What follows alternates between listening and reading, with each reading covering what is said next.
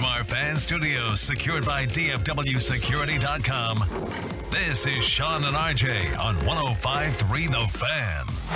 Irving looks off the defense, bounce pass to Hardaway, draws into defense, bang! Kyrie Irving is doing everything humanly possible to keep the Mavericks season alive! Good morning, Metroplex. What a call from Followell. This is the Thursday edition of Sean and RJ. We got Joey in for Pay. We got Ryan running the fan cam, Twitch, and YouTube in the back. This is DFW Sports Station. Thanks for being a Tolo. And what a circus last night at the AAC as Kyrie Irving put on a beautiful display, as Followell said, to keep the Mavs' hopes alive. Let's start off with the game before we get to the craziness. I don't know how the hell they won that game. It took Superman to barely win it. He was tremendous down the stretch, and we've seen times where either him or Luka go on these hot streaks, or we've seen times where both of them are stone cold and they're relying on Reggie Bullock to hit a three. That was not the case last night. That was an impressive final several minutes from Kyrie Irving. He's just a beautiful basketball player. I'm trying to come up with adjectives. I'm trying to come up with descriptions. I know that he idolized Kobe. You can see a little bit of Kobe in his mid-range game, and he just took over. He's been leading the league in fourth quarter scoring. Yesterday, he dropped 19. Had that high-arcing three to finish with 31 points, and the Mavs stay alive. So it's basically down. It's us and OKC. That's it. For the final spot, yeah. That's it. It's us and the Oklahoma City Thunder. They do own the tiebreaker over us, but Kyrie finished with 25 overall in the second half. Luka was out there playing, as he said he was going to be. 29 points, 10 rebounds. This team was getting murdered in terms of some of the rebounding stats, but they pull out the victory, and here we go. They tied the Thunder for the 10th seed in the West with 2 games left, and the Thunder own that tiebreaker. But man, that was special from Kyrie Irving. It was great. And look, I mean, this is they're going to need these kinds of games from these two. I mean, just look at the differences in Sacramento and the Mavs. I mean, everybody in Sacramento in the starting lineups in double figures. The Mavs got big games from Kyrie, big from Luka, big from Hardaway. And that's what it took. I mean, because there was really no other scoring outside of those two. Christian Wood played. He did play. Minutes. He did. Clutch minutes. Yes. Christian Wood was in there. Yes, he was. So that's a victory. You have any? He started out 2 of 9 though, right? He was not until later in the game when he kind of picked it up. Sacramento had a season-high 22 offensive rebounds, just pounding the Mavericks on the board. The Mavs are going to lose in every single category except for Kyrie and Luka's stat lines. That's going to determine their fate. It's a very thin margin of air that you skate on. Did you have any Sacramento takeaways? I felt like all the broadcasters checking out this game and the peeps on social media were just talking about beautiful, quick ball movement, unselfish play. Sabonis showing shades of his pops. De'Aaron Fox is unguardable with his lightning quick speed. They're fun. Fox is so fast, and Sabonis is he's that surgeon kind of player. Doesn't do anything maybe spectacular, but he's just really, really solid everywhere he goes. I thought Herter was a good pickup. A good player for them. Thanks for the tech last night. I know, right? I hate that. I me, technicality RJ. I don't like that. Once the referee overturned the call, everything that happened after the bad call should be stricken from the record.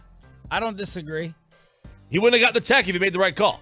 He wouldn't. I don't disagree. His reaction to getting hit in the face, he did get hit in the face. He did. He got hit in the face. Herter played where? He's so familiar to me. Where did he? He was in Atlanta, right?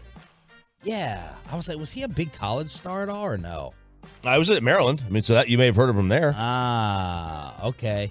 His nickname is Red Velvet. Yeah, it's a good name. Sweet. That's a very good name. It's a good cake too. Very good cake. Okay. It's expensive. You want to get that as your wedding cake?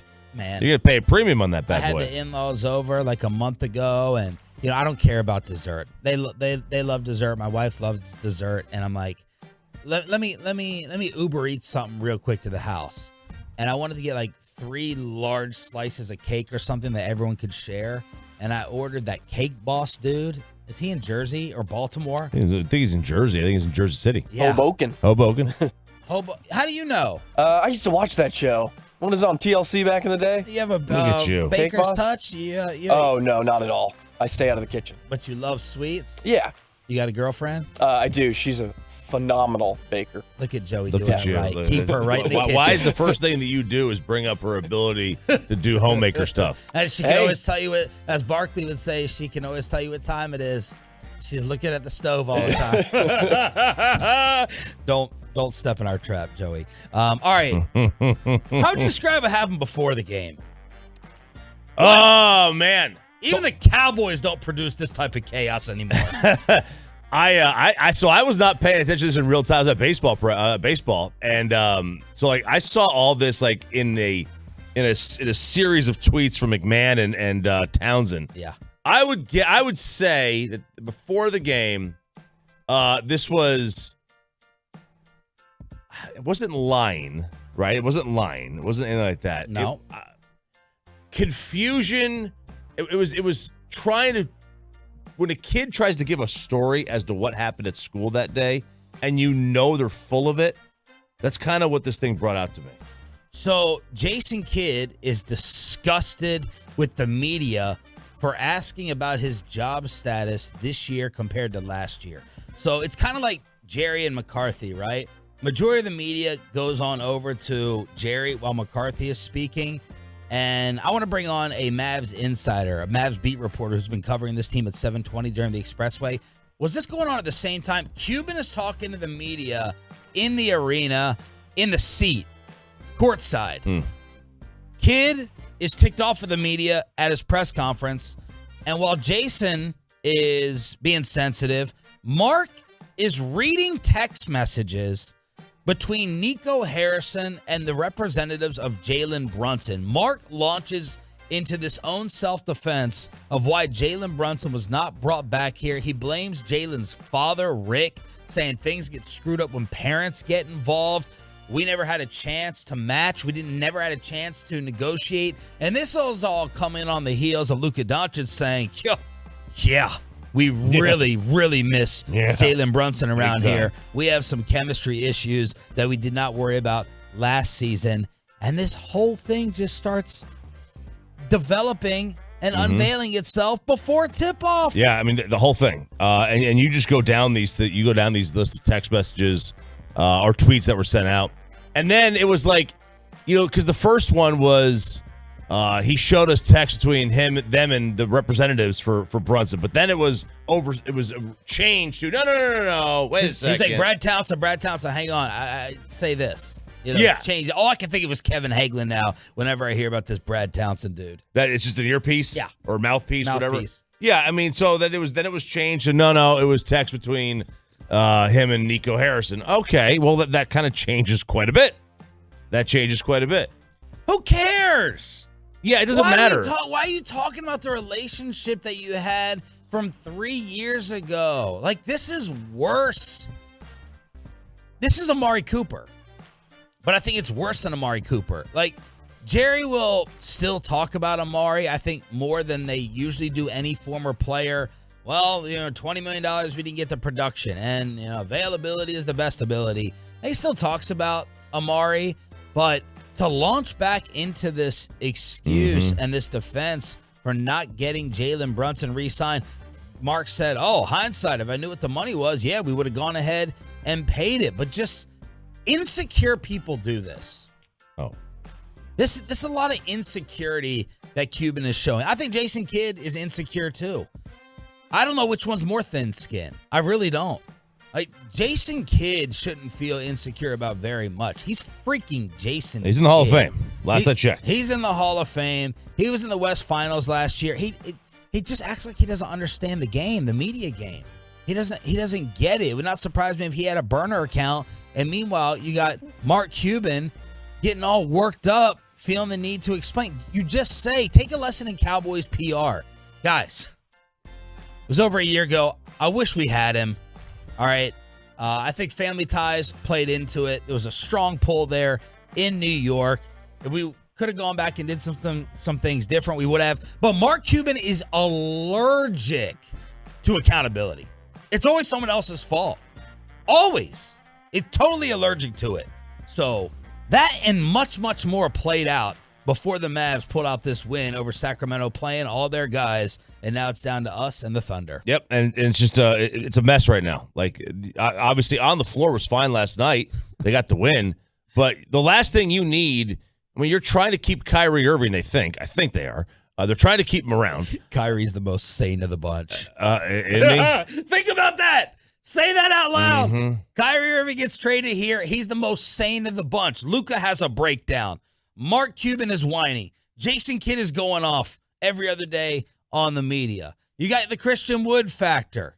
Kyrie's the most sane. Tim Hardaway. Hardaway. We had to get to him. 1,000%. I disagree with that. 1,000%. Tim Hardaway having to take up for his pops. And Kyrie is the most sane of everything happening at the AAC. We'll get back to it at 6 o'clock as Bobby Belt. What are we calling Bobby today? He's leaving the show. He was supposed to be in at 5:30 to leave at 9:30. Oh, he was. Wasn't that the deal? Yes. He's leaving to educate the youth of America. Jacob deGrom educated the Baltimore Orioles. Yo, I'm still the man around here. A Rangers recap, and the Masters get started this morning, Thursday edition of Sean and RJ. We got JoJo. We got Ryan in the back right here on the Fan.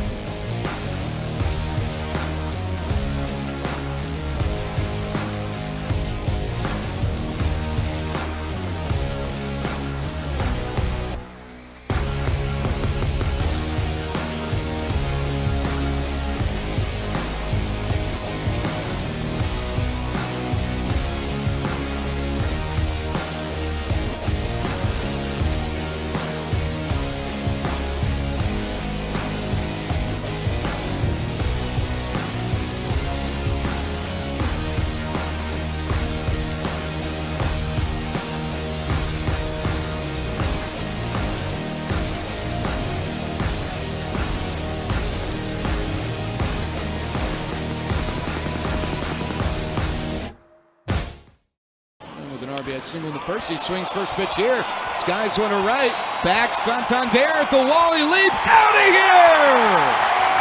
Opposite field blast for Josh Young.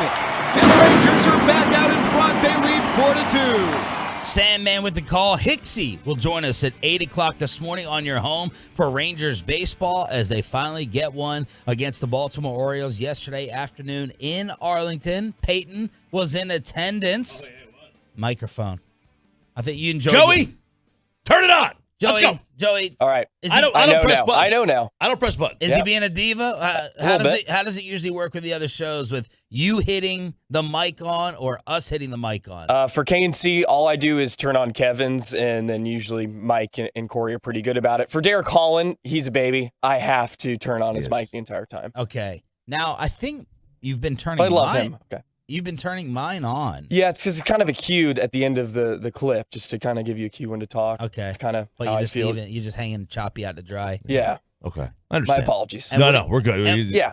And what do you think you'll have to do with Bobby? Do you think that you'll have to turn it on for him or that he will handle it himself? He usually handles it himself. Joey and I have worked together like 20 times before. Wow. I'm just saying we used to do stuff on the weekend, so I always cut on my mic. So he already knows You that. think Joey could have reminded you were supposed to be here at 5:30 today since you're leaving at 9:30? Yeah, see, I was gonna do that, and then last night after the Mavericks game, I was so furious at you two for encouraging them to play this out. It's our fault. And yeah, I mean reasonably. You're and ticked so off the Mavs won. yeah, can't wait for them to lose a 7-10 seed game, and we sacrifice a pick and It's not the 7-10s that they play the 9. whatever the thing is. I can't wait. I can't wait for them to lose to in the play-in game, and then we're all like, wasn't that worth it? Wasn't our Iowa trip to the White House worth it? You are misrepresenting what I said. I don't want them ultimately. I'm rooting for them to win in the moment, but I know after the game, they should have lost. That's the way I feel about it. But we'll get back into it at 6 o'clock as Bobby is going to go speak to the youth of America today. Ugh. And we're recording it. And we'll be playing it for you tomorrow right here on 105.3 The Fan. But Jacob deGrom, that's Jacob deGrom. That's much better. That was much better. He gave up a couple of runs, all in one inning. But nobody goes out there and just does a shutout every day. You're good. I mean, he sometimes does. But like you're going to give up runs. It's just the nature of the game. But if you get the same Jake from yesterday for the next 5 months, I mean, you're going to win a lot of those baseball games. And at the end of the day, you've got to find a way to, if he gets 30 starts, you got to win 20 of them. The team's got to come out on top in 20 to 24 of those starts if this team wants to make the postseason. And they've won. They've won 2 of them. Even though he didn't pitch great the first one, They found a way to win him. So of those 30 starts that he gets, you're going to have to find a way to win, 20 to 24 of them, and let's go. 25 swings and misses as he was an absolute machine early on, Bobby. Perfect through 4 with 8 strikeouts. Then he started to lose a little bit of control in the 5th and the 6th. Little bit, but man, that slider is so disgusting. The slider's so great. And like you say, there are 25 swings and misses. There were 23 foul balls and balls in play combined. So they swung and missed more times than they actually hit the ball when he swung or when they swung on him. And so it was incredible watching him perform the way he did. You get the bullpen coming back in and continuing their streak now. 22 consecutive innings without a run allowed on the. We have a good bullpen. They didn't allow a hit. We have a good bullpen. How is it? Who would have saw this? They haven't allowed a hit? No, yesterday. Yesterday they didn't allow a hit yesterday. And then you got young Moolah, baby, hitting the opposite field home run. The great defense. He looks like a stud. He's really good. The thing that's really exciting, and I mean, you hear things about him coming up, but he already looks just so comfortable on the infield playing third. The barehanded play that he made, and then the home run to right, that was just straight power. I mean, muscled it out. Yeah, muscled it out. Here's Bruce Bochy on Jacob deGrom's second start. Oh, he was great, wasn't he? I mean, it's good to get him a win too. They battled back to tie it, but that was Jacob really on top of his game. They did work him pretty hard that 5th inning, but he bounced back, had a good 6th, and and all the pitching did a great job today. But that's I was looking forward to seeing him back out there, just like all of us. But that's him. Good command, great stuff, and just a great effort by him. So there you go. They salvage one against the Orioles. They're off today, and then at Wrigley tomorrow for the Cubs. Yeah, and apologies to anybody who had the bass boost on their sound system when we just played that Bruce Bochy cut in his 25 hertz voice. Holy cow! Yeah, I know that banged my ear right there. I just want to know what was the amount of cigarettes in his youth? That's what I want to know. And what was his brand? Yeah, definitely a Marlboro guy. Unfiltered. He sounds. Which one's worse, filtered or unfiltered? Oh, unfiltered is worse. Unfiltered. You go. He's straight Lucky Strike. I think he man. rolls his own. He may He's have. one of those types. He may have gone Lucky Strike or just rolled his own. What time are we getting started this morning with the Masters? How How can we watch? What times to get started? How can you watch? Good luck. It's the Masters. So Hello, friends. you can watch on ESPN Plus in the morning. Good. I have your account for that. Yep. At 6:40, so a little bit less than an hour from now, 3 extremely old guys are gonna waltz their way out to the first tee box. Gary Player, Jack Nicklaus, and Tom Watson. They're the honorary starters. Love those guys. And then they'll hit the ball 180 yards on the middle of the fairway. And then at 8 o'clock or 7 o'clock our time, the actual thing gets going. Former champ Mike Weir, Canada's own, and the slowest golfer on the PGA Tour, Kevin Na. So they're going to put the slowest golfer on tour on the first group. Now, they're only making them a twosome. Most of these are 3. So they're saying, you're so slow, we're going to make you as part of a 2-person group. And you're still going to hold everybody up, I bet. Let's see, the first tee time that you probably have somebody you care about is probably Sergio at 8:10, Patrick Reed at 8:20, Bubba Watson, 8:45, Tiger Woods, Victor Hovland, Xander Schauffele at 9:18. Absolute mayhem turns into a Mavs win. What happened before the game and Kyrie in the fourth quarter? The media is still trying to blame Kyrie for what's happened around here. Let's get into it. Thursday edition with Sean, RJ, and Bobby next.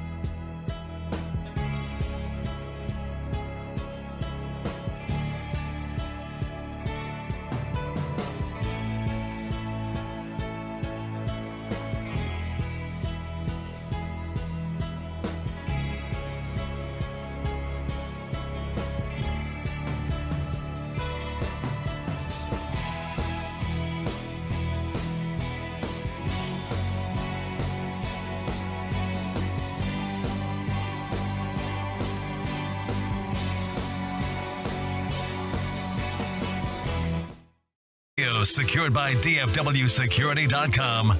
This is Sean and RJ on 105.3 The Fan. Bending the knees, popping the wrists, and most importantly, making threes. And this three would give Dallas the lead, and they got it! Woo!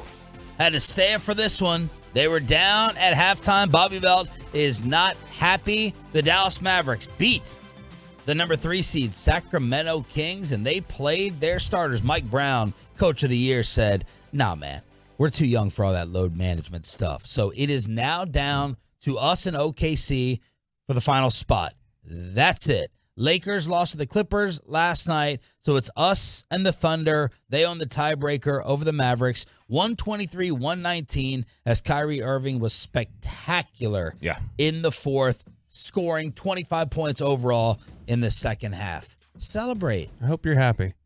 I hope you're happy. Look, when we're rolling into June and we have no Mavericks talk to have because they're not picking anywhere, I want you to remember this. That's how Mavericks in June anyway. You were pumped for a week They'll extra. be in the of finals. Mavericks We'll be talking talk. about them in the finals. Yeah. Stop it. To quote RJ Choppy, stop it.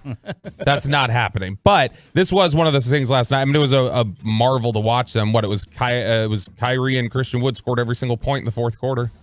There was didn't Luke have a step back three? I thought. I don't think so. That was late third. I think they were all of it in the fourth quarter. But I mean, Kyrie was fantastic. That's great. It was every single time a shot went up, it was just like, this is going in. Like, it didn't matter how bad the look was. That one that like corner three, the heat check, the one he threw up in front of right there in front of the Kings bench, I think it was. He threw one up, fading away, hand was in his face, and it went down. It's like, it doesn't matter. You can put a hand in his face. These are going in. This is punishment. This is punishment on me from you guys. It's not punishment. The universe. What it is punishment on every NBA team because they all fall in love with that talent that he gets there and they makes them worse. Kyrie and Christian Wood were the only ones to score points in the fourth. 19 for Kyrie, 12 for Christian Wood. Kyrie was 4 of 5 from 3 in the fourth and 7 of 11 overall. It was magnificent. It was beautiful to watch from an individual talent standpoint. So the Mavs are still alive. Now, what's up next? The Bulls. Bulls are going to be in town tomorrow. Who just lost to the Bucks without Giannis by double digits? I think it was either 9 or 11. Bucks clinched the 1 seed, and I think they were without Middleton as well. They were definitely without Giannis. So Chicago, you're going to be favored. You're going to be Middleton favored. played 8 minutes. Oh, 8 minutes. So they still lost. 8 minutes, 0 points. Okay. Where do you want to start, Bobby? Pre-game. You want to start with Kid or Cuban? Cuban. I think because we were getting I think Cuban was the first realization we were having on social media that, something weird's going on. Okay, so I didn't hear Cuban, by the way, address this Shams report. I didn't hear anyone yesterday insult Shams like Cuban has done Tim McMahon in the past or other media members. We're going to have on a Mavs beat reporter at 7:20 to ask if this storyline was ever real. Jason basically was like, well, Luka told you how real it was. He shot it down. He's too much of a competitor. Cuban did say that Jason Kidd is still the Mavs guy moving forward, but he launches into this defense of not signing Jalen Brunson back here, saying things went south when Jalen's father got involved. Jalen's father, long time in the league, former player himself, has relationships to Leon Rose, the agent, the GM, and Tom Thibodeau. And I'm just like, why are you going into this? Why are you launching into all this revisionist history just because Luka said, yeah, we miss Jalen Brunson on the team? That's exactly the reason. That's exactly the reason why he went into that. Because he felt the need to defend, that, well, look, we tried to get him back. This team tries to get a lot of guys to sign here in free agency. They never wind up making it work. It's always somebody else's fault. It was always the Clippers barricading DeAndre Jordan into a house, or it's Rick Brunson, or it's Leon Rose. It's always somebody's fault. It's like Peyton's dating life. It's always somebody else's fault. It's always Jane Doe 1's fault. I mean, if you guys think it's worth it to get into the semantics of the offers and what money was available and re-signing this player and this wasn't freed up and the negotiation. We can. I'm like, there's no point. Here's one of my interesting things from what Cuban said last night. Do you have I heard you read it earlier when I was driving in. Late? Yeah, when I was driving in late. I heard you reading the quote from him about when parents get involved. What was the exact quote? Do you have that? Things went south when the parents got involved. So I also wonder if his just general discussion about when parents get involved, that kind of messes things up. Is that also a sly recognition of thanks a lot, Tim Hardaway Sr.? I don't know. We'll get into that as well. But when Dorian Finney-Smith was given his 4-year, $56 million deal, the Mavs couldn't offer Brunson that because his side demanded 2 days before the deadline that they clear enough room to pay him $18 to $23 million. They never got a chance to match. They never got a chance to negotiate. They thought that Brunson was going to come back to them after they helped him develop as a player. He's showing text messages between Nico Harrison and others. Just insecurity. That's all. That's my final takeaway. I don't even care about the offers. I don't care about the negotiating. Why are you going into it? Why are you defending yourself? And then Mark Cuban had a message that will be played this morning on First Fake, responding to Kendrick Perkins and Stephen A. calling out Luka. I think some of the that Stephen A. and KP, look, hey, Kendrick Perkins, this is for you. Thank you. Because no matter, you were the best. Every game you ever played in KP, you were the best player on the court. Unfortunately for you, it wasn't for your team, but thank you. But what you say about Luka is wrong. What Stephen A. said about Luka is wrong. Burn! You were the best. You were the best. Well, just wasn't for your team, it's for everybody else. It's for everybody else. God. And that's so typical Mark. You know, he sat back and he's like, watch this. Yeah. Why is he watching? Why is he watching First Take? He's on the elliptical, bro. No, he's on the stepper. He's on the the elliptical, stepper. yeah. Yeah. How much worse is this? Last night, Kings are up, 14 or whatever they are in the first half. How much worse is all of this if we are seeing they get drubbed by 14 by the Kings on a back-to-back? In reality, Kyrie completely saved. Oh, yeah, they don't win that game without Kyrie. But I not just say the game, honestly saved them from a PR standpoint. It's still gonna not be great today for them. But he pulled a rabbit out of his head, to quote Jason Witten, and basically saved Cuban from just getting absolutely crushed today. I agree. Nationally and otherwise. Here is Jason Kidd, though, in the pregame when he was being asked if he's looking forward to having a bounce back year next season after the way this one has gone. Look forward to running this back in 23-24 here. Yeah. Did you guys ask him that question last year? No. All right, stop it real quick, Joey. So, Zero, shout out Zach, sent me this audio immediately. I didn't see this live while Jason was speaking. It's on Twitter, and you can see what Zero told me. He goes, Jason Kidd was disgusted. This sounds like ha, ha, ha, funny, funny. But after Jason drops that line of F no, he's staring down the media room. He opens up his drink, and he is trying to intimidate. He's that ticked off over this question. Run the whole thing now, please. Look forward to running this back in 23-24 here. Yeah. Did you guys ask him that question last year? No. So why would you ask it now? I'm just asking. If we're asking questions, you didn't ask that question last year. And it happens in sports, right? All right, stop it. So where that little part skipped, the reporter answered Jason and said, well, you're not as good as last year. Here's the way it works, Jason, and I'm just surprised this has to get explained to you over and over again because you played a long time in the NBA. If the Dallas Cowboys go 12-5, we don't ask Mike McCarthy, hey, you're worried about your job status? We did. Oh, yeah. We actually did. All right. All right, bad example. Yeah. Any other team. If a coach goes 12-5 in the NFL, we're not asking him about next year. If you go 5-12, we then do ask you because things are in the esser. That's the difference, Jason. It's he doesn't get it. He doesn't understand. So the reporter came back and said, well, last year was good. This year is not. That's why we're asking. And it happens in sports, right? Like, sometimes we fail, and it's all right to fail because you learn from failing. The best players in the world have failed. MJ has failed. It's driven him to be the best in the world. No one's perfect, right? There's not a perfect coach. There's not a perfect player. There's not a perfect owner. You're not perfect. And so you have to learn from your failures. Yes, we right now, today, we've come up short, but the season's not over, right? We still believe, and we got a game to play. But understanding that you learn from your failures. The greatest players in the world have all failed. They'll sit here and tell you they failed, right? And that's what pushes them. But if they didn't fail, they might never have been great, right? They would be good. But that's what drives great players or great people in this world. They've all failed. And understand our goals were higher than this.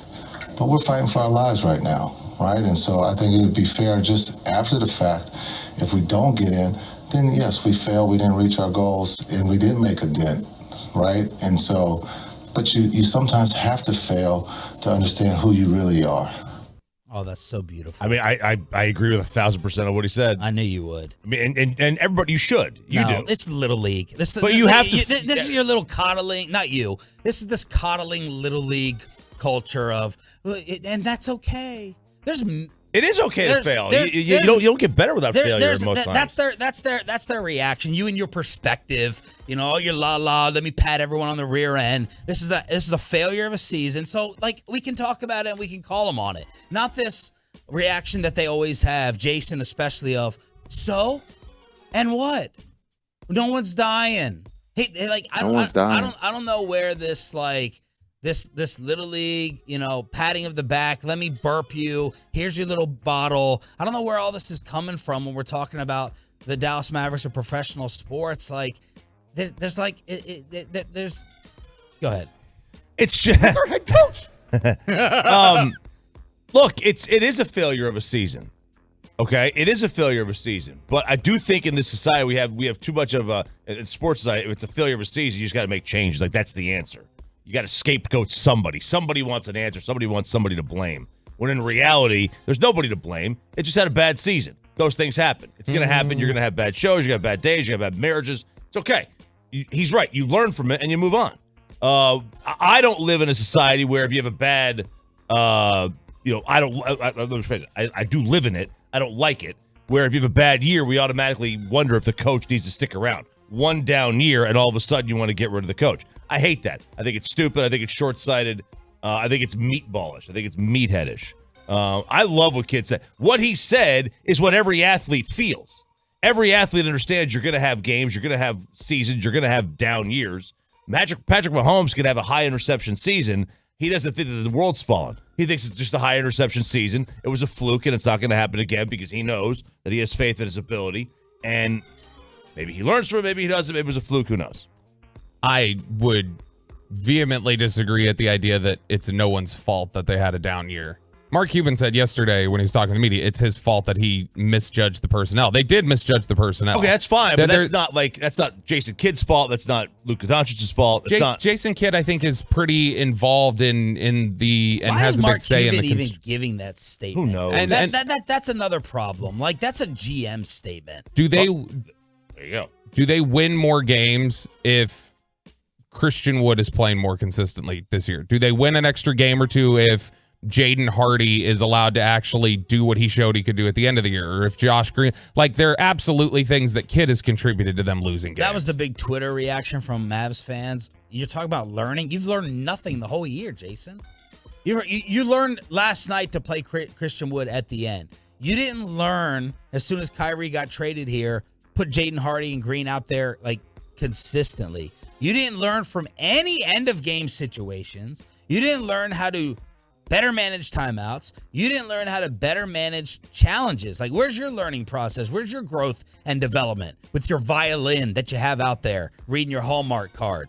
So Mavs fans yesterday weren't hearing it. We didn't even get to Hardaway talking about his father. We didn't even get to the Tolo who got escorted out of the arena for the Fire Jason Kidd campaign. He may hop on the show a little bit later on. Woo! Mavs basketball. Enjoy it. 877-881-1053 is the truckwreck.com text line. 877-881-1053. Thanks for being a Tolo. That stands for Turn It On, Leave It On. We have a Rangers recap, and Jared Sandler may already lose his play-by-play job after Jacob deGrom got win number 1. That's next. The latest from the Star in Frisco, as well as inside information from around the league.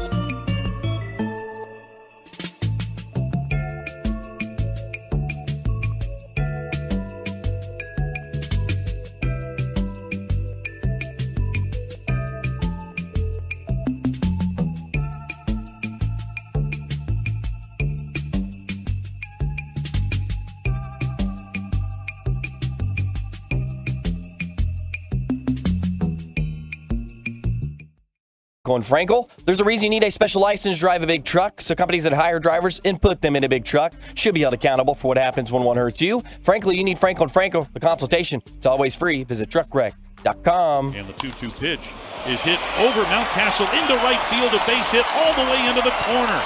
Rounding third is Seager. He scores easily. And for Adolis Garcia, it's an RBI double to give the Rangers a 1-0 lead. I forgot how much I loved Adolis Garcia. He's a beast. He is hitting balls hard. RBI double yesterday.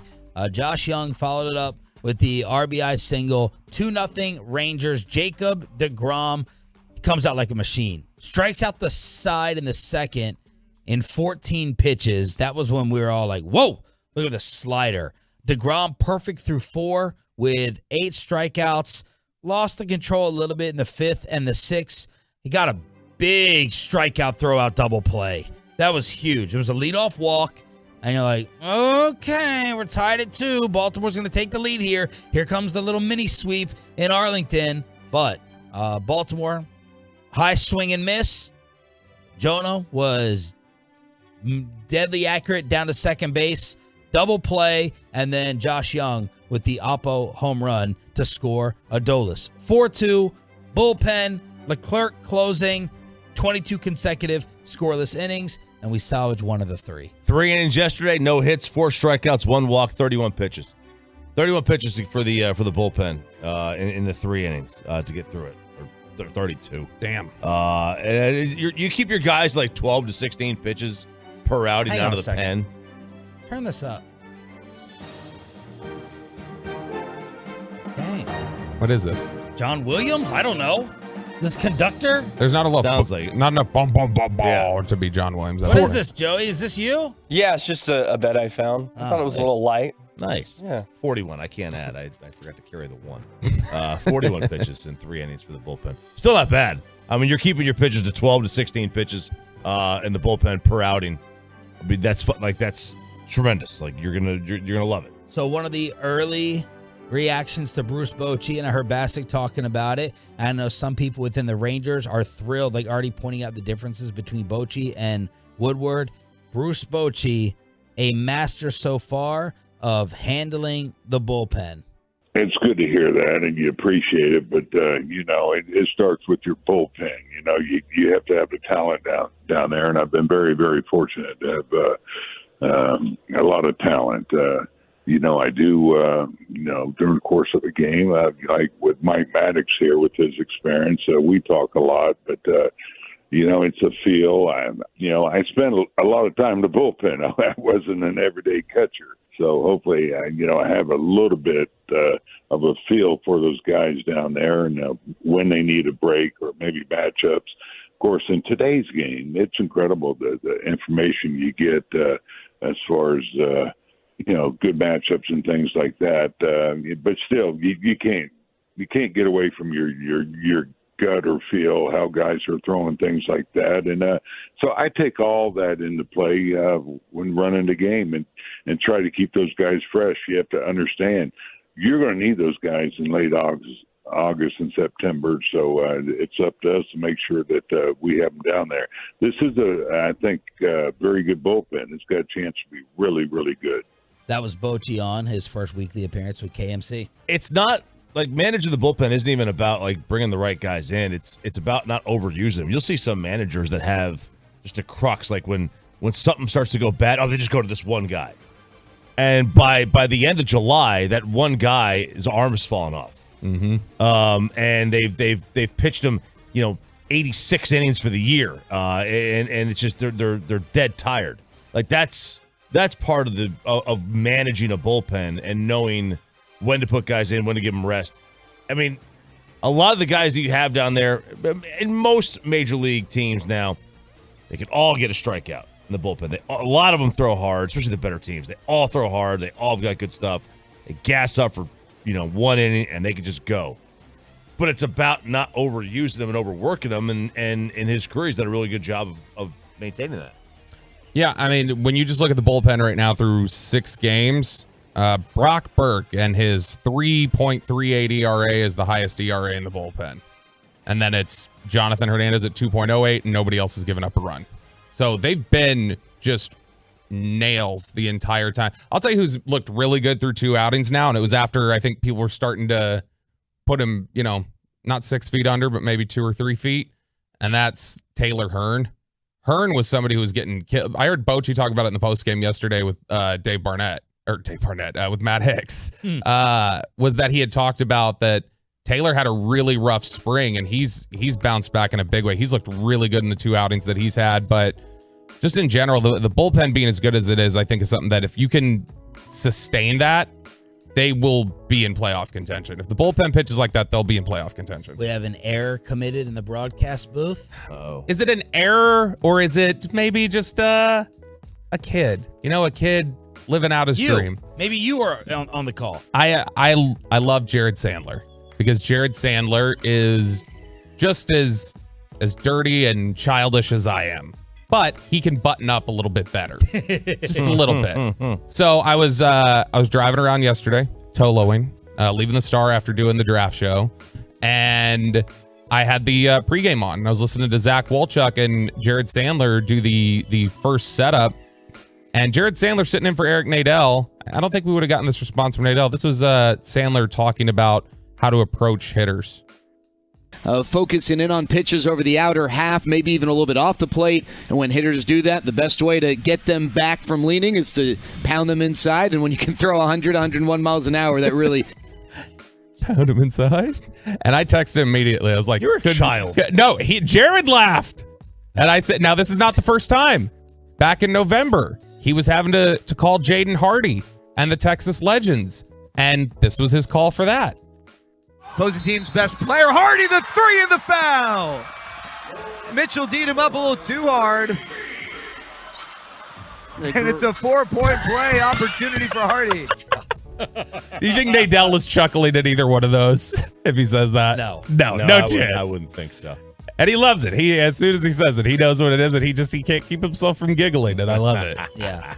He is better at buttoning it up. He texted us something in Crosstalk the other day, and I was like, can I talk about this on the air? And he's like, absolutely not. No. So he sends it to us like while we're doing Crosstalk with KMC, something that would be amazing on-air content, but he lives another life publicly, that old Jared Sandler. Oh, yeah, he does. Look, I mean, he's the face of a charity.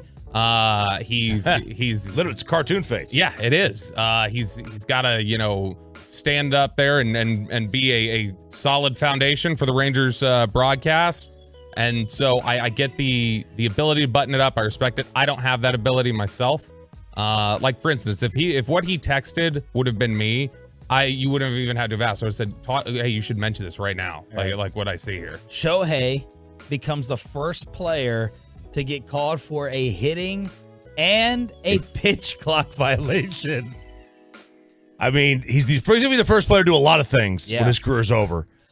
He's probably also the first player to ever reach into the ball bag of an umpire.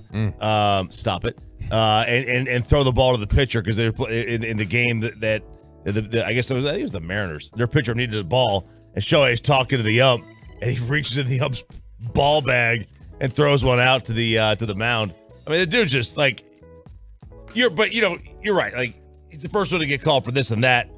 He is going to be the first one to do everything, dude. Like, that guy is so special, so huge too. All right, around me. See.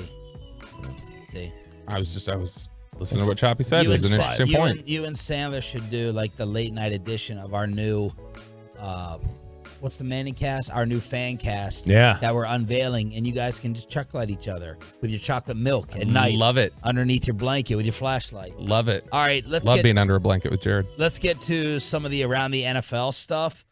Eric DeCosta, Ravens GM, said, yeah, we could draft a quarterback in the first round. That should go over well.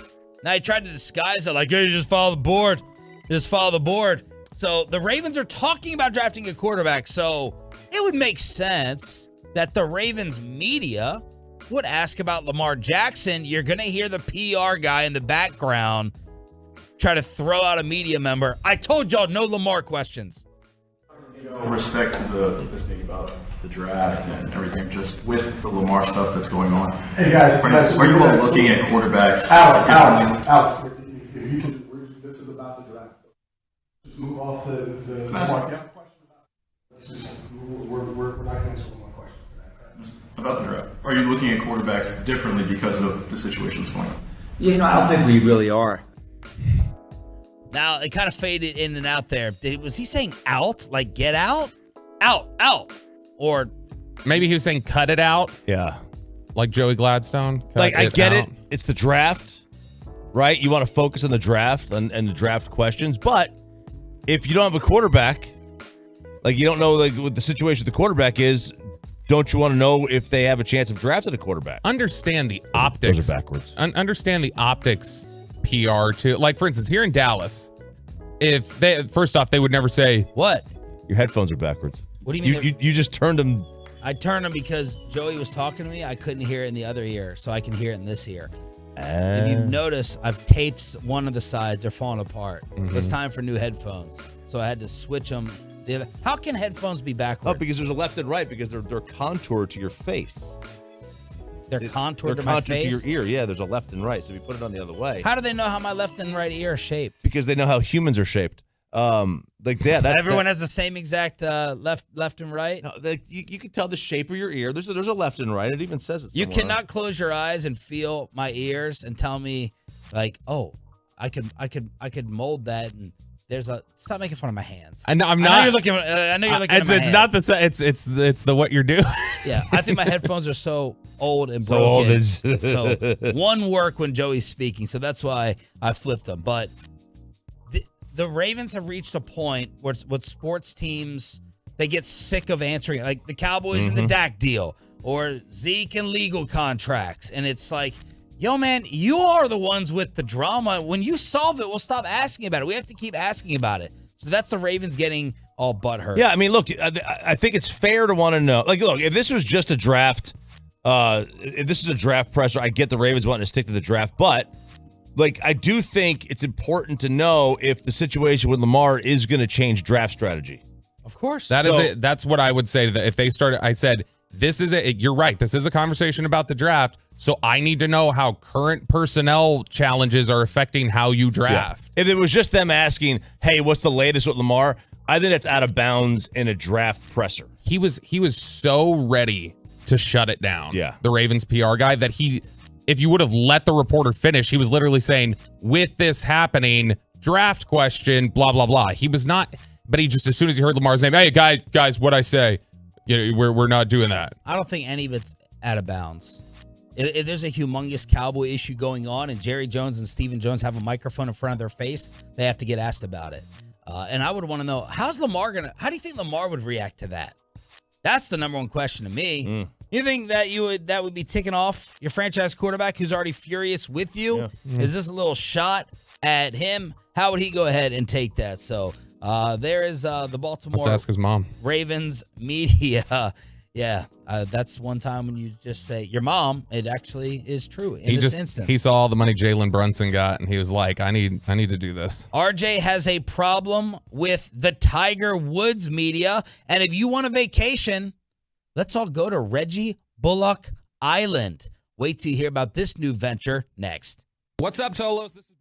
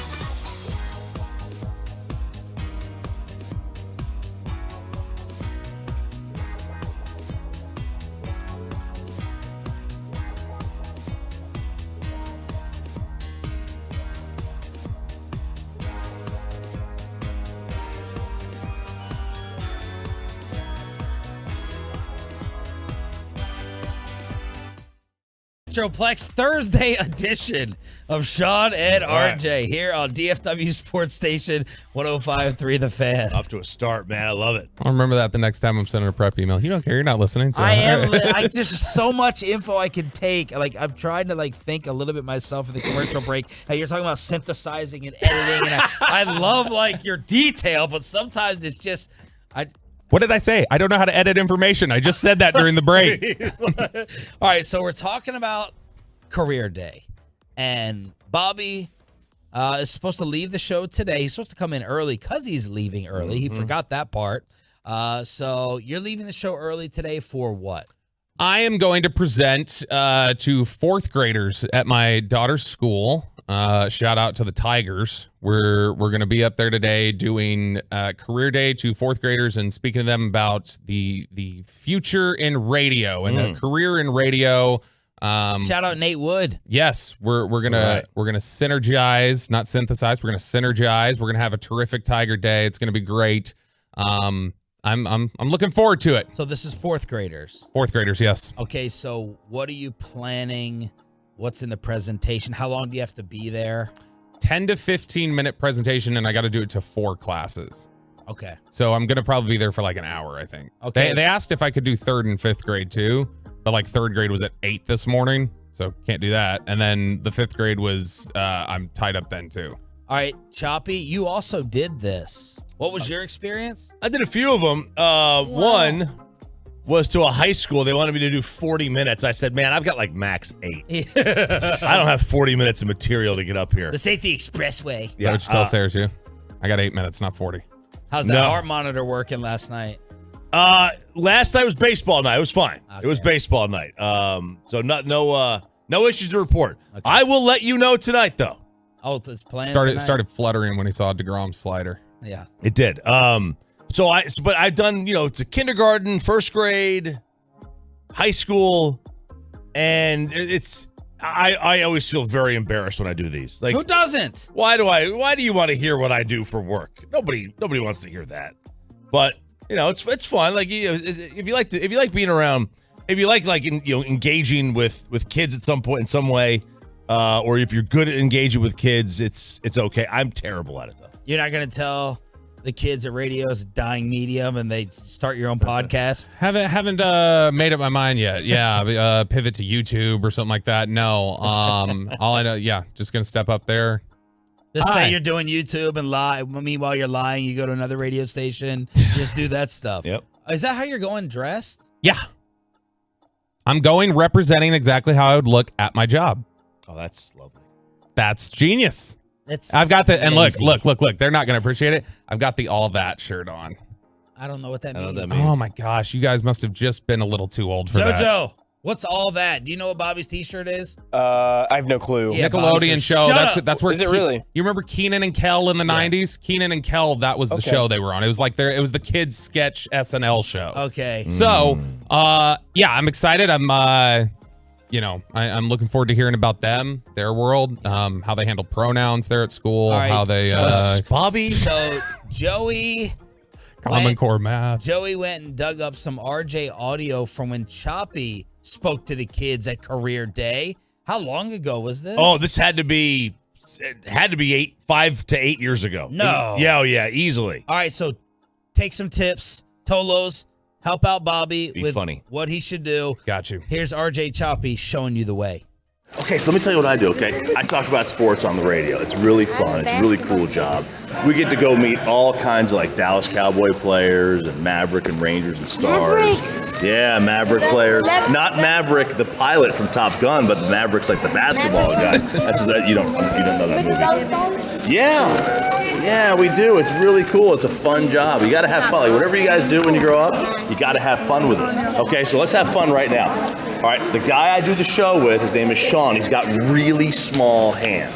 Okay, and I want everyone talking to this phone. You can be on the radio tomorrow. I want you all at one time to say, Sean has small hands, okay? Ready? 1, 2, 3. Sean has small hands! All right, good stuff, guys. Yes, all right. Yes, okay. All right, I want you guys all to have fun. Right? Whatever you're going to do, have fun, okay?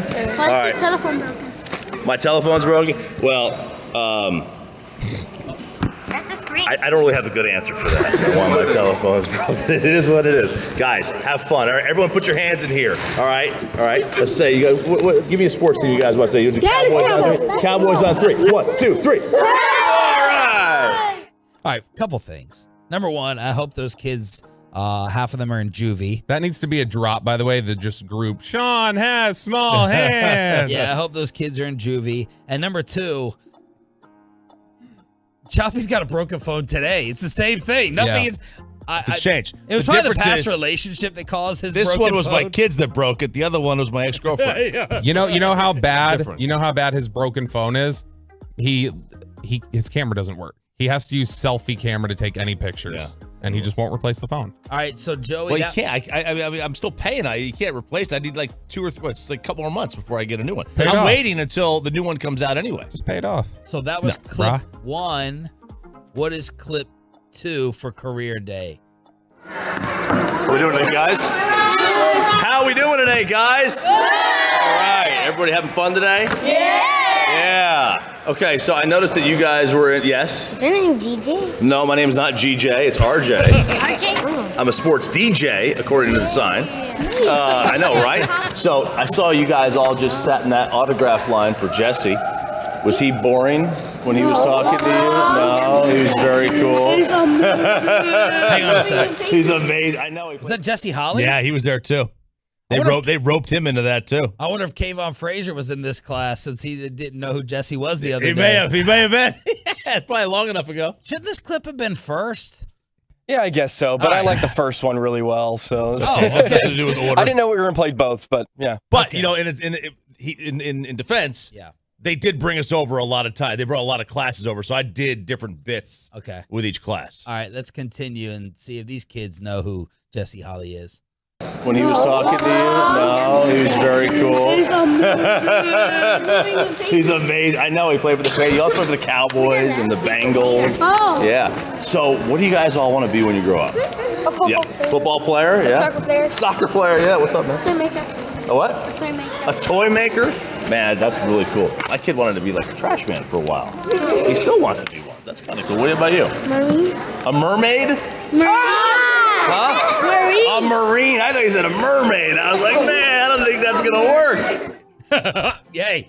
How time changes. As time changes. You never know. Never know what's going to happen. You have a very good disposition with them. It's like a fun, you got a good rhythm and tempo. Oh, thank you. This guy over here today. Oh, yeah. He's going to be. Yeah, what do you he's mean you can't talk to kids? You sound fine. Yeah. Like when you're like, oh, I can't talk to kids. I don't know what to say. I don't know. How old were these kids? I think they're like first grade, kindergarten, first grade, second grade, something like that. See, I know what Bobby's going to do today. This is what you have to guard against. Whenever you're like a little bit uncomfortable, first off, you do your fake yawn. I do? Yeah. I have a fake yawn? A total fake yawn. So here's the way, after the show's done, and there's like that moment where we're walking out of the studio to the elevators, and there's like a moment of silence, you always do this. Oh, yeah, that's just I can't stand silence. Yeah, that's a fake yawn. I can't enjoy the silence. That's a fake yawn for the silence, but you're going to just be absolutely one tone today, and you're going to talk really fast because you're uncomfortable. So just try not to sound boring. Just give some inflection in your voice. That's all. That's my only tip to you. Is this for career day or is this our Monday meeting? You know? All right, so what are you going to cover? What are you going to talk about? What props do you have? So I've got my credential for the Cowboys that I'll bring with me. Oh, very nice. I've got Dawson's recommendation because Dawson's done career day. We talked about it yesterday. Dawson did career day? Yeah. What was it during that time? He said bring the Roadcaster, so the board. I got the little board that we record with. And then I'll have microphones and some pictures from Cowboys work and stuff like that. I'll play clips from probably this segment and just in general, Okay. And so there it is. It'll be awful, I'm sure. And tomorrow we will replay all of it right here on 105.3 The Fan. It'll be awesome. All right. The jokes were pouring in towards Reggie Bullock yesterday as he unveiled a new venture. Yes, he did. Bullock Island. Bullock Island in Belize. He has purchased his own island. No, I'm not sure if the reports are true that he can't hit water from his own island on certain nights, but he is building his own island, purchased a 5-acre island in Belize, plans to build a resort for his family and guests to vacation.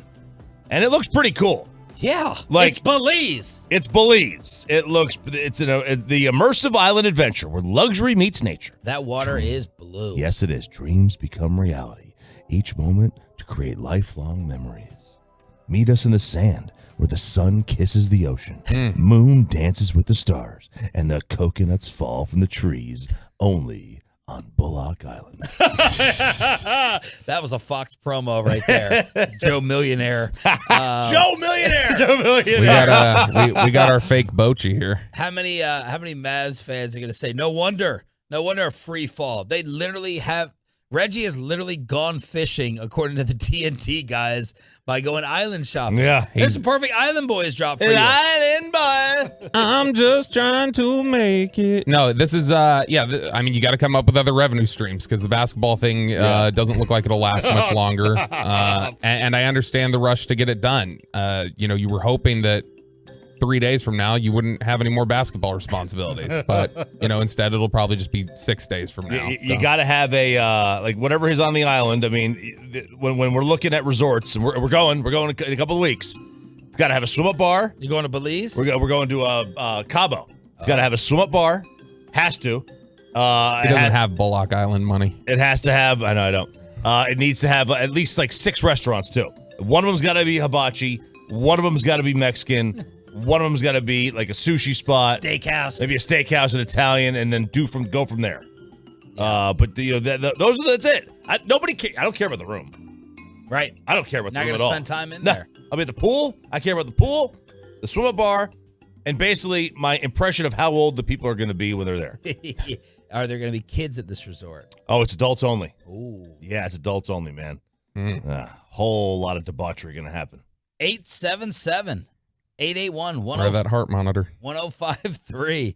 877-881-1053 to hit us up here on Sean, RJ, and Roberto. We got Joey in for Peyton and Ryan in the back, running the fan cam, Twitch, and YouTube. Let's get to Kyrie saving Cuban and Kid on the floor. Jacob deGrom's return, and Choppy's going to get you all set for the Masters that starts today. Headlines, then a Tolo giveaway during the Expressway next.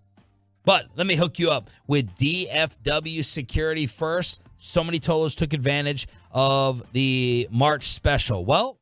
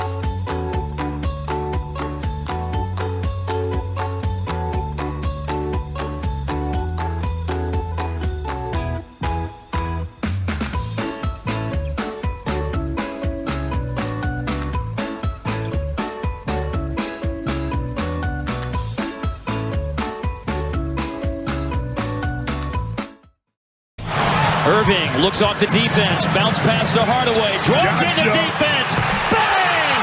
Kyrie Irving is doing everything humanly possible to keep the Mavericks season alive. Kyrie Irving divides the Metroplex, just not in the way we thought he was going to.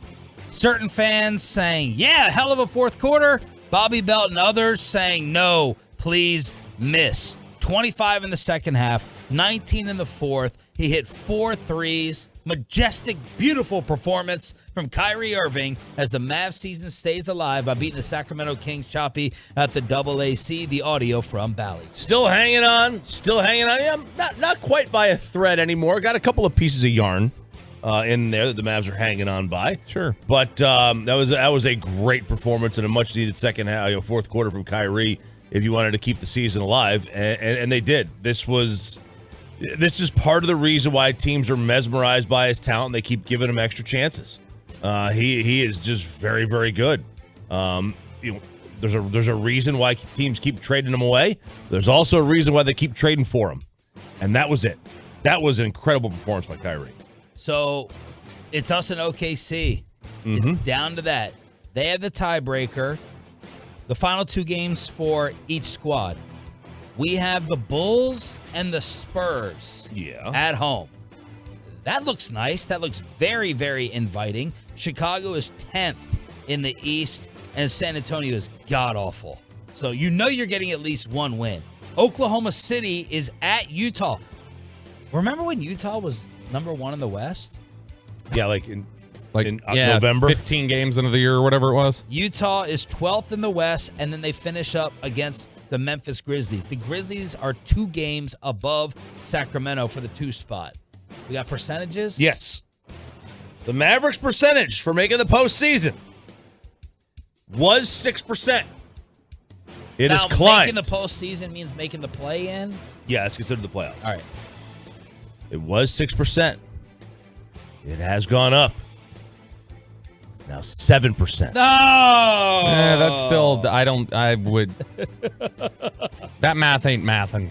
1% increase. 1% increase. Given the opponents left, you either need a Thunder win and a Maverick loss to be out, or 2 Thunder wins and 2 Maverick losses. And I don't know that we're going to get that combo. The Thunder chances to make the playoffs is 93? The leftover? No. 4%. The Mavs have a better chance of making the postseason than the Thunder. This can't be the play-in odds then. It is the play-in odds. I don't know how they have. I assume it is. I mean, it wouldn't say. Why are we adding up to 100? It's 538, man. Like, they just do things on a smarter level than everybody else. I don't know. Like, I don't know what their thought process is here. But hey, look, the Mavs have a 0.4% chance of winning the Western Conference. That's up from 0.1% the other day. Bobby, what do you think is going to happen? You're clearly scared. You're clearly fearful. What do you think? You think the Mavs are going to get in? I'm concerned they will. Because, look, the best opportunity for this team to get better is for them to miss. That's just the case. And so, I think that if you want to root for running out the ball to ground, running out the ground ball to first, fine. Like, you can. But I'm looking at this longer term. I don't want to be stuck in the same purgatory next year or the year after or whatever else. But I do feel like Bulls and Grizzlies are winnable games, especially if the Grizzlies aren't going to be playing guys. Like Josh sat last night. Yeah, and these are going to be, in all likelihood, some difficult games for Oklahoma City. And so, I don't know. We'll see. Meanwhile, the hero of last night, Kyrie Irving. Hero. Speaking on Bally after the game. It's not over till it's over. So we just got to put one foot in front of the other and just keep maintaining a poised mentality and keep being there for one another. And the results will come even though we got a few games left, man. We don't control our own destiny, but we do control our effort out here right now. And now the chaos beforehand.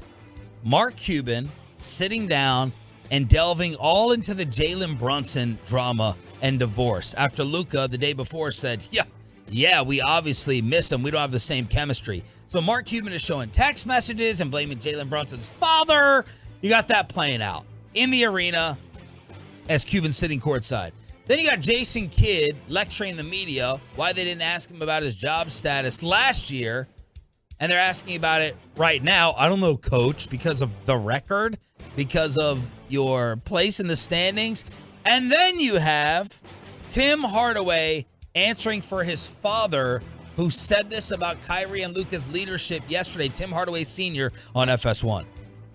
Well, I will say this. Spencer Dinwiddie and Dorian Finney-Smith was your defense anchors. Right. You know, they helped play defense, especially Dorian Finney-Smith. He was out there, and he helped. He could switch 1 through 5, and he was a defensive force where he blocked shots and made things happen on the defensive end, and gave them some offensive life too. But I will tell you this. Me personally, that trade wasn't for them. I think I would have kept what I had because I was in 4th, 5th spot. Right. What is not broken does not need to be fixed. And it's not Kyrie's fault. Everybody wanted to put it on Kyrie Irving. It's not Kyrie's fault.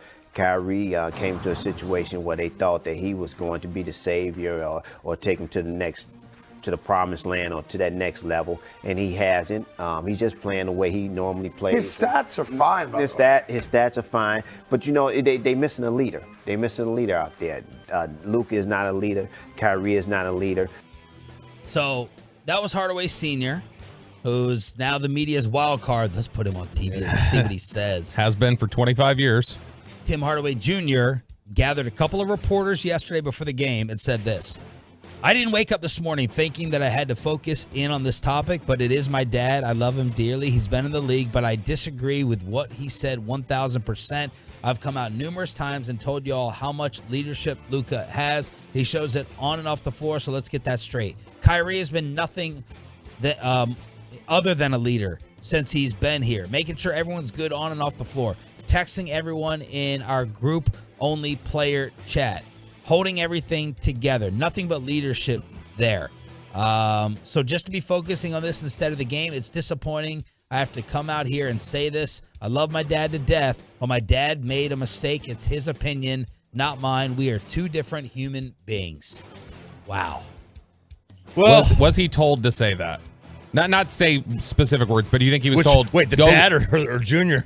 No, I think they like, hey, go make like Peyton Russell, gather the reporters, and let them know that you don't think this. No, I don't know. I don't know. There seemed to be a very coordinated PR response to everything yesterday from this team. Well, you kind of had to address this. Yeah. You know, I tell you, who probably slept a little better last night was Mike Bassick. After some of the stuff he took from the Mavs homers out there, the fanatics. From the Zone Station sometimes. When some at the Zone Station discrediting his Tim Hardaway reporting. The moment Tim Hardaway Sr. said those things, Mike was vindicated.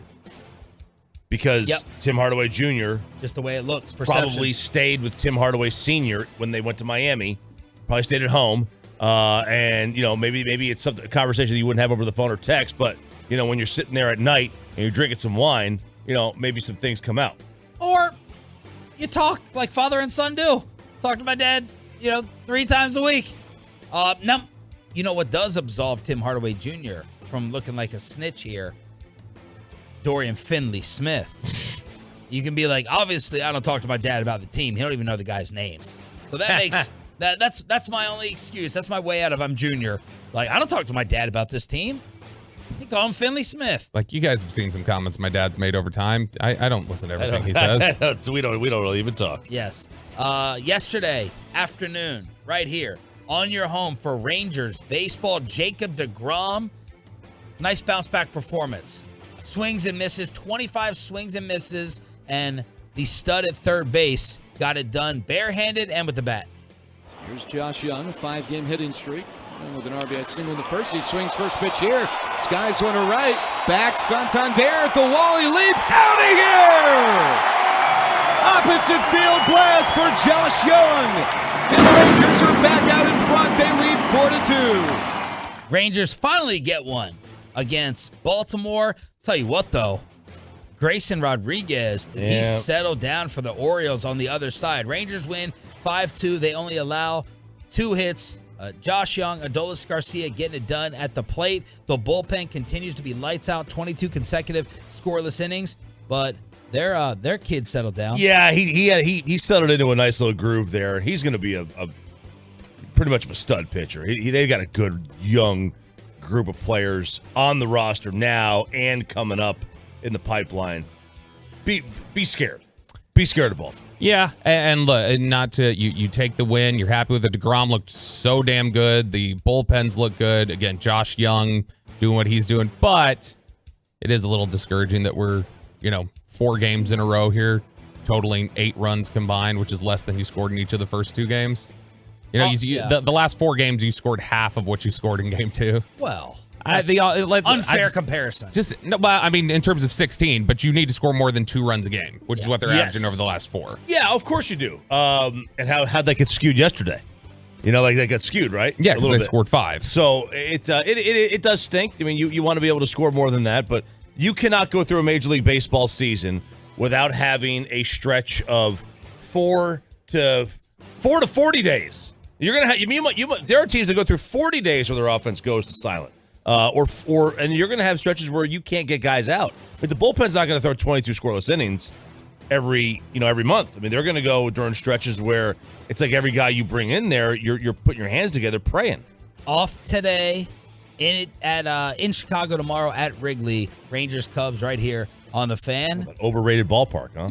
Have you been there? No. Okay. Round 1 of the Masters kicks off this morning. We have Tiger Woods media. We have Greg Norman invites. We have pairings. Yes. Set us up. All right. So tees off as a kickoff, right? That's a golf term. There you go. So it'll happen. It's already on the course. Kevin Na, Mike Weir, former champ Mike Weir, they teed off. Second group is about to tee off right now. But Greg Norman, this is the story. One of the many layers to this story. Is that he is obviously the chairman, the commissioner, we want to call it, of Live Golf. He is not there. He was not invited by the Masters people. However, the commissioner of the PGA Tour and the European Tour were invited. The Masters said they didn't want to have distractions. Oh. Well, you don't have distractions. Why is so Greg's the distraction, not the other tours? Okay, I see what you guys are trying to do there. And the media, you want to know why nobody respects you? Tiger Woods had his press conference at Augusta. Do you think someone out there would have asked him about the messy lawsuit to break up whatever with Erica Herman? You would think somebody would have? Nobody did. And this is why the golf media is the softest media in the world. There's no doubt about it. It might as well be in Clemson, South Carolina, or Tuscaloosa, Alabama, or College Station. It's just... all it is a state-run Pravda, as Bobby brought up yesterday. Yes, that's all it is. That's disgraceful. I'm surprised you're not supporting the media, saying that's personal life. Keep it out of there. Oh, I believe it's personal life. Yeah. But it's also like there are storyline. It's like it's a storyline. Yeah. Tiger. Any of the recent personal news in the media causing a distraction. Any comments? Yeah. He has and he's got a history of not performing well when he's not getting any nookie. So. Well, you don't think he is? You don't think he's sleeping in Derek Holland's bed? I should have had Joey have that drop ready. Damn. Headlines on a Thursday here. And that guy's giving a talk to fourth graders today. Bobby Belt. It's Sean and RJ on DFW Sports Station. We have a Tolo giveaway yesterday. And this golf classic, this golf event at Las Colinas. Romo is going to be there. He was at the game last night. But yesterday we had on Mike Madonna. We've had on John Smoltz. We're going to give away tickets for you to go hang out with those celebs. We're also going to bring back life hacks. The Tolos asked for it during the Expressway because it blew up so much. Life hacks after this Mavs beat reporter who's been following this team around, done a hell of a job, was on the Get Right. Grant Asfith. Did I get that right? Afseth. Afseth? Yes. A-F? A-F. Grant Seth. Afseth. Nice whale alert. My bad, Grant. And did we drink that stuff? Absinthe. Whatever. Grant Abseth. Afseth. Afseth vodka, yeah. Afseth. Next. Rashad and Shan and RJ. I'll mess up my name to get even with you, Grant. Let's get you over to Platinum Chrysler Dodge.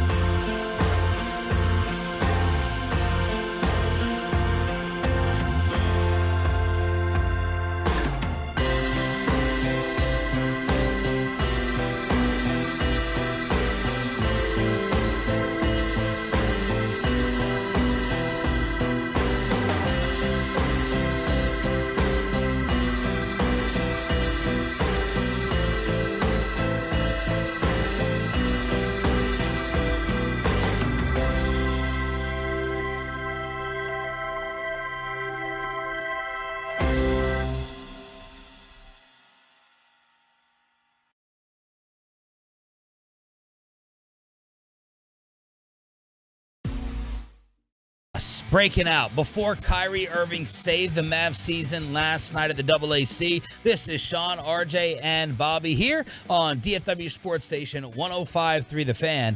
And I feel like throughout this entire season, it's been a group of individuals who have done the best job of covering the Mavs. Chris Arnold and Kevin Gray have always been staples out there. It's been a couple of guys and some ladies as well. You got Landon Thomas I want to give a shout out to. You have our next guest. I just can't say any of their last names. Nick, what?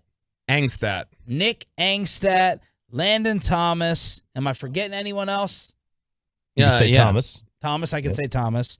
And let's bring in Grant Afseth from Sports Illustrated. You got it, Sean. Good job. Well, it only took me 4 tries. Good morning, Grant. Sorry about that. Oh, good morning. Thanks for having me. Grant, am I forgiven? Did you hear the tease before the commercial break? I've had quite a few people.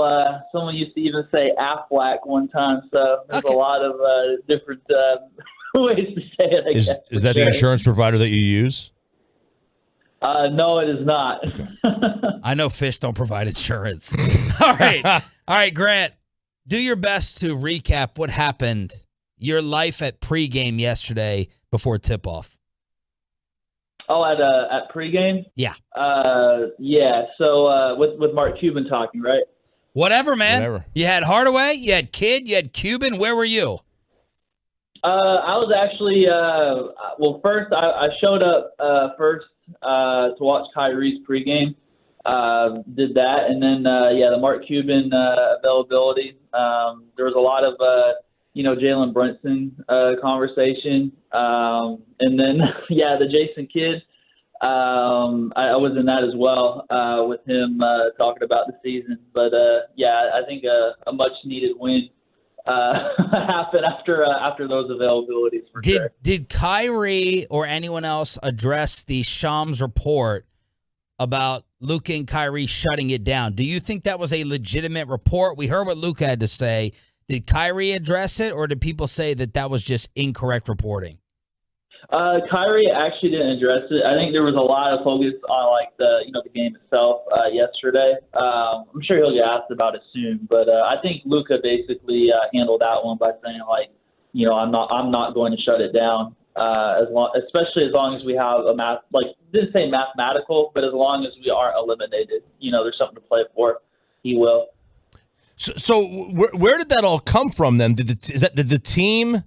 Obviously, somebody told Shams that. Is that coming from on high within the team? And did they even talk to Luke about that before?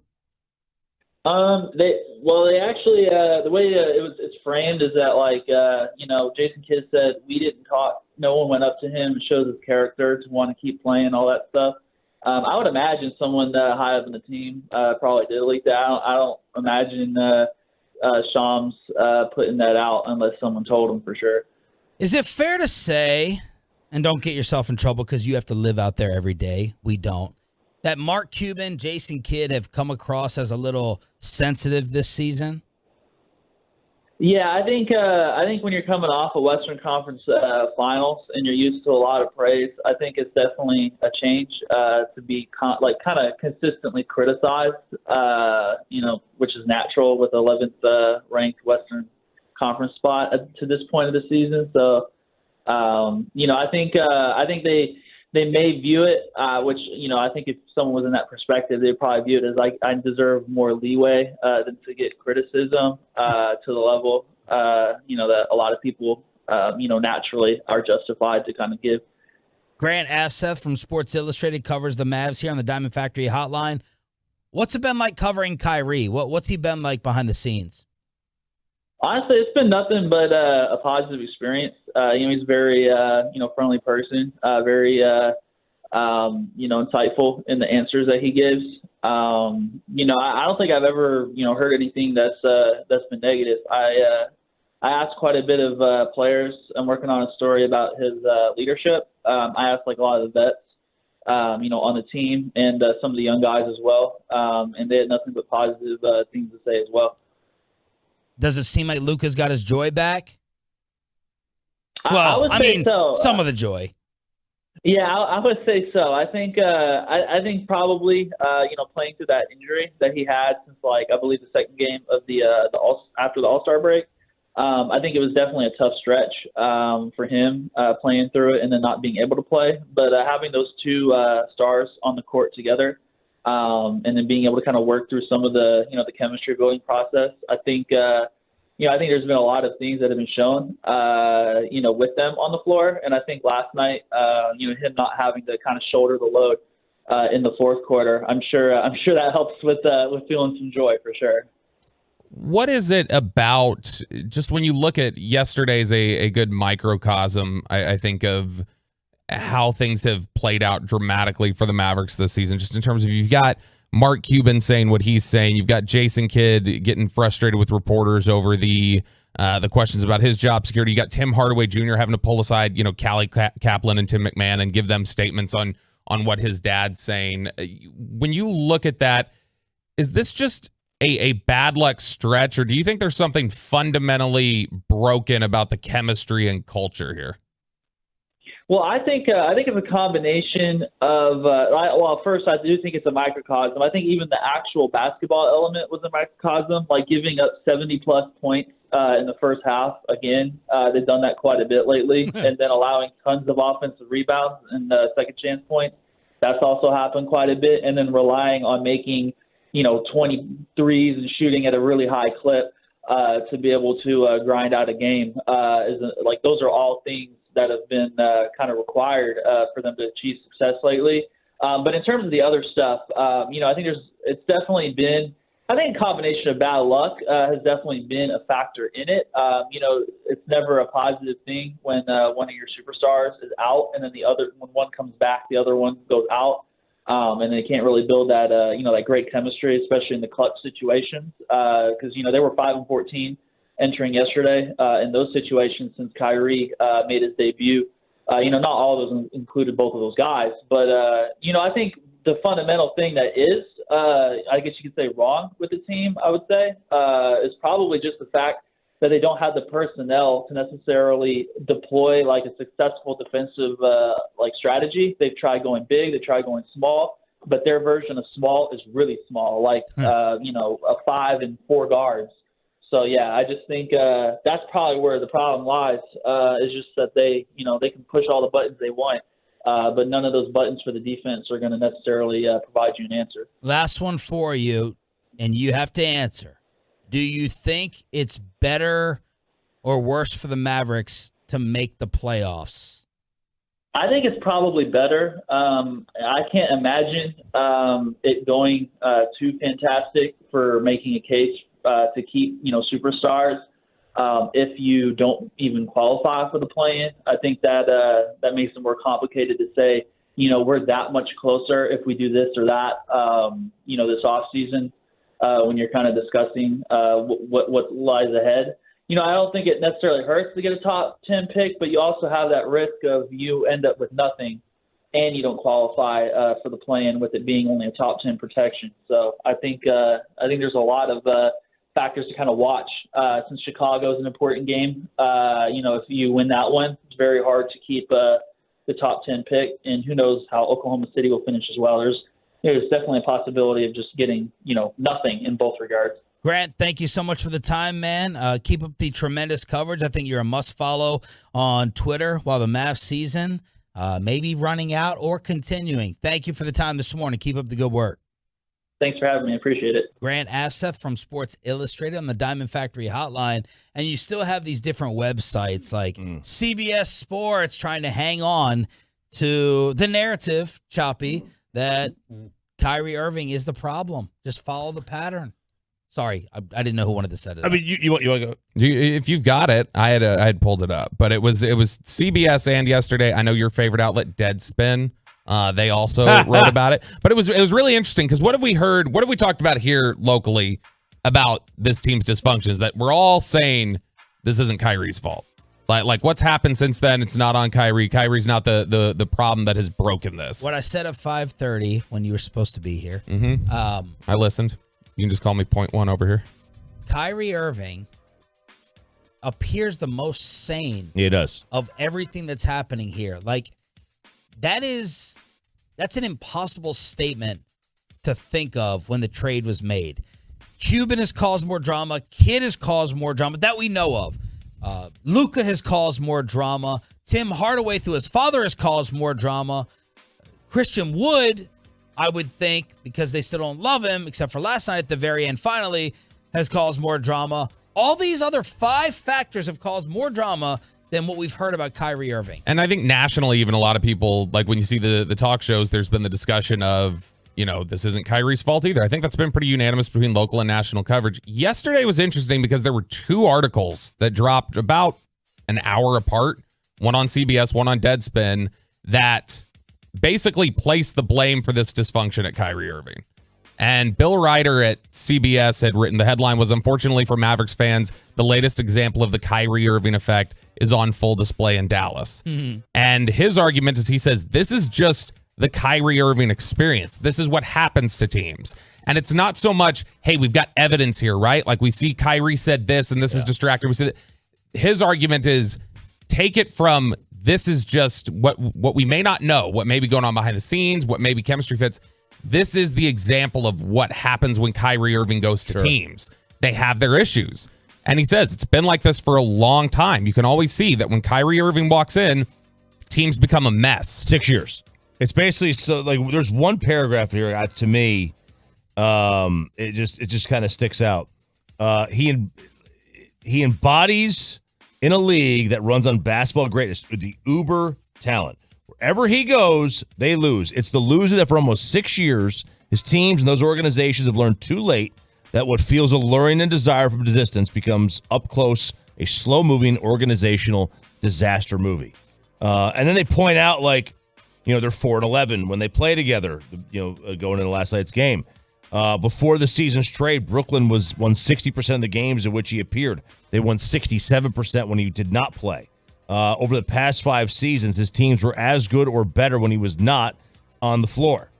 Now, the Mavs are a little bit different. They win at a higher clip when he plays than when he doesn't, but they're bad either way, 37 and 33%. The most damning line, I think, in here, like in terms of just the most poetic criticism here, the Kyrie Irving is a mess for teams and a walking avatar of just how incredibly difficult it is to build an NBA winner because he should win. He just doesn't.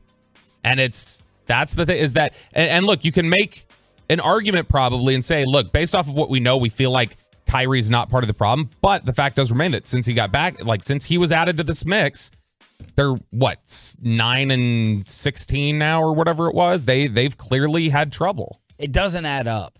No. None of it adds up based upon what you hear about him and what we've seen. Like if I just write down the Kyrie experience, if someone had us on another radio station throughout the country has been like, what has Kyrie been? Like we just asked Grant Afseth, we would say, obviously special on the floor, unselfish, fun to watch, tries to keep people involved, doesn't cry and bitch to refs sorry, kids, my bad. Doesn't cry and whine to kids, to referees like Luka does. And everyone raves about him as a teammate. Everyone does. But at the end of the day, there always is an incomplete or a failure in the recent stops that he's been. So it's like, what is it? What is it? Because it doesn't add up. You have all the ingredients for a great meal, and then it ends up tasting crappy. It's something in the back. All right? If you have all the ingredients for a great meal and it tastes like crap, it's something in the back. It's something in the kitchen. And this is something in the back here. It's something in the locker room, clubhouse. The players, maybe he just brings an aura of They all seem to like him. I know. He's Mr. Kumbaya. It's Mr. Life is bigger than this. Like Jason Kidd sounds like Kyrie at the podium with no one's dying. It's all about, recovering and learning in life. It's all very zen. Do y'all remember Jason Kidd, by the way, ever being this thin-skinned as a player? Because I don't. I don't really remember. A majority. When he was here with the Mavs, he was a made guy. Like there wasn't much you were going to say. He was thin skin with Yeah, Carlisle. Yes, he was. He was. And in 18 months, I don't know whether it was thin skin or whether he was justified in hating. Right. But, it took about 18 months for them to figure out together how to make it work. And look, there's got to be the players may love him, but have you ever had that guy or a girl that you really like, but you hate working with them? Don't say it. But you know what I mean? Like they're really cool, but you don't like working with them, or you don't like playing, in a sport with them. It may be it. Like they all like Kyrie, they all respect Kyrie, but something doesn't mesh with how they play together, But just watching this team, you would think it's clear to the eye they would all dislike playing with Luka more than Kyrie. Maybe they do. Right? You would think. Yeah, maybe they do. Maybe this is, but it doesn't make any sense. Why would Kyrie, a guy that talented, basically have 6 straight years of evidence where he makes teams worse? Like, what is the reasoning? Well, the easy answer right now is he's on his best behavior. We all believe that, right? I think we all, I don't know, I guess it's worth asking. Do we all want him to re-sign, even though Chris Haynes says he is going to test free agency? Would we root for the Mavericks to give him the max 4-year deal? Yes or no? I'm going to say right now, yes. No, I would probably prefer a sign and trade. Sign and a lozenger. Yeah, a lozenge. Yeah, that's what happened. No, is it a lozenge or a lozenge? Lozenge. Which one I've never heard lozenge. I've heard lozenge. I didn't know which one it was. I've never heard lozenger. Maryland. What have you heard, JoJo? I feel like I've heard both. I would probably lean towards lozenge, though. Turn your mic off. Yeah. Good job, Joey. But look, I think even if you are an advocate of re-signing him, I still think we all have it in the back of our minds, it will end poorly. Yes. It will go south. So I would think right now is on his best behavior. The cynic in me says he made his Twitter account private so he doesn't respond to people. His agent is just begging him, just be cool. Be cool for a few more games or another month, because right now you are looking good. You're standing out. You are the good soldier. You're the Boy Scout. Luka's the problem. That is the perception that we all have recently here of the Mavericks in DFW. Yep, that is. It's really only the national media, like this Bill Ryder, who I don't even know if he's been in Texas in the last 3 months. It's only the national people trying to hang on to this narrative that Kyrie is still a cancer and a problem here. All of us in the city, Grant Absith and others, Josh Smithis, drinking absinthe, all think Kyrie has been a model citizen. Yeah, the only thing that makes any sense is either there's something behind the scenes that we don't see and we'll never see, because he is so extremely talented, but a guy like that is that good of a team basketball player, should not effectively be making teams a little worse. Right. So there's something going on behind the scenes. Maybe it's is it a vibe, an aura, some juju? Who knows what's going on back there that just is uneasy? And I don't know. I really don't know what it is. Let's hook up the Tolos and then bring back a segment that y'all asked for right here on your home of the Rangers. All right, caller number 10, Tolos, at 877-881-1053, wins a pair of Saturday Clubhouse passes to the Invited Celebrity Classic happening at Las Colinas Country Club on April 21st through the 23rd. You can get your tickets and info at invitedcelebrityclassic.com. That's caller number 10 at 877-881-1053. Once again, 877-881-1053. By the way, I would just like to give a quick update. The fan text and the Twitch has never heard lozenger. A lozenger? We have not one person yet who has said they've heard lozenger on the fan text or the Twitch. All right, hang on. I just Googled the grammar phobia. It's pronounced. Am I missing something? I'm talking about like a cough drop. Yes, that's what we're talking about. But you made up a word for it that doesn't exist. You're all idiots. All right. Okay. Here we go. You're all idiots. Question. This is from the internets. This sets my teeth on edge. Why is it so many people in the New York area say lozenger instead of lozenge? Is this correct? Answer. The medicated tablet spelled lozenge and pronounced lozenge in standard English However, Oxford English Dictionary says a variant spelling, lozenger, is present in the U.S. and England. So it could be one of those things that's like favor. F-A-V-O-U-R, or controversy, or advertisement. You've never said to your wife, Aluminium. hey, can you give me a lozenge? Can you grab me? I say we cough all say drop. cough drop. Yeah. Cough drop. But okay. Yeah. I don't trust Oxford. We had a tea party for a reason.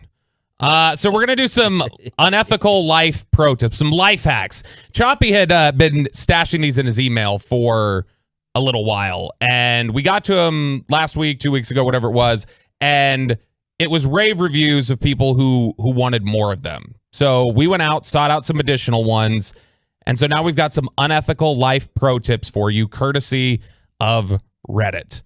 So first one up here. I think you'll appreciate this one, Sean.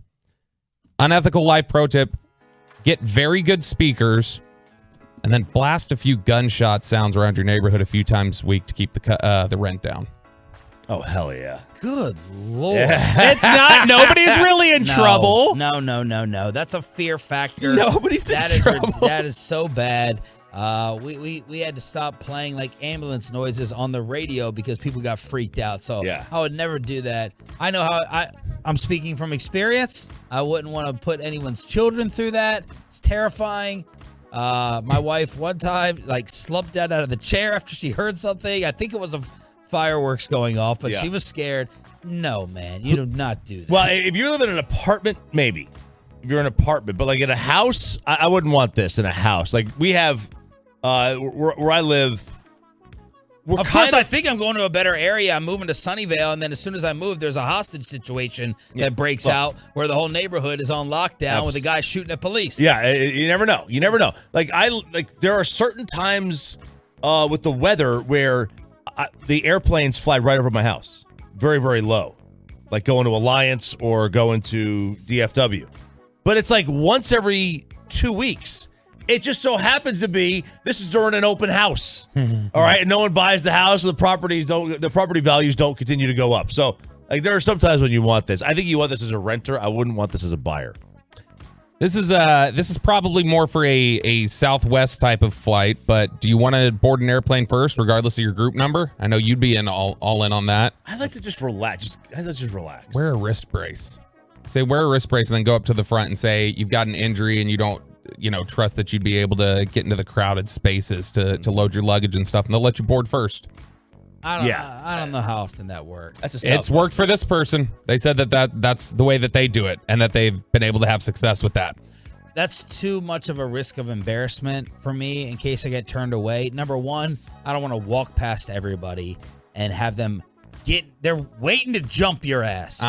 By walking past, my dad does this. He embarrasses my poor mother at the airport. He just, I'm old guy. I don't know where I'm going. I'm stumbling around a little bit. I don't know if he's purposely doing it with that. He is 86 years old, so he's probably stumbling a little bit, but no one's gonna say anything to me. I'm just trying to find my way through security, and I'm not doing that, man. I cannot sit there and walk past all these people with my fake injury, show it to them, and then the ticket taker say no, and then I walk back with the walk of shame. So it's like getting the gold medals we were talking about yesterday. I'd rather sit in the last row and have to check my bag than get rejected like that with a line of people knowing that I'm trying to cut them. Yeah, I just all I care about is if I'm carrying on my bag, I just care about getting an overhead spot that's close to my seat.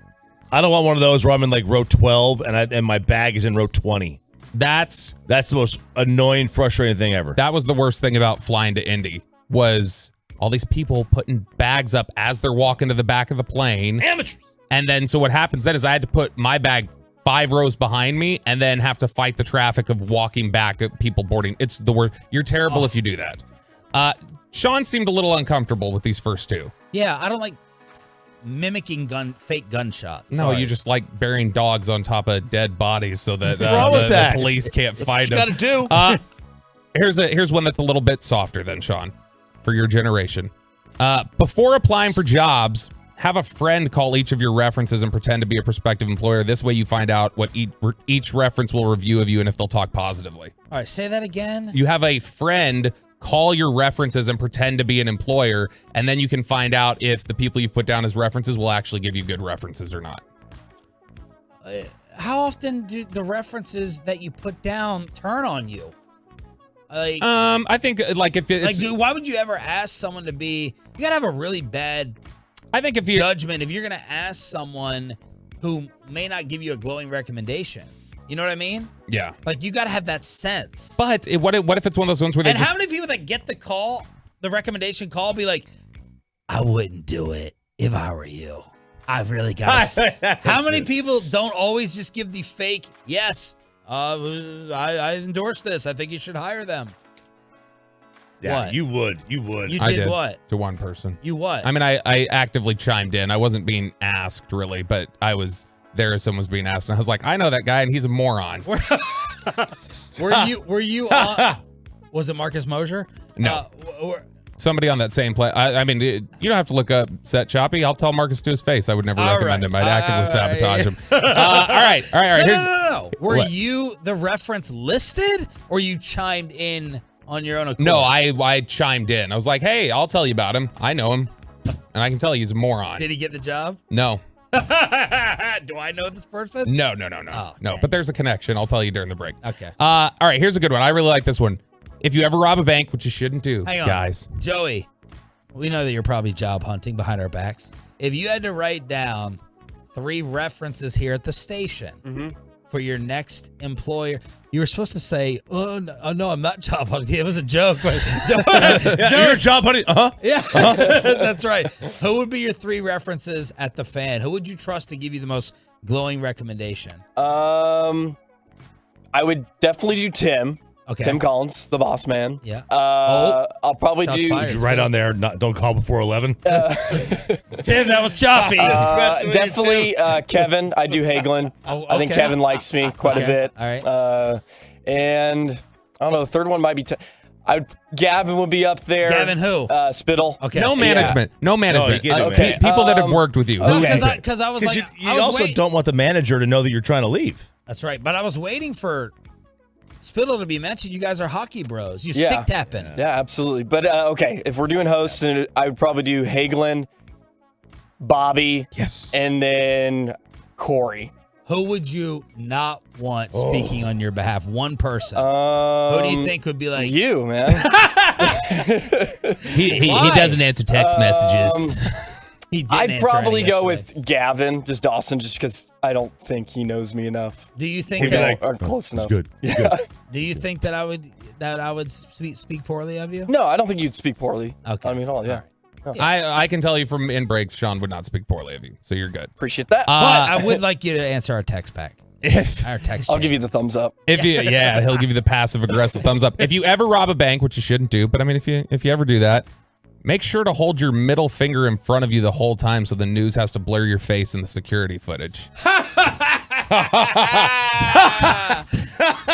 Wow. That's a nice workaround right there. That's fantastic. Now they're gonna name your name, but your What face, if they're trying to identify you? Well, the bank cameras are going to not blur you out. You know what I mean? Like they're Right. going to tell the police, "Here's our footage," but in order to not be televised and embarrassed on TV, man, that is That's great. pretty genius. So it's hard. It's hard. Who goes in maskless to rob a bank? Are you supposed to wear a mask? I would think you should wear a mask. Yeah, and stay 6 feet. Yeah, absolutely. You And have to did stay 6 feet apart. Did COVID? I know you're joking, but did thefts and robberies go up during COVID because of the mask? You don't tell them to take it off. I wonder. I think it might. Maybe it did. I don't know. Right? I mean, it would make sense. It would make sense. You had plexiglass everywhere. All right, this one's bad, but Life hacks. Unethical life hacks. Let's be clear here. Donate to homeless shelters in the next town over. The majority of homeless people tend to go to where the available services are, and this will reduce the homeless in your town. I mean, I'm not commenting on this. Peyton and TJ energy there. This is a question for San Francisco. Did you tell him to buy a house, TJ? Did you just tell him to buy a house? This is Tolo Skip P is rolling in his grave, the most philanthropic guy that listens, and I am not commenting on this. All right, fine. all. Look at this. Sean is being like so safe in this week's one. All right. Dude, my mother gave me a good a moral compass. I think. You can't legally inherit debt in the U.S. So if you have an elderly relative... Wait, say that again, Choppy, you need to listen. You can't legally inherit debt in the U.S. So if you go to the grave, that heart monitor blows up, and you have hundreds of thousands of dollars of debt, it won't go to Luka? No. That has to. No, now Are see... you sure about this? Yeah, you can't inherit debt because the way that they'll get it is they'll tax the estate as part of the pass down. So they also need to have been getting rid of their stuff. And so they don't have much estate left to collect from. Yeah. But if you have an elderly relative that'll probably die soon, go ahead and max out their credit cards. In. You're in on that? I don't have any guilt whatsoever on that towards the man, not towards my family member. Yeah, the man. But if they don't have to pass down the debt, then let's just spend everything on their card. So let me boy, this is going to sound really bad. And just, if you know me, you know I'm not what? My dad. Yeah. Okay, my dad is relatively close to the end. Are you saying that my mom would not inherit the debt if she were to take out, if the house is in her name, if she were to take out a loan on the house in his name when he passes on? Believe it's different because they're married. So twisted. Dang it, Bobby. Marriage is different because your You mom almost just made Choppy's whole day. Wait, your mom doesn't inherit from your dad. That's not an inheritance. So you can't inherit debt from previous generations is what I think it is. But I'm sure there are little workarounds because I see these little videos on TikTok all the time he doesn't know I know this secret hack. Actually, because the and so I'm sure there's these sort of workarounds. Man, I'm gonna tell my mom this one. Max out those credit cards. Yep. Joey, were you somebody who procrastinated turning in assignments when you were in college? Oh, absolutely. So if your paper was due at 11:59 and you were nowhere close to being done, submit a paper you've done for another class and then use the time between then and the professor emailing you to say, oops, looks like you submitted the wrong paper to actually work on your paper. You get an extension. Oh, genius. That's brilliant. Or just chat GPT now or whatever it is. Yeah. How long does that buy you? A couple of days, maybe. I mean, if it's a midnight submission, professor probably doesn't see it till the morning. And they may not get to reading it for a couple days after that. Exactly. Pound some Red Bull, get to work, and you get 7 extra hours in there. That's brilliant. Yeah, it really is. A totally different subject matter and be like, I'm sorry, I attached the wrong one. Yeah, easy. That's brilliant. Easy. All right, so this one's kind of messed up, but last one. All right. If an LDS missionary knocks on your door, which they're very kind and they want you to see how kind they are and very safe. Wearing bike helmets everywhere. If an LDS missionary knocks on your door, ask them to mow your lawn. They will 100% do it. Sean is very uncomfortable with all these today. Dude. He was all on board with how to get rid of dead bodies, but getting your lawn mowed, he's uncomfortable. I just watched the Bible. I'm not going to endorse all this stuff. Plus, they're probably really good at edging. Different Bible, Sean. 877-881-1053 with your Quran jokes. I like edging. My Lord. Let us know. Life hacks. I don't know if I can do this every week. He feels gross. He needs a shower. I don't know if I can do this every week. All right, Jacob deGrom recovers the way that we all expected him to. Are the Rangers for real? Let's check in with the play-by-play voice of your favorite team. Hicksy, Matt Hicks, joins us next on Sean and RJ.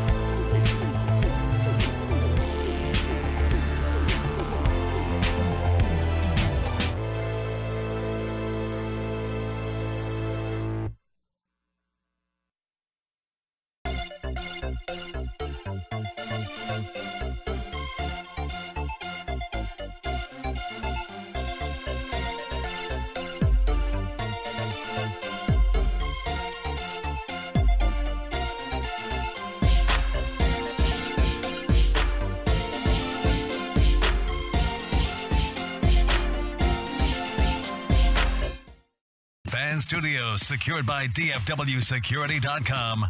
This is Sean and RJ on 105.3 The Fan. And the 2-2 pitch is hit over Mountcastle into right field, a base hit all the way into the corner. Rounding third is Seager. He scores easily. And for Adolis Garcia, it's an RBI double to give the Rangers a 1-0 lead. Rangers finally get one against Baltimore. Jacob deGrom was perfect through 4, 25 swings and misses. He ends up with 11 strikeouts. You had Adolis Garcia. You had Josh Young coming through. The Rangers win an afternoon baseball game on this radio station, 5-2 off today. Chicago Cubs tomorrow. And this guy was on the call. He is my Maryland buddy. He is Matt Hicks on the Diamond Factory hotline. Did you have to set the alarm? Do you sleep in till 8:30 every day like Babe Laufenberg? Is this a chore for you? I wouldn't call it a chore, but I definitely had to set the alarm because there aren't too many people in baseball who get an off day on the road that get up early in the morning. Oh, thank you so much. Are you in Chicago now? Yes, we are in Chicago. The team typically will fly out to begin a road trip immediately after the final home game, regardless of when that game is played, whether it's a day game or a night game. So that's sort of been the modus operandi for the team now for a while. So, so we got to Chicago. We got to our hotel at about 8:30 last night. What's the one place you have to stop or try to go to in Brad Sham's part of the world? Well, for me, it used to be Ditka's, which was just a short walk from the hotel. But Ditka's was a casualty, like so many places, of COVID. So it doesn't exist anymore. So I have to find a new place. I wouldn't have expected Ditka to shut down anything during COVID. So I thought Matt was going to say it's because of Kaepernick. I had to stop going. What Ditka said. Matt, since you are Sean's Maryland brother, before we get into Rangers baseball, I got to ask, what is the alternative name for a cough drop? What do you refer to that as? The first thing that comes to mind as an alternative name for a cough drop is a lozenge. There we go. There we go. No. Sean is trying to tell us it's called a lozenger. A lozenger? Yeah, never heard it. I don't think I've ever heard of that. There we go. All right, Matt, go to Ditka's. We'll talk to you later. See you later. Go smoke a cigar. All right, your initial impressions of Jacob deGrom. Obviously, you're covering them in spring training. Now you get to watch it up close. Play-by-play responsibilities. What's it like watching this guy up close after the big offseason signing? Well, I tell you what, it's not uncommon to see guys that can throw 100 in the big leagues anymore, and there are quite a few guys that can do it. And of course, you have a lot of young kids coming up through the minor leagues that hit 100 with regularity, but you do not see hardly ever is a guy that can throw 100 with the kind of command that he has. Mm-hmm. So when you think about it, most hitters in the big leagues are accustomed to guys that throw 95, 96 and have a slider at about 82, 83, 84. They see this on an everyday basis. What you don't see is a guy who throws 100 and can throw it wherever he wants, and then he backs that up with a slider at 92 that he throws wherever he wants. So he's rather unique. There are probably only a handful of guys that have this combination of velocity and command. And that's what we saw from him yesterday. And we commented on especially on the use of his slider. I mean, he was able to locate his fastball, but he would get into pitcher's counts and then throw a slider that looks like a strike for about 55 feet. And then at the very end, it kind of snaps out of the strike zone. And it's unfair, really, to hitters to try to do something with that because there's really not much you can do. And so when Jacob deGrom is on, he's very, very difficult to beat. His stuff, his production this year, health aside, I think we all we know we're going to get. It's the Evaldes, it's the John Grays, Perez. What was your impression of those guys' first starts? I thought that Evaldi had a very good first start. He was even more impressive this spring. And then John Gray had a very good start, even though he lost. That was the game that we lost 2-0. But if you get that kind of effort from John Gray every time out, we're going to be in the ball game. And then the same from Martin Perez. What we saw from Martin was a carryover of what we saw from him last year, where he controlled the perimeter of the strike zone. So, I mean, it puts a big smile on your face when you think about what all of these guys can do, and we saw a glimpse of all of that in their first starts of the season. Matt, it's not just obviously, DeGrom and then the guys behind him in the rotation. The thing that's been really exciting for me has just been the way the bullpen's pitching. Dane Dunning has given you a couple of really good outings. I know that Bochy had told you yesterday how happy he's been with Taylor Hearn and how he's looked coming out of spring training after having some struggles there. Is this how sustainable do you think this success is with the bullpen? Because obviously that's one of the more unpredictable aspects of a baseball team year to year. No truer statement ever.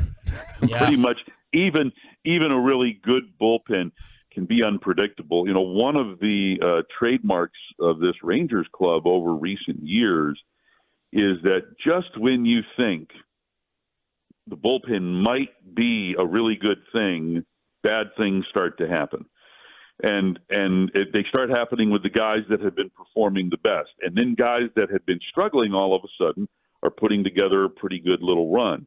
So you absolutely cannot predict the bullpen, even with having a lot of good arms. That being said, you have to be encouraged by what we've seen so far. And, of course, when you think about the back end of the bullpen, where you consider that to be more reliable overall, we've seen good performances from all of those guys, too, from Jose Leclerc, from Jonathan Hernandez, from Will Smith, and from Ian Kennedy. We only saw Ian in one performance, and he was dominant. And from a guy like Ian Kennedy, you expect wily veteran-type stuff, but you don't expect him to come out with, like, the kind of wicked stuff that he had with his splitter, which he told me was a pitch that he developed sort of in the middle of last season when he realized that his slider was kind of getting away from him. And he's like, man, I need another pitch. And it was kind of an interesting story. He said that he just felt like he needed another pitch. So he started to go online and he started to look at guys and he really liked Kevin Gausman's splitter. So he started studying it in video form online and started playing around with grips and using it in games in the middle of last season when he was with the Diamondbacks. And then he felt like he had something. He brought it into games, and he said, when I struck out Joey Votto, he's like, I knew I had something. But it was kind of funny that he just realized, I've got to come up with another pitch and did it in a modern way. So you've got a lot of guys down there who have experience at closing and just being in high leverage situations. And so I think a lot of us are like kind of crossing our fingers, like, okay, well, let's hope we can sustain this now for a good long period of time, because at some point there are going to be failures down there. We're talking with Rangers radio voice Matt Hicks here on 105.3 The Fan.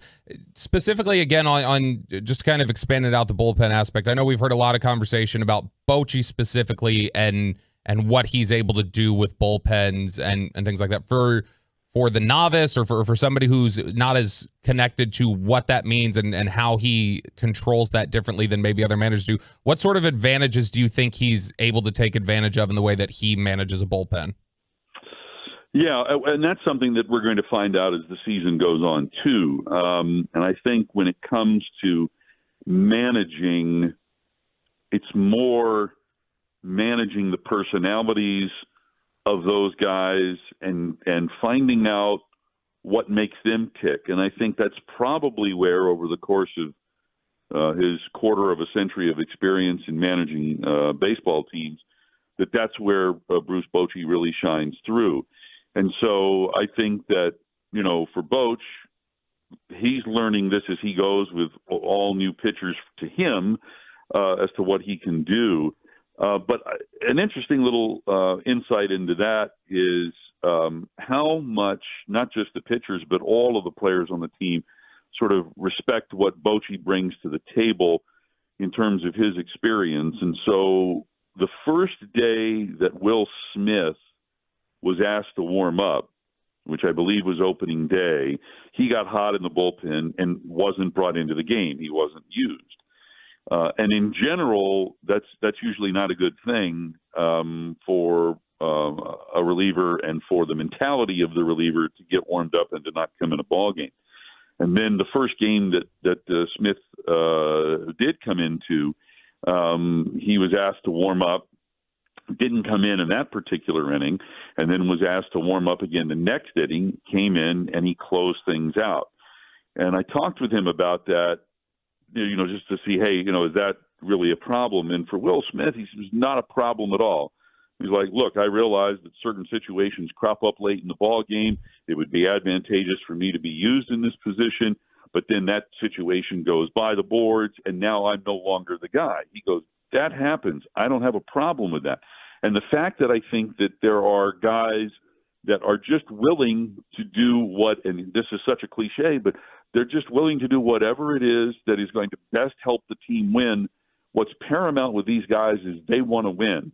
And so they understand that Bruce Bochy has that in mind, and they are ready to be used however they need to be used to best put the team in a position to win a ball game. And so when you've got veteran guys like Will Smith that are saying, look, the team is more important than me. I'm ready to do what I need to do. I can get hot 2 or 3 times a game and come in and perform. I need to be ready to do that and be on call for whatever it is that Boch needs. And so there's a really healthy overall mental atmosphere down in that clubhouse that, Boch is the leader and we're all in behind him and we're going to do what we need to do to win. Who's your early story on offense? Man, for me, I think it's Adolis Garcia.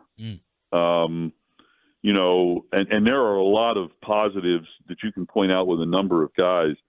But Adolis Garcia the last 2 years has been a threat at the plate, but he's also, for a number of pitchers, been an easy out. He's got that power potential. He drove in over 100 runs last year. He can hit the long ball, but he also strikes out a lot. And in the last 2 years, when he's been behind in the count, he's not been really a big threat. But we saw something different from him this spring training, and that is that he has made significant strides in not chasing and in working the count and getting ahead of the count. And if Adolis Garcia is going to be ahead of the count more than he's behind in the count, he's going to do some serious damage. Right now, he's the team leader in average exit velocity. And I can't believe I'm saying that. I've fully embraced all of the information that's available to us, but he's hitting the ball harder than anybody else on the team right now. Yeah. And I think doing more damage. And that's because he has figured out, at least for him right now, what pitches he shouldn't swing at and what pitches he can do the most damage to. And so the other thing that's happening from that, and in spring training, I think he drew 9 walks, which is kind of an insane figure for the small sample size in spring training. But he is getting deep into counts almost all the time. So here's a guy who was never anywhere near the leaderboard in pitches seen per plate appearance that now is right at the top as far as the Rangers are concerned and kind of up there in the league as well. Every at bat, he's 2-1 or 3-2 with some foul balls, and pitchers are realizing, man, this guy's a workout now. Whereas before he may have gotten me one time, now every time that he's up, it's just a complete headache for pitchers. And if that's the Adolis Garcia we're going to see all season long, he's going to put up some eye-popping all-star type numbers this year. Matt Hicks, Rangers play-by-play here on 105 through the Fan. All right, let me ask you about the pace of the game. How different is it? How noticeable is it? How much better is your life getting home at 9:45 than 11:15? All the things. Yes, it is better, and I find that it seems like for both Jared and me that we're on a little bit of a treadmill every night, and the space that we used to have to just kind of let stories breathe and, handle all of our on-air obligations, we don't have that space anymore. So we have got to we've been doing it since spring training, figuring out, okay, we've got to say this here. We've got to get this in. We can't start telling a story with 2 men out in the inning because the inning is probably going to end very quickly. We're having to make that adjustment, but it's a good adjustment to be having to make because we're just not sitting around and waiting for the next pitch to be thrown. The one thing that I'm finding is that it is more of an adjustment for the veteran pitchers, and especially for veteran bullpen guys who used to have situations where they would take all kinds of time to think about the next pitch they're going to deliver, and they just don't have that luxury anymore. So what we're seeing, even though our first 2 games, the game yesterday was, 2 hours and 19 minutes. The first 2 games were over 3 hours, but when you think about it, those were games that used to maybe push 4 hours. So, yeah, we're going to have some 3-hour-plus games, but I don't think we're going to have that 3 hour and 45-minute, 3 hour and 50-minute game anymore unless we go extra innings. Another win for baseball, less time for Sandler's personality to come out. Matt Hicks, Diamond Factory Hotline. Thank you so much, brother. Enjoy Chicago. We appreciate you waking up for us. Thank you very much, guys. Love it. There he is, the man, Hicksy, on your home of Rangers baseball. All this Mavs drama, including the Tolo that was apparently kicked out of the arena for trying to get Jason Kidd fired. He joins us next. Let's get you over to Q.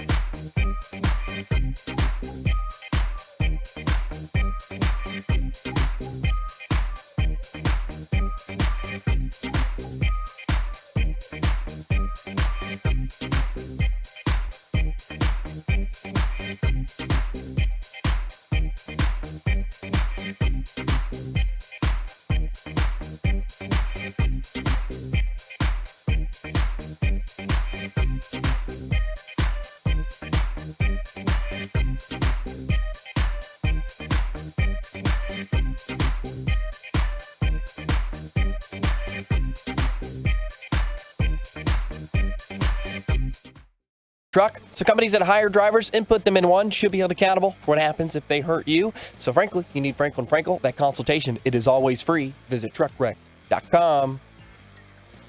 Sean and RJ here on DFW Sports Station 105.3 The Fan.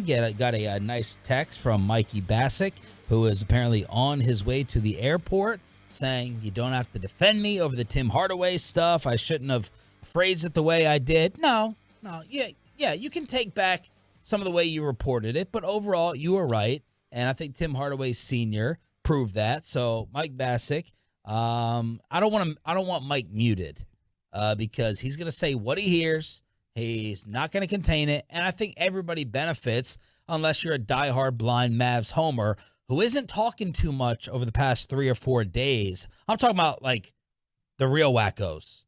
Maybe the guy that we're about to bring on. I don't know. But not a lot of talk as this team maybe ready to miss the postseason, despite Kyrie Irving saving them last night. What a magical fourth quarter that was. 19 points, 25 in the second half, 4 of 5 from 3, 7 of 11 as Kyrie put on a show and they beat the Sacramento Kings. So it's us against OKC for the final spot in the West. Chaos before the game. As entertaining as Kyrie was in the fourth, it was nothing compared to Mark Cuban, Hardaway, and Jason Kidd getting mad at the media again. Look forward to running this back in 23-24 here. Yeah. Did you guys ask him that question last year? No. So why would you ask it now? I'm just asking. I mean, if we're asking questions, I mean, you didn't ask that question last year.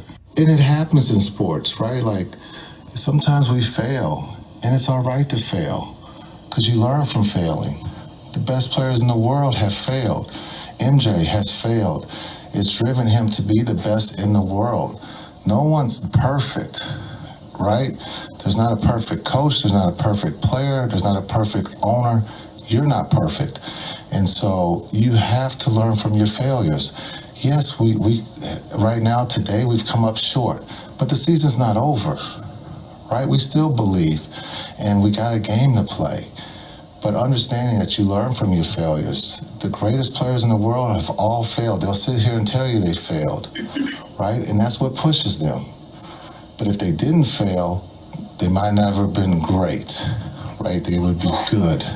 But that's what drives great players or great people in this world. They've all failed.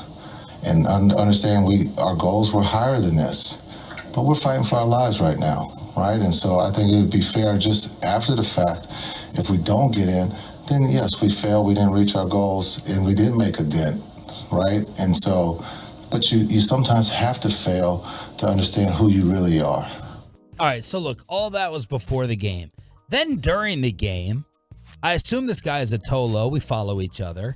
He looks like a diehard Mavs fan. His Twitter handle is MVP Luca77, and it's also every day is Fire Jason Kidd Day. I had heard about some like momentum building for going to the arena last night and everyone chanting Fire Jason Kidd, and then I saw this guy with a Fire Jason Kidd t-shirt being escorted out, allowed back in, then kicked back out. So I was like, what the hell?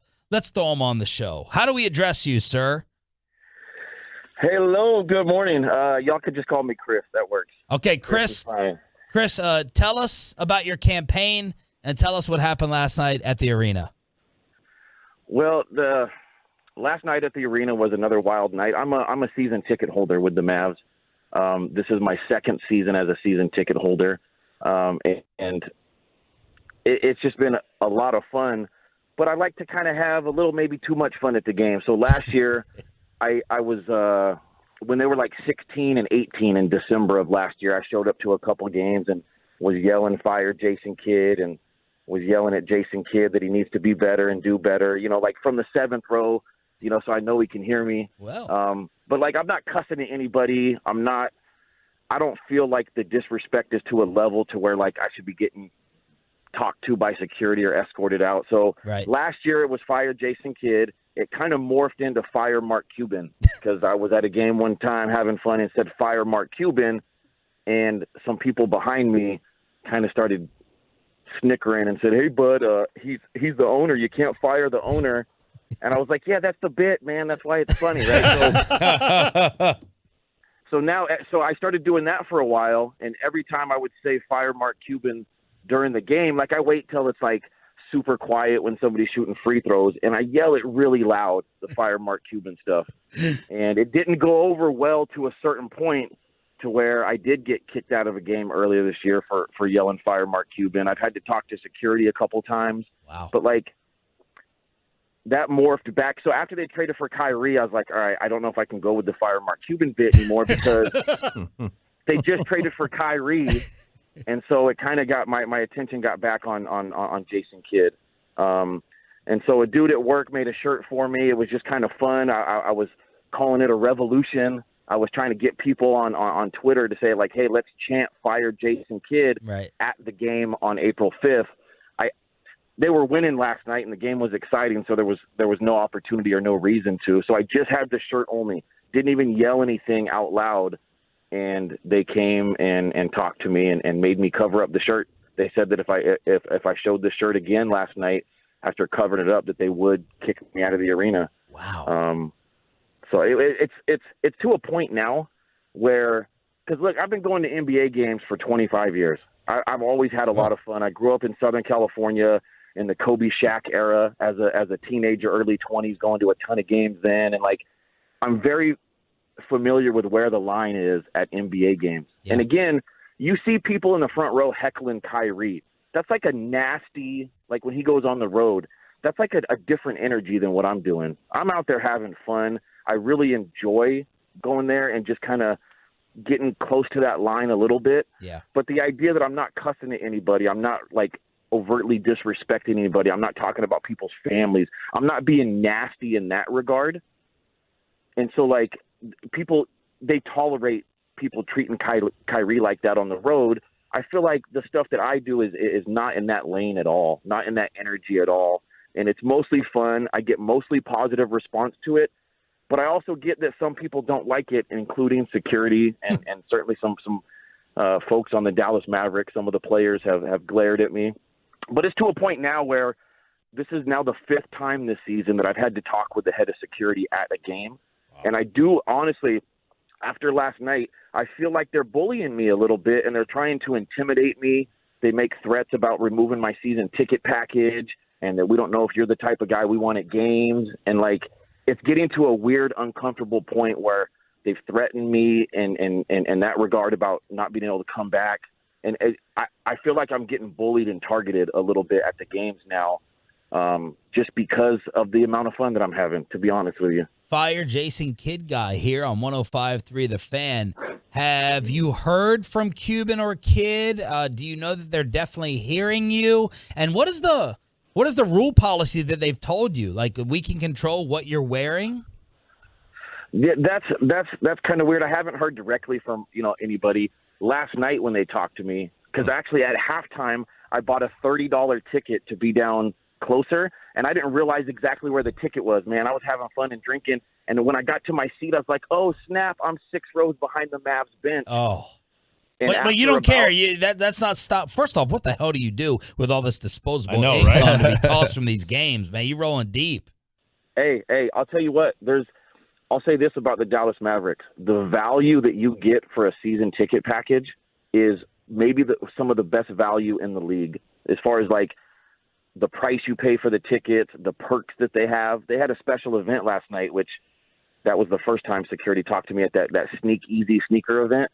They escorted me out of that event with Dallas PD and the head of security. Wow. And I know this guy now, Jason. Shout out Jason. He's actually hey, Jason is the head of security down there, and when he talks to me, he realizes that I'm making good points and I'm really not doing anything that violates any of the rules they have there. The only thing they can really get me on is like being a disturbance to other people in my section. But it's actually super affordable. I actually made money on my ticket package this year by selling some of the bigger games. So I made money on the deal, but the fact is I sold my 2 seats earlier this year and bought a ticket 8 rows behind Cuban. and I was there by myself. They put me on the Jumbotron, and I had a sign in my pocket, and I unfolded it, and my sign said "Fire Mark Cuban," and it got on the Jumbotron during the game, and they came and took my sign away, and that's the first time they gave me a warning about the "Fire Mark Cuban" stuff. So, like, they've let me get away with a certain amount, but at the same time, like, if I do anything that has to do with Fire Mark Cuban or Fire Jason Kidd, they are all over me about it. They do not play with those guys, man. That's soft. I'm sorry. That's just soft. If you have foul language, I get it. But if you're just saying fire, no, that's soft. That's something that happens in college towns. At MVP Lucas 77, he wants Jason Kidd gone, and maybe Mark Cuban as well. Thank you for sharing, man. We appreciate you being a Tolo. Man, yeah, I know I got rambling on there, man. I just get excited. You know, I really appreciate y'all having me on, man. It was a pleasure to talk to you guys. Yeah. And, yeah, man, go Mavs. Thank you, brother. Appreciate it. What do you think, Bobby? Is this soft? Oh, yeah. No, it's definitely soft.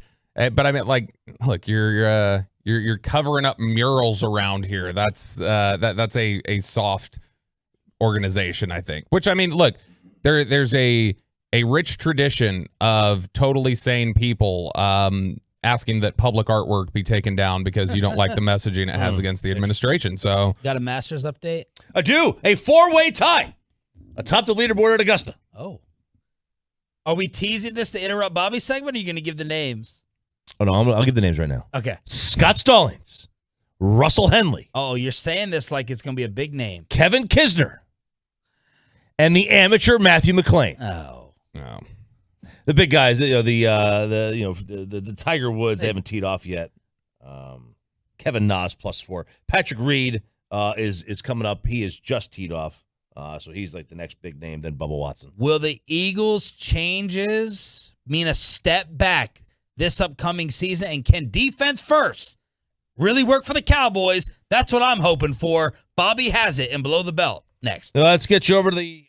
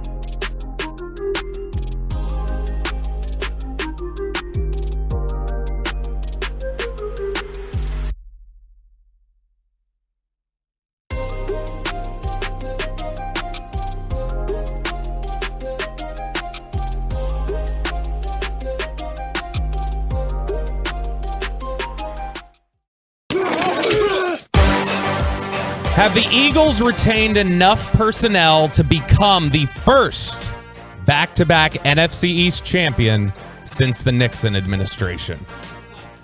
That's here in Below the Belt. Honestly, though, you guys remember when the last year was? 19 years ago? 04. You know what's happened since then? This is it, to put it in perspective. Other sports things to put it in perspective how long ago it was. The last time there was a back-to-back NFC East champion was the year that Kurt Schilling had the bloody sock, which seems like forever ago. How much would you factor this in to betting on it? I wouldn't. It's not very predictive. You try to use predictive elements to bet. That's more of a oddity. No, it's just a history. It's like Lozenger.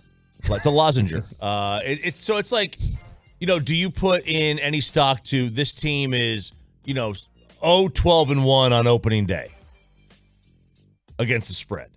No. The answer is no, right? Because those previous 12 or 13... Unless it's like the same starter. Right. Those previous 12 or 13 have no bearing on the outcome of the next game. So you look at predictive elements and not the history. All right.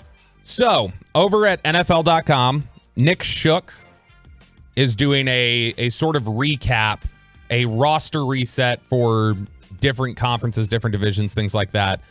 Now with the biggest signings, losses just ahead of the draft, trying to figure out, okay, what is the biggest question left for this team? So we've got the NFC East questions here, and I want to go over the recaps and then also get your thoughts on this, you guys. Also on the TruckWreck.com fan text, 877-881-1053. Shook? Nick Shook. You wouldn't want that. Scared to death, scared to look. You wouldn't want that name, right? No. Yo, Shook. Shook. Yo, that kind of sounds cool when you just call it the last name, but... I mean, it's got a lot of marketing opportunities, I bet. It's just too easy to say, though, oh, he's shook. To be able to say that. All right, so sorry. All right, which team would you like to lead off with here in the NFC East, Sean? The Commanders. No, the Cowboys. Okay, well, I don't know. You maybe want to say best for last, right? All right, the Dallas Cowboys. They've got the biggest additions is obviously Brandon Cooks, Stephon Gilmore, Donovan Wilson, Leighton Vander Esch, Dante Fowler, Jonathan Hankins. Biggest losses, the first one they list is Ezekiel Elliott. I would put that in biggest additions. They also have Connor McGovern, Dalton Schultz, and Noah Brown. They have 7 draft picks in here. The burning question for them, can the Cowboys shift to focusing on defense, get them over the hump? Is that still a way to win? RJ Choppy came in here after his Tennessee Volunteers loss and was just railing on the concept of defense as a way to win in any sport. Yeah. You're against defense wins championships as a motto, correct? Well, it's like you in an individual game, no, I'm not against that. Like if your goal is just win one game in a one and done variety, by any means necessary. But if I'm going to sit there before a season starts, like, hey, what's the most productive way for me to get to 12 wins? I'm going to say offense is that way. That's fair. So with this shift to defense, which that is clearly what they are leaning in on, Mike McCarthy is basically talked to Combine, said, we want to run the ball more so that we can really lean on our defense and take advantage of what a great defensive unit we have. Is that sustainable, Sean, for the Dallas Cowboys? Because even though these last 2 years, when Dan Quinn's been really good, the first half of the season, they were better on defense than the second. And then in the first year he was here, they were better in the second half than the first. They've not really put together a full season yet of just dominant play. I agree. I mean, it's a great question. I don't know. I just think that's the way they have to try to win a Super Bowl this upcoming season. That Dak has to bust drive it a little bit more. And I would put, I know RJ has 4 articles getting ready to slap me with in terms of drafting a receiver. I would try to make the defense as special as possible and win it that way, because Dak Prescott is not going to put you over the top in multiple consecutive playoff games. That's what I believe. I agree he's not going to put you over the top multiple successful playoff games. And if you're not going to get rid of him, then that's the only way to win a championship. I think the other side would be is that if you improve the offense enough, that masks his deficiencies. You can't mask him. You can't mask his 35 passing attempts or 30 attempts unless you minimize or lessen them. He still has to throw the ball. You know what I mean? But he's had very good weapons. He's had good weapons. Every year we say top 5 receiving core, top 3 receiving core. And they've also had they've had an offense that's been in the top 5 or 6 in a lot of those years. I mean, that's Yeah. He's not. My dream scenario would be for them to win with explosive offense in the regular season and then flip the defensive switch, because I'm scared of the margin of error to win defensively throughout the regular season. It's very tough. That's very why tough. The Giants or San Francisco's formula, is a little bit scary to me, because I don't. You get involved in 17, 14 games, the Vikings are going to find this out, and that can get someone fired. Yeah, like if you get to 26 and give me a wide receiver, Jordan Addison's available. Mm-hmm. And then the best defensive player on the board is also available. Jalen Carter. Jordan Addison's going to help you win more games than Jalen Carter is. I think Jordan Addison might slide. Or Jordan. No, I know. I'm just saying. Johnson. Yeah. I got whatever. you. Yeah. Like over the course of the year, the wide receiver is going to help you win more games. Now, in one play, I'm scared of the regular season consistency of this formula. I know it's the way that they have to advance in the postseason. That's what I believe, because of my doubt in the QB being special. You can win with Dak. Can you win because of him? I don't know the answer to that. That's a great way to phrase it. I'm talking about winning it all. Yeah, They can go 11-5. Like the Rams went to the Super Bowl with Jared Goff. Did they go because of Goff? Did they go with 11-6 or 12-5? 11-6. They go with him? Did they go because of him? He had a good year. But you know what I mean? Like their defense wasn't special that year. It was good. But they had weapons everywhere on offense. They had an elite offense. Kansas City Chiefs, have an elite quarterback, so they're really, really difficult to kind of use as a barometer. Here's an interesting quote from Mike Solari he gave about a decade ago, the Cowboys' new offensive line coach. He gave this about a decade ago at a coaching clinic. And you can, I think, apply the replace run the ball with defense as well. You run the ball to win the game. You got to pass to win the championship. I think that's kind of how you got to feel about it, is that in individual games, you need your defense to step up. But if over the course of a season, you're not able to pass the ball, you're not going to ultimately go anywhere. Other NFC East questions. The New York Giants. Hey, you did a good job. Maybe because you're setting it up. You did a good job of not flipping out. I tried not to. Over all that discussion. I tried not to. Good job by you. You're learning. Thank you. I appreciate it. I'll pass your message on to the kids. The New York Giants, biggest burning question here. With Daniel Jones under contract, can the Giants build on their surprise success of 2022? And Chop, I would guess if you're just talking about literally building, team building, you would say that paying a player like Daniel Jones the amount that you're paying him would make it difficult to continue building towards success. I would say so. I think that given a quarterback that isn't great, that kind of cash is really putting him in a non-advantageous position to succeed. You're taking guys that are not great, that cannot make the people around them appreciably better, and you're forcing them to try to beat Patrick Mahomes. Mm-hmm. And I don't think it's fair to them. I don't think it's fair to Daniel Jones what they're doing. I think that's a fair take. Sean? This is very simple. It's one of two things we're going to be saying this time next year. The New York Giants front office is stupid, and they're the same as Dave Gettleman, and this Dayball Joe Shane combo is no different. They're morons for what they did. Or Daniel Jones took a leap and he made a jump that none of us saw coming, and we have to apologize to him and give the Giants credit. So which side are you on? I think the majority of us that don't live in the greater tri-state area would say this is dumb. Thank you for doing this, New York. We appreciate it. You're appreciated. Is there something, that ability in Daniel, and has he been screwed by his talent? Giants fans would tell you, for all the talent that Dak has had, it's been the total opposite. They haven't fixed an offensive line there, what seems like for a decade. And now they're excited about Darren Waller, and, they've rotated out decently named receivers that they haven't fixed since Plaxico and Victor Cruz. I mean, you can argue. Salsa. You know what I mean? Yeah. So does Daniel Jones have some leap in him? History? And my answer is going to be no. We got time probably for just one more. We'll leave the commies out of it because we already know. Will they sell the team and actually become an actual NFL franchise? As Jeff Bezos is apparently still lurking, he met with Dan Snyder over the weekend, according to a story. And I love this quote from someone. They said, Bezos is just sitting back. Yeah, Magic Johnson and his group can offer $6 billion, and Bezos is going to drop in $250 million more, and Dan Snyder would sell to him. And the quote is, he'd give Bezos a piggyback ride around the stadium if it meant $250 million more. So is Bezos just waiting and lurking to swoop in? That's the Commanders update. So the question for the Philadelphia Eagles, who have lost Javon Hargrave, Chauncey Gardner-Johnson, Miles Sanders, Isaac Semeloa, Zach Pascal, Gardner Minshew, Marcus Epps, TJ Edwards, and Kaiser White. The question is, will the Eagles remain among the NFL's elite despite offseason turnover?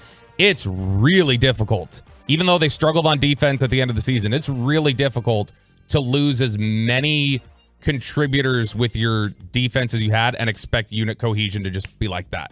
I think the Eagles are a prime candidate for regression. I agree. And more pressure on Hurts. Well, you're still going to have Devontae. Jalen Hurts. You're still going to have AJ. You still got your offensive weapons, but you're not going to have that defensive help. If Jalen Hurts mimics the same year he had last year, chances are the Eagles are fine. There's not much of a regression. But they may win one or two less games just by dumb luck or bad luck. They may win one more because of dumb luck. But if he has the same kind of year, they'll be in perfect position. Who would you pick right now today to win the East? Probably Philly. All right. But, I mean... I would pick Dallas. It wouldn't... I mean, I think they're pretty darn close. RJ's going to tell you whether you should be rooting for the Mavericks to win or not with a little draft pick study after Kyrie saved him last night. Final hour, Thursday edition, next. You're listening to Sean.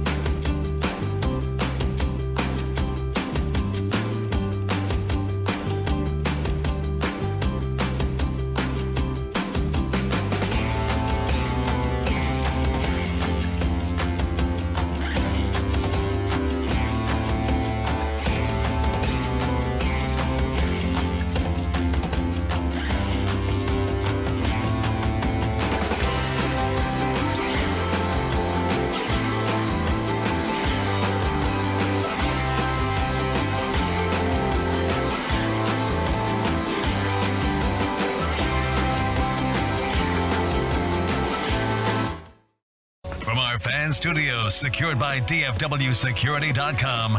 This is Sean and RJ on 105.3 The Fan. Irving looks off to defense, bounce pass to Hardaway, draws into defense, bang! Kyrie Irving is doing everything humanly possible to keep the Mavericks season alive. Absolute must-see TV. Last night on Bally, Kyrie Irving taking over in the fourth quarter. Fist pump time on the Fan Cam, Twitch, and YouTube. Sean, RJ, and Bobby on DFW Sports Station. Thanks for being a Tolo. That stands for Turn It On, Leave It On. Yes, Bobby, we know that you're upset. I know that you're not happy that I'm Kyrie upset. scored 19 in the fourth, 25 in the second half, as he and Luka Doncic decided to play. And the Mavs are still alive. It's us against OKC, and that's it. I would think that Adam Silver is going to have a phone call, a conversation with the Mavericks today about tanking. Like, hey guys, I don't want you tanking, and you made it really obvious last night when Jason Kidd played Christian Wood for the fourth quarter. Because clearly Jason Kidd doesn't think Christian Wood can contribute to winning basketball. So I think the fact that he was in there for basically the entire fourth quarter and putting shots up indicates to us that Jason Kidd was indeed trying to lose the game. It's just when he tries to lose the game, they actually play better because he makes terrible decisions. I know Christian Wood in. Maybe Jason was right before Love the when game. Wood gets in. Rank the chaos before the game. Y'all rank the chaos between Cuban, Kidd, Cuban, Hardaway, Can I set Kidd. up what it was? Can I set it up? Go ahead. Go ahead. Cuban, Hardaway, Kidd. Cuban, Brunson, Hardaway, father, Kidd, media. Oh yeah, if we're gonna break it into subtopics, then yeah, it's the Brunson thing was probably the biggest drama because of like A, it looked a little petty. B, then you had to have reporters come back around and go, hey, got to clarify. I know that sounded weird what Mark said, but here it's actually this way. And then Tim Hardaway having to seat guys out. That was probably number 2 to explain away what his dad said. And then yeah, just kids. The rest of Cuban and then Kidd. Kidd was the lowest rung to me. Choppy. Cuban, Hardaway, Kidd. Yeah, that's what I do. Cuban, Hardaway, Kidd. I would say Marks was the silliest. Then I'd go Kidd for being him and Mark are cut from the same t-shirt cloth of being sensitive, oversensitive. And then I felt a little bad for Tim Hardaway Jr. Unless we think that Hardaway Sr. totally went rogue. Like, what do you believe more of? It's hard not to believe that Tim Hardaway Jr. did not speak to his father about the state of the Mavericks, and Hardaway Sr. just went rogue on FS1, calling out Luka and Kyrie, especially after what Mike Bassick reported last week, because yesterday made Mike look really, really accurate and really, really good. But Cuban delving back into the Dallas Mavericks yesterday made the Dallas Cowboys look so good from a PR standpoint. Like, seriously, take some lessons. We'll talk about Amari Cooper. Like, Jerry talking about Amari Cooper is like a 10 out of 10 compared to what they usually do. Players in the past, we don't need to go there. Like, Jerry keeps talking about Amari, but they're usually like, hey, that's in the past. Let's move forward. We're not going to get into that stuff. We're definitely not going to get into negotiations too much. It's a rare occurrence. And then Cuban opens up his cell phone to show text messages on how Jalen Brunson's father screwed up this whole thing. It's just really it felt really chaotic. Very chaotic. They clearly are not fans of the parents of players right now, between Tim Hardaway Sr. and Rick Brunson, which you can't necessarily blame them. I do think it's funny. I was thinking about this driving in when you guys were talking about the issue with Hardaway, the issue with Rick Brunson. How funny is it that the like shining example of a parent too involved and it's going to crush them was probably LeVar Ball, and yet he's maybe had the least direct consequences on his kids' like professional careers.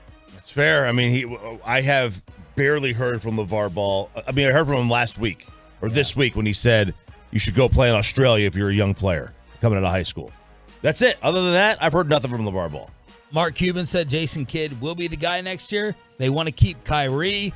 He thinks Luka wants to stay here, but we have to earn that. And he also had a message for First Fake with Stephen A. Smith and Kendrick Perkins attacking his team. I think some of the and Stephen A. and KP. Look, hey, Kendrick Perkins, this is for you. Thank you. Because no matter, you were the best. Every game you ever played in KP, you were the best player on the court. Unfortunately for you, it wasn't for your team, but thank you. But what you say about Luka is wrong. What Stephen A. said about Luka is wrong. What a burn. What a burn. But Kendrick Perkins' response will be funny whenever he talks on ESPN. Absolutely. It'll be hilarious. Was that a distinction he had to make, by the way? At first he said, KP, you're wrong. Kendrick Perkins, you're wrong. Because people automatically go, dang, is he dragging Kristaps Porzingis back into this already? Because I think that's what people normally think when they say KP. But this is, look, there's clearly dysfunction in this organization. Like chemistry, culture, whatever else. Something's broken there. And somebody's going to have to take responsibility for it. What they can't do is they can't just look at it and say, it's nobody's fault. No, that's Jason Kidd with his violin. It's, let's all hold hands together. Kumbaya. Probably Luka's fault. Nobody's dying. Luka, to his credit, for all the criticism everybody's throwing at Luka right now, Luka is the only one in the last week that I've heard that says, yes, we have chemistry and culture issues right now, and 2, it is my fault. If you need somebody to blame it on me. Yep. In that sense, taking the blame for that, Luka's been the most upfront of anybody in this organization. More than Mark Cuban yesterday took a little bit of, I should have judged our personnel a little bit better. But in terms of the culture, which I think we all agree is broken, he's the only one acknowledging it as Luka Doncic. Yeah, the problem with Cuban taking responsibility, at the same time, he also exposed himself as being too involved in basketball personnel decisions, speaking and talking like the GM. Now, it's his team, fine, but there's been a problem around here that we keep talking about year after year. So we had a Metroplex divided last night. You had the Bobby Belts of the world rooting for them to lose so we get the draft pick. You had the RJ Choppies of the world say, no, if you're alive for the playoffs, you need to go ahead and get in. And Ralph James did a little patented research study to decide whether it's worth the tank or not. All right, so that's the big question. So I went back and looked, and I did. I went back to 2004. All right, that's the first post LeBron James draft. Okay, so we're in the LeBron James era of basketball. This is the Emeka Okafor draft. Sure. Now I recognize the proper way to team build is through the draft more often than not. I also recognize that I'm not an NBA fan. I can't. Like, the playoffs are all I have. I don't like the regular season. I'm sure as hell not sitting through a rebuild regular season. So, like, to me, I don't care if they win the title. I just need playoffs to entertain myself. Okay. That's how I look at the football, totally different. Baseball, totally different. NBA, I need the NBA to get me from the Super Bowl Sunday to opening day. That's what I need. All I ask is 2 months, and I got college hoops in there for half the time anyway. Yeah. So, whatever. This is a who's who of who's not. So is this selfish study or team advice? No, this is a legitimate study. Okay. Yeah. I mean, selfishly, I want them to make the playoffs because, I don't like wasting my time. Okay. All right. So I'm going to give you the last 19 10th overall picks in the NBA draft. There's some good ones on here. There's, a Hall of Famer. I don't know, but we'll decide when we get there. Okay. And I also have because this is where the Mavs would be right now today. Tankathon. Tankathon has them at 10. Has them taking Taylor Hendricks. Of course. Okay. I almost said so. Taylor Hendricks is a player for UCF. Why is that important? Because he's so good that he couldn't even get his team to be one of the 68 best in college basketball. All right. They did not make the NCAA tournament. They were bounced in the second round of the NIT. All right. Do you know how hard it is for an NCAA player that's a top 10 NBA pick to not make the NCAA tournament? Very hard. It's like impossible. Okay. So this is just one reason why. At 10, it's a lot like a second round pick in the NFL. You're drafting a project. At 10. Yeah. I mean, you really are at 10. Okay. Here are the names. Depending on the draft. Yeah. Because Shai Gilgeous-Alexander went 11 not long ago. Yeah, I mean, you're going to have guys to go in the second round. They're going to be great. Johnny Davis, Washington. His value over replacement is a negative 0.4. 2021, Zaire Williams. His value over replacement is a negative 0.9. Jalen Smith, Phoenix. He averaged 2 points his rookie year. His value over replacement is a 0.1. Cam Reddish. His value over replacement is a negative 1.3 for his career. He did average 10 points his rookie year. Michael Bridges, Phoenix. Not bad. Value over replacement's 10. Average 8 points his first year. Zach Collins, Portland. 0.4. Mikal Bridges, but yeah. I just wanted to. Yeah, I don't care for that. I know. 4.4 points per game in his rookie year. Thon Maker. Yeah, I remember him. It's a blast from the past. Negative 0.1 value over replacement. Average 4 points his first year. Justice Winslow, one of the best college players in the country. Won the title. I think Duke won the title. Urkel's neighbor. 6.4 points per game his first year. His value over replacement is a negative 0.3. Alfred Payton. Oh, Indiana? Did he go to Indiana? Or he was drafted by Orlando. Was that AJ Guyton? He may have been traded on draft day. Value replacement is a 3.7. Points per game first year, 8.9. Okay, how about this? CJ McCollum. He's decent. Yeah. He was in the G League. I called his games in the G League. Really? Yes. Oh. His first year, he averaged 5 points a game. Wow. G League? Yeah. He averaged 5 points a game his first year. It took like 2 years to get going. So the point of that is like, even if you draft a guy who's going to be really, really good, who's going to turn out to be CJ McCollum, in the first year, they're not going to give you much. We have limited time with Luka Doncic. We have limited time remaining. Austin Rivers, New Orleans, negative 4.5 value over replacement. Who's his in-law? Doc. His dad is Doc. I know, but Doc's son-in-law, is that Seth? Yeah. What's that yeah, triangle? Doc's it's Seth daughter's Curry? married to Seth Curry. So or is dating. Austin's brother-in-law Seth Curry? Yeah. Okay. Jimmer Fredette. Oh, Jimmer. Jimmer's playing in China. China right now. Sacramento Kings, I think, drafted him. 2010, Paul George. Good. You draft Paul George, doing well. Except if you're in the playoffs. Even his first year, he averaged 7.8 points per game. And his second year was just 12. Like that's you're still getting somebody who's a bit of a project. Brandon Jennings, not bad. Milwaukee? Yes. His value over replacement was a 12. He was good for about 12 weeks. Brooke Lopez. You had a stretch there. We had a stretch here where there was a couple good players in a row. Jennings, George, Brooke Lopez, Spencer Hawes. Mohamed Sani. Not Mohamed Sanu? Falcons wideout? Not Sanu, no. He could play quarterback too. Maybe he could play basketball. Andrew Bynum. Oh, yeah. Oh, the enemy of Dallas after he tackled J.J. Barea. Yep. And Luke Jackson. Okay. Oregon. So 1, 2, 3, 4, 5, 6, 7, 8, 9 of the 19 for their career have a negative value over replacement, which means they're worse than anybody that you could bring up from the G League to play for them. And it's just like, yeah, it is the right way to build a team. What is the value of the 10th pick? It's probably like a second rounder in the NFL. What have I told you? What have I told you? That this wasn't about the 10th pick.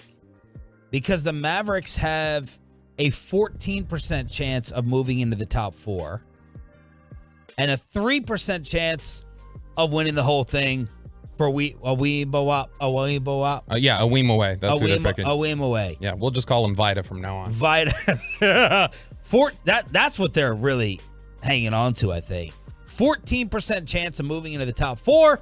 So tomorrow I expect to study on all the number 4 picks in the last 40 years. All right, here we go. You ready?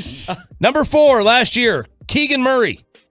Scotty Barnes. Oh, wow, you actually have these. Patrick Williams. DeAndre Hunter. Jaren Jackson. Josh Jackson.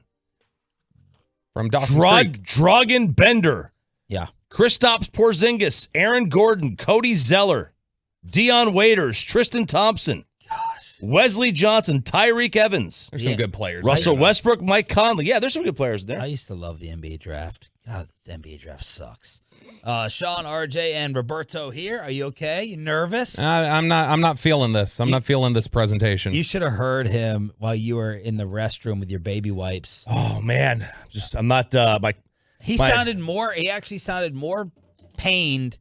Look at him. He's a freaking spaz. No one's dying. He was more pained than you were actually in the restroom getting ready to go speak to these kids at career day. I feel you, man. I get these. Fourth graders are mean, man. I get these the toots of nervousness too. I know what you're coming through. I know what's happening with you. Just pace yourself. Yep. And don't just do it like you're one tone monotone. Like use inflection. I know what I'll do. I'll just introduce myself. I'll say, hi, kids. My name is Sean Sharif. I host the Sean and RJ morning show. So however I represent myself today, just know this is Sean Sharif. And they're going to say, but you're white. So go have fun at career day. There you go. I'll say I took my wife's last name. I'm progressive. There you go. All right, we're going to record Bobby at career day and replay it tomorrow. Best of luck. All right, are you more nervous for this or like your Rangers song? Oh, the Rangers song I just knew was bad. This makes me nervous. All right. That was a good Rangers song. It was. We'll see what happens tomorrow as we replay it. Can't wait. Don't screw up that recorder. Don't be like Choppy, like, oh, I just forgot to go to Target for my dress clothes. Your convenient excuse. Keep that thing rolling because you didn't come in on time today like you were supposed to. I got it. All right. Bobby Love you Bell, all. career day with the kiddos. We'll see you tomorrow morning. Choppy, he's been on fire with the Degenerate. Let's get you some golf gambling. Let's get you some Degenerate Masters picks and get you hungry with the Masters menu as well. We get you set for Augusta after this. Well, let's get you over to Boomerjack. Speaking of hungry.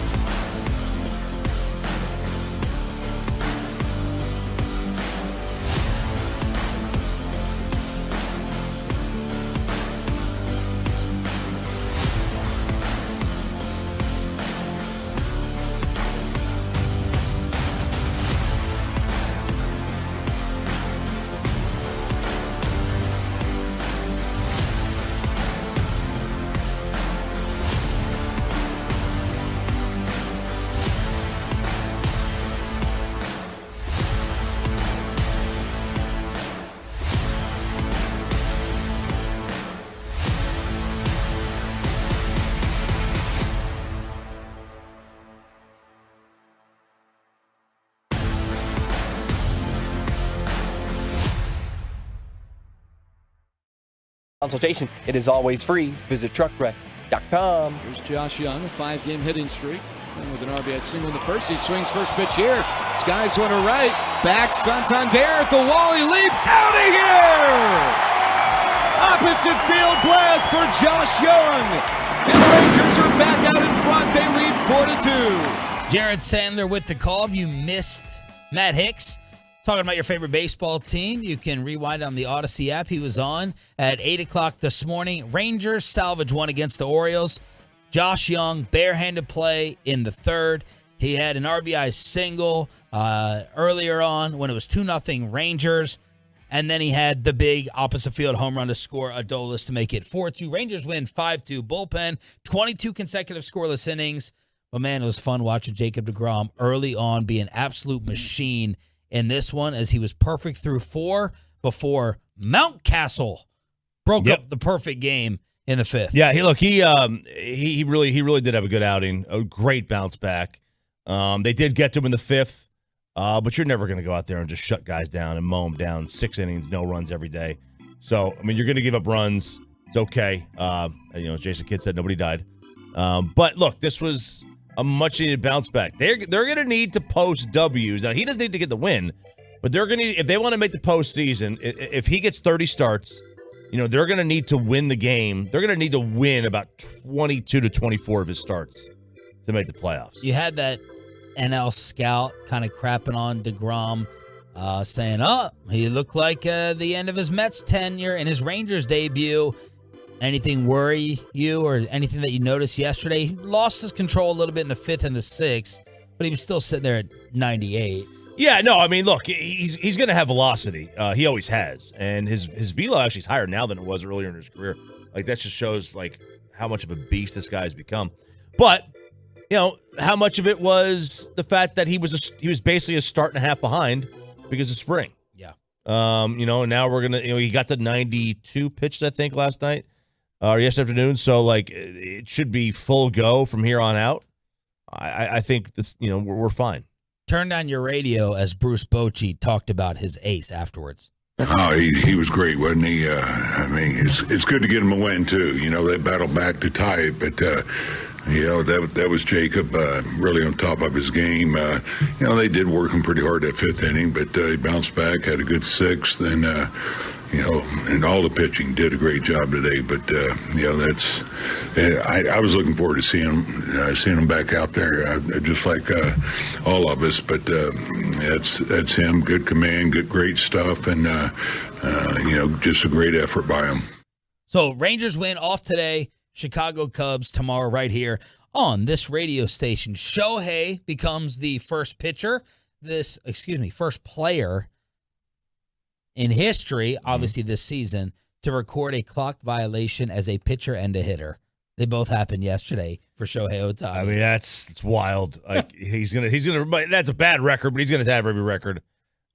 Pitcher hitter in the same game kind of record when it's all said and done. Yep. He's so amazing. And then like the stories that come out about him more and more that you get I just can't wait to get his personality. We see him smile, we see him have fun. We saw the energy in the WBC. We don't know much about his personality yet. Yeah.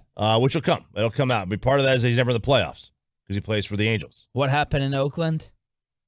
With the attendance. They had 3,407 people for their game against Cleveland. Not the Royals, not the Pirates.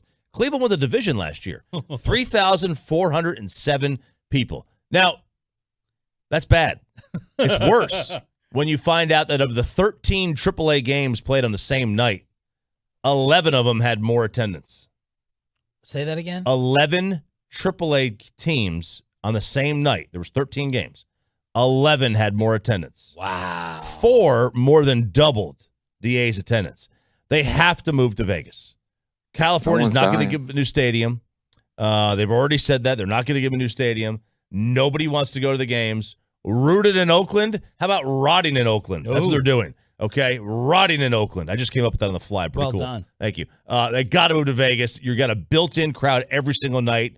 Build a 30,000-seat stadium right on the Strip, right where the Tropicana is, and just have at it, man. There's no reason for them to still be there. Bobby is not here. He has left the show to go speak to his daughter's 4th grade classroom about career day, life in the media. He took like 8 props out of here. We got a fan sign. We got microphones. We got equipment. I think his strategy is don't talk and just have them come up and like play with some of the audio equipment. Yeah. And there you go. Then he doesn't have to speak, but he's nervous. Yeah, he's definitely nervous. I was nervous too when I did this. I'm nervous anytime I have to speak in front of people. And once I get there and I get rolling, I guess I do a little bit better than I expect myself to, but I am very nervous in front of people. Yeah, I declined an invite from my high school to get put into the Hall of Fame after my tennis career. Uh-huh. So I'm recording my video message. I'm doing like an Oscars acceptance. Oh. Yeah, video acceptance. Were they going to fly you? They're going to pay for you to fly up there? Oh, I do have more of a chance of them paying for my flight than Odyssey. But no, they're not going to pay for it. I'm like, I'm not flying home, spending $600 to talk for 2 minutes and then flying back. Not doing it. That's tough. Yeah. Plus, it's like an hour and a half drive from the airport. Yeah. 90 minutes at least. I'm glad you remember that from my wedding. Probably not a very positive thought with the commute. All right. So we got Masters round 1 underway. RJ Choppy has you covered. We got leaderboard. We got menus. And we have the guy who won solos a lot of money during March Madness, the Degenerate. Okay, so we dominated March Madness. 11-4 after the Sweet 16. Oh, baby! Did you leave with some nice cash in the wallet? Yeah, you're 7 units up. You're gonna be in good spots. But look, this is time to make some cash here. All right, you'll make some money. You do it on the Masters. Now let me throw in my 2 cents. Gotcha. Yesterday they were saying, be wary of the weather. That this weather the first 2 days is going to be ugly. Mm-hmm. So keep that in mind.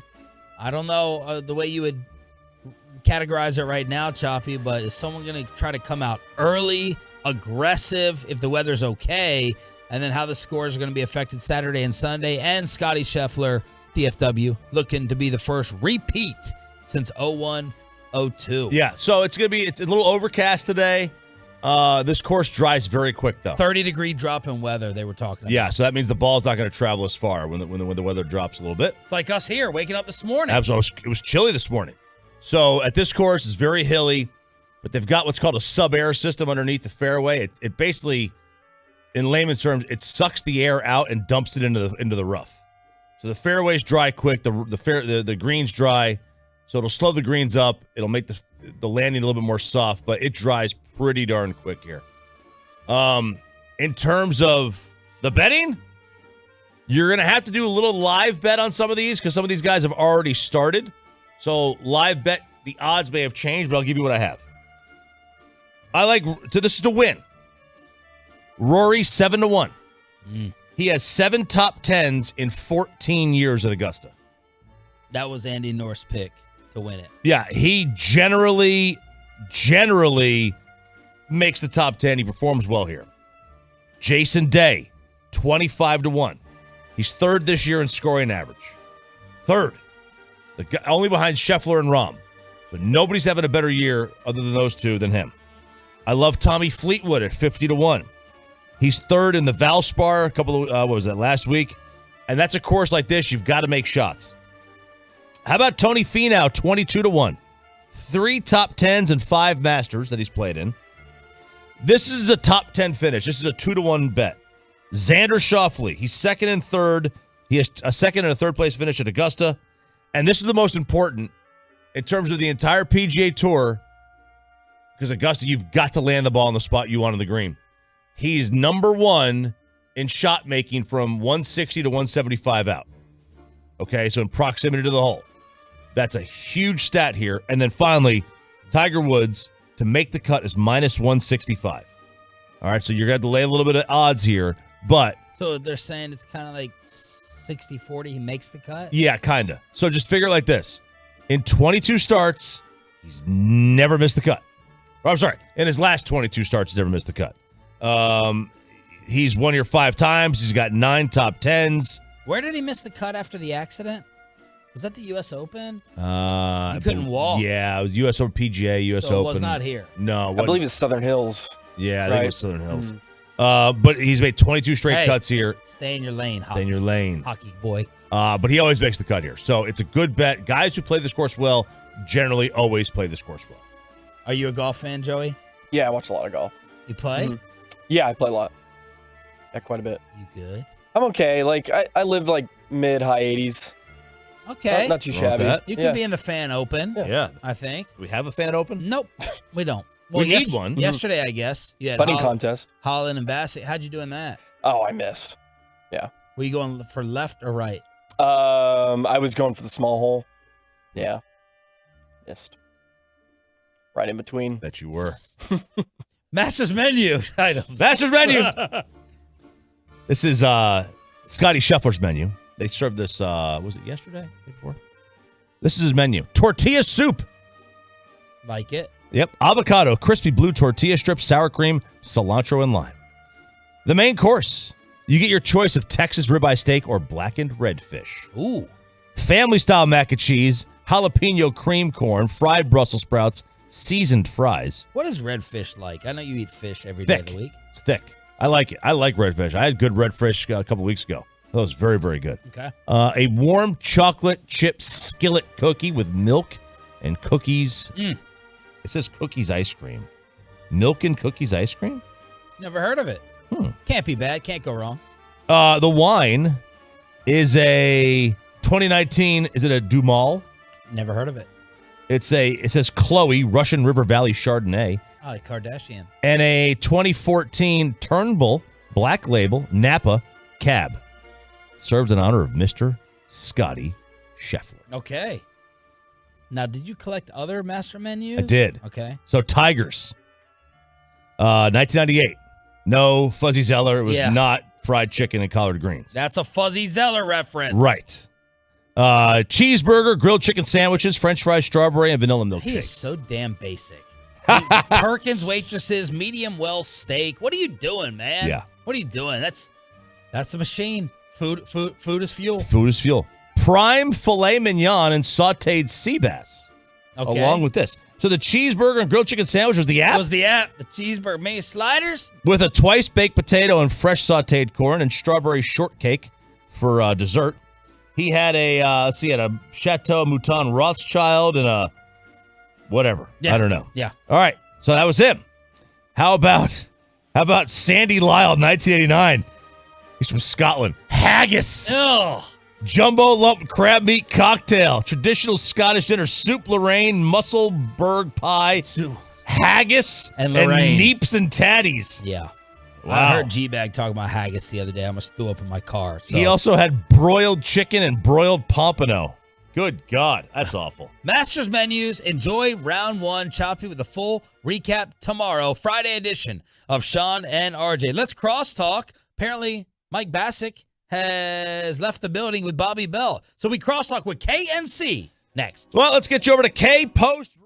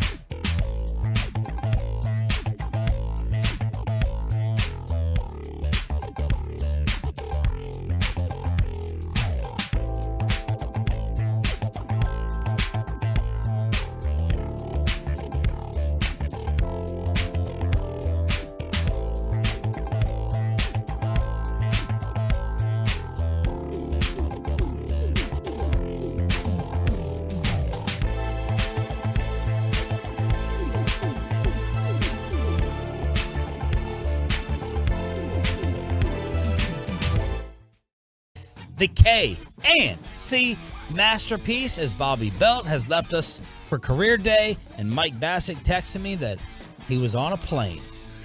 Which career is Bobby going to talk about? That's a great The question. TV one, the new radio life. Are you going to be offended if all the audio is about nothing to do with y'all's show? Yes. NFL Network. NFL Network, being a producer. What else does he do? Let's be fair. The entire thing is going to be about, he's going to tell the kids, whatever you do in life, just don't be Lamar Jackson. Like, that's what he's going to say. Man, I could see that. I really could. He hates Lamar Jackson. Where's Bassick? He's skiing I or didn't going know. to ski. Oh, really? He's probably not skiing at this moment. He said he was going going to Gwyneth Paltrow somebody, Wait right? a second. Is this like his third trip this year?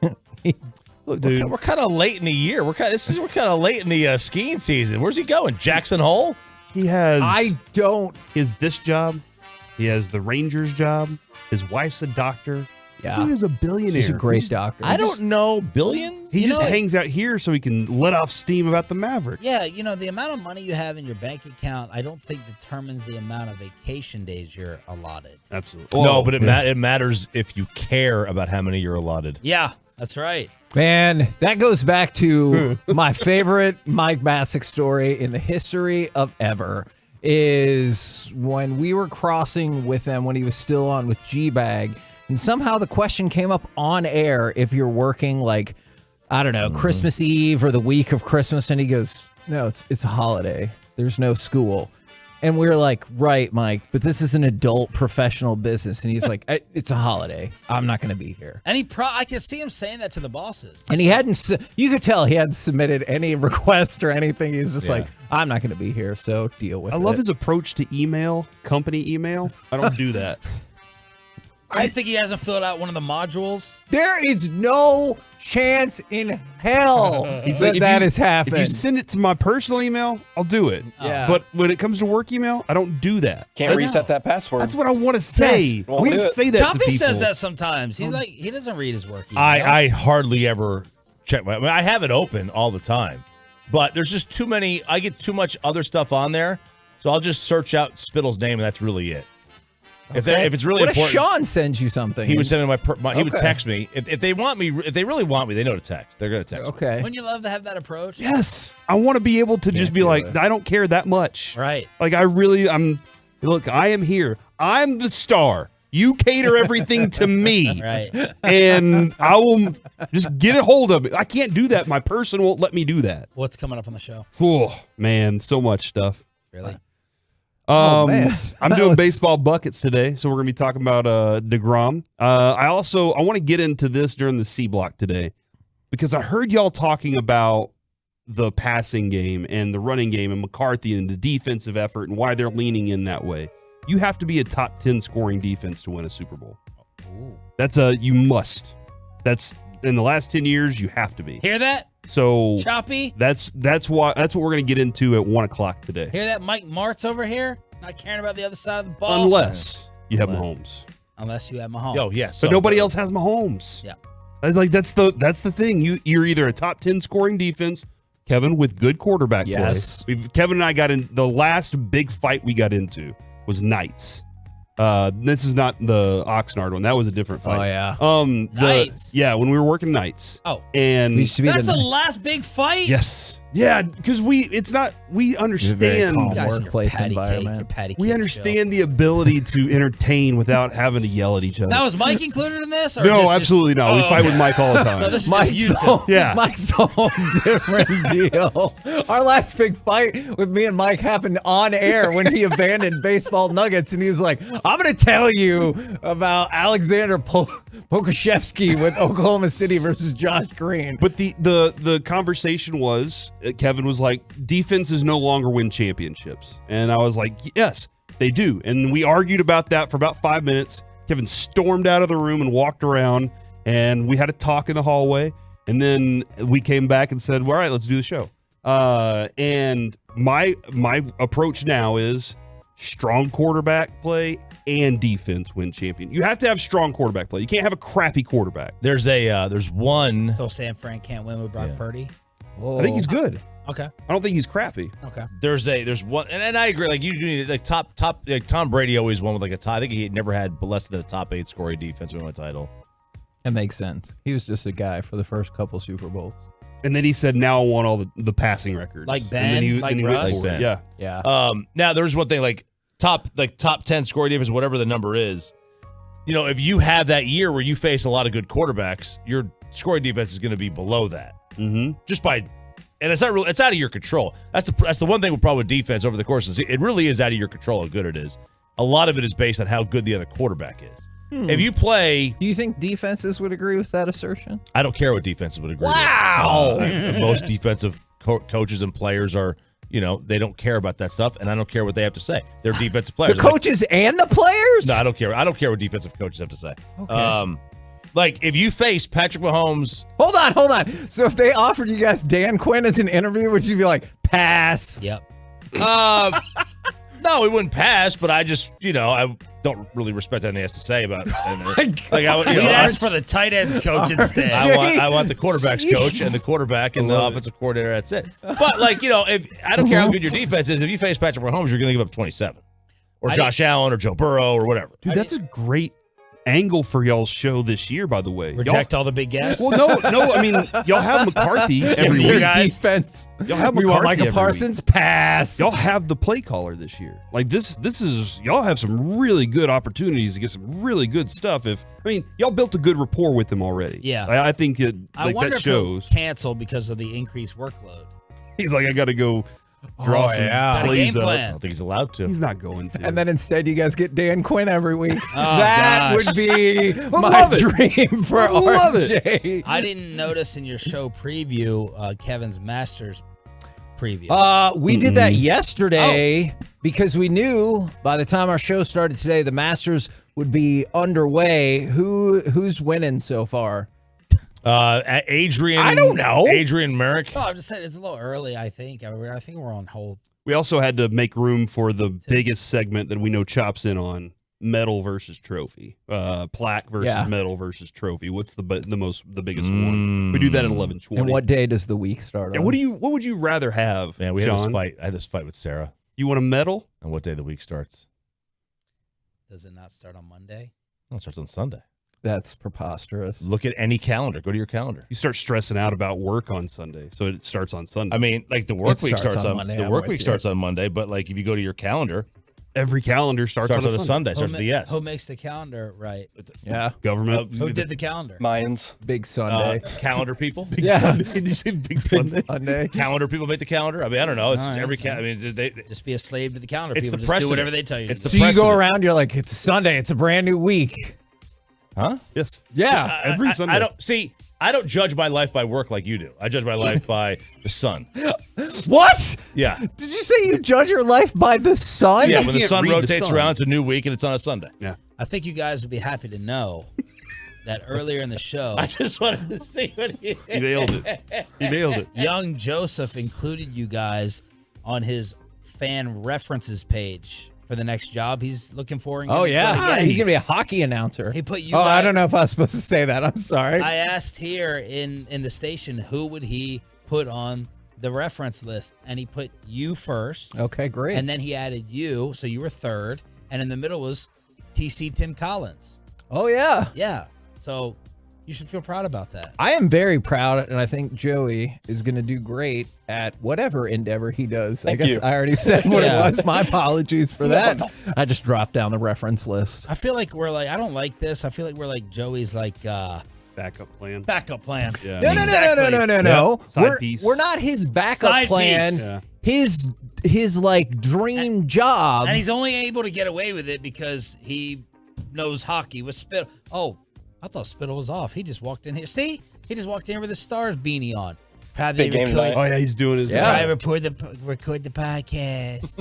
Stick that. Spits and suds. Yeah. Yeah, okay. So you're upset about Joey, but you're openly mocking our boss on air. Well, he's not listening. But he's in the hallway where the station plays. Is he talking to someone? He's talking to Tim Collins. Oh, there you go. So he's not We're listening. talking business. So Joey's able to just use us as his, All right. you know, I have a in thought on between this. plan because he likes hockey. I have a thought on this. A, Mike talks about how much Joey makes all the time. All right, He so does? like that's yeah. Mike's giving me a couple raises. And so we want I can't Joey. believe Mike knows your name. We want Joey to. Well, he actually doesn't. He calls him Slim Scotty. Okay. So we want Because Joey his last to make name's Erickson. more money. We understand what that role is and what it can be, and we want him to make more money. But would you want Jared to not pursue being him and what he does and also being part of our station? That's what I want. At some point, I feel like Joey's going to be a great whatever job he applies for, hockey announcer, and that he'll be our guy at some point, and we'll be like, Joey, remember when you were this, and now he's with us. Sean, are you living your dream? We're investing now. Am I living my dream? Yeah. Are you living your dream? I want you to be able to live your dream. You wanted to be big national guy. Yeah. But then when you got here, you kind of were like, this isn't a bad thing. Well, I was like, we're national anyway because of Jerry. Yeah. Jerry puts us on TV, so we're a national show. We are. But, that's a great point about Jared versus Joey. It doesn't bother me as much with Jared, I feel like. Joey, I feel like he could just really take us or leave us. I feel like Jared's more dedicated. So I feel the loyalty, but I feel like, he can Joey's take or ready leave to kick you us to guys. the curb. Yeah. Exactly. It'd be harder for him to leave us. That's right. On the reference list. It's probably smart for him to put me third on the references. I don't answer my phone At all? Yeah, I'm one of those that's just like, who is this? But Leave we me a learned from message. Bobby. I just got to get my friend to call you first to see if you'll actually Yes. say nice Yeah. things. I need to know that that's on the way. Oh, that's a great point. That's a great point. Good callback. Part of Life Hacks. Joey paying attention. Right. Peyton Russell, update your damn resume. my We're back God. tomorrow morning. The KNC Masterpiece next on 105.3 The Fan. The latest from the Star in Frisco, as well as inside information from around the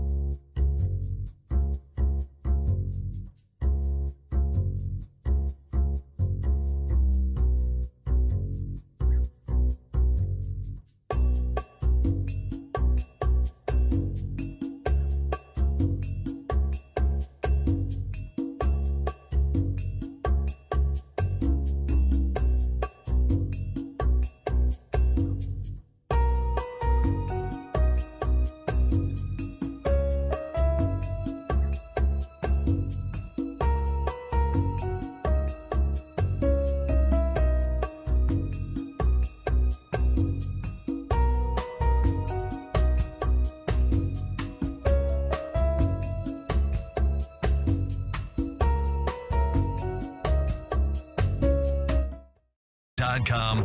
It's the KNC Masterpiece on 105.3 The Fan. KNC Masterpiece right here on 105.3 The Fan. Did I hear you right just now? Okay. Hold on. Let's introduce, and then we'll get to your question, Corey. This is a valid question. Is Mike Bassick is on vacation. His family is going to ski. That's all I know. I guess the other thing I know is when he left in the parking lot yesterday, he goes, "Hey, in case I never see you again, I've really enjoyed working with you." And I said, "What? I'll see you on Monday." And then his response was, "But you never know for sure." That's true. I There's guess lots that of is things true. that could happen, Kevin. Sunday is a big day. You know, we're supposed to see this little rabbit come into our house, drop off. You're not supposed to see that. Yeah, you're supposed to see it. No, you're not. You have to, if you don't see the rabbit go in and drop off the candy bar, then you don't know that it's real. I've seen Hop, Kevin. I've watched this movie. No. If you see it, he's not going to leave you anything. Or she. Oh wow, I like the approach on that one. And you know, something could happen to Mike while he's skiing. He could Gwyneth Paltrow. Oh my gosh, is that a verb now? Dude, who knows what happened with Gwyneth Paltrow, by the way? I just learned today. Yeah. I knew something happened. I thought she ran over somebody. Yeah. Somebody ran into her. Oh. And she cussed at him. She said the F word. You believe that from Gwyneth Paltrow? Oh, heavens. So, no, man, I think and something could happen to us. There's 3 of us, dude. Think of all the possibilities. What could happen to me on Sunday? I hope you're fine. And I really do. Now, Mike's not here. You're here. I'm here. Yep.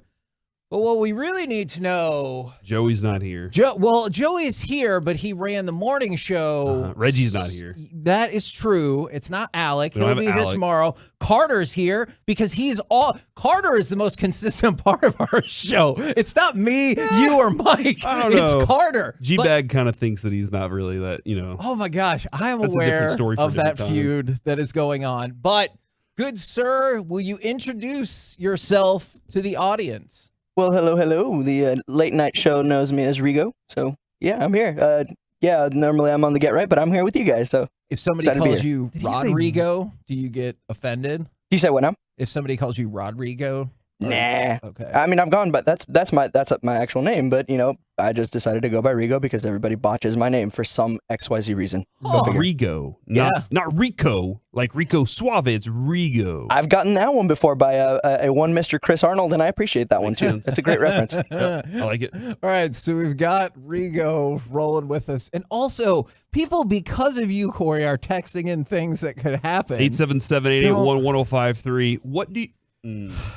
Don't... I was thinking I would get positive answers on what do you want to happen to Mike. I want him to have a great weekend is what I was hoping for. I know Mike admits his faults. He is a ray of sunshine. He is a good dude, and his family is delightful, and his wife is the best pediatrician in the world. Yes, she is. That's a fact. So there you go. My question was, so Rigo is working with us for the first time today. Yeah. There's a lot of stuff. We're a very busy show. All right. We're the diva show here at the station, I believe. True? Have you ever worked with you? And then actually we're the humblest show here at the station. Oh, man. And our boss was like, hey, just be careful with him. Be delicate. Treat him like a fragile flower, like a lily or something.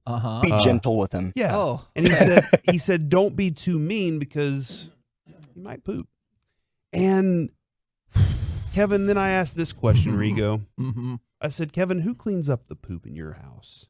Because you have a baby now. That's true. And if anything, like, all right, for example, when Avery was a child, I'm going to embarrass my child right now.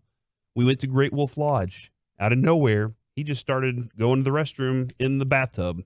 And I was like, not in the pool at the Great Wolf Lodge. This is in the bathtub in the hotel room. Yeah.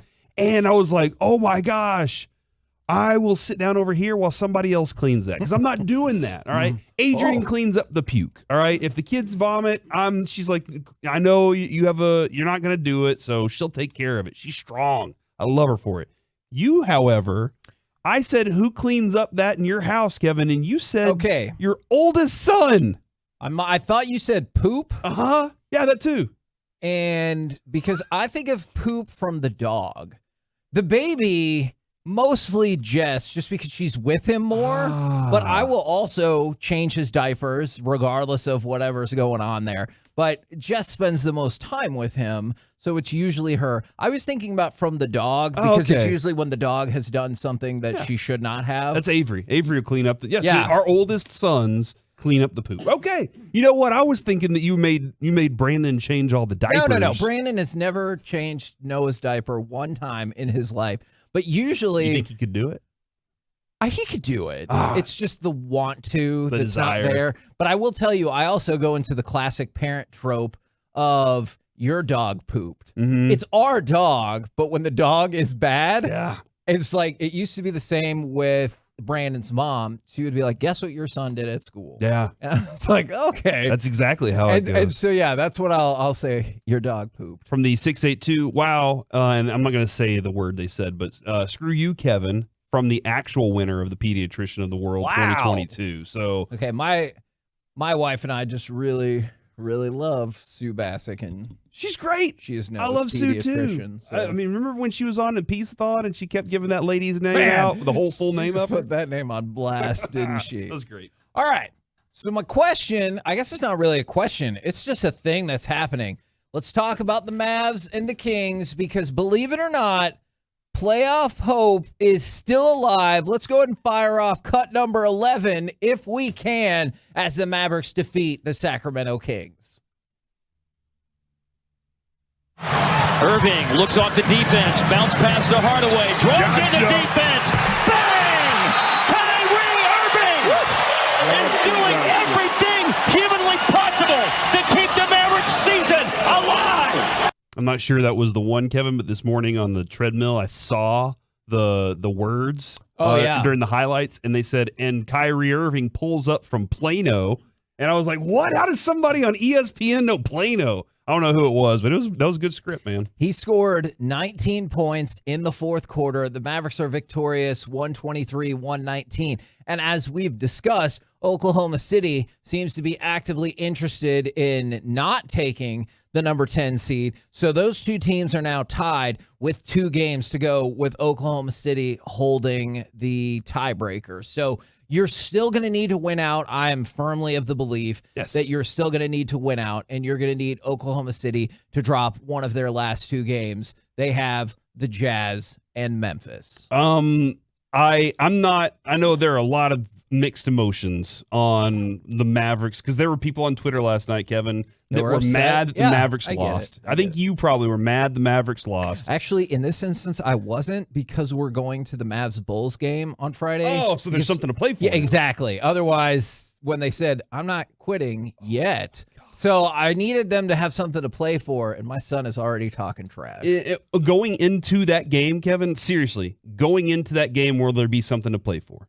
Yeah. So, like, it can't change tonight. It can't change Friday. No. They control. If they win, are they in kind of thing? Or no, because you still need Oklahoma City to lose a game. And so Oklahoma City plays, I think they play again tonight. Okay. But, like, if they lose to the Jazz, and what the Jazz are playing for is very questionable as well, and I think some people might argue the same thing about Memphis, but what the Jazz are playing for is irrelevant, because even if Memphis wins, you could still have them lose on Sunday and win your last 2 games. So there will be something on the line for the Mavericks one way or another, but you could also lose on Friday night and season over. Because what I didn't want to happen is the Mavs to win, you in your face your son, because he's a huge Bulls fan. He is. I don't know when this happened. Like, I have no clue. Forever. Maybe was it Derrick Rose? Was it before Derrick Rose? Yeah, it was probably Derrick Rose, Okay. because Taj Gibson. Yeah, well, because he was born in 2004, and most of our family is from Chicago, so Gotcha. he just loves him some Chicago Bulls. All right, so if I don't want this to happen, the Mavs win against the Bulls, you in your face your son, and right in front of all the Mavs fans, and then he looks at you and goes, yeah, but you still didn't make the play-in, and you don't have a top 10. And you're just sitting there like, oh, my gosh. You know what? If he knew the draft pick implications as well, I'd be really impressed. Has he lost all the interest in that? He used to be really interested in that stuff. He is concerned about the play-in, but I don't know if we made the play-in and you didn't is a flex. I'm going to work on finding out the information of play-in success for your crazy fever dream. Yeah. But I don't know if that's a big flex, because also the Mavericks and the Bulls literally have the same record right now. Wow. So they're playing for who has the better record, too.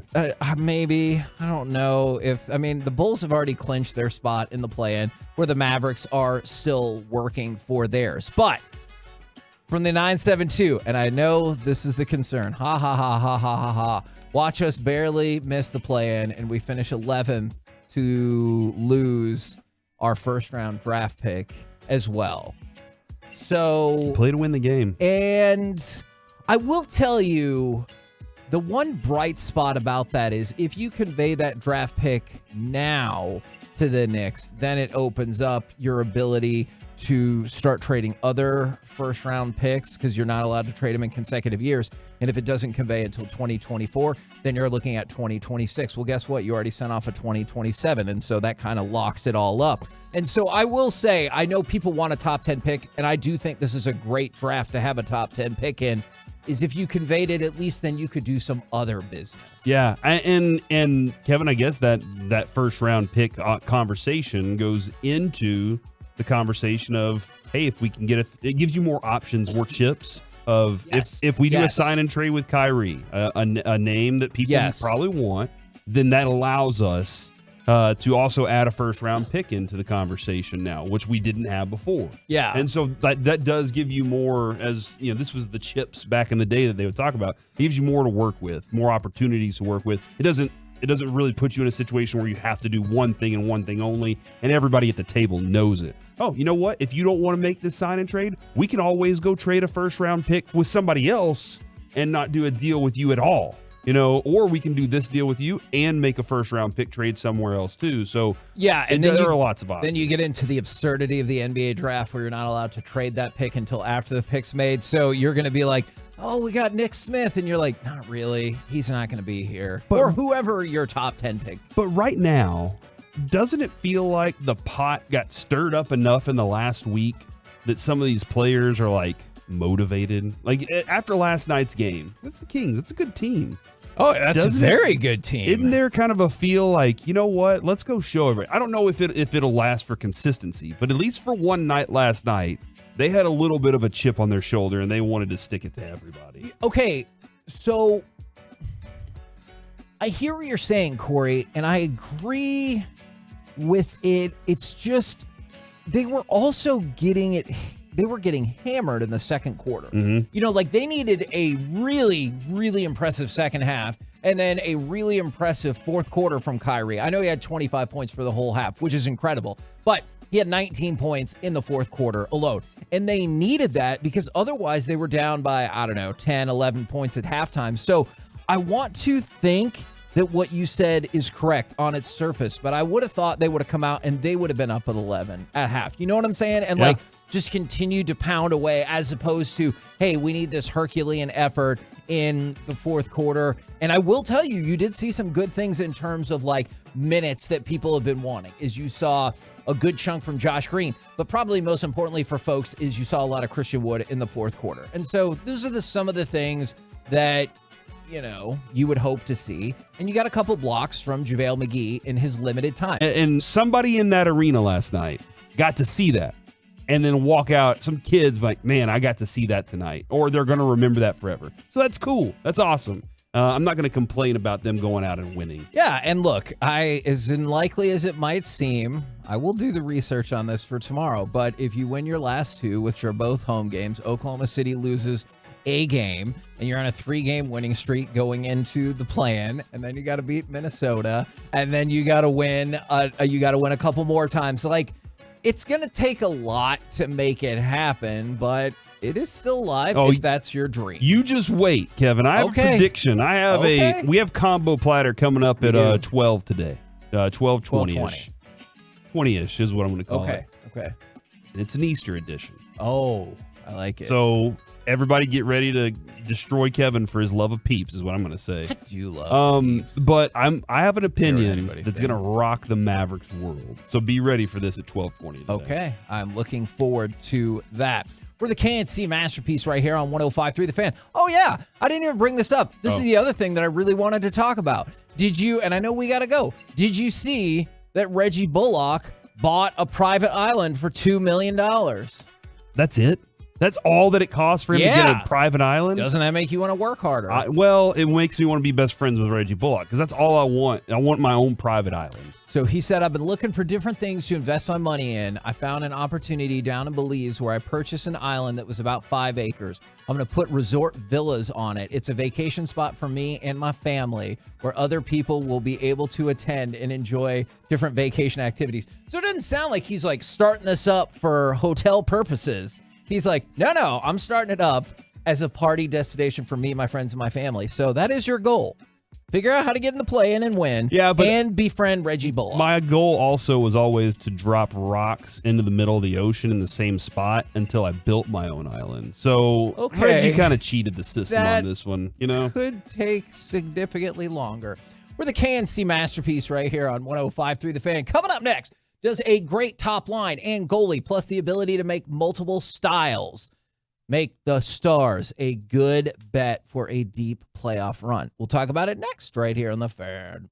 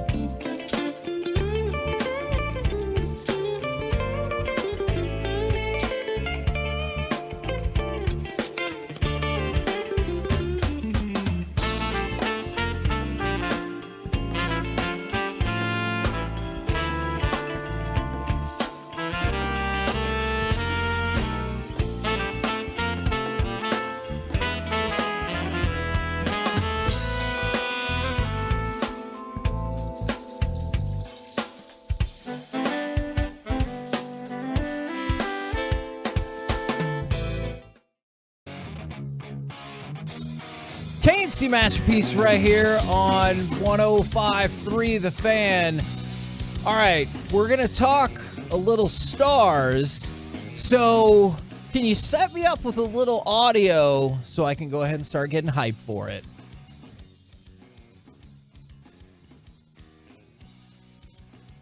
Bam. Okay. Lays it off to Pavelski, but he was tied up by Ferravari. Dallas gets it back. Flip pass, and a shot, score! Lundqvist let the shot go. There was traffic in front. And the pressure from Dallas results in a 1-0 Stars lead. So we are bringing in the person who is usually on our show anyway, but we're bringing in Joey to talk a little hockey. So I was reading this article in Yardbarker, and I might be easily swayed because it's something that I want to happen anyway. Okay. And it's the idea that the Stars' versatility as well as these two key pieces make them a good bet to make a lengthy playoff run. Because I still feel like clearly in the East, I get it. You've seen not only Boston, but also Carolina is fantastic. And I feel like that's been lost to the Boston juggernaut. Whereas in the West, you still have a whole lot of tightly packed teams, with all due respect to whether you want to say Vegas, Edmonton, Colorado, whoever. It's a lot closer packed in terms of who will emerge from this group. Let's start with that. Do you think that is a fair assessment? Yeah, absolutely. I mean, the East is a gauntlet, and you talked about Carolina. I think it is a team that's probably a favorite. It's probably my choice to face Boston in the Eastern Conference Finals. But, I mean, you look at the first-round matchups in the East. Toronto, Tampa Bay is going to be phenomenal. Yeah. We know what the Lightning have done over the past few seasons. New Jersey and New York is going to be a lot of fun. Obviously, New York brought in their guys like Tarasenko and Kane, but then you have this young Devils team. I got Timo Meier, and then you got your Jack Hugheses and the young defensive core, and they're getting good goaltending, which is good. So that series is really interesting as well. But, yeah, I mean, I still don't know who's going to win this Central Division. I think it could be really close. At this point, I'm between Colorado and Dallas just because Minnesota plays a couple of tougher teams down the stretch than the Stars and Avalanche do. The Stars schedule is still easy. Yeah, pretty much garbage. Besides on Saturday afternoon, they'll take on Vegas, Miro Heiskanen, and Bobblehead afternoon as well on that. So if I tell you right now, I tell you the Stars get 2 points in that game, you think they win the Central? Yeah, I think that's a big one. If you beat Vegas, that'll be a nice maybe gap or something. Obviously, Colorado still has a game in hand. But the top three teams right now in the Central with Colorado, Dallas, and Minnesota have all played pretty well. Colorado and Minnesota have been the two best teams post All-Star break, and Dallas has been up and down, but they're starting to find it a little bit, and they get some easy competition, which is really nice. Yeah, absolutely. And so one of the things that this article talked about that I think I'm inclined to agree with is you can make an argument that not only do the Stars have the best line and top line in the Western Conference, they also have the best goalie in the Western Conference. And so those are two elements that, and it's not like they are a wild card team. It'd be different if they're a wild card team and I'm like, hey, we got these two things that could work out. Yeah. Like they could still be the top seed in their division and they have these two things. I think that's really going to help them in the playoffs. I like that. I agree. Being able to put the puck in the net, huge, important. And I know the netminder makes a big difference there. But their defense isn't consistent, right? Like that's their big thing. That's fair. Their defense, while okay, it's good. Can it turn that? Like I felt for the last 10 years now, the Stars have had this. If you get into the playoffs, they have the right kind of style play to really grind and play defense, and that's something they did when they went back to the Cup. I know it was a bubble cup, but they had they had that style of play, but they also had a big Jamie Benn who was playing different during that run. So can they turn a switch on that says now we're going to play good grind defense too? Yeah, and the difference with the teams, the defensive core from that bubble cup was they had so many veteran old style guys like Sekera. You had a guy like Roman Polak that you could play out there that he could block shots. He could play on the penalty kill. They just don't have that type of size this season on the back end. Like Yanni Hakkabaz is their biggest guy, but sometimes he gets a little lost out there. He's not a very quick, fleet-footed defenseman, so they've struggled in that area. It'll be interesting to see in the first couple of games how they kind of grow accustomed to the playoff style of hockey, because there's probably going to be one or two guys that are going to be inserted into the lineup through a 7-game series. We have Nils Lundqvist that's been watching a lot of hockey lately. Joel Hanley has been decent. He comes in and he's ready to play. He actually plays pretty well. And then you have Thomas Harley that just got called up from the AHL. Which I know Spittle is stoked about. Yeah, really great. A bigger Miro is kind of what I call him, like that type of ceiling. Like a bigger guy, very offensively gifted. So it'll be fun to see. I'm not very worried, I guess, about the defensive posture in their system. It would just be the size and being able to block out bodies in front of the crease, because Ottinger, if he sees the puck, he's going to stop it. Yeah. He's one of the best in the league. This might sound inflammatory, given that the other one did get us to the Cup, or the Cup final. Stars have, my contention, Stars have a better coach now than they did in that Cup run. Agree, disagree? I would agree, just because we've kind of seen the Rick Bowness effect now take place in Winnipeg, and they have absolutely tanked, and now they're 1 point away from being out of a playoff spot, because Calgary beat them last night 3-1. Calgary's making a good surge there to make the 8th spot in the Western Conference. So Pete DeBoer is very big on applying the pressure, not sitting back. Playing good offense is sometimes a good way to play defense, and we've seen the Stars do that a little bit this year, where they can score a lot of goals. It's nice to have Wedgwood back as well. That gives Ottinger a little bit of rest here down the stretch. That's and hopefully he'll be a little bit more fresher for a 7-game series, because playing in Minnesota would be a very similar team to Dallas. Really good top line. Kaprizov, phenomenal. He's your Robertson, basically, of Minnesota. I do not acknowledge him. and they got a decent back end. What makes the Stars really prime for a good playoff run is they do a couple things well. Really good on the power play, 24%. That's top 10 in the NHL. Really good penalty kill. I believe it's 83%. That's ranks 3rd in the NHL. They win faceoff. They're actually the best team in the league at that clip, 54%. They win a lot of draws, and they can win special teams, especially in today's NHL, the modern game in the playoffs. A lot of special teams. There's a lot of ticky-tack calls, grinds my gears. I'll lose my mind for 7 games. I'll lose my voice because of some of the calls they make. And if you can score on the power play and you can defend in front of your net and you get a great performance from Ottinger, you're going to be in a good spot to win a lot of games. I want to hear Dole's my skates. I want to, that's what I want. Okay, so you want a hockey base. Yeah. We changed the phone booth one. Yeah. Okay. I disagree that the coach is better. That was an interim coach. The guy who set the table for that interim coach is now coaching the best team in hockey this year. He inherited a Mercedes-Benz. Yeah. I mean, like Montgomery, I know, we all know the situation, but he had that whole thing started, and that team was fun. Yeah. And I liked him too. Bonus, what he did, but what he did a great job of transpired. in that time was making sure they were a team together. Like, they already had the principles. They already had all the things that they needed. They just needed to stay together as a group, and they did. Especially the bubble, kind of forced them to. And Bonus was like, "I got this." Now, strategist-wise, yes, during that run, Kevin, I will say that I think DeBoer's better than Bonus. I will tell you something, and we said the same thing going into the Nashville game. Is you have to get 2 points tonight for a variety of reasons. First of all, for just basic math. Let's start with that. Secondly, Ottinger has crushed Philly in his only 2 meetings. He's 2-0-0 with a 1 goals against average and a .970 save percentage, which is insane. And then plus, Philadelphia sucks right now. They've lost 4 games in a row, and the Stars already smoked them earlier this season. So look, you're playing an inferior opponent, which you have dominated, and they are in the toilet right now. If you don't get 2 points tonight, that feels crippling. Yeah, you have to keep pace with Colorado because, they may lose 1 game down the stretch. I believe they play Vegas coming up in their second game, so that'll be the most likely matchup that they maybe drop a game. Sure. And that's saying a lot too, because Colorado's just a wagon. We can be honest about this, and it would be a really scary first playoff matchup.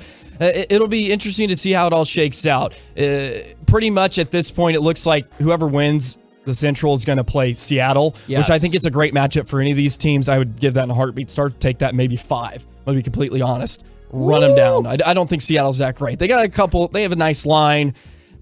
Yeah. Whereas we already talked about if it's Dallas and Minnesota, they might be kind of mirror images of one another. Yeah, because they're getting great goaltending from Gustafson, who is one of the younger guys. And then we've seen Marc-Andre Fleury take over playoff series in the past. I know he's old now, but these veteran guys, it's a little bit easier to get up for the playoff games. And that's why I'm really bullish on the chances for Dallas, is because you get guys, at this point in the season, it's a little tiring, like, hey, let's get it going. Then you get your Joe Pavelskis and your Benns that are, very seasoned vets. And they're like, all right, it's time to go. They get the juices flowing. The crowd gets into it. And the Stars play really well on the road. They won more games on the road this season than they have away. I'm not really... Did you just say they've won more games on the road than they have away? Oh, at home. That's what I meant to say. Okay. But if you're fair enough. No, you please. needed to be destroyed. No, for that. please for help. You hold me accountable. I appreciate that. So, and I'm not big on the home ice advantage. I don't think it really matters as much anymore as it used to be. Stars have always played really well on the road. I tell you, or you guys tell me, you think the Stars finish where at the end of the regular season? We'll get to the playoffs when we get to the playoffs. You think first Central, second Central? I think they get the 2 seed. First Central. Oh, I knew. Heck yeah, Corey. I got faith. I'll be the bad guy. Also, Joey, my next question. Are you going to buy Doritos tangy pickled flavor tortilla chips? Because I'm looking at this and it says they're at Kroger. Okay. And they have a tangy pickle punch. And I'm kind of excited now. There's also a bag that's like a combo Cool Ranch and the tangy pickle. And I just don't know what to buy. Well, if it tastes anything like the old dill pickle sunflower seeds, I'm all in for it. I've always thought those were Brandon phenomenal has some of those sunflower right seed. now. That's good sunflower Sitting out in the seed outfield, not doing anything, throwing a couple of those. It's the best. Yeah. Yeah. That could be our defense sometimes. What, just sunflower seeds? No, just sitting around, not really doing anything. And they're like, Otter's got it. Don't worry, everybody. Are you We're sure gonna be I'm fine. talking about the Stars? Maybe I just saw that Mavs. Mavs highlight. Yeah. You don't know. Thank you very much. Appreciate good you sir. guys. Nice We're the work, man. Kansas City Masterpiece right here on 105.3 The Fan. Coming up next, it's time for Baseball Buckets with Corey Major. Man, this DeGrom guy, he's on the verge of doing something special. You think he'll make it? He's got a good career in front of him.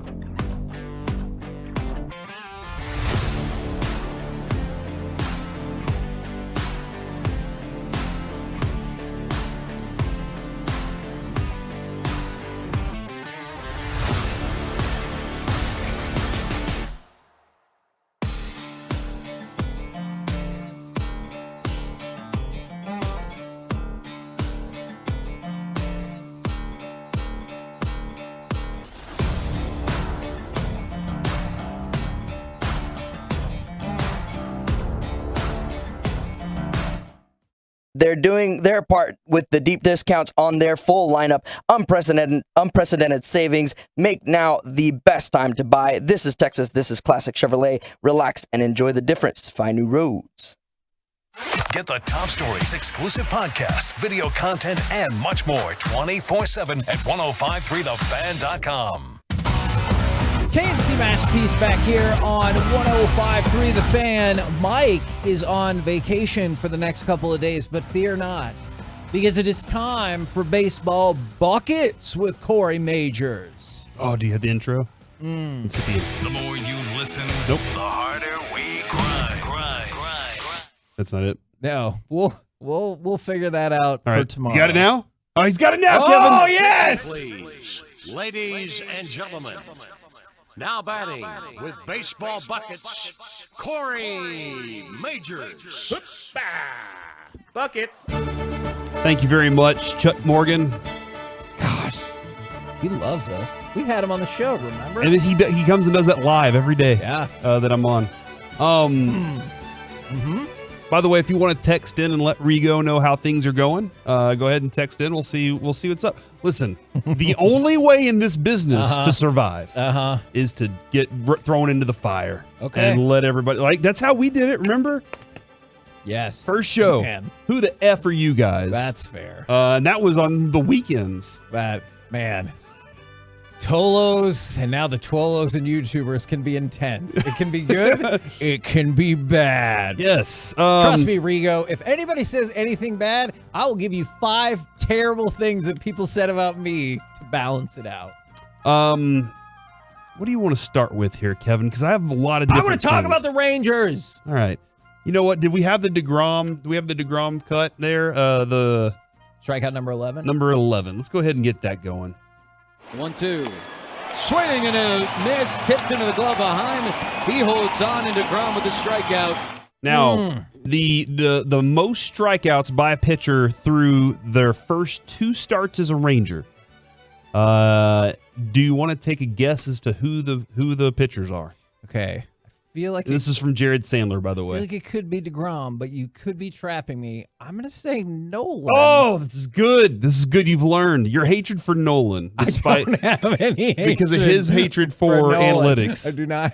Kevin loves analytics, not Nolan. Wouldn't Nolan Ryan go against analytics? Because they would have been like, it's the 6th inning, you got to go. And he's like, the hell I am. I just popped these 2 Advil or whatever, and I'm ready to go. Yeah, he loves Advil. In 1989, Nolan Ryan's first 2 starts as a Texas Ranger, 23 strikeouts total. Ooh, okay. And this is crazy. DeGrom has 18 through his first 2 starts as a Texas Ranger. Okay. Tied with DeGrom. In 1989, Jamie Moyer had 18. Yes. So Nolan Ryan and Jamie Moyer were a dominant force for strikeouts in their first 2 outings in 1989. And somehow we didn't win the World Series. I don't understand what happened even that year. Qualify for the playoffs. We need to go find out what that team was made of, because it doesn't make any sense to me why they didn't win the World Series. They didn't even qualify for the playoffs? No. You know they didn't even qualify for the play. I will tell you this. They had a winning record. 83 and 79. Remember, this is when times were different. Not like that sounds like the oldest sentence ever said. Is times were different. Is remember that's when we had like it was a different time. 2 divisions, right? And only the top 2 teams were gonna advance. The Rangers were 4th. From the 585 are the YouTubers YOLOs. Have they decided what their name is yet? Okay, so Carter says yes, it is the YOLOs. So congratulations to them for having formed their club. All right, that's hurtful for the 903. I still don't know who the F you guys are. People bringing in them ratings, you know what I'm saying? Yeah, that's what I'm talking about. Thanks for listening, by the way. Yes. Matt Swaim asked Jared this question on Twitter yesterday. What's the most for 3 starts? I'm curious if it becomes unattainable after a while due to the short first appearance format for Jacob deGrom. Okay. And I went to look. Now, here's the problem, Kevin. I only went to look at Nolan Ryan and Jamie Moyer's first 3 starts as pitchers. I didn't go like, you know what? Let's go look Kevin Brown's numbers up or Kenny Rogers. You know, That wasn't in mine. Name a Rangers pitcher. 877-881-1053. Mm-hmm. So here's so DeGrom 7 and then 11. All right. Okay. That gives you 18, Kevin. I don't know if you That makes understand sense. how that works. I do understand how math works. Nolan Ryan in the year of 1989, in his first 3 games, he had 23 in his first 2, right? Yep. So he had 8 in his first game. Okay. 15 in his second game. Oh. Yeah, that's how badass Nolan Ryan was. He had 3 in game 3. Whoa. So that puts him at 26. Doesn't seem very unattainable. It does not. For one Jacob DeGrom to get 9 strikeouts in the next game. You just saw it yesterday. And be that dude. Jamie Moyer wanted to go. Yeah, man, this is where things go crazy. Jamie Moyer in his first 3 games as a Texas Rangers starter, 13 and then 5. Okay. And then 2. So I think that he's like just left him in the clear. I could see that. I think everything's going to be fine. And I don't know what Yu Darvish and Cole Hamels' first 3 games as Rangers pitchers. I know Cliff Lee gave up like 800 home runs in his first game. Yeah. But I don't know those numbers. So I'll have to go back and check all those guys. But Okay. for the leaders in the clubhouse so far, after 2 games, it is very clear that Jacob DeGrom can get to beating Nolan Ryan and Jamie Moyer after 3 games. Okay, I have information for you. All right. I looked it up quickly. I want you to be proud of me. Is Yu Darvish first starts as a Ranger. 5, 4, and 5. Not very good. Oh. Compared to like the rest of his career, that dude was like, he was gassing people every night, man. But I do remember being kind of let down after his first few starts. I was like, well, I expected more. But the ball's different in Japan. Mm-hmm. No, and don't forget, remember, we learned that you can strike people out on 2 strikes in Japan. So that was kind of wild, too. No, I don't. I watched all the highlights. People were striking out with just 2 strikes. So, all right. Did you look up Cole Hamels' numbers? Not yet. Okay. I'm sorry. All right. I was busy looking up Yu Have we looked Darvish. up Rick Helling's numbers yet? Okay, we're not going to have time to do all of this in the segment. Or at What least about Mike Bassick? Have we looked up Mike Bassick's first 3 games as a Ranger? Did he make it 3? say, yeah. He made the whole season? I don't recall saying that. I have an example of Mike Bassick telling us the information here. It wasn't very good. But let's go to cut 14 here. You don't want Cole Hamels? After cut 14, This is Bruce Bochy on DeGrom's outing yesterday. Oh, he was great, wasn't he? It's good to get him a win too. They battled back to tie it, but that was Jacob really on top of his game. They did work him pretty hard that 5th inning, but he bounced back, had a good 6th, and and all the pitching did a great job today. But I was looking forward to seeing him back out there, just like all of us. But that's him. Good command, great stuff, and just a great effort by him. Derek yesterday was like, dude, you're going to see a great bounce back game from this guy. And I think he predicted like 6 innings, 8 strikeouts. And DeGrom just said, you know what? He said 7 innings. 7 innings, 8 strikeouts. And the dude at one point, Kevin, I think he was 4 in and he had 2 strikeouts per. Like Yeah. It And had a perfect game going. And you watch this is where I'll kind of try to do my best, Mike, here. You watch the way he was pitching, it was under the strings, like Mike Maddox likes, low in the zone. But whenever he was really dominating hitters, he had his slider effective underneath the strike zone. That's where it looks like it's coming in as a low strike. Guys are like, I'm going after it. And then they check swing and it's just so nasty. That's what you're getting with DeGrom is an elite slider that looks like his fastball and tunnels the same way. Do you have Cole Hamels? I have Cole Hamels information. Cole Hamels had 18 strikeouts to start.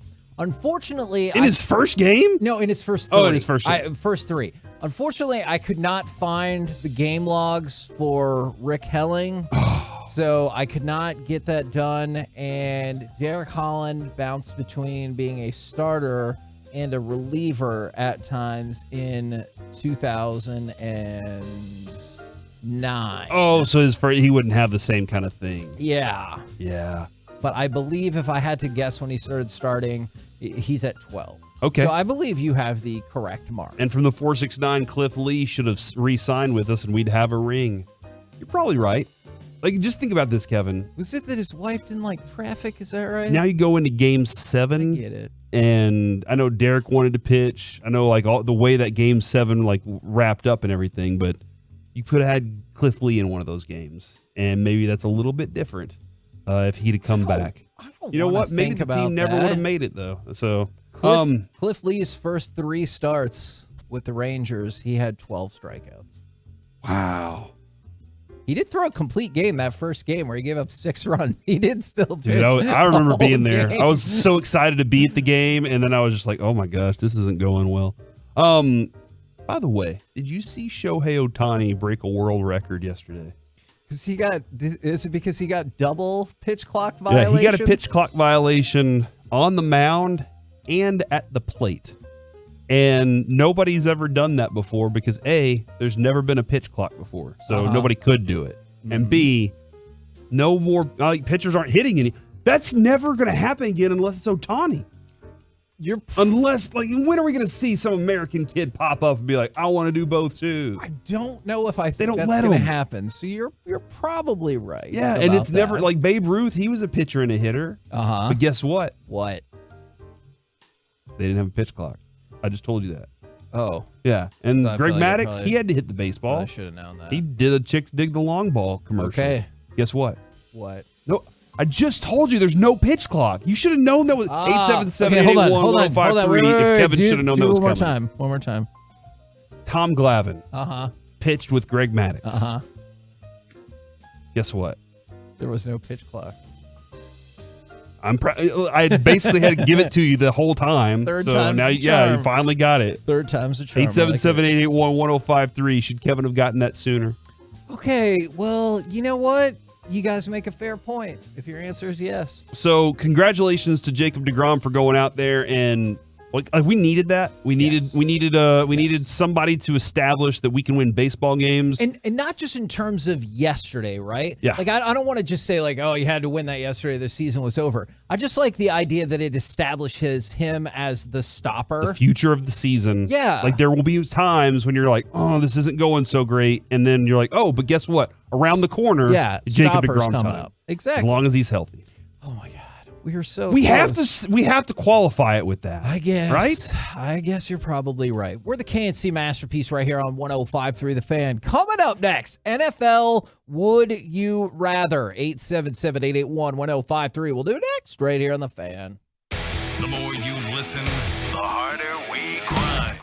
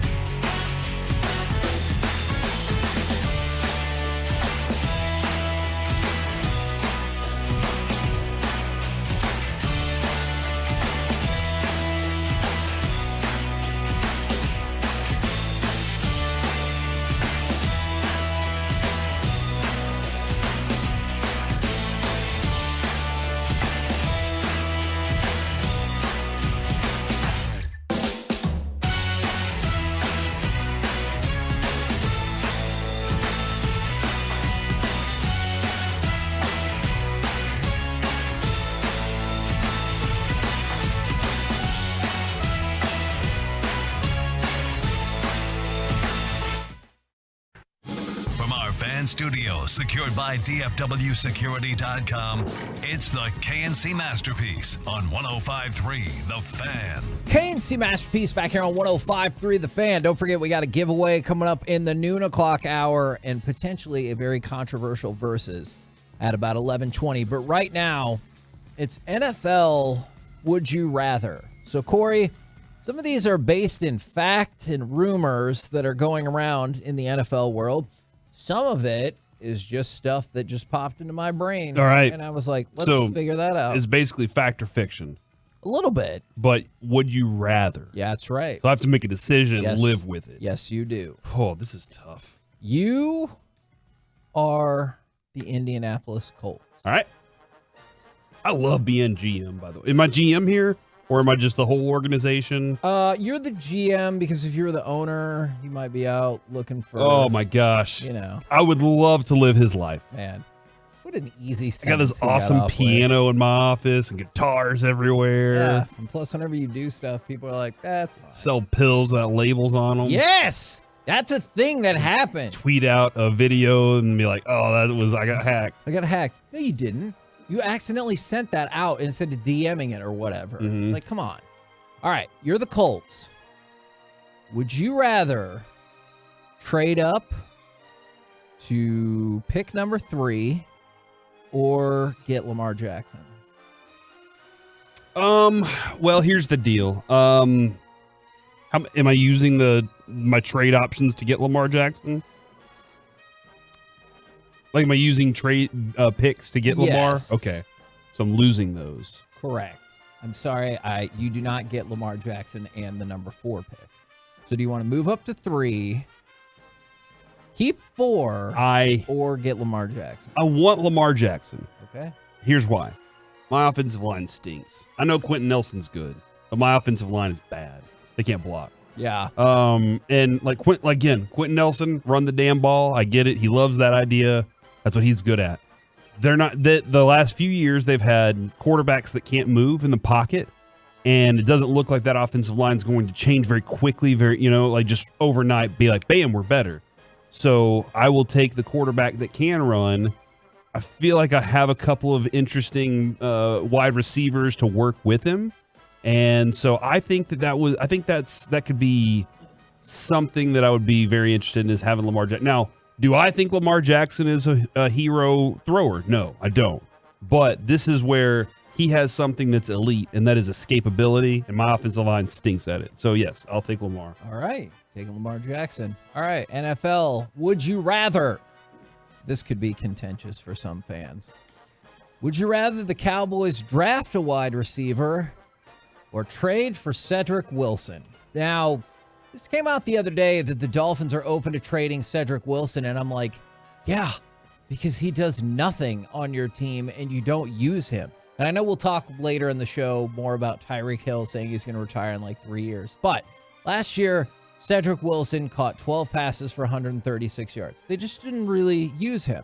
The year before, when he was with the Cowboys and had his breakout, 45 catches, 602 yards, 6 touchdowns, and clearly seemed to have developed some sort of rapport with Dak Prescott. He's on the hook 1 year, $7 million. I think you would have to trade just about nothing for him, like a conditional 7th or something along those lines. So would you rather draft a wide receiver or get Cedric Wilson back? 877-881-1053 if you want to answer that as well. I know that Dak trusts him in like big situations. We've seen it before. I'm not expecting him to come in here and replace Michael Gallup. Dude. So one of my hopes and dreams. Although he could as a 3. Yeah, one of my hopes and dreams for my future wide receiver is to replace whoever my 3rd is. Yeah. And now that you have Brandon Cooks, Michael Gallup, you are essentially the 3rd wide receiver in this bunch. Yep. So I would take Cedric Wilson back for sure, especially if it's like for pennies on the dollar. I'll take that back, and I'll keep drafting. Like I'll add a wide receiver in the draft, but I would much rather have Cedric Wilson in the bag for sure. Okay. Now is that going to stop the progress of Jalen Tolbert? That's the first question that Stephen Jones wants you to answer. Because Stephen Jones says when we draft them, we want them playing. Yeah. And they need people out of their way so they can progress into what they're supposed to be. So I guess my response to Stephen Jones, especially if you've been around there, is Jalen Tolbert not stopped Jalen Tolbert's progress? Well, no, we put too much on his plate, Kevin. I don't know if you remember Stephen saying that. We put too much on his plate by having him do all this stuff at training camp, and he couldn't focus on one skill at a time. Okay. But what about during the season? We don't practice during the season. What? We do walkthroughs. That actually is kind of true. All right. So, okay, then hold on. So we need to reboot with him this year. Okay, I got one more follow-up for Stephen Jones because he's Right. answering these. You're swatting down all my You're concerns. welcome. All right, Stephen, my last question then. You desperately needed wide receiver help a lot this season, and he couldn't even get out on the field most of the time? Well, the guys that were out there needed to execute better. And if they would have executed, then we would have been more successful at that spot. You know what? You know what? If Dak makes a couple throws here and there and we make a block at the end of the day, you never know what could happen. You know what? I do think you're going to make for a good GM. You already got the interview down. Pat. Yeah. All right, from the 214. Just walking around the block, dude. That's what you do. From the 214, I want to draft. From another 214, I'll take Cedric Wilson if it's only a 7. The worst I could imagine is a conditional 7, where it might get up to a 6. Otherwise, when I'm having that negotiation, I'm like, hey, you don't want to pay Cedric Wilson. You know that, and I know that. Plus, you don't use him. Yeah. So we're going to take the money off your books. You should be giving us a 7th, to be honest. Yes. I don't know if the negotiation. The negotiation will go. Hey, like look, that. I'll do the GM interviews. Yeah. You do the negotiating because Okay. that was pretty good. All right. Next, NFL, would you rather? Assuming your team has equal needs at wide receiver and running back, would you rather have DeAndre Hopkins or Derrick Henry? I don't have a specific team in mind, so this is a generic team. Yeah. Well, and I guess in my mind, the way my team is built, I would rather have DeAndre Hopkins because I need that threat. Like I Derrick Henry is really fun to watch barrel over people. He is. But that once you make the field small, you're screwed. Like that, and if I don't have a receiver that can be that threat, which that's where they've struggled a lot, is knowing that Ryan Tannehill can deliver downfield to whoever that receiver is going to be. That's where they've struggled the most, and that's where it affects Derrick Henry. He still gets his yards, but they're not going to go out there and just blister people. So I need that guy that can be that threat. He's a chain mover and he's a threat down the field. So I would take DeAndre Hopkins. Okay. Okay, this is hurtful. People are still answering the other question. I might just re-sign T.Y. Hilton from the 817. From the 806, Cedric Wilson was our best passer. Mhm. All right, well, that's just rude. And then from the 682, wow, F you, Corey. Actually, Stephen Jones. All right. Do you? I think that's his number. But do you sign? He did. Never mind. Are they mad because I was so accurate with my delivery? And is this a thing where you have to put actually? Mhm. Like, is this like Twitter real Stephen Jones? I think Avery has actually Avery on one of his accounts or something like that. So yeah, you have to say actually. So, Okay. All right. Our boss has real Tim Collins, I think, on his Twitter. Okay. Or true Tim Collins. Did it change? I can't Is that remember. better than real Tim Collins? Just tweet him. All right. Well, I don't know where to And tweet say him at thanks next. for hiring KNC. Yes. Thank you very much for that. All right, next question. Hold on, from the 817, Corey, I love you, but you're totally wrong. It's Derrick Henry over DeAndre Hopkins any day. I disagree. Oh. And now that's the end of that conversation. Hold on. What? All right. And somebody asked, by the way, how long are you signing Derrick Henry? Derrick Henry is under contract. You would pick him up for, I believe, 1 year and $11 million. So he's only on your books for one more year if it went poorly, or if you're like, I just need him for this 1 year and then I want to kind of move on with my life. And here it is too. People are saying you already have a good receiver group. You need the running back. This is not the Cowboys. Yeah, Kevin said a this is generic team that has equivalent needs at wide receiver and running back. And I can take advantage of so many rules in the passing game now that the running game, it's not obsolete. It's just not the same. Now, let's get a little weirder with some of these questions. Would you rather be a Texans fan or a Cardinals fan? I hate you for this. Okay, This is why that's I hate fair. you. That's fair.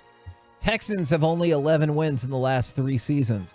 The Cardinals won that many games in 2021 alone and went to the playoffs. But do they really have their franchise quarterback? And he's hurt. Feel free, Tolos, Twolos. Well, here's YouTubers. the problem. If I am random football fan, then I would probably say Texans because they have they have a bright future. I like their coach. I think he's going to install a really good defense. They have some things to build on down there. They need a quarterback. I don't believe in Davis Mills. I just don't. Sure, they don't either. But they also need some other tools. But they kind of have been a wreck behind the scenes too. But random football fan, I think Texans. As a Cowboys fan, I can't. So I'm going to have to say Arizona. So there you go. So if I wiped your memory, yes, then I would probably go Texans. Yes. Yeah. But as it stands now, you're going to go Cardinals. Yeah. Plus, we've been to Arizona twice this year. You know what? We practically live there. I changed my mind. How many times have I been to Houston this year? Now you're going to be a terrible GM because you just gave up a better pick. They have the number 2. As talented as he is, I want just a little bit more size. That's just me. I want a little more size from my quarterback. I like that from C.J. Stroud. I think he has a lot of other qualities that I like about him. His ability to deliver big throws. Kevin, during the combine, I know that's different too, but during the combine, he looked like he had control of everything when it came to those receivers, and he was making great throws too. And somebody said, well spoken from a guy that's never played football. I did. Shut up. Oh my gosh. Man, you're spicy today. From the 936, so you don't want to see a potential Cowboys-Texans Super Bowl. That was mentioned once on King of the Hill. I do want to see that. Amazing. But I can't, I'm not rooting for the Texans during that one ever. I want to see the Texans lose. But you could root for them in the other conference to also make the Super Bowl. Now, if you pick the Cardinals, you can't root for the Cardinals to make the Super Bowl. Yeah, that's valid. That is a good point. Are we going to change your mind? No, you can't change my mind. Okay. I'll never change my mind. All right. Can the Cowboys...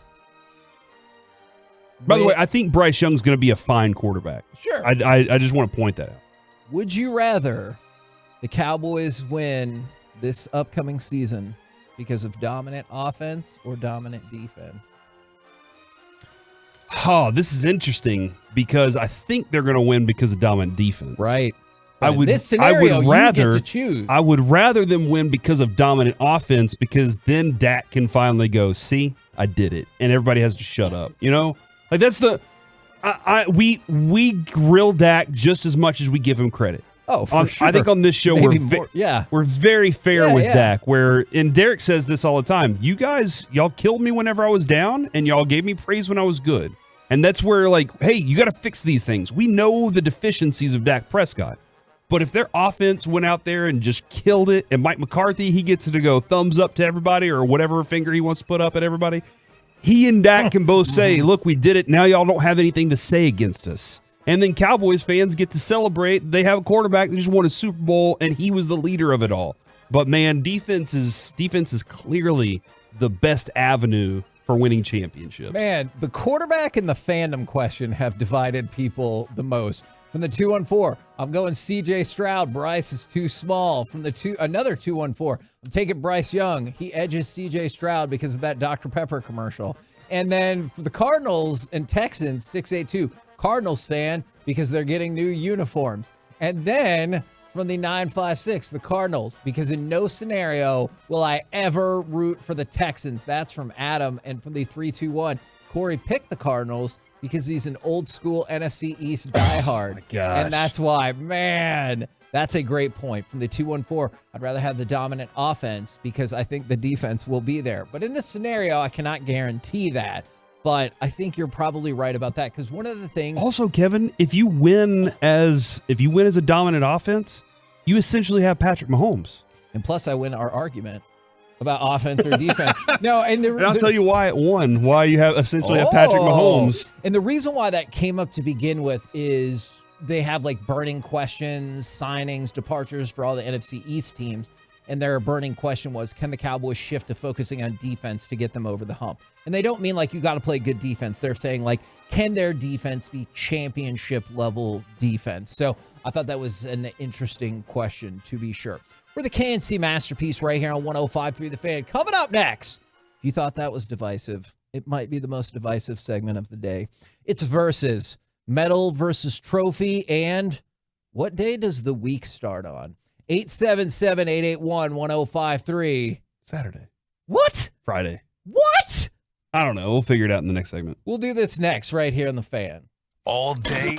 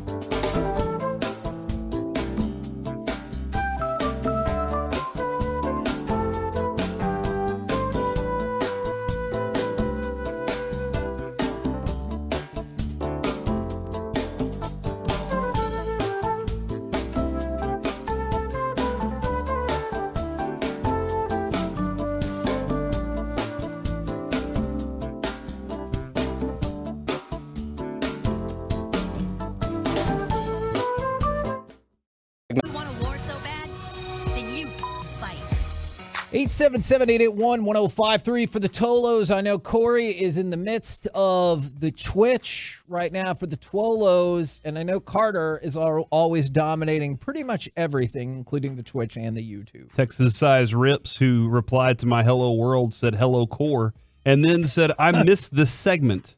Yes. And I do too. I do too. I believe it started because Corey called it the windshield factor. Yeah. As opposed to the wind chill factor, because he's like, no, when you're driving. How cold is your windshield? Yeah, which set off some nonsensical debate that I feel like our show is known for. But isn't like the wind chill factor, isn't that nonsensical? Like, hold on. No. You're telling me there's a different temperature than the temperature. Temperature is stupid because they're like, this is what the temperature would be like if everything was perfect. Okay, great. And they're like, that's what I don't understand. The temperature is 54 degrees, but with the wind chill, it feels like it's 42 degrees. Okay, well then that's what it is. Mm-hmm. Okay, that's great. Am I running some sort of science experiment? I'm not. Or a farm? Oh. Okay, well for the people who are running a farm, I get why this is more relevant to you. But if you just live in the city and you're not running a farm or anything like that, don't you want to know what it feels like outside? Like, I don't need to know what the temperature would be like. Right. I like, what kind of clothes do I need to wear? Yeah, and that's all. That is all you need to know. Why do we check our weather apps or go listen to Dan Brunoff? You know, we do that because we want to know, should I put a hoodie on today? Yes. With my shorts? Maybe. All right, so we have 2 questions for you today.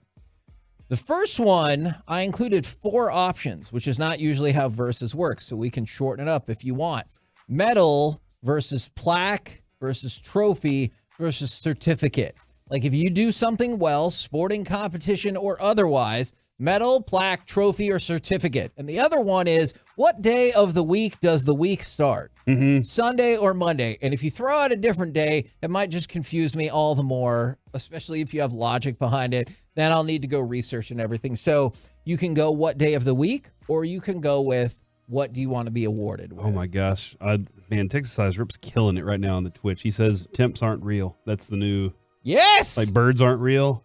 Is that what you want to start, Kevin? Is temperature's not real? Temperature... Mike doesn't believe in time. I do. Kevin doesn't believe in temperature. No, I do believe in temperature from a scientific standpoint. I just don't think it's as useful in everyday life as people want you to believe, especially during the winter. Uh-huh. I don't know why you're shaking your head at this, Rigo. Yeah. Okay, you're going outside, and Yep. they're like, oh, the temperature outside is 47 degrees. And you're like, oh, that's kind of chilly. Maybe I'll be okay. And you walk outside and there's like a crazy windstorm and it's raining and stuff. And they're like, but it feels like it's 28. Wouldn't you rather know what it feels like outside? Yeah, I mean that's part of the reason why I wore this jacket today. I mean, just because I heard the weather and I was like, all right, let's wear a jacket today. See? Effective. I feel like I might have won him over. Or he might just be patronizing me. Either way. A little bit of both.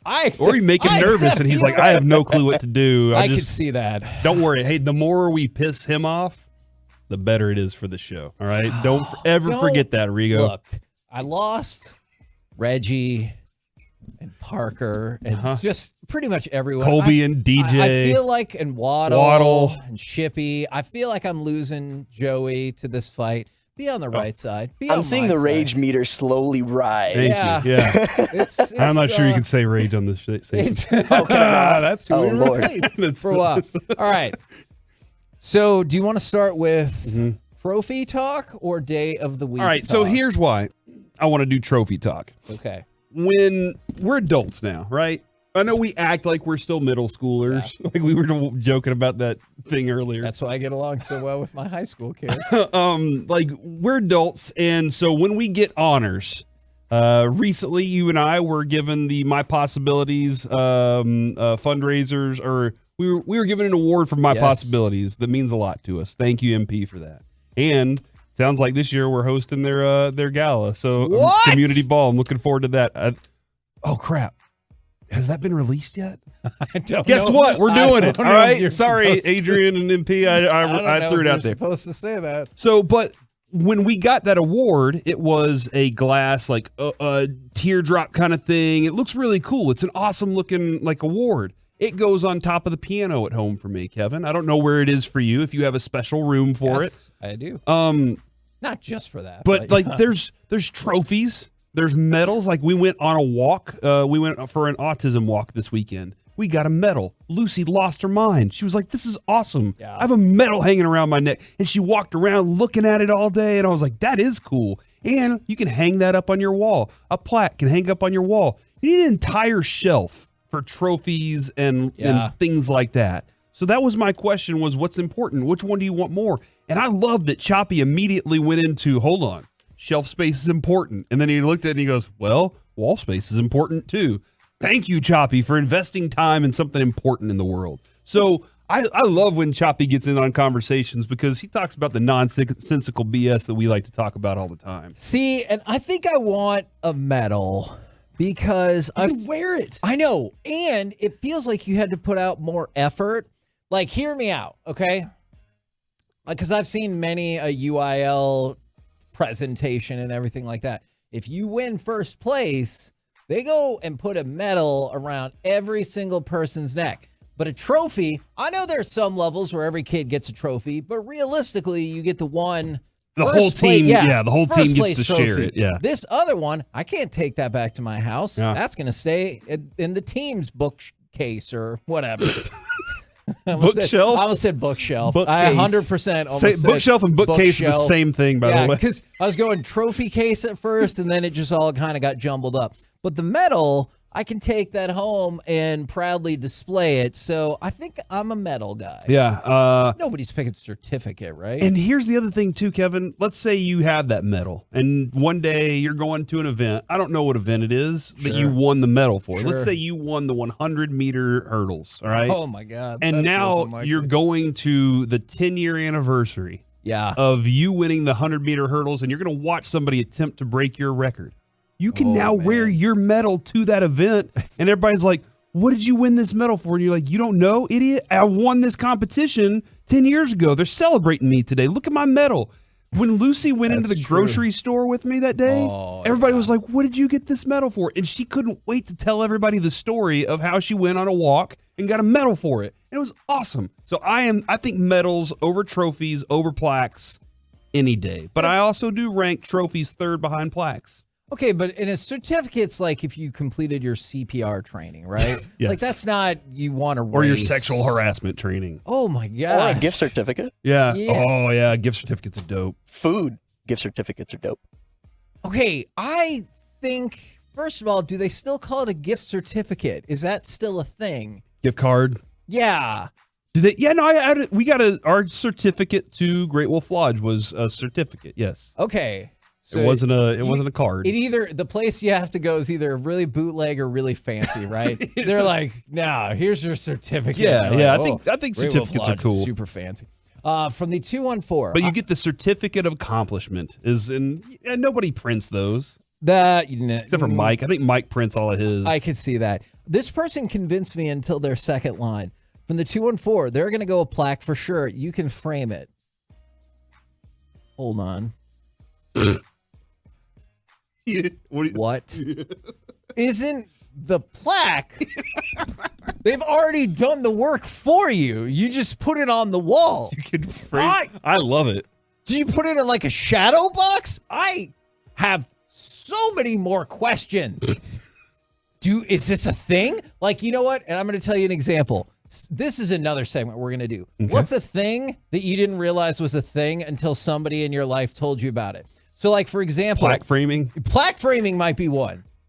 But when Jess and I were dating, me and Brandon were making a puzzle, and I was like, oh, yeah, we need puzzle glue so we can frame it. And she just looked at me like I was insane.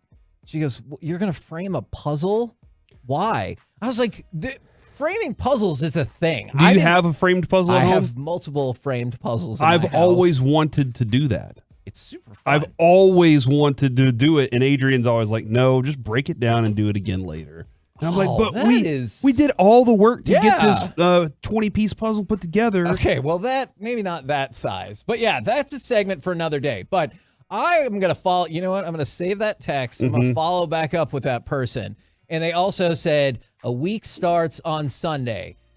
Then some people decided to muddy up that discussion. First of all, Rigo, let's see how much more I want to hear from you in this segment. Does the week start on Sunday or Monday? It starts on Monday. There you go. You can stay in this conversation. Well done. Thank you. From the 469, my week starts on Tuesday since that's the first day of the new pay week. All right. I don't know if I have the bandwidth for other days that the week starts. From the 806, my day's off for Wednesday and Thursday, so my week starts on Friday. Okay. So this is going to be more complicated than I anticipated. From the 575, guys, the week starts on Sunday. From the 940, the week starts on Sunday. The work week starts on Monday. And then somebody broke out. Here it is from the 956. Sunday, because the U.S. still uses the Gregorian calendar. That is the discussion that I got in with RJ Chaffee about all kinds of stuff off air. Yeah, Kevin, the Gregorian calendar says in the Bible, by the way, that the Sabbath was Saturday, and that was the seventh day of the week. Okay. So the seventh day ends the week. Therefore, the next day, which is Sunday, would be the beginning of the week. Okay, well, guess what? In that same time frame, you know when Sunday started? At 6 o'clock, 6 p.m. Saturday. The day ended at 6 p.m. That is when the day ended and the new day began. And the sun went down? Yeah, so, and like Makes sense evenings to me. would start at like 2 or 3 o'clock. Yeah, that makes sense to me. So the Okay, start would well, be. that's a So pretty you're saying radical Sunday change. starts at 6 p.m. on Saturday? No, I am not saying That's that. hold on, you're saying that's what essentially was happening In Bible time. Then that means that yes, Sunday was still the next day, even if it started at 6 p.m. on Saturday. That's now Sunday. If that's the way that it was, are you going to argue with Jesus? Well, aren't there some people that debate now? There's other people that honor the Sabbath as Sunday, right? So I don't feel like All I'm. right, let's do this in sports terms. All right. Do you look at the Cowboys starting the week or ending the week? Ending. There's no way. What do you mean there's no way? You're talking about it the next day. So that's the beginning of something for the entire week to talk about, and it starts on Sunday. Okay. Sometimes Monday, but occasionally Thursday. On the flip side, when you get to Friday, you're like, we've talked about this all week, and then finally it's going to happen to end the week. Not, we've talked about it all week, and then a new week begins where we have the game. Man, listen, I look forward to Sundays. And I guess, I'm kind of starting to lean your side now. This is weird. I said earlier this morning I'd never change my mind. But golf ends on Sunday. Right? Like, the Masters will end on Sunday. Yeah. So, Kevin. Why doesn't it end on Saturday? I am using the game of golf to help you fight a battle here. Are you okay with that? Because you hate golf. Because you think it's boring. Man, you've brought up a great point. Something I think is boring versus my desire to be right. You've really exposed one of my flaws right there. I From think the 682, the new week starts Sunday, and if you say different, you're wrong. From the 972, week starts on Monday. So and then again, from the 817, business week starts Monday and normal weeks start on Sunday. And so that's a normal week. And other people were saying, well, that's what the calendar says. Okay, do all of your life decisions happen based on the structure of where the days start on the calendar? Man, I like this better, Kevin. I'm going to live by the Live Tour. Corey, use the Live Tour. It ends on Saturday. You're welcome. So now I'm back to Sunday is the beginning of the week. Okay, so if it's Sunday, you're a Live Tour guy. If it's Monday, I guess I'm a PGA guy. Yeah. So who knew? Wow. Nobody ever would have seen that coming. Knew. That is incredible. And it looks like the Twitch is saying metals. They would prefer metals, I believe, is what I'm seeing here. And still temperatures aren't real. Corey from the 479 and the 972, they might have saved the best for last. What are Saturday and Sunday called? Days. They're called the weekend. No. Friday is the beginning of the weekend. Okay, fine. Friday and Saturday are weekends. Sunday is the beginning of the next Sunday week. is a weekend? Not at all. What? Are you Kevin, let me ask you a question. Do you work on Sundays for Monday? Sometime. Hold on.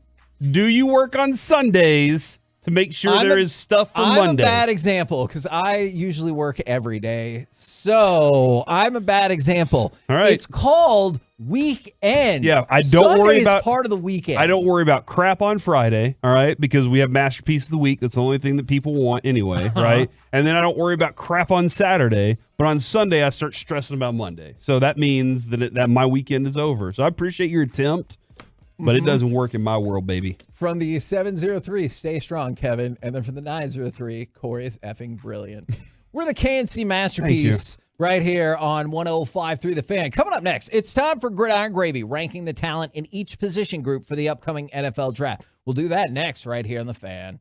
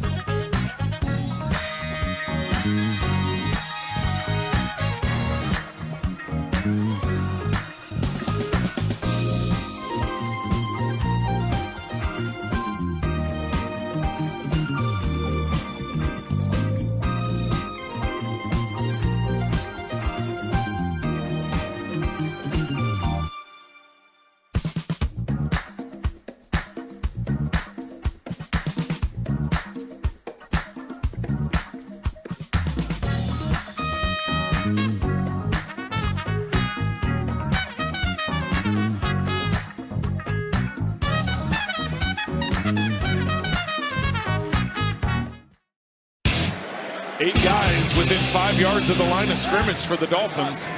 Third down 2. It's Jackson. Oh my gosh, here he goes. He'll sprint. He's being chased by Howard. Looking behind. You can kiss him goodbye. KNC Masterpiece back here on 105 through the Fan. We will talk about Lamar Jackson for a minute as we go around the entire NFL and dip into some gridiron gravy. Dip. Oh my God. I didn't know if Rigo was I'm going to do it. I'm going to give you guys another chance because that was terrible. Did Carter tell you have to dip? Did he go, you got to dip? He knows. Yeah, he told me I had to dip, but like I didn't know like how we were gonna do this. The synchronicity is a little bit off today. All right, I'm gonna give you guys another chance at this as we go around the entire NFL and dip into some gridiron gravy. Dip. Hurtado brisket. Is that what Mike says? He always buttermilk says briskets. Some random thing in Rigo. I'm going to warn you. I think you're going to get crushed for that dip, but we'll see how that goes. I appreciate it. Also, we'll get to some updates later. I have more plaque information. All right, let's start with Lamar Jackson.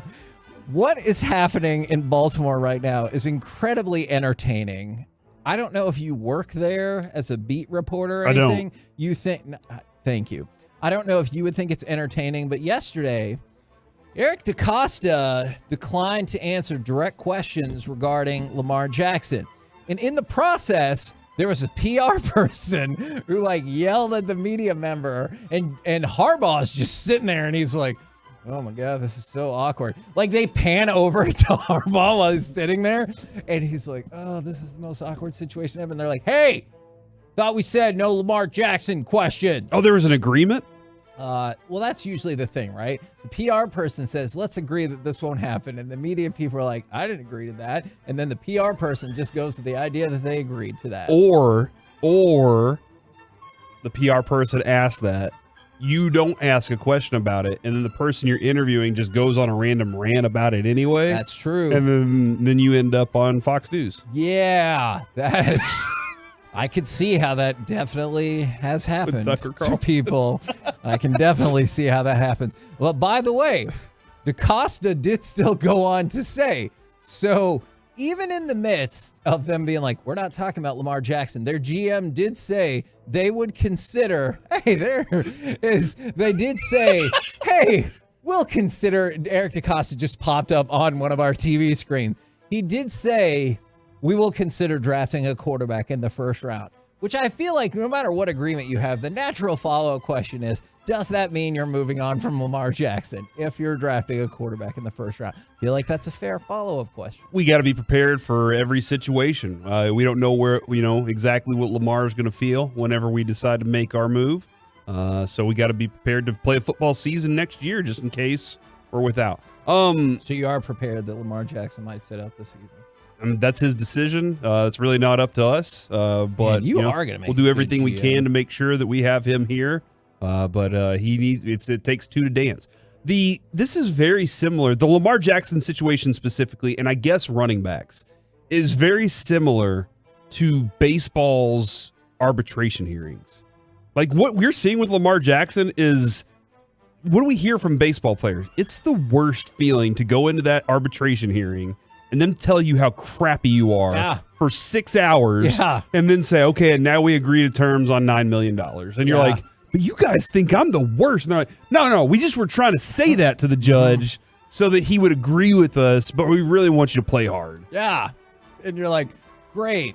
I'm really excited. This is how Lamar Jackson's feeling right now. You guys think I'm the worst. That's part of the team. And I know we'll dive further and further into NFL draft stuff as we get closer, but now you are only 3 weeks away from the beginning of the NFL draft, and we'll be deployed across pluckers across the Metroplex. And so I'm really excited about that. Name one.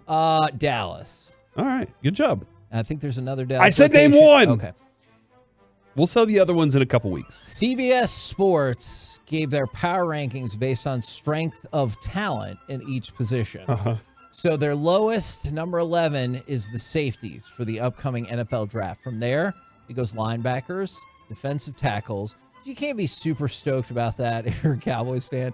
Interior offensive linemen. Again, you can't be super stoked about that either if you're looking for defensive tackles and a left guard. Right. That's probably not what you want to hear. But keep in mind, this is an amalgamation of all of the talent, as opposed to, you could probably still find talented players. It's just maybe not the deepest draft in the world. Number 7, running backs. 6, tight ends. 5, wide receivers. So that is encouraging right there. 4, quarterbacks. 3, offensive tackles. You already have at least 3 tackles on this roster. Yep. And you're going to try and force one to be a tackle that he shouldn't be. Yes. And then you're trying to force a tackle to be a guard that he shouldn't be. It's all right, man. Hey, position flex is what Jerry's all about, baby. Okay. Position flex in the offensive line. I wonder if they're going to be like, no, we're just going to overload one side of the line. And I'm like, but don't worry about that. They We're could never rush running off to the that other- side. We're never going to that side. okay, well, the bad news is cornerbacks are number 2 and edge rushers are number 1. Oh. So it's great news if those are the positions that you're looking for at the top of the draft. CBS has 18 top 100 grades on cornerbacks and 14 top 100 grades on edge rushers with 6 first rounders. A lot of people don't know what amalgamation is, but I do. Okay. But I will, I appreciate CBS for putting that out. Yeah. I will listen to my my heroes when it comes to the draft, Brian Broaddus and Zach Wolchuk. Okay. They are doing some fantastic work, and I appreciate what they're doing. So I'm going to make sure with them that CBS is accurate. That is fair. I always think that's a wise decision when it comes to NFL draft stuff. Now, Jerry Jones is going to be the presenter for DeMarcus Ware at the Pro Football Hall of Fame.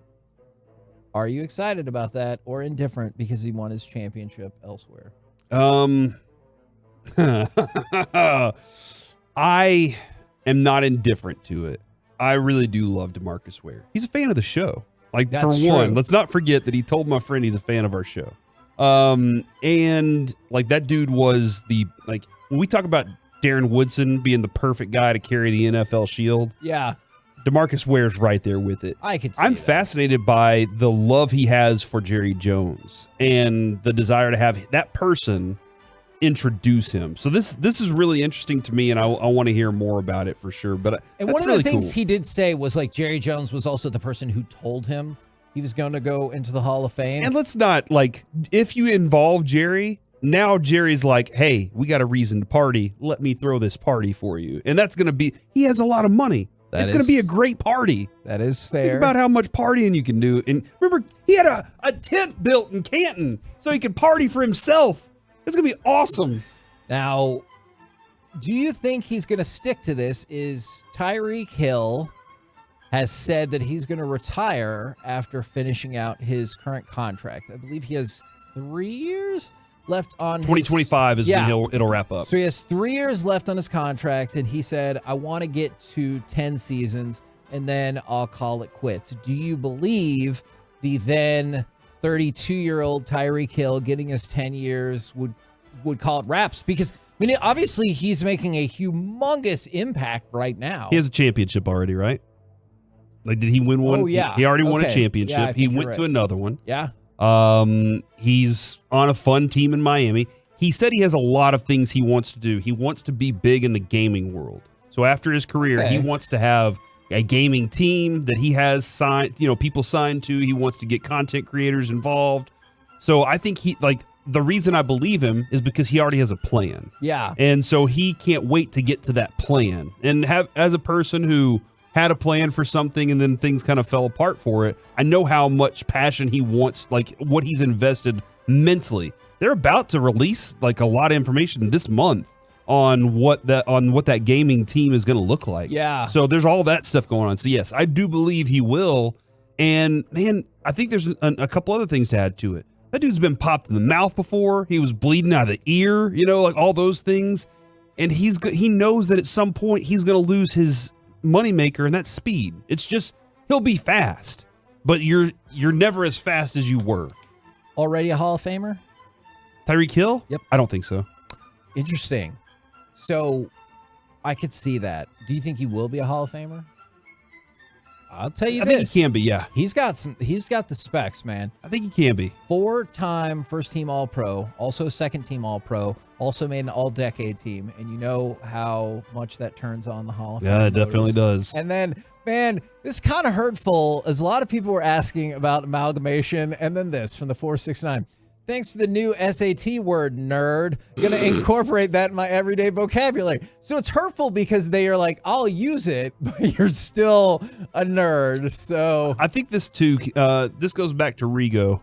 That was weak. That was a weak dip. Do it again. And then there were lots of other shots at Rigo for this. Do you think I should give him one more shot? No. Oh my gosh. Is he with us tomorrow? He's not. Oh. Is Alec tomorrow? Then no. But Oh, remember sorry, this, buddy. Rigo, when you're reading the fan text, they don't really hate you. Unless they text in right now, no, I really do hate What you. are you doing? Then, but otherwise, they don't really hate you and they don't really think these bad things. Again, unless they text in these other things like, no, I actually do. Corey was lying. You want to know the upside to all this, though? I do not have access to the fan text, so I can't see what they're saying. Oh, So you I'm want me just to like, read them all? I'll print them for you. Yeah, Corey will bring his laptop in there. I'm just gonna shove it in my face and just be like, "Oh my god!" Well, put that in the masterpiece of the week. Mark what you just said for masterpiece of the week for sure. So, in a way, you will be here tomorrow.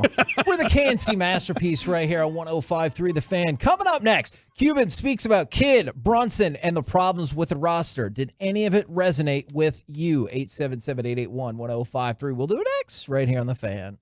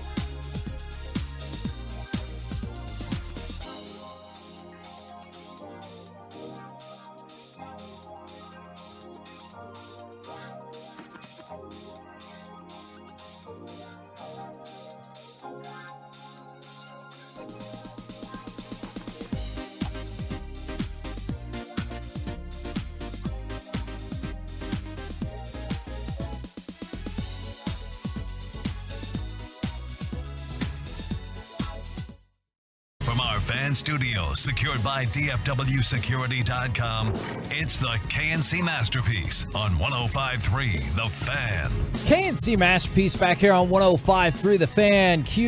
Mark Cuban speaks out about Kidd, Brunson, the problem with the roster. I'm curious if any of this resonated with folks as the Mavericks get a key win. They're now even with Oklahoma City with 2 games to go, though, of course, Oklahoma City holds the tiebreaker. So probably best case scenario, you still need to win these last 2 games, and then you just hope that Oklahoma City drops one of their games along the way, which I believe they play tonight, so you could have a better indication of if you've got a shot or if it all comes down to Sunday. But at the same point, Oklahoma City wins tonight, Mavericks lose tomorrow, that's a wrap on the season. Okay, well, that's what we're dealing with this weekend. You're going to be at a game this weekend, aren't you? Yes, tomorrow. Me and Brandon are going to be at the American Airlines Center. Every single year we go, like I'll go to other Mavericks games, but he always wants to go because they're playing the Bulls, and he loves the Bulls. This is awesome, and just like Mark Cuban when he bought the team, you're going to be sitting up in the nosebleed seats, right? Like way up with the common man. Eating pizza rolls. Do they sell pizza rolls at the... Wow, American that Airlines sounds like a Center? man that's never been in the common man seats before, obviously. Oh, I've definitely been in the common man seats, but for this game in particular, I believe our seats are going to be very, very, very nice. If you're looking at the court on Saturday, I'll wave to you. Tomorrow. Kevin is tomorrow. That's what I meant. Kevin will be close enough to make all that happen. All your dreams come true, I guess. Okay. I mean, I can definitely try to do that. Here's the thing. When Mark Cuban started talking about the Jalen Brunson stuff, You want to start with him? Yeah. yeah, let's start with that. The Jason Kidd stuff I feel is very intriguing, but I didn't know why Mark Cuban was talking about Jalen Brunson. Like, I guess there are people around here that can't let it go, and will never people will never let Amari Cooper go, even though CeeDee Lamb had a better year than Amari Cooper. And it goes back to Steve Nash. Like, that's still a thing. And I know the Mavericks had a down year. I still think defense has been their biggest problem all season. I don't think Jalen Brunson changes your defense that much, but I do understand the idea of you at least would have had a second ball handler, and you would have been able to keep your defensive players instead of making a trade for Kyrie. You made that point yesterday. I thought that was really good. But why bring it up? Is this somebody bring it up that you have to answer this question now? I think part of the reason too is because the day before Luka had talked about how much they miss Brunson, right? Like that's my guess about how that came to pass. And so he said a variety of things and basically showed it was a really interesting bit of information and theater yesterday as Tim Hardaway Jr. pulled aside Tim McMahon and Callie Kaplan to give a statement about his dad, and we can get to that in just one second. But then also Mark Cuban was showing off text messages to the media and folks from the Dallas Morning News to try to show like the ebb and flow. Those were text messages, I believe, that Brad Townsend said that was between him and Nico Harrison about what was going on. Exactly. Right. Okay. And so one of the big things is that Mark Cuban said where it went south was when Rick took over, when the parent took over or the parents took over. So the timeline goes a little something like this and they also had, text messages with the agent in late January, early February of 2022.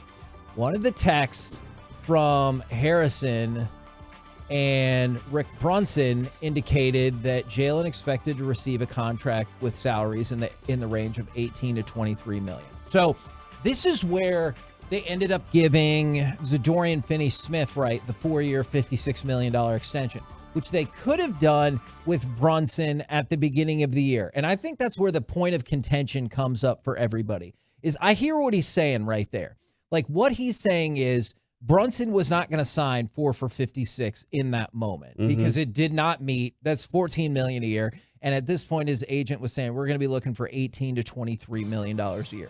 So at this point, they didn't have the space to make that happen, or they didn't have the capacity to make that happen. So I think the point of contention for some people is, yeah, but you could have done that before the year. And I'm sure the counter argument for the Mavs is, well, we didn't know he was going to be a player worth that just quite yet. Yeah. And so he just wanted to prove it to the media.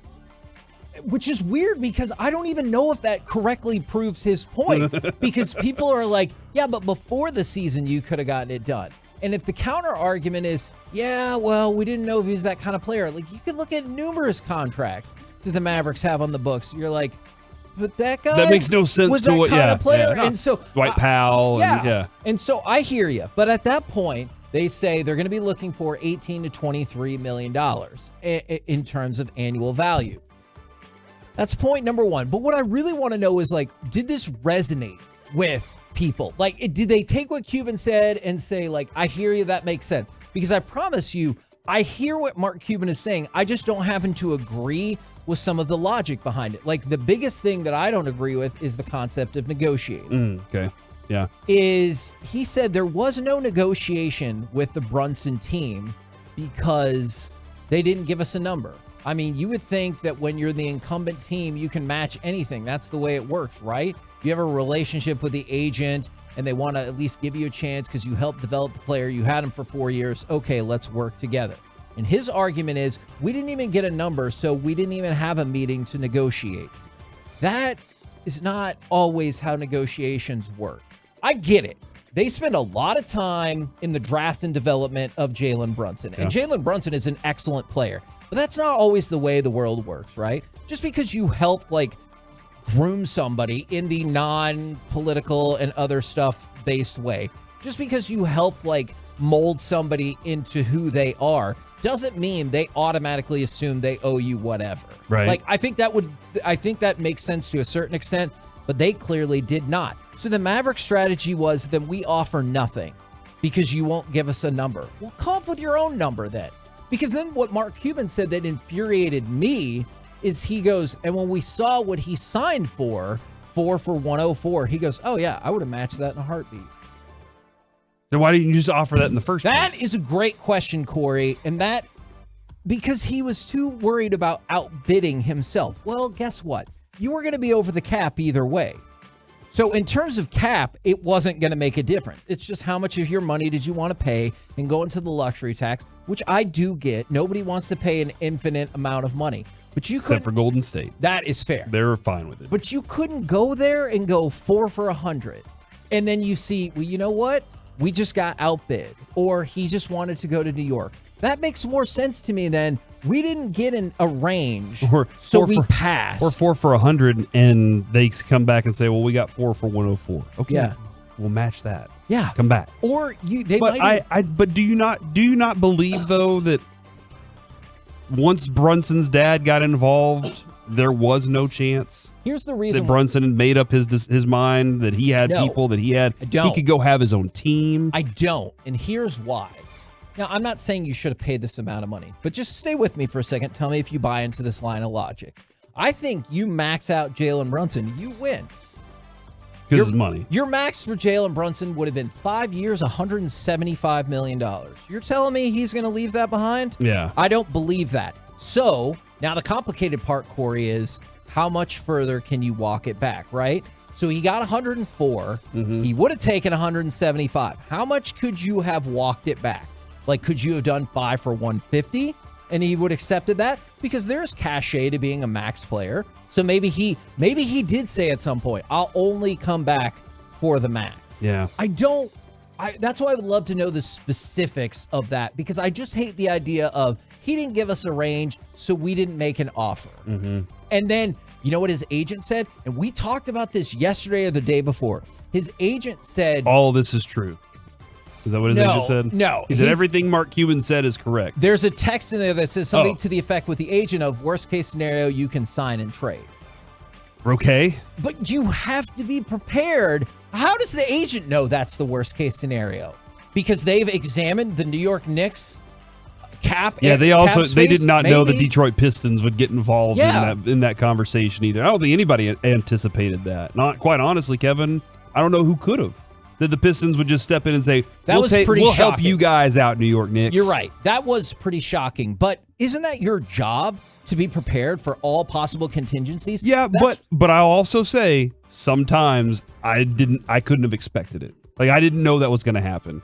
Okay. So I hear what you're saying. With that part of the conversation, I can absolutely say, you want to be prepared for everything, but as Rigo's learning today, you don't know everything all the time.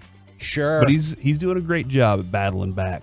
Yeah. With his dips. Man, you're tough loving him today, aren't you? Yeah. Okay. Tough love is the best love. Yeah, that's the way I do. Well, go ahead and mark yourself saying that too.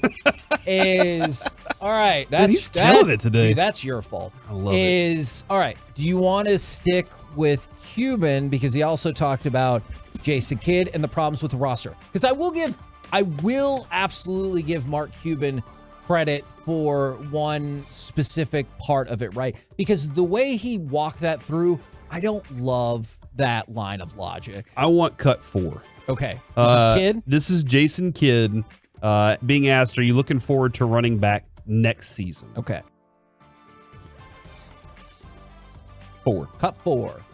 Actually, that's wrong cut. Hold on. Give me Oh, just a moment. no. Give me just a second here. It says it right there. I heard the question. Oh, dear. Is this why you got the tough love? My gosh. Is that what you're saying? Yeah. Okay. Well, you know what? Now I understand it a little bit more. Hold on. How's it? It's not the right cut? Doesn't make any sense. It says it on my list. I got it now. There it is. Okay. Play it. Mark, we supported with you just a few minutes ago with us. Your role as the coach of this team. Regardless of how this turns out, you look forward to running this back in 23-24 here? Yeah. Did you guys ask me that question last year?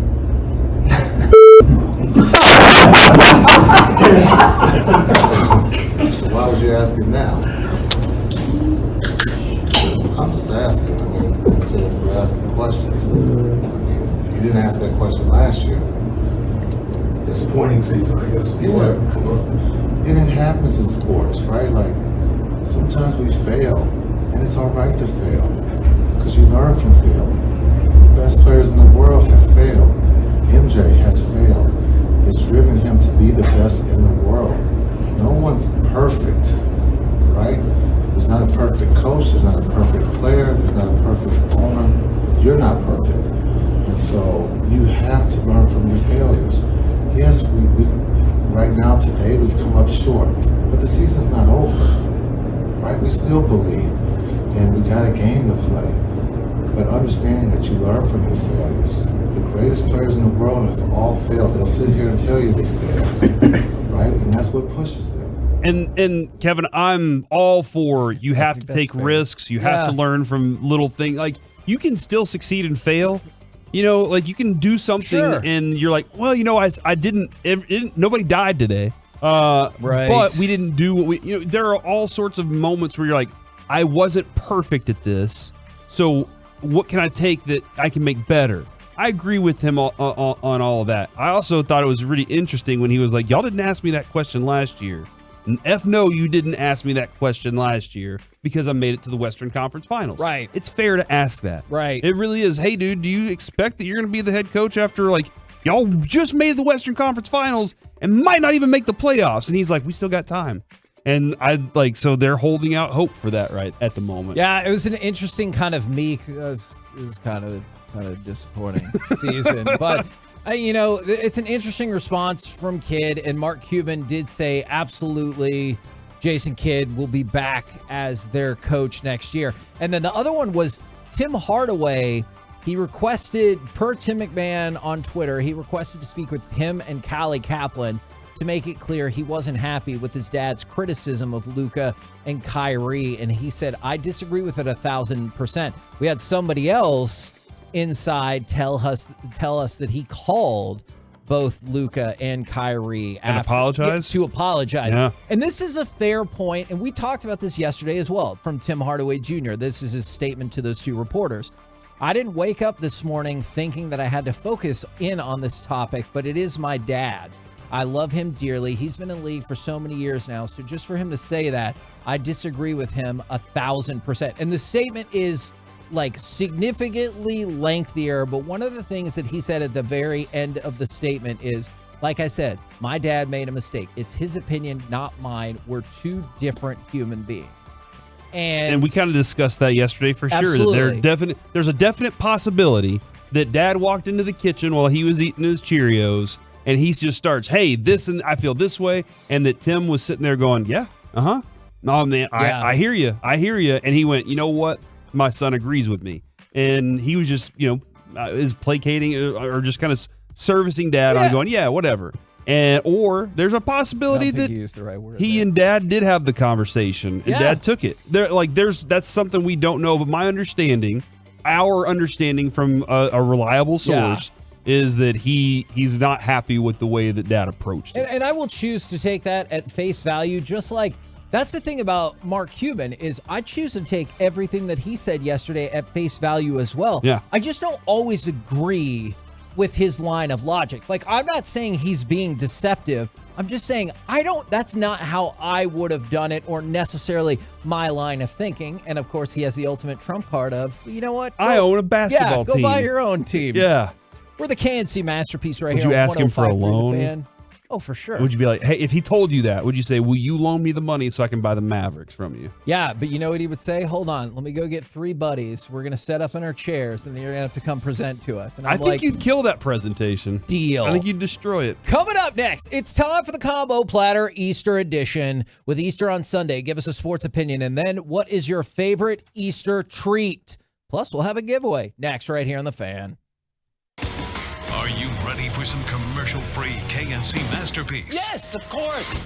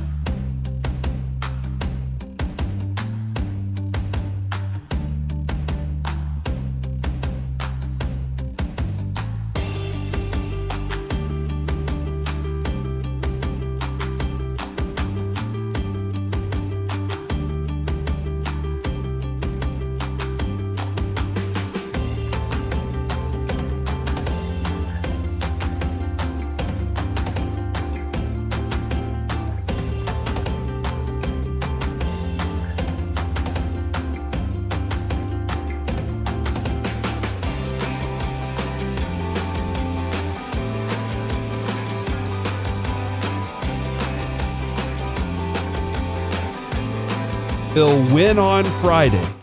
Oh, great. Is that their last game, Kevin? No, I have another game on Sunday. And Sunday. And Sunday. Is that their last game? Yes. They're going to win out.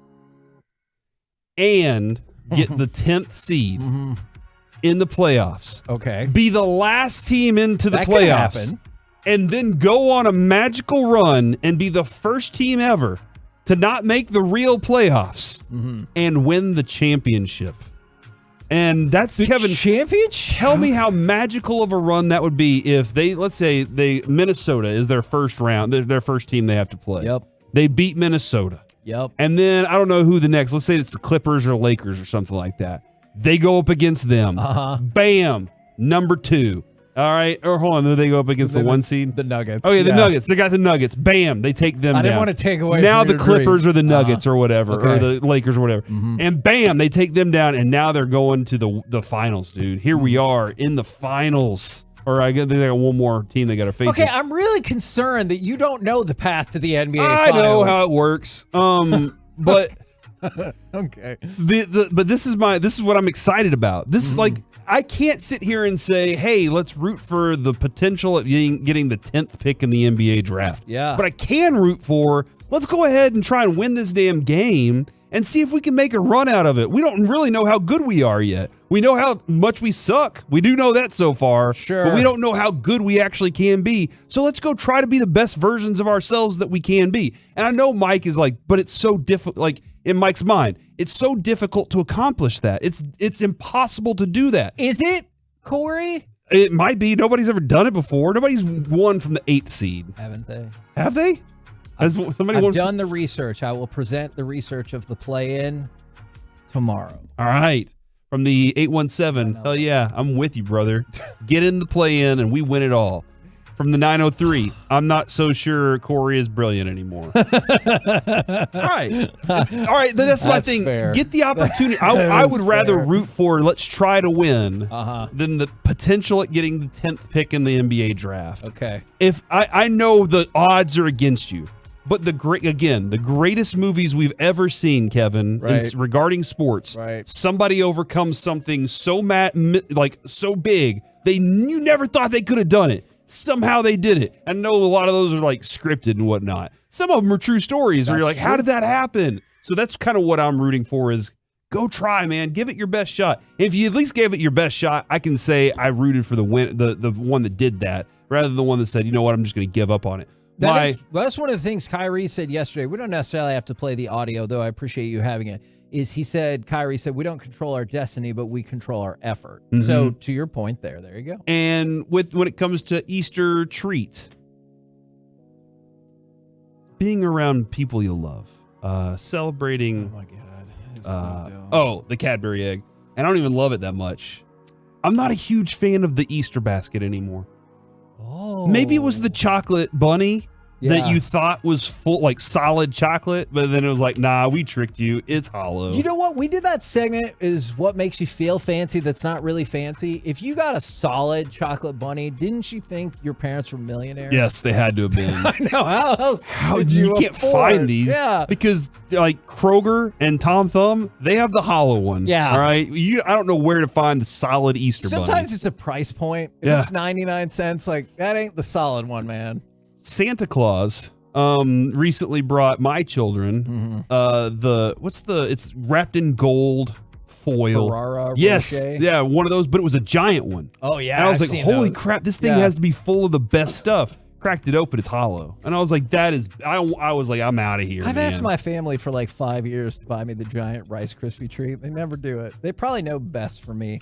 Is from the 254, the Cowboys shouldn't trade up for Bijan Robinson, and peeps are gross. You know what? I'm going to address that in a second. From the 469, Adley Rushman for MVP and Reese's Eggs. Now, because that person sent in peeps, I need to respond. Peeps are gross. You're gross. Is my sports opinion is something, Corey, you're going to love. Oh, you're with me on let's go try and make a run of this sucker? No. Okay. I mean, sure, give it a shot. Hold on, you want to tank then? So my sports opinion. Hold on. Don't So you're saying you could tank and get the number 1 pick. Oh my God. I would do that in a heartbeat. Or win and go win a championship. Do I get a championship in the other scenario for sure? But yeah. I'm taking the championship. See? For sure. So both, like, you have somebody I'm said a taking the 0.3% chance of winning the championship, or a 0.4% chance of winning the championship, 3% chance of winning. Yep. And I'm still in the mindset of I want the shot to win a championship. Okay, but in your scenario, you told me we would win, and so I'm taking that for sure. There is nothing. Winning money is cool in sports betting, but there's nothing better than if you win it because you believed in your team. And I choose to think that's what happened here. I know how divisions have kind of been phased out in basketball and stuff, but you can still bet on who's going to win the division. One bettor at 400-1 odds put $25 down on the Sacramento Kings to win their division. That now pays off with a cool $10,000. So that person won $10,000 because they believed in their team off a $25 bet. And Corey, I know you've said this forever, so I'm with you on this. Betting on your team and it pays off has got to be one of the best feelings in the world. Yes, absolutely. Now, for the Easter treats, I'm convinced the Cowboys keep refusing to win the Super Bowl because I keep betting on them every year. It's the year you don't bet on them. The year I'm going to not bet on them. Okay, They're going to be like, you know what, finally. buddy? Don't bet on them this year because it's been long enough. All right, I was going to say Reese's peanut butter eggs because those are magic, but because of the anti-Peeps sentiment, Peeps are the best Easter treat. And I heard G-Bag Nation running down Peeps last week or the week before. Valid, by the way. It's simple economics. Everything they said was right. If a right. product is not popular, it will go away. What has happened since the Easter Peeps were first debuted? In the meantime, the Peeps have been so popular, they now have Halloween Peeps. They now have Christmas Peeps because people love them. Now, I don't know where those people are because every time I have this conversation, no one's on my side. But I think Peeps are delicious. They keep making them. And that's what shocks me the most. They don't expire. Is that they probably should. They probably don't make them anymore. They're just have a whole stack of them. We quit like 15 years ago. They're like, go to the warehouse. Yeah, I think, and again, Kevin, this is very similar to you. You know, when you were a kid, you tasted something, you said, I like it. Whenever you tasted something you didn't like, you said, I'm never eating it again. Yeah. And as a child, I remember going, I think that's going to taste like X. Not ecstasy or anything, but like, I think that's going to taste like this. It didn't taste the way I expected, and I was like, I'll never eat a Peep again. Later on in life, as my taste buds changed, Kevin, I was like, I'll try onions. I like onions now. I like other things. And then I said, I'm going to try a Peep again. I was like, this is the worst. I'm never eating again. Somebody did say, bite the ears off the bunny and fill it up with liquor, and that's the way to do the bunny. Oh. So there you Sometimes go. I do like to eat the Peeps in sections. Thank you So to the Twolos. I can understand that. From the 817, Sports Opinion, Rangers make a wild card spot this year. Their favorite Easter treat is the speckled eggs. So those are essentially like kind of Whopper-esque. I know it's not the exact same consistency, but it's pretty close. They're like the malted milk ball, but it's made to look like an egg to make it feel more festive. Chuck them. Throw them in the ocean. I don't want them. I'm not a huge mothballs. Have you ever eaten a mothball? No. Good. It could kill you. I'm not a huge malt ball fan either. I don't like the way it tastes. It's all crunchy. Mm-mm. Okay. Weird to me. All right. But Adrian loves them. Rigo, it is your time to shine after I read this text. From the 865, the Rangers are going to win the Silver Boot Award against the Astros, and Cadbury cream eggs are the best. By the way, they have miniature versions of those now. I don't know if you're interested, you can buy a little 12-pack. It's like $3 or $3.50. Interesting. All right. Isn't there like if you get the white Cadbury egg, that one's worth like $1 million or something? Is that what's going on? Are you conflating that with Willy Wonka and the Chocolate Factory? Hold and you on. think you get to go to? I don't know that to be the case. Cadbury egg. Okay, you look that up. Rigo, you've got a sports opinion for us, and then what is your favorite Easter treat? I do. I hope it's. I don't think it's a hot take at all. I'm going to go ahead and say that peak Dallas Mavericks, the peak of this Dallas Mavericks season was when Luka had the 60-piece. Oh, yeah. Yeah, that's peak Dallas Maverick for this 2022-2023 season. And I know it's probably even a basic take, but hey, you know what? So you're not buying into Core's championship theory then, is what it sounds like. Absolutely not. Oh. I'm sorry. Buddy. Well, I love Kai. Kai's a great piece to build around, but at the same time, though, you need more than just, we're going to tear through this defense and just Kai over Luka? Well, Kai and Luka, I guess. Wow, he's You like should a see guy there. his face light up because he thought you were going to trade Luka Man, to I'm kind OKC. of interested in absolutely this. not. I'm interested in that though. All right. And what is your favorite Easter-based treat? The Reese's peanut butter eggs that's the way to go. I'm not a big fan of Peeps. I'm gonna be 100% honest. Although the idea that the texter brought up about biting the ear off and putting liquor in it, that sounds like a very, very good idea, and it reminds me a little bit of Jello shots. So. Oh, fascinating! Oh man, you could put Jello shots in there. I'm down. From the Not in Peeps though. The 903 Peeps suck. From the 682 Peeps are awful. I like this because it supports my opinion, but also they gave a sports opinion. From the 817, the Rangers will make the playoffs, and Peeps are the best. And then there's a whole lot of opinions that Peeps are the worst. Kevin, we'll believe those opinions, not yours. The Cadbury Company, otherwise known as Wonka, right? Isn't that what it is? I don't know. Yeah, Willy Wonka and the Chocolate Factory. Hold on, no, they ripped this. The Cadbury, they did say, we have distributed 146 half-white chocolate and half-milk chocolate cream eggs. To various UK grocery stores. The customers, if they got them, there were prizes that varied from $67, weird, to $13,000. Whoa. So you could win all of those things, or go to Willy Wonka's factory and potentially get stuck in a chocolate pipe. Yeah, by the way, okay, that movie is stupid. That movie is rated G. First of all, how is that movie rated G? Secondly, why did that one kid get the chocolate factory? He broke the rules all like the other kids. Why didn't they have a sequel about when the parents show up? Hey, your kid got murdered by these maybe our weird machinery or these weird munchkin people or Oompa Loompa How do people. you know that kid got murdered? Where were they? He was in the chocolate pipe. At the end of the movie, he comes out of the place and and they're wheeling the purple girl around. So they took the purple girl to the squeezing room. Are you telling me? Squeeze all the juice out of her. That first of all sounds not okay. I'm marking that. Second of all, mark that. Second of all, you're telling me that little kid ballooned to be a giant blueberry, and then the weird Oompa Loompa people all squeezed it out of her, and she's not going to be mentally scarred from that? Her life is over. I mean, that's the risk she took by showing up to the chocolate factory, though. Is that on the wrapper? Nobody ever showed us the fine print. I don't think that nobody ever signed waivers. Yeah. So there's lawsuits coming in for him. Yeah, that Wonka Corporation is like there was a broke as waiver. hell. Yeah. And then real quick, this might be the most intense Peep opinion I've ever heard. The 817. Oh, yeah. That movie's an OSHA nightmare. Oh, yeah, for sure. Yeah. Do those workers have contracts? I don't know. They're not All wearing right. the proper eyewear. You know, I've been thinking about it, and Good Morning Vietnam has a lot of FCC violations. Yeah. Yeah, We need to do a segment of when a Masterpiece Theater, when reality comes crashing down on movies, because Robin Williams is no longer with us. Okay, That's reality. Okay, that is true. I meant more of a fun reality. That is just very sad. From the 817, sports opinion, Mavs missed the playoffs, but Kid redeems himself next year.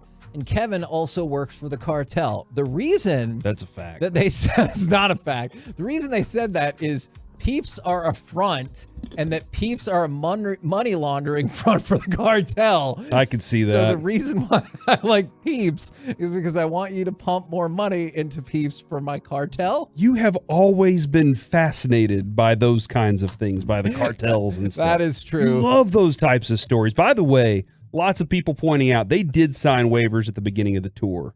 So they waived all their rights so that they could potentially. You know what? You look at the legal eat all history the of candy. waivers, some of those could be dubious. And I bet the waiver didn't say, in case your daughter turns into a giant blueberry and these little people, I don't know, they look like they're adults. Oompa Loompas. And they're all painted, but are they painted? They're Were orange. they born that way? I think it comes from being around the candy. Okay, well that feels like a troubling point. Is they all used to be regular workers, but then they turned into a different color It's a and dye. shrank? It's like a dye that comes off when you know how the M&Ms get the candy shell? Yeah. And they're not all the same. And how controversial was that recently? I don't know. And then also, this I may have is missed that very clever, right. but very hurtful from the 817. Because, Kevin, everyone who agrees with you about Peeps is in recess right now. All right, that's a fact. Is hurtful. That is a fact. But you make a very intriguing And there point. are a lot of fourth graders that are like, no, Peeps are disgusting too. They're like, give me some better candy than this. Yeah, you know, you might make some good points. God, why are there so many texts because about how much they hate Peeps? Nobody eats Peeps. People display them to be Eastery. I know every year Reggie's like, I got these dumb Peeps again, take them. I really do agree with Dawson. I think Dawson makes some good points a lot of times. But I thought he nailed it when he said that it's like when you put it's a garnish for the Easter basket. The Easter basket has all this stuff, and the Peep is a garnish. It's there to be looked at. It's to make it look pretty, but it's not to be eaten. That's not the fake grass. It's there. You can have two garnishes. Feels like overkill. Like you've seen drinks that have a pineapple and an orange. Why did you say it like that? An orange? That's what it grows on a tree in Florida. Oranges. Why are you saying it like that? Because that's how orange. Orange? Orange. You've never say it. Orange. Orange. Same thing. You are not saying the right thing. I absolutely am saying the right thing. Orange. From the 817, you guys are insane. Peeps are an aphrodisiac in my house. Why do you have Peeps? You just have Peeps laying around and you're like, hey, baby, it's time. Yeah. And she's like, oh, get the Peeps out. Can't wait, baby. Yeah. No. Then you say something that I thought about saying, and I was like, nope. Don't forget the oranges. We're not going to say that. Okay, I've seen the age range. I eat Peeps. I'm 34. I love Peeps. I'm 46.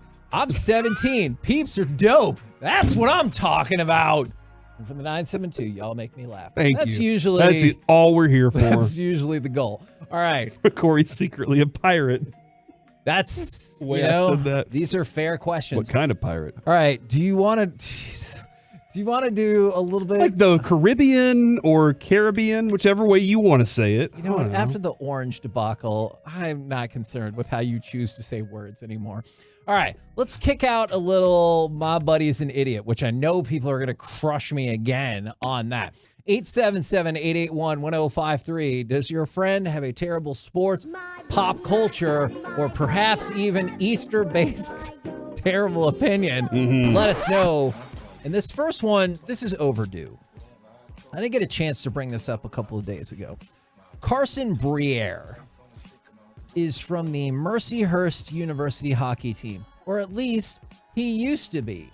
He is one of the kids of the Philadelphia Flyers interim general manager. You probably heard about this kid from last month. Him and at least one of his friends saw an empty wheelchair at a club or a bar or whatever. Yes. And they thought it would be hilarious to just push it down the stairs.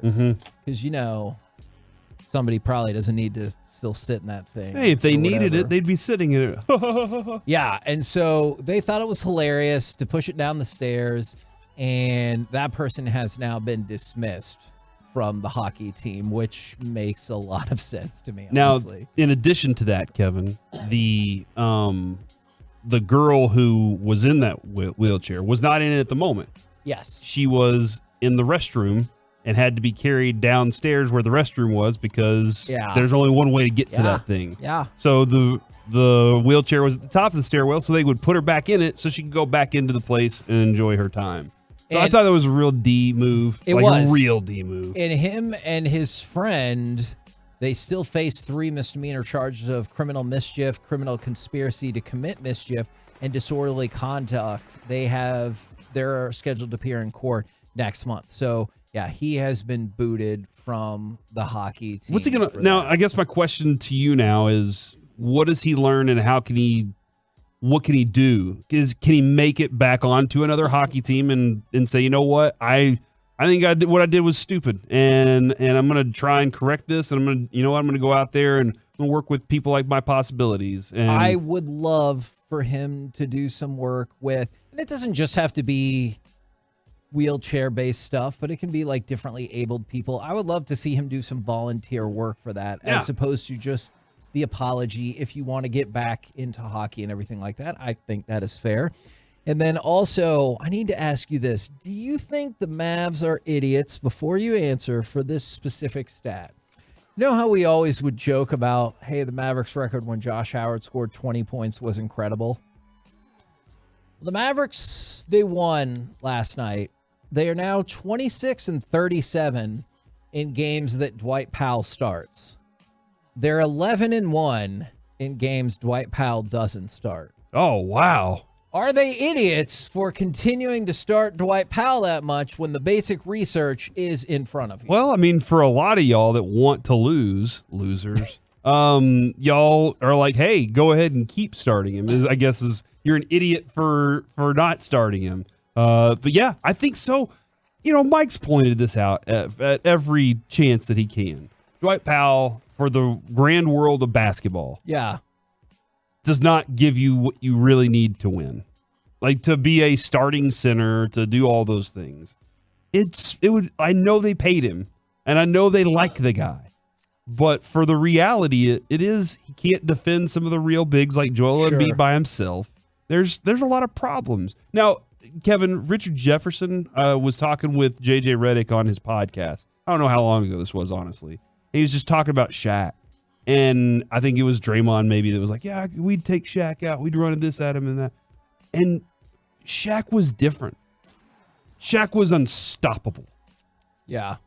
Are we ever going to see another Shaq-like player? Okay. Because, like, Joel Embiid's as close as I can remember to being that, and he's different. But Shaq was just, you couldn't move the body, dude. I don't think so, because you mentioned Embiid can go out in the perimeter. Obviously, Jokic can run the point. For people that are talking about Victor Wembanyama coming up, he can run the point as well, and he is lean. So I don't think you would count on him being like an immobile force in the paint. But I don't think anybody's looking for that anymore, right? Like, what they're looking for is, hey, somebody who can do stuff in the paint, but I can also shoot me a three, or can also move the ball along. So I would be, and I'm not. Like, I guess that's my thing, because if you can't stop something, then I'm going to keep doing it until you figure out how to stop it. And you know what? I guess the one thing is, well, you can't get that guy out on the perimeter to defend our threes.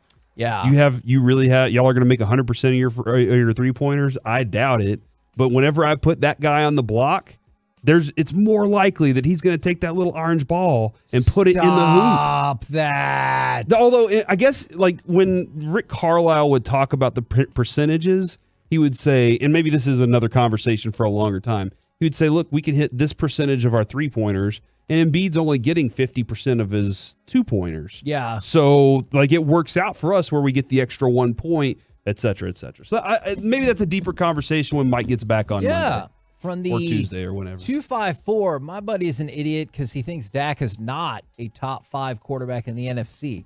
I absolutely believe he is a top 5 quarterback in the NFC. In the NFC, because the NFC's poor at quarterback. I mean, that's true. In the NFL, no. No. Can he be? There are some things he has to accomplish first. As you could probably guess, from the 817 and a lot of other places, my buddy's an idiot because he doesn't know how to say orange. That came in from the 817, from the 214, from the 972, from the 469. My buddy Corey's an idiot because he thinks the Mavericks are going to the championship. Well, No, I don't think that. I want to like have the opportunity for it. Okay. Did you see this from NBA Communications? No. The Dallas Mavericks protest has been denied. Oh, I can't believe it. The NBA concluded that although the game officials could have taken steps to better manage this particular situation, that did not provide a basis for extraordinary remedy of upholding a game protest. Like, and that was one of the things Mark Cuban's like, I definitely think the NBA will listen to and might accept our protest, but we're not playing We lost the by game 2. over. Yeah. Okay, but there was still like 13 or 14 minutes left in the game. You just gave them 2 free points. I mean, or you should have paid closer attention and been back on defense. I don't know about that. You tell me all the time where to be. They're always like, hey, you're over here, right? Hey, move over here. Oh, do this. This one time, it's like, well, you should have been smarter, you idiot. We're the KNC Masterpiece right here on 105 Through the Fan. Coming up next, it's time for the C Block starring Corey Majors. I mean, think about that for a second. On inbound passes, they're like, no, you're not over there. You're over here. And then now all of a sudden it's like, well, you should have been thinking better. And all the Mavericks stood around and they were like, oh, hey, do you want to do something? And finally 2 people ran over. They knew. On the C Block, you have to be a top 10 scoring defense to win a Super Bowl or have Mahomes next to the fan. Get the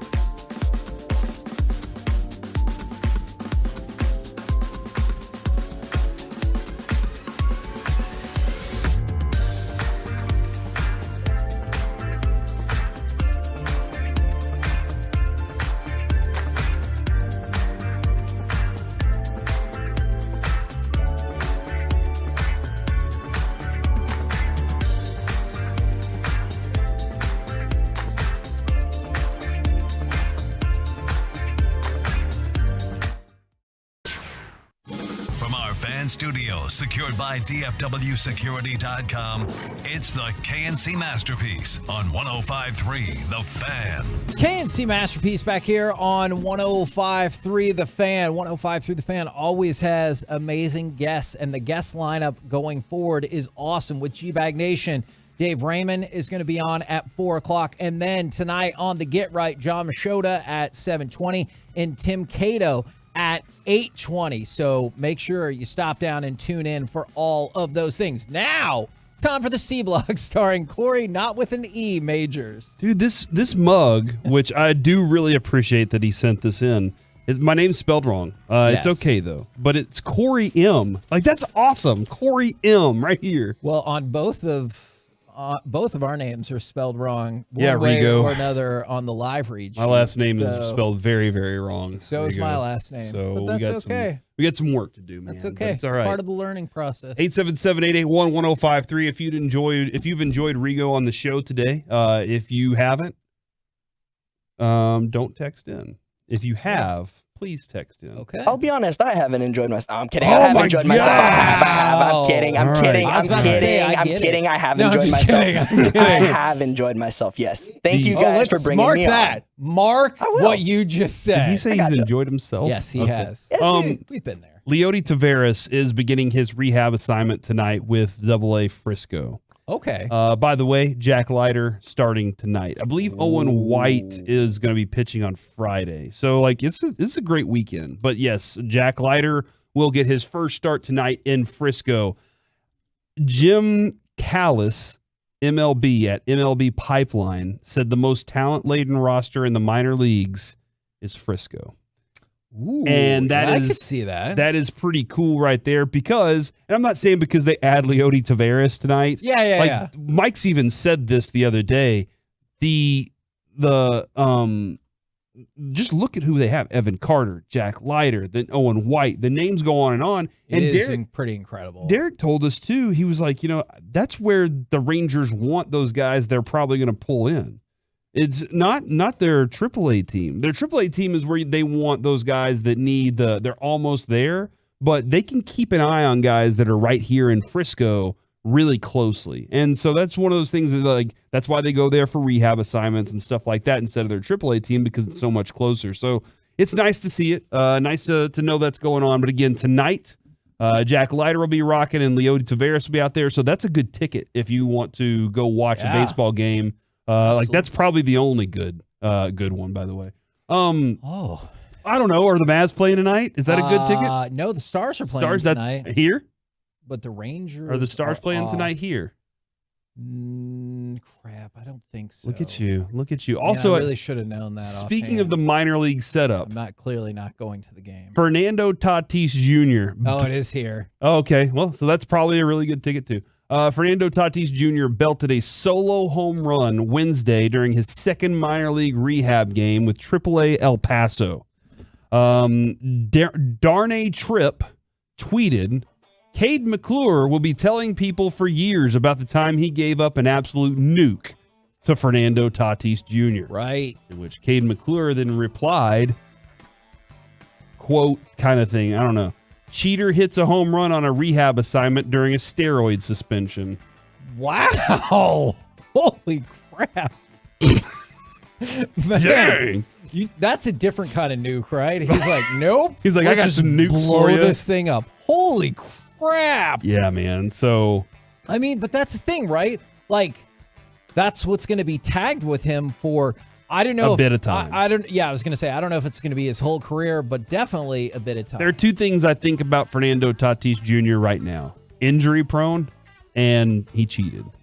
Those are the two things I think about him. There's all the other stuff does not he's good at a lot of things. And I don't know what spot he has on that team right now. I don't know where he lands when his suspension is done. So we'll see. That's it for baseball. Okay. Now I want to talk about Do you have stories segmented by, you're like, well, now we can talk baseball. Now we move to this. Then we move to this. Absolutely. Okay. Sure. Yeah. I mean, our whole run sheet is that way, isn't it? Yeah. I thought the C block. At noon, Cuban speaks about kid. I thought your C block was a little bit more unwieldy. Well, you did things by your own rules. You're right. When Mike's here, I have somebody that'll run amok with me a little bit more, and you can have This gives. I've always thought this. Here to kill fun. Rigo. I've always thought this about Kevin, as he told me one day. Look, you and Mike take off every other segment of the show. Oh my the C block is my chance to take off and mail it in. That's not true. And it's my opportunity to check emails. That is not true. And visit with some guests and do other things. There's nobody else in the studio right now. I'm not talking about right now. Oh, okay. I'm just in general. Okay. But yes, Kevin, this one is kind of segmented today. Okay. This morning, Sean and RJ and Bobby were talking about quarterbacks and defense and all sorts of things regarding football.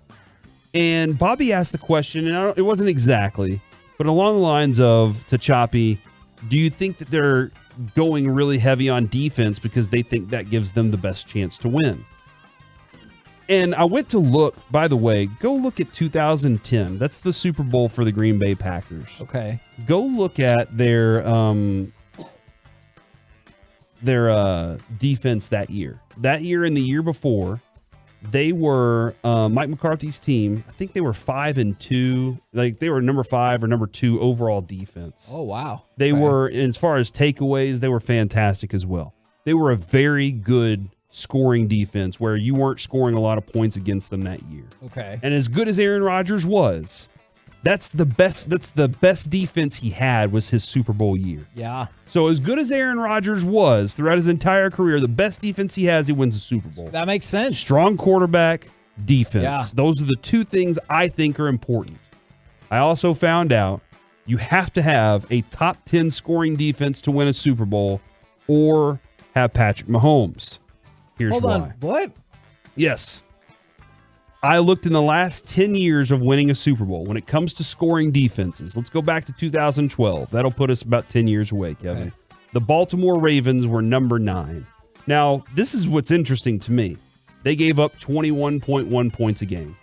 Seems like a lot. Yeah. But they're number 9. With this way the NFL's changed and everything, yeah. Seattle, number 1, 14.6 points a game. The next year, New England, 7th, 19.5 points per game. The next year, the Broncos, 4th, 17.9 points per game. The next year, the Patriots, 1st, 16.4 points a game. The next year, the Eagles. Gross. 4th, 18 points a game. The next year, the Patriots, 6th, 20 points a game. The next year, the Chiefs, 10. Okay. 20 points a game. The next year, Tampa Bay with Tom Brady, ranked 7th in scoring defense, 21 points a game. Oh, guess what, Kevin? In 2021, the Rams were 9th, giving up only 21 points a game. So over the last 10 years, the top teams that win the Super Bowl have a top 10 defense, except for last year, when the Chiefs were 18th, giving up 22 points per game. But again, you have to have Patrick Mahomes. That's the only qualifier. And the only other year that it was any lower than 9, it was the Kansas City Chiefs again at 10 in top 10 scoring defenses. Because they have Patrick Mahomes. Yes. And so that's where the conversation of, do you need a top 10 defense to win a Super Bowl? I think you do. Just over the last 10 years, that's been proven. And again, go back to the Mike McCarthy time where he's probably looking at himself and going, why did we win that Super Bowl? Oh, because I had a defensive expert coordinating my defense. I had the best talent that I'd ever had on defense. Yeah. And we had the best defense that we'd ever had. Plus, we had a really good quarterback at the time. So Aaron Rodgers is going to get all the credit for winning that Super Bowl. That was a team that was built a certain way. And Mike McCarthy is looking at it and saying, how can I build my team to look something like that? So that's why when it comes to adding, they wanted to bring back as much as they could on defense this year, right? They said, how do we get a little bit better? Let's add Stephon Gilmore. We want to make our defense even better, and let's make sure we don't lose any of these guys that we had last year, because continuity is important too. We think that Dan Quinn has a fantastic system, a fantastic scheme, and he's flexible. He's not one of those guys that's just like, this is my defense, live with it. And I think I've asked you this before, but don't you think that offensive additions can make the defense better as well? Like if you're more capable of controlling the ball or getting that first down, it's naturally going to help your defense. And I know that's one of like the Bill Parcells, commandments was play to your team's strengths. And your team's strengths, let's say your offensive strength is passing, then play to your team's strengths. We're going to air it out today. Well, when it comes to the Cowboys defense, or the Cowboys defense, that's something that Dak needs to look at is how do I play to my team's strength? Not just my offensive strength, but my team's strength. My team's strength is defense. So when you're a quarterback, you can make decisions based on, do I think my defense can make a stop if this happens? Yeah, I do. And I think that is, that was one of the reasons there was a lot of freedom when Dak Prescott was throwing the ball. Look, if you get an interception, it might not hurt us that bad. Yeah. Well, I mean, it did against Jacksonville. But like that, they're thinking our defense can handle some of these things. But I think to play the best Cowboys football they can, they're going to have to ensure that Dak Prescott, when we talk about running the football, short passing game, using clock, those are the things that the Cowboys want to do because they believe their defense can get them the stops whenever they need to. They just want to wear an opponent out. So that's where now the question is, do you think that McCarthy's leaning heavy on defense is the right approach or the wrong approach? I think it's the right approach. Because of the information that I've given you, or because you already thought that? Because I know there are people out there that are like, no, you got to air it out like Mahomes. Again, you do not have Patrick Mahomes. I think I already kind of felt that way, and the information you gave just hammers home with that idea. Honestly, I just think it's more likely that you could have a top 5 defense than a top 5 quarterback. Mm-hmm. You know what I'm saying? Like, you tell me what's going to happen. Dak will be top 5 quarterback next year, or our defense will be top 5. I'm going to say our defense will be top 5. Not to say that the other couldn't happen, but I just think it would be more likely that our defense would be top 5. And so I like the idea that you're leaning more and more on that, because I do think that Dak is perfectly capable of being part of the team that gets you to the Super Bowl. Yeah, and somebody said, what was the rank of the defenses of the losers compared to the winner? I don't have that information, but I do believe, Kevin, I've done something similar to this before, and in the past 10 years, it's been like top 15 defense on every single one of them. Very, very few times where those defenses ranked down in the 20s and 30s. Now, I will say I think that McCarthy's looking back at his own history and saying, my best team ever, I had a great defense, and we were running offense like this. So he's trying to replicate that one more time. Now it's whether or not Dak Prescott can lead that offense to being what it needs to be whenever it needs to be the most.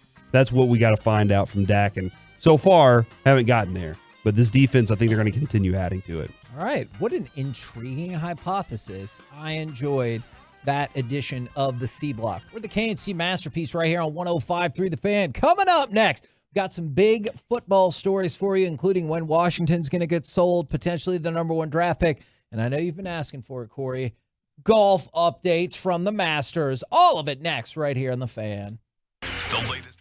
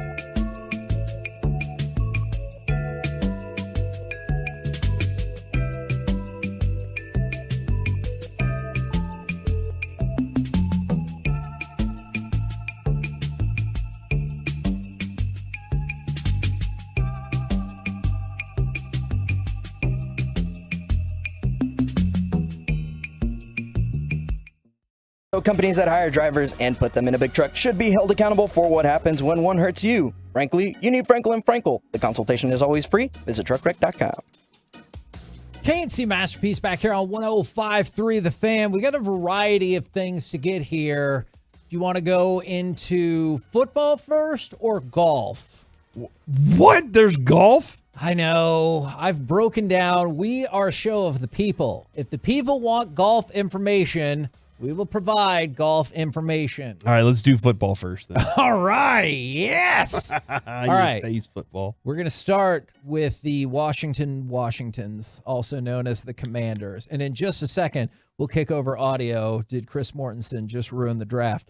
Is Front Office Sports is reporting that Daniel Snyder wants to have the winning bid selected, vetted, everything like that by May 22nd.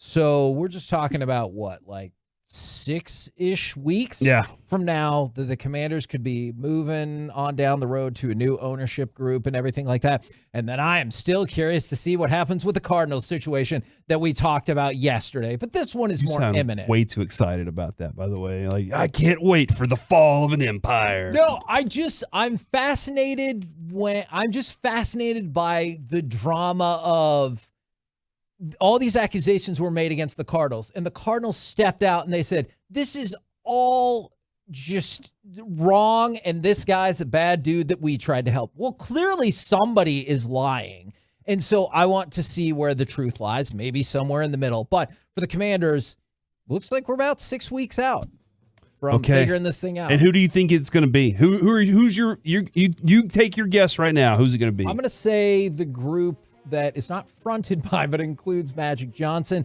Although I know there are still people out there who think Jeff Bezos is just hanging out, waiting to be like, what'd you get? I'll add $2 billion or something. $2 billion? Dude, because just for fun? He doesn't, well, and also Daniel Snyder doesn't like him. And so. Yeah, but if he added $2 billion, Daniel Snyder would be like, but that's why you have to put on the $2 billion is because he wants to set a record. And then he kind of, Bezos kind of swings in there like Justin Timberlake. And he's like, $6 billion's okay. But you know what's really cool? $8 billion. Yeah. And so I think I like even more round numbers. $10 billion. Yeah. I mean, look, that'd get it done. Yeah. I assume. $10 billion. Even if you despise that person. So that's to start with. And now let's go to this. This is Chris Mortensen, and I'll let you decide if he's just saying this is what my sources have said, because he sounds pretty darn confident that with the number one pick in the NFL draft, it will not be C.J. Stroud. Phil, what I'm hearing is that both Mel and Todd are going to have to change their mock drafts. Ooh. And that Bryce Young is the pick. And yes, Frank Wright, connecting Frank Wright to C.J. Stroud in terms of the prototype of guy that he's worked with in the past. But they all love Bryce Young. I think I'll quote Adam Schefter, who said, this reminds him of when the 49ers moved up all the way to 3, and it was intentional to draft Mac Jones, and then changed their mind at the last minute and drafted Trey Lance. And that has not worked out for the 49ers, and I think the Panthers are on Bryce Young at the start and will stick with him when it's time to turn in that card. And I'll say this too, we always focus on. All right, so here's the thing. I've heard enough other people who aren't Chris Mortensen. Do you still have complete faith in Mort? Because there was a time, Kevin, where if Mort said it, gospel. It was that's it. Like, it's very similar to Woj, and then Schefter showed up, and then just like Shams did. So. But when it comes to that, I think the sources are pretty good with Mort still. Yeah. That's there it is right there for you. So Bryce Young over CJ. So just the thing about that's kind of funny is that feels surprising to me, but not if you would have gone back a month, right? Mm-hmm. Like if you'd have gone back a month or two before the trade, Bryce Young was the betting favorite to be the number one pick, right? Yeah. Like that, they were like, the Bears are going to figure it out. They're going to trade it off to somebody, and they're going to take Bryce Young. And then when the Panthers rolled in there, all of a sudden there was all this wild discussion about Anthony Richardson. And then they kind of were like, Yeah, probably C.J. Stroud. C.J. Stroud seems like the guy. Then he became the betting favorite. And so this would just loop it all the way back around to Bryce Young, who was the favorite to be the number one pick, will in fact go number one. Yeah.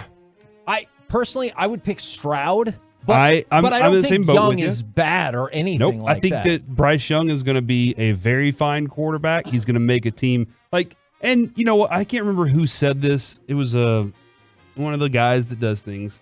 He said somebody's going to overthink it and not take Bryce Young. Yeah. And I mean, probably like Bryce Young, you're going to sit back and go, man, he's a really good quarterback. Both of them might be really good together. At the moment, just what I see, if I'm a guy that like a Shanahan type that believes that my system works, then I would probably look at CJ Stroud first. It's interesting. I think it was McShay who said, obviously the size is different, but he viewed him as a smaller Patrick Mahomes. And With Bryce Young or? With Bryce Young. Okay. And because, CJ Stroud's definitely got, not exactly, but much closer to your prototypical quarterback size. And he said the biggest concern and why he would drop out of number one is the durability factor. And I don't think I'm not saying this is fair, but I don't think what has happened to Kyler Murray helps at all, right? Not to say that they're the same person whatsoever, but that was one of the questions is like, are we talking about a smaller quarterback? How will they fare in the NFL? And when you see like he's got dinged up this last season, obviously, and he'll be out for a while, I think that does impact some people. And they're thinking, is that same thing going to happen to Bryce Young? Even if they're completely different people and different players. This might be a good discussion with Broadus on those things on injury front. Like he does refer a lot to medicals. Like hey, let's see the medicals on this. But does the scout say I'm not into predicting injuries? Or does the scout say, look, I can only tell you what I see on film and what I think that this guy can do there. Yeah. But, when it comes to injuries, that's something you're going to have to talk about doctors about. Now, I know the thing that you have been demanding all day is to talk more about the Masters. Now, remember, we did our Masters preview yesterday, and I have news that I'm very sad about because the person that I was rooting for has dropped out of the tournament. Will Zalatoris, who is a local kid, has dropped out with back issues right before he was supposed to tee off. Now, here's where I struggle. I'm not a big fan of golf. I know some of the bigger names like Brooks Koepka is 4 under par. He's tied for second. Adam Scott, 3 under par, tied for fifth. But I'm kind of struggling with the person who leads the tournament right now at 7. Victor Hovland.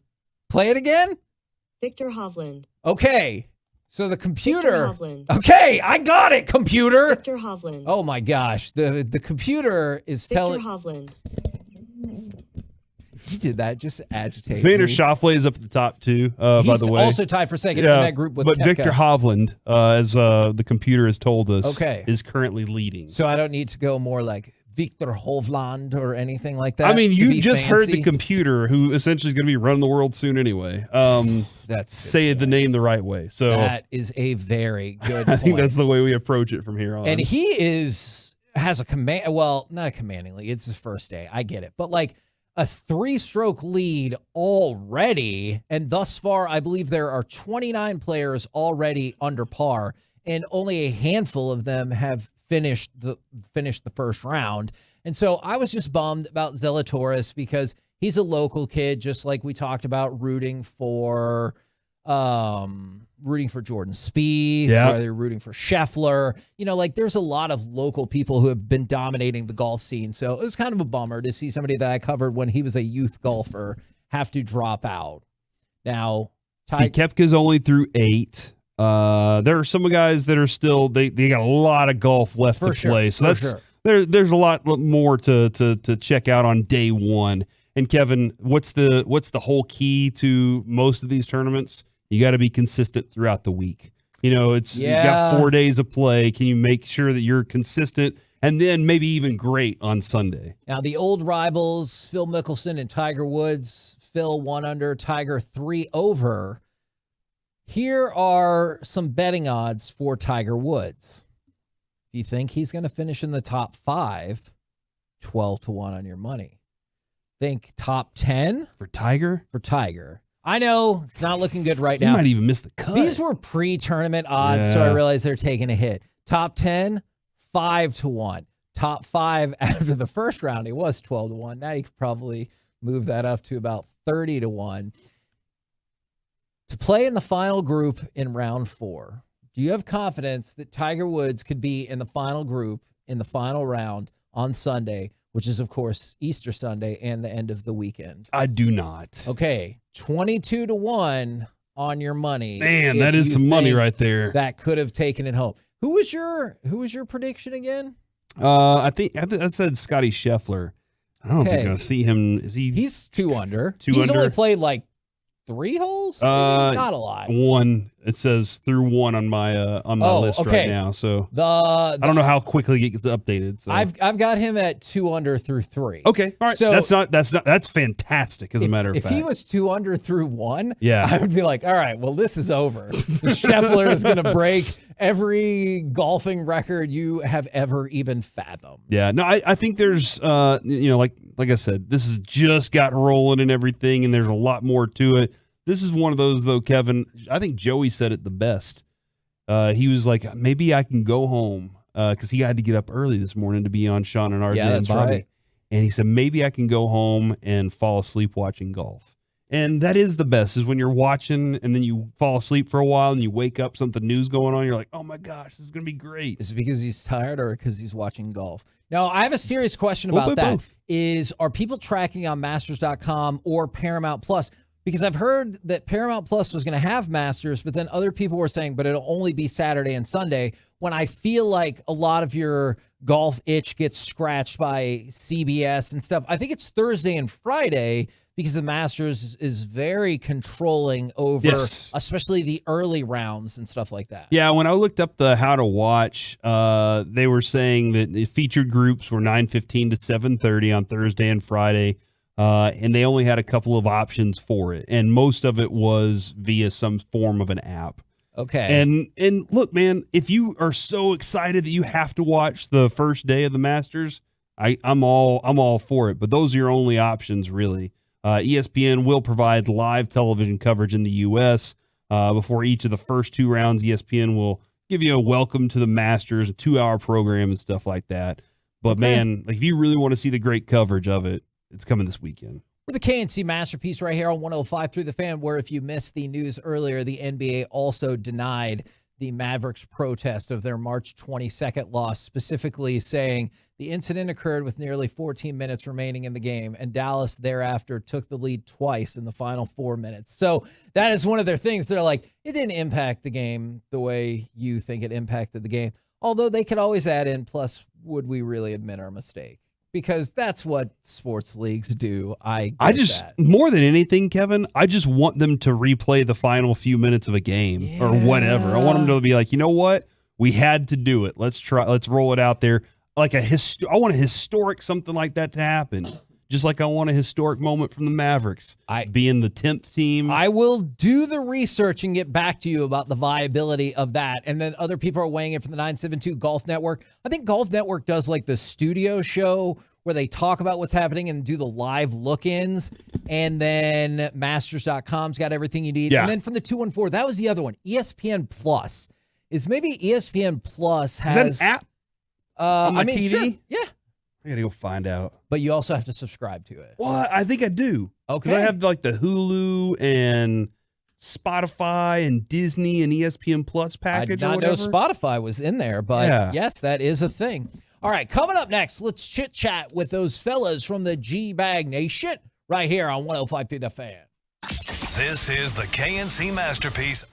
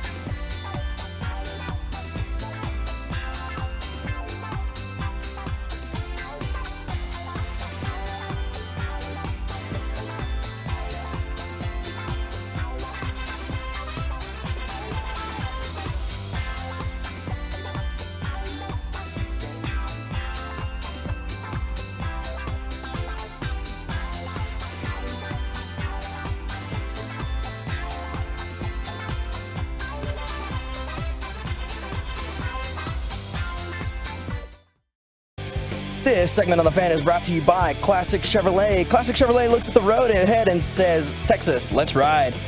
They're doing their part with deep discounts on their full lineup, unprecedented savings. Make now the best time to buy. This is Texas. This is Classic Chevrolet. Relax and enjoy the difference and find new roads.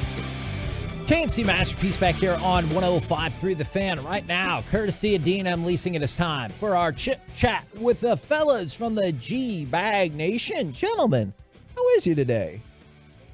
Oh, we pop up his mic, please. Wonderful. There Wonderful, Hickey. we go. Pure gold as Are you always. still doing wonderful as opposed to 10 seconds ago? Oh, yeah, that's not going to get me down. Okay, all right, excellent. Can't take my joy. All right, excellent. Now, we've had a couple of different conversations. I miss like all of your conversation, and sometimes it's not suitable for air. I don't know if based on. I have an idea for a bet payoff. Okay, is this suitable for air? If so, What are y'all's thoughts on this? Let's do it. I'm definitely pro talking about it, but Gavin, I mean, you're kind of the boss, so you let me know if we can. What do you mean? I don't know. I'm the general. You're the general. You're I'm reckless. You know, you got to rein us in. So I like this idea. I get to approve every time Wolchuk talks today. Apparently, yeah. I'll give you the thumbs up on this one. Yeah, just point to me like, hey, nope, you're allowed. Go for it. Nope, not allowed. Nope, you're allowed. We do need some good bet payoff talk. Okay, Right, he says go for it. Kevin, I was driving and listening to the show as I usually do, and I was like, oh, this would be hilarious. What if one of the bet payoffs is you have to carry around a Dito at all times? What's a Dito? A Buffalo Bildo? Yeah. Yes. Yes. I love that And team. so, like, at any point, you can have it in your bag or whatever, but you have to present and show that it's with you. It's around at all times. Electric or this is up to y'all. Flaccid? Y'all are the show that Dealer's does these choice. amazing things. Yeah, does it have to be lifelike, or could it just be? This is up to y'all. Phallic Y'all in can nature. figure this out, but y'all like you just have to have it, quality and somebody can say. Like, let's say, Purdy walks by. Yeah. And Oh, my he's like, hey, guys, how's it going? You're like, got to pull it out. And then now Purdy's like, oh, my Shoot. God, what is happening? In this Purdy game? was- Mark what he just said. Purdy was around for the early days of radio Yeah. in the 80s and whatnot. It's definitely not the craziest thing he's seen at a broadcast. Probably not. So he'd probably enjoy that. I think the next time we go on a trip, like where it's training camp or whatever, you have to have it in your bag as you're going through security. You have to pull it out? Yeah, and it has to be presented like at that point. They zip that thing open up, and all they see there, and you're standing there and we're filming the reaction. You're just like, you on have trip. to. I don't know. You have to Sir. and you just have to kind of like Right before you put the bags through, Yeah. it's like it's in your Or it carry-on falls luggage. on You're the like, nah, ground. I want to put this in the. Or you take it out of the bag and run it through the like your X-ray. laptop, you put it in the barrel or In the the barrel, basket. yeah. There This you is go. what I want: is you to take it out and go, does this count as an electronic? Yeah. And they're like, sir, This is not 8 fluid ounces. Please, You have to put it on top of your computer as it's going through the bin. back in your. That's a payoff and a half While it's right there. running. My shoes, my And then, cell phone. and then you're the one that has to and- like grab your computer, and put it while everybody's kind of hanging around checking you out. And pretending like they don't see it, like everyone's gonna be like, "Okay, that bin is good," and you just like you don't want to talk No, about as it's it. going through the X-ray, and you see it with that's Oh what my I want gosh. to see. Sir, what would is die. this? I don't know. You tell me. You check in at the hotel and just marital take it area? out and suction it to the top of the counter. Man, or you can make someone take a blow-up doll to a dinner date from the 214. Has that happened Well, yet? we were supposed to do that. Eric never did. I have a debt. There's a debt to be paid at some point when Jared and Wolchuk decide they want to make the plans, because it's not on me to make It the is. plans. You lost the bet. It is on you to make the So plans. I have to make Why the do we have to make reservations? plans when somebody Why did- loses a bet? And why did you lump those two people together? That's because But we were the other parties involved. Yeah, Oh, it okay. was. We did our. When He has we were, good reason. When we were in the night, me, Jared, and Wolchuk did our like weekly NFL things, and so The spread 'em picks. Yeah, we had our weekly spread 'em with Jared, and so I ended up losing. Jared lost the first year, and he had to eat like some type of pickle mustard things that he thinks is yeah. disgusting.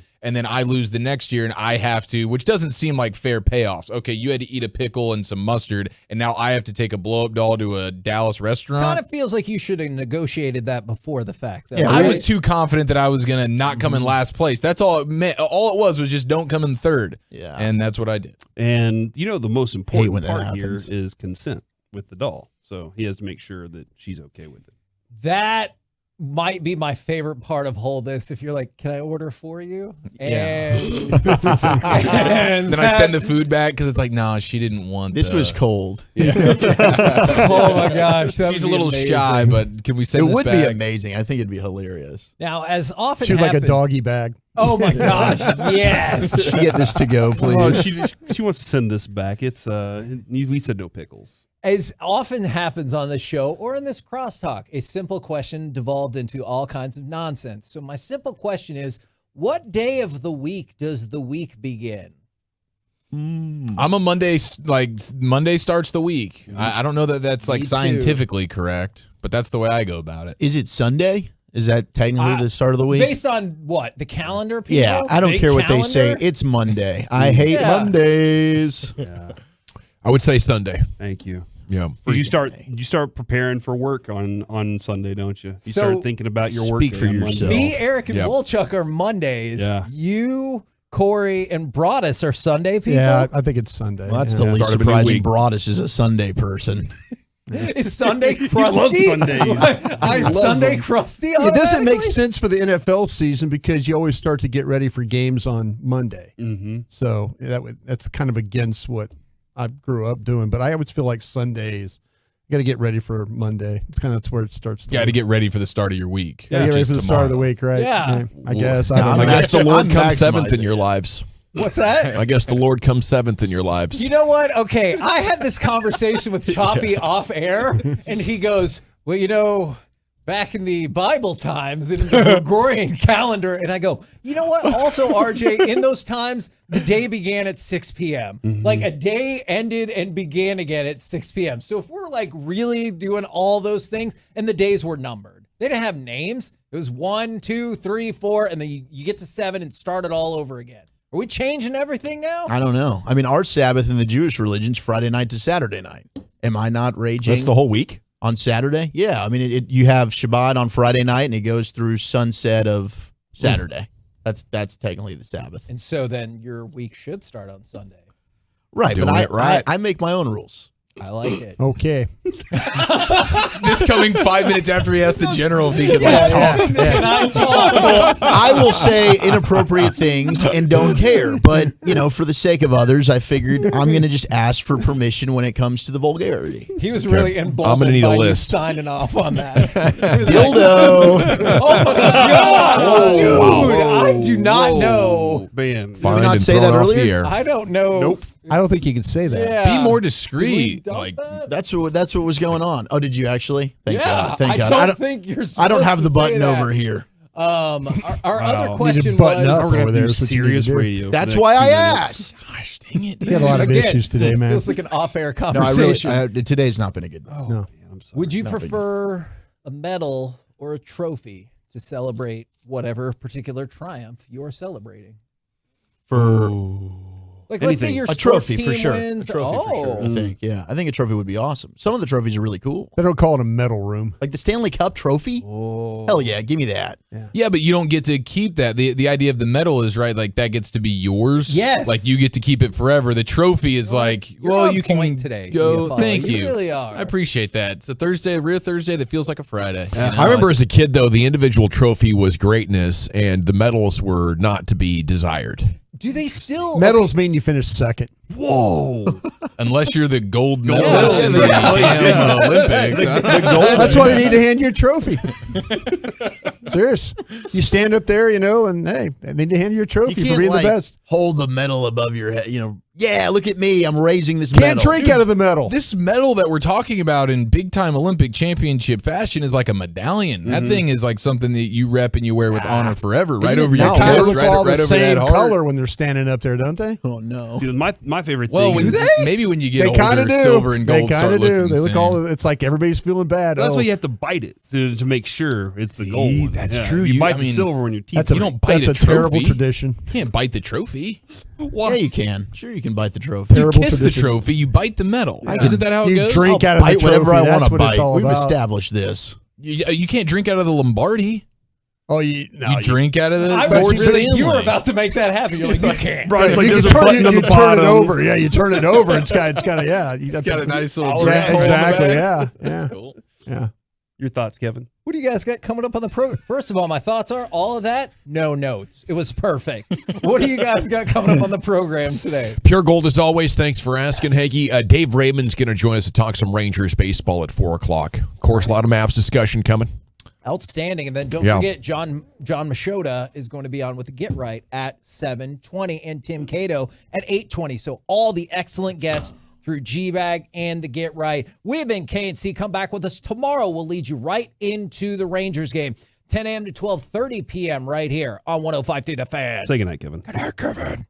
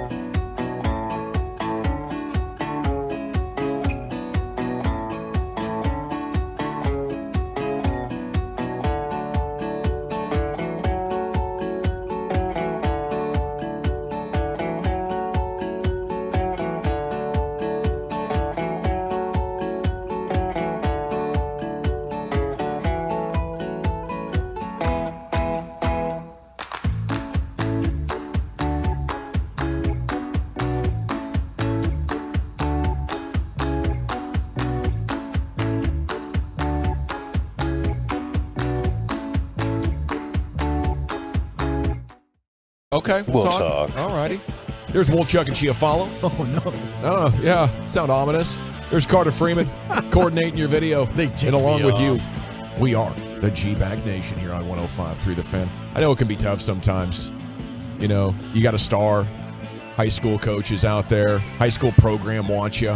Select team can be like, no. I know there's a lot of back and forth on that for a lot of baseball players, a lot of soccer players, a lot of softball players out there. You're pretty warm already. Am I warm? Damn. Yeah. Am I warm? Yeah. Well, you know, I know that's a road well traveled, and you're always looking out for the best interest of your kids, as always. So we got a big sports day here, G-Bag Nation, including this Masters off and running. And, of course, we're always keeping our eye out for a Tiger Woods history type of round. And then we're looking out for our local guys, mostly Spieth and Scheffler, right? There's a couple other local guys as well. But, you know, those are the guys with the best chance of getting it done. Right now it's Victor Hovland and Xander Schauffele, who are up there on the board at 7 under and 5 under through 16, Brian. They're swinging it. Yeah, they're swinging it well. And this is really bucking tradition. Both these gentlemen are playing with Tiger Woods today. And usually if you're a guy, Tiger Woods, anybody who's ever played with Tiger Woods in the first 2 rounds of the Masters has not gone on and won the tournament. Yeah. So this is, we got a pretty significant sample size of players. Usually when you play in Tiger Woods' group, the first 2 rounds, you fall apart. But Victor Hovland and Xander Schauffele are doing a great job of holding this thing together, playing with one of the best. You think Tiger's lost his edge? No, you know what? It's funny. The thing with Tiger Woods, physically, he can't do what he once did. That it's the injuries, the surgeries, the knee, the back, that car accident. The car accident. I mean, it is hard for him. To walk this but course. Wolchuk's saying he really doesn't intimidate people anymore. And I think that's true as well. Because he's gotten a lot nicer. Right. I feel like people, the reason they probably struggled were, oh my gosh, I'm playing with Tiger. You know, all the eyeballs are going to be on you because everyone's watching Tiger from hole to hole. There's the intimidation of playing with him. We saw the competitiveness. Yeah, you're right about the crowd. And Dawson brought it up earlier too. When you play with him, it's just a moving mob of people. Right. And I use the word mob, the patrons there. But you've been suspended, sir. Yeah, exactly. But what's the definition of a mob? You might be right. Yeah. Well, the thing about I was thinking more of a mob, like, you know, pitchforks and it's. Oh yeah, that's not that. You should have said that part out loud. Yeah, exactly. Keep that to yourself, Brian. Yeah, keep that to yourself. But I think what happens is the galleries and patrons, it's so intense that it kind of freaks people out. And these golfers have done enough. I mean, playing with him, to understand what they have to do. No, Tiger is +1. Okay, he was +3 at one time. He's rallied. Nice bounce back. Yeah, you have Adam Scott at 5 under, along with John Rahm. A big group at 4 under now includes Schauffele, who just bogeyed 16 or 17. Cameron Young, Brooks Koepka, Sam Burns. Those guys are sitting at 4 under par. Phil's 2 under. Scotty's 2 under through 5. And Jordan Spieth is 2 under through 4. So this might heat up as the afternoon moves on here in the G-Bag Nation. We'll have an eye on Augusta. Real quick, too, if I could, an amateur named Sam Bennett is 3 under through 5. So here's an amateur. This whole tournament about the Masters is all developed with Bobby Jones, one of the most decorated amateur golfers ever. And so to have an amateur somewhat in the hunt, 3 under through 5, I think is pretty impressive playing that style of golf. All righty. Mark Cuban trying to cover up for the worst managed sports year in his tenure as owner. Says they didn't get a chance to retain Jalen Brunson. I say BS. He had a lot to say yesterday. You know, he signed 4 and 104 with the Knicks, Mark. You could have easily texted the agent and said 5 for 175. Do you think Jalen Brunson says no to that?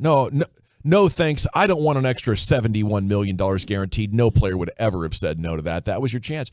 You had misevaluated and neglected the partnership so much to that point that they didn't want to have a formal meeting with you because of how they correctly perceived your incompetence, Mark. That's what happened. And at the same time, you don't need a meeting to make an offer. Find somebody in the organization that the agent will take a call from and you say, hey, you know, Mark would like to blow that offer out of the water. So once again, it's weirdly trying to wiggle off the hook. He said last night, oh, yeah, the morning news has some text messages that'll prove this. Brad Townsend tweeted today, he's like, well, those are text messages between Mark and Nico. There's nothing between other parties. Gosh. Mark sucks at being an owner. He's put a gambler and a shoe executive in charge. And this has been a disaster. And I was hoping that once they got a superstar, this is pre-Luka, he would snap back into being the badass executive and basketball guy that would do anything to acquire talent and get a dub. But there's some weirds going on where he wants to bring in gamblers and shoe executives almost like so he can be the smartest basketball guy there, the most experienced basketball guy, so nobody can really challenge his authority. I don't know what is going on with Mark Cuban, but he sucks at being an owner.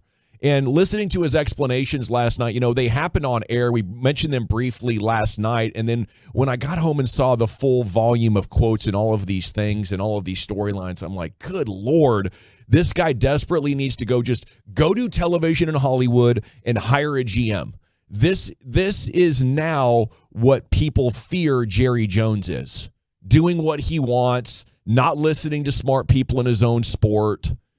And I don't know how you draw confidence as a Mavs fan. Like last night was a good dub, and the great people on TV pretended like it saved their season or something like that, and I hope it does. I hope they'll go win a couple of playoff series, and I hope Kyrie Irving keeps shooting the damn lights out. But Mark Cuban will find a way to screw it up, and even if he does decide to let Nico go at some point, he'll probably find some other GM from another walk of life that does not know how to team build. And I'm frustrated. I guess it's great that you have Luka. Mark plans to do everything to bring back Kyrie. I like the decision to bring back Jason Kidd, but good Lord, man, this ownership that has been a roller coaster ride for Mark Cuban and Mavs fans over the last 20 years. I think right now is at an all-time low, guys. Nico was pretty coveted, though, wasn't he? Other teams had been trying to get Nico as their GM and their front office for years, and then finally the Mavs and Mark Cuban were able to do it, right? Yeah, I don't know if it was other teams want you to be the GM or other teams want you to be a part of a front office. Right. Because I think that is, there's certainly a place for Nico Harrison in a front office. There's value there. But to be the guy, now you have Mark Cuban saying it's my fault of the way some of this, the way some of this team got built and stuff. And it's like, okay, that means. But then he'll also be like, you need to ask Nico. Nico's running the team, right? Right. So it's a little bit weird. For sure, because you can't fully trust a guy in Nico Harrison to build a team because he's never built a team. I think people wanted Chris Young. From the Rangers. I think that's who people were kind of coveted. And even with Chris Young, the Rangers were like, hey, we can't turn this over to him. He'd been a player and worked in the big league office. And the Rangers smartly were like, hey, let's let him do some on-the-job trading behind JD for a year and a half. No, that's an excellent point. I mean, with Nico, I will say, I do think he deserves some credit for the trade last year. Getting KP off the team. Yes. Bringing in Spencer Dinwiddie. And yes, Bertans has given you nothing, but you had to take on Bertans if you wanted to remove Kristaps Porzingis. That worked out. I'm not out on Nico just yet, but this is going to be a big summer for him. The other thing with Jalen Brunson is, and look, fans are probably like, Brunson's not coming back. We don't need to keep talking about it, but it all falls in line now with what Tim Hardaway Sr. said yesterday about the lack of leadership.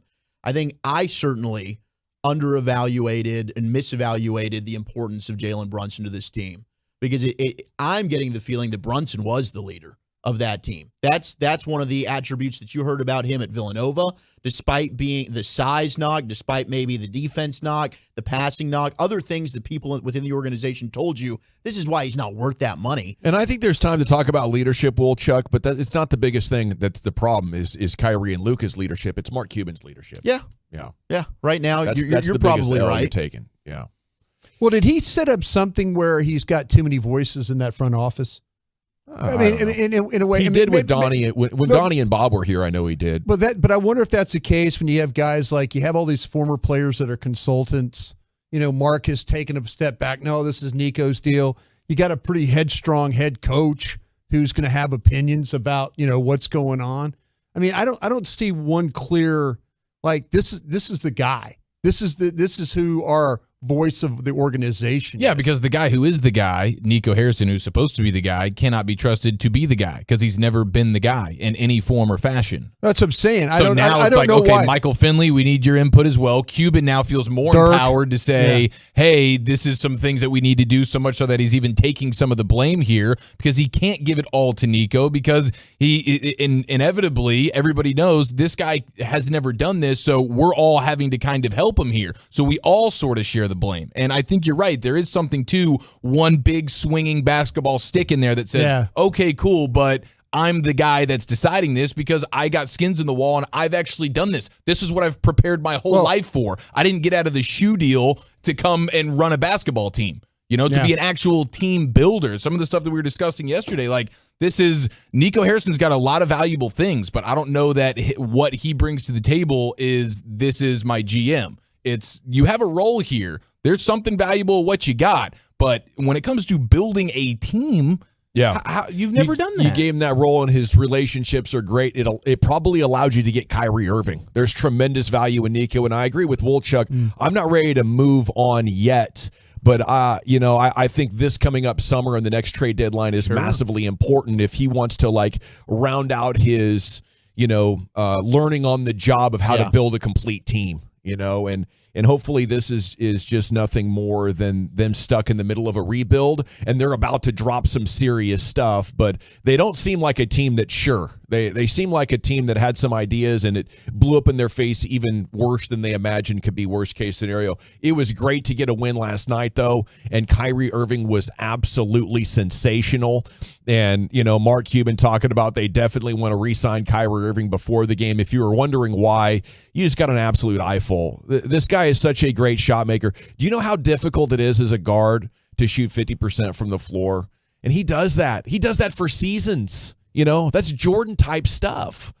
Mark also saying last night they need to earn Luka wanting to stay with them for the whole career, and he says that comes down to winning championships. And I'd like to say that it's at least good that they understand how big the challenge is.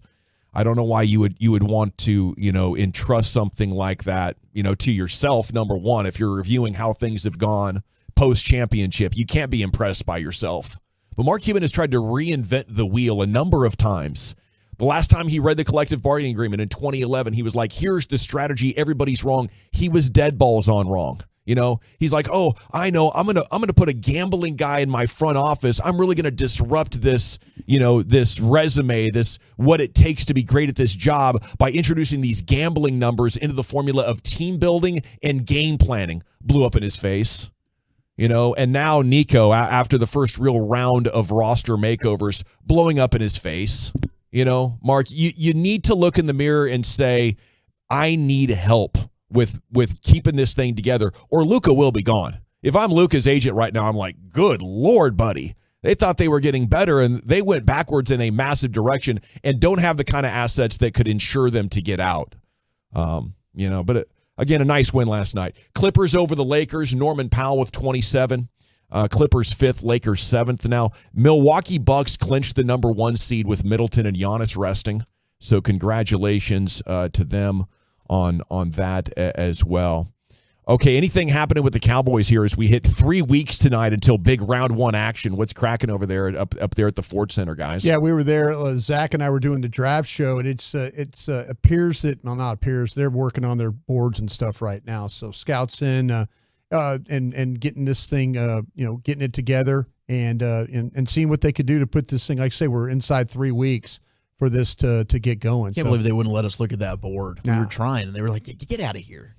That's pretty cool. I love being that close and being able to be, in a building like that. It's just another reason that you guys are going to give us the best draft coverage you can find anywhere in the NFL world coming up in 3 weeks' time. I did see D. Ware will be presented by Jerry Jones into the Hall of Fame. That's a little Cowboys note for you. But it's kind of the calm before the storm. And it won't be long now before some really big storylines are starting to fly in. So the Mavs are now tied with OKC, but the Thunder have the tiebreaker. I believe they take on Utah tonight. Anyway, one more Mavs win could put them in the play-in, assuming OKC doesn't win. Right now, that would be against the Warriors. And that would be fun. It would be fun to get a play-in game and the chance to do something big. Frank Lampard is back as interim manager at Chelsea. The team's all-time leading scorer has really been chilling since he was sacked at Everton in January.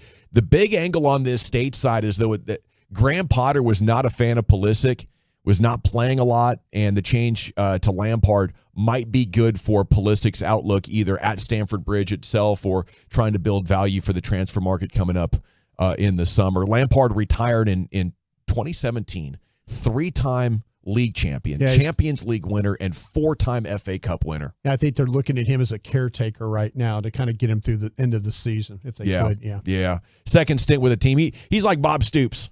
You know, exactly. if he's not doing anything, he's always standing by to help you out. Everybody's comfortable with him, that kind of thing. He's not going to rock the boat, you know. We got the G-Bag of the Day coming up at 2:30. A little sports hodgepodge coming up next. Giafalo, what you got planned for us? It is Masters Week, also known as Wings and Beer Week for this particular golf legend. Plus, one of us on the show may or may not have a floater sitting in our home toilet right now. 877-881-1053. Who do you think that person is? That's next. Be a part of the show.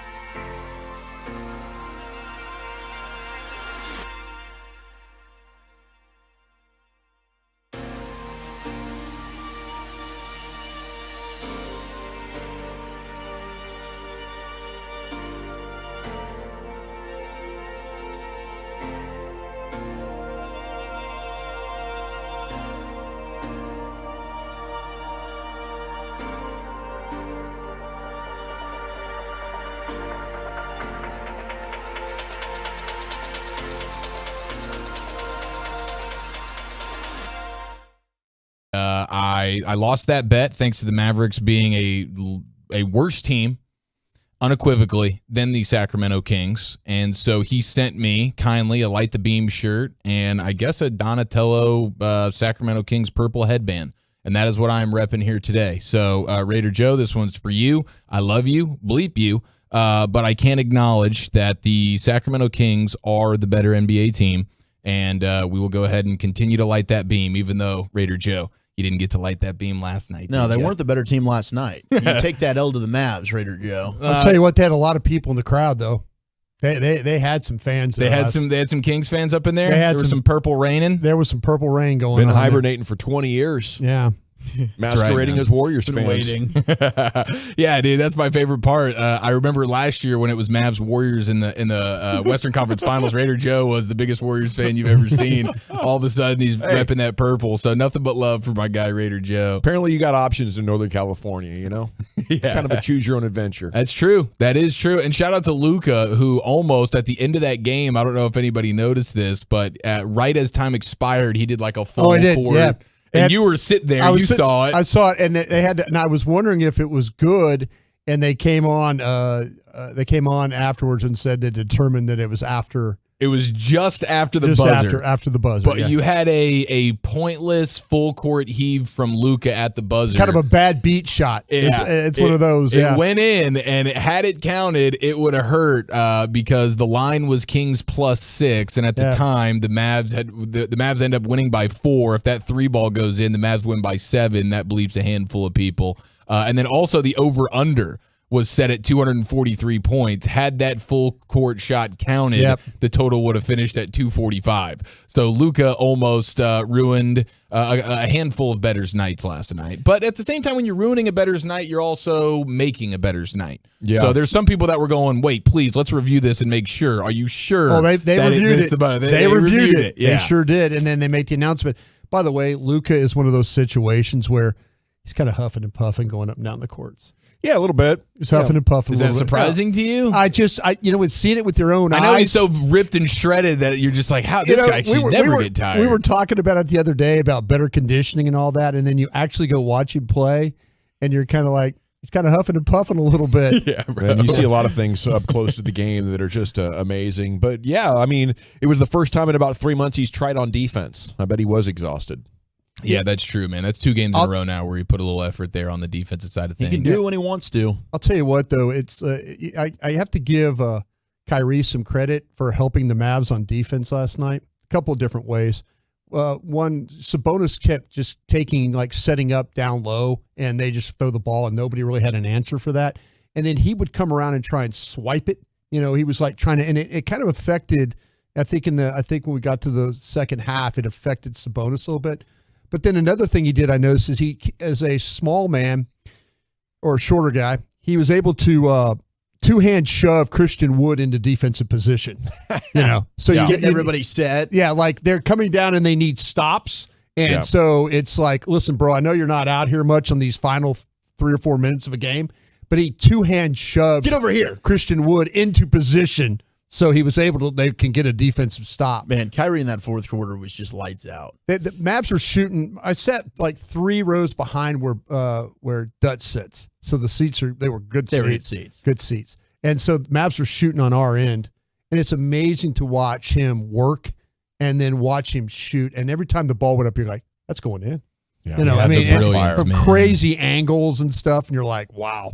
That's super impressive there. He's so skilled and he understands the team game so well. Something Mark said last night that I really agree with and loved. He said Kyrie and Luka belong together, I'm paraphrasing, or are meant to play with one another. And yeah. I think they could be a terrific superstar combo. Man, they absolutely could. You have to have the right team around them with guys that can play defense for sure. Guys that can shoot the ball when open because they're going to be open for basically 4 quarters every single night. But offensively, it doesn't get much better than the duo of Luka and Kyrie. No so doubt. when you see Kyrie doing what he did last night, it is mesmerizing, and it's one of those things that you look at and you're like, okay, now I understand why people put up with some of the stuff that comes with a Kyrie. Because my dear God, when you get nights like that, it's worth it. And he's been 9 out of 10 games with these Mavericks. He is all that in a bag of chips, man. It's last night's fourth quarter was a live highlight reel, just about. Yeah. Where I'm laughing in my living room every time he starts going off, and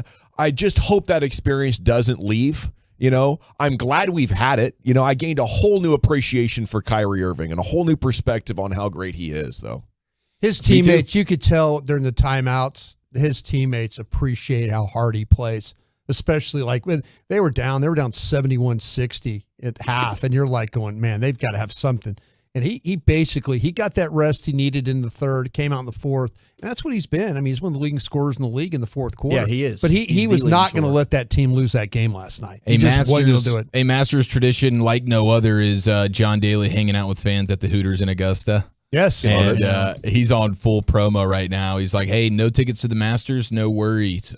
Come pay me a visit. Plenty of wings, drinks at Hooters, and lots of merch to take home. See y'all in Augusta all week. Is he still conscious? From April 1st. He's been doing this since Saturday, dude. He's been doing this he goes from April 1st to April 8th. He goes a full-on 7-day Hooters bender, which is really probably what he does anyways, but now it's like actually advertising, and he probably gets to make like a little bit of money. $10,000 a day, yeah, I would think so. So that's good work if you can get it, man. Shout out to John Daly. And speaking of merch, I saw, and you mentioned this a little bit yesterday, Broadus, but I got the real numbers here. Yeah. The merchandise store at the Masters, they'll do $70 million in merch sales this week. $70 million? $10 million a day, $1 million an hour. $16,000 per minute and $277 every single second is what they are cashing in on. They got a lot of things with that logo on it. Oh, a man. lot of things in that logo. Is it always green? Is everything green, or can you get something blue with the no, you Masters could get logo? you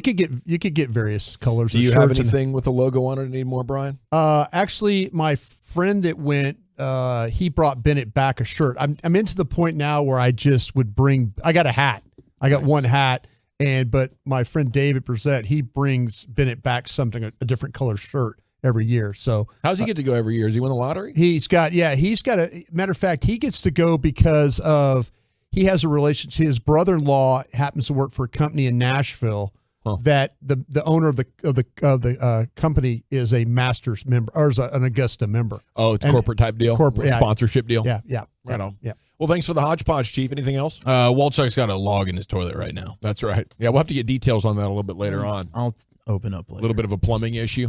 Yeah. Backed it up last night. It's not plumbing. It was something else. It's time now for the G bag of the day. Into the Pimp Cup we go. Here's Lucius. Just let it ride, you know what I mean? Yeah, for that, yeah. Let that vibe seep through. All right, let's see. G-Bag of the day. Our last G-Bag winner was an Ohio bus driver. I think this is day number 2 for the Ohio bus driver because we didn't do one yesterday. So you get to survive, which is really good, by the way. Yeah. Ohio bus driver let it out on these kids. Kids apparently were spraying perfume. You can tell these kids been getting on this bus driver's nerve for a long time. Yeah. End of the school year, bus driver finally let it on out. You expect me to take? Give me the perfume. No, I didn't do anything. I can freaking smell it. I didn't do anything. I didn't spray anything. I'm sick of you. Yeah. I'm sick of all of this Yeah. I'm done with it. I'm gonna start kicking some serious ass. Do you hear me? Yes. My foot's gonna be so far up your goddamn ass, it's gonna dangle out your goddamn nose. I'm done with you. That phone in your bag. Now you give it to me. All right, fine. All right, fine. God, I can smell it. I didn't spray anything. I'm allergic to this. Open I didn't spray anything. They just like to start it's right in the big backpack. It's in the big zipper. You like to start too, Maya. Yeah. You know what I said. Maya took a stray there. I'm done with this. Yeah. Done. I've had my fill. I'm done with it. I'm ready to walk off this goddamn bus right now and let you people walk the home. That's what I'm talking about. How much more do you think anybody can freaking take? How much more? Got 3 more weeks, man. That's all you got. Hang in there for 3 more weeks. How much more? Man, those bus drivers just flip, you know? You be having paper ball fights and whatever for months, and then one day they just, it's over. I'm sick of it. Flew off the Those handle. school bus drivers, but leave those city bus drivers alone. Yeah. Yeah. They will give you a 2-piece with no biscuits, bro. No nothing, just straight 2-piece. No fries, no drink on the side, no nothing, just straight 2-piece. Nuggets, please. Yeah. I would too. You know, when my sinuses are irritated and I smell perfume, does that bother anybody else? Yes. I'm like, whoa. And you put a little cold medicine on top of that, I might fly off the handle too. Don't come in a pimp cup right now. It smells like Issamiyaki. Lucius smells like Issamiyaki now, by the way. Those smells are usually good as long as I don't have irritated sinuses. Yeah. I don't overdo it. I don't try not to. No. Unless I'm hiding something. Let's see here. Let's go. You know what? I'm going to tell you something real quick before I get to this next G-Bag of the day. My old lady, I say old lady, O-L-E, not O-L-D for all the haters. Yeah. It's a special thing. Yeah, she sent me a photo of a dress that she was looking to buy. Okay. And I responded back and said, man, it looked like a 70s Halloween outfit. A 70s Halloween outfit. Like Elvira? Yeah, something like that. Well, is it like the, groovy? It's all with the like the flare bottom pants kind of a thing. Oh no, it's a dress. Oh, it's for a dress. sure. Yeah, dress. yeah. Okay. It's all like the 70s print. It looks like a couch type of thing. Oh, okay. You know, those old school couches. Yeah. It has barely any fabric on it, so I don't know what it's going to cover up. Yeah. But yeah, I said it's like a 70s Halloween outfit, and I haven't heard back from it. That was 2 hours ago. 2 hours ago. Later, you'll ask if everything is okay, and she'll be like, yeah, everything's fine. Why would you ask? Let's go to Milwaukee Brewers player Garrett Mitchell. Hit a walk-off against the Mets last night, and he says good things happen when his wife is not around. Mitchell, deep right. Forget about it. Garrett Mitchell. He wins it for the Brewers. Decided a homer would settle it instead? You know, I was thinking about this, but when my wife doesn't show up to the games, usually something good happens. So going into that battle, I was like, man, well, she's not here, so might as well do something fun. My man is living dangerously right now. So good. For real. Oh, he got home last night. You think she was standing at the door? Yeah. You think it was one of those? Yeah. She tweeted and says, I bet you won't say it to my face, though. Yeah. Oh, is that what you said? Yeah. All right. Let's see what else I got for you boys. Oh yeah, you guys said something about Hooters wings. Hooters flavor wings is amazing to me. I like the Hooters flavor. I'm 100%. Like the original, original hot Hooters. Oh my god, their buffalo's delicious. And the buffalo shrimp. Buffalo shrimp is really so good. man. People hate on me, but I love it, and it's all good. Let's see. Yesterday was a church day. How about this pastor right here? Starts cussing during the sermon. Well, he just lets one S-bomb drop. But then, the congregation was like, oh, and then he told the congregation, y'all going to hell. But the one sin that cannot be forgiven is when the Holy Ghost is working and you say it's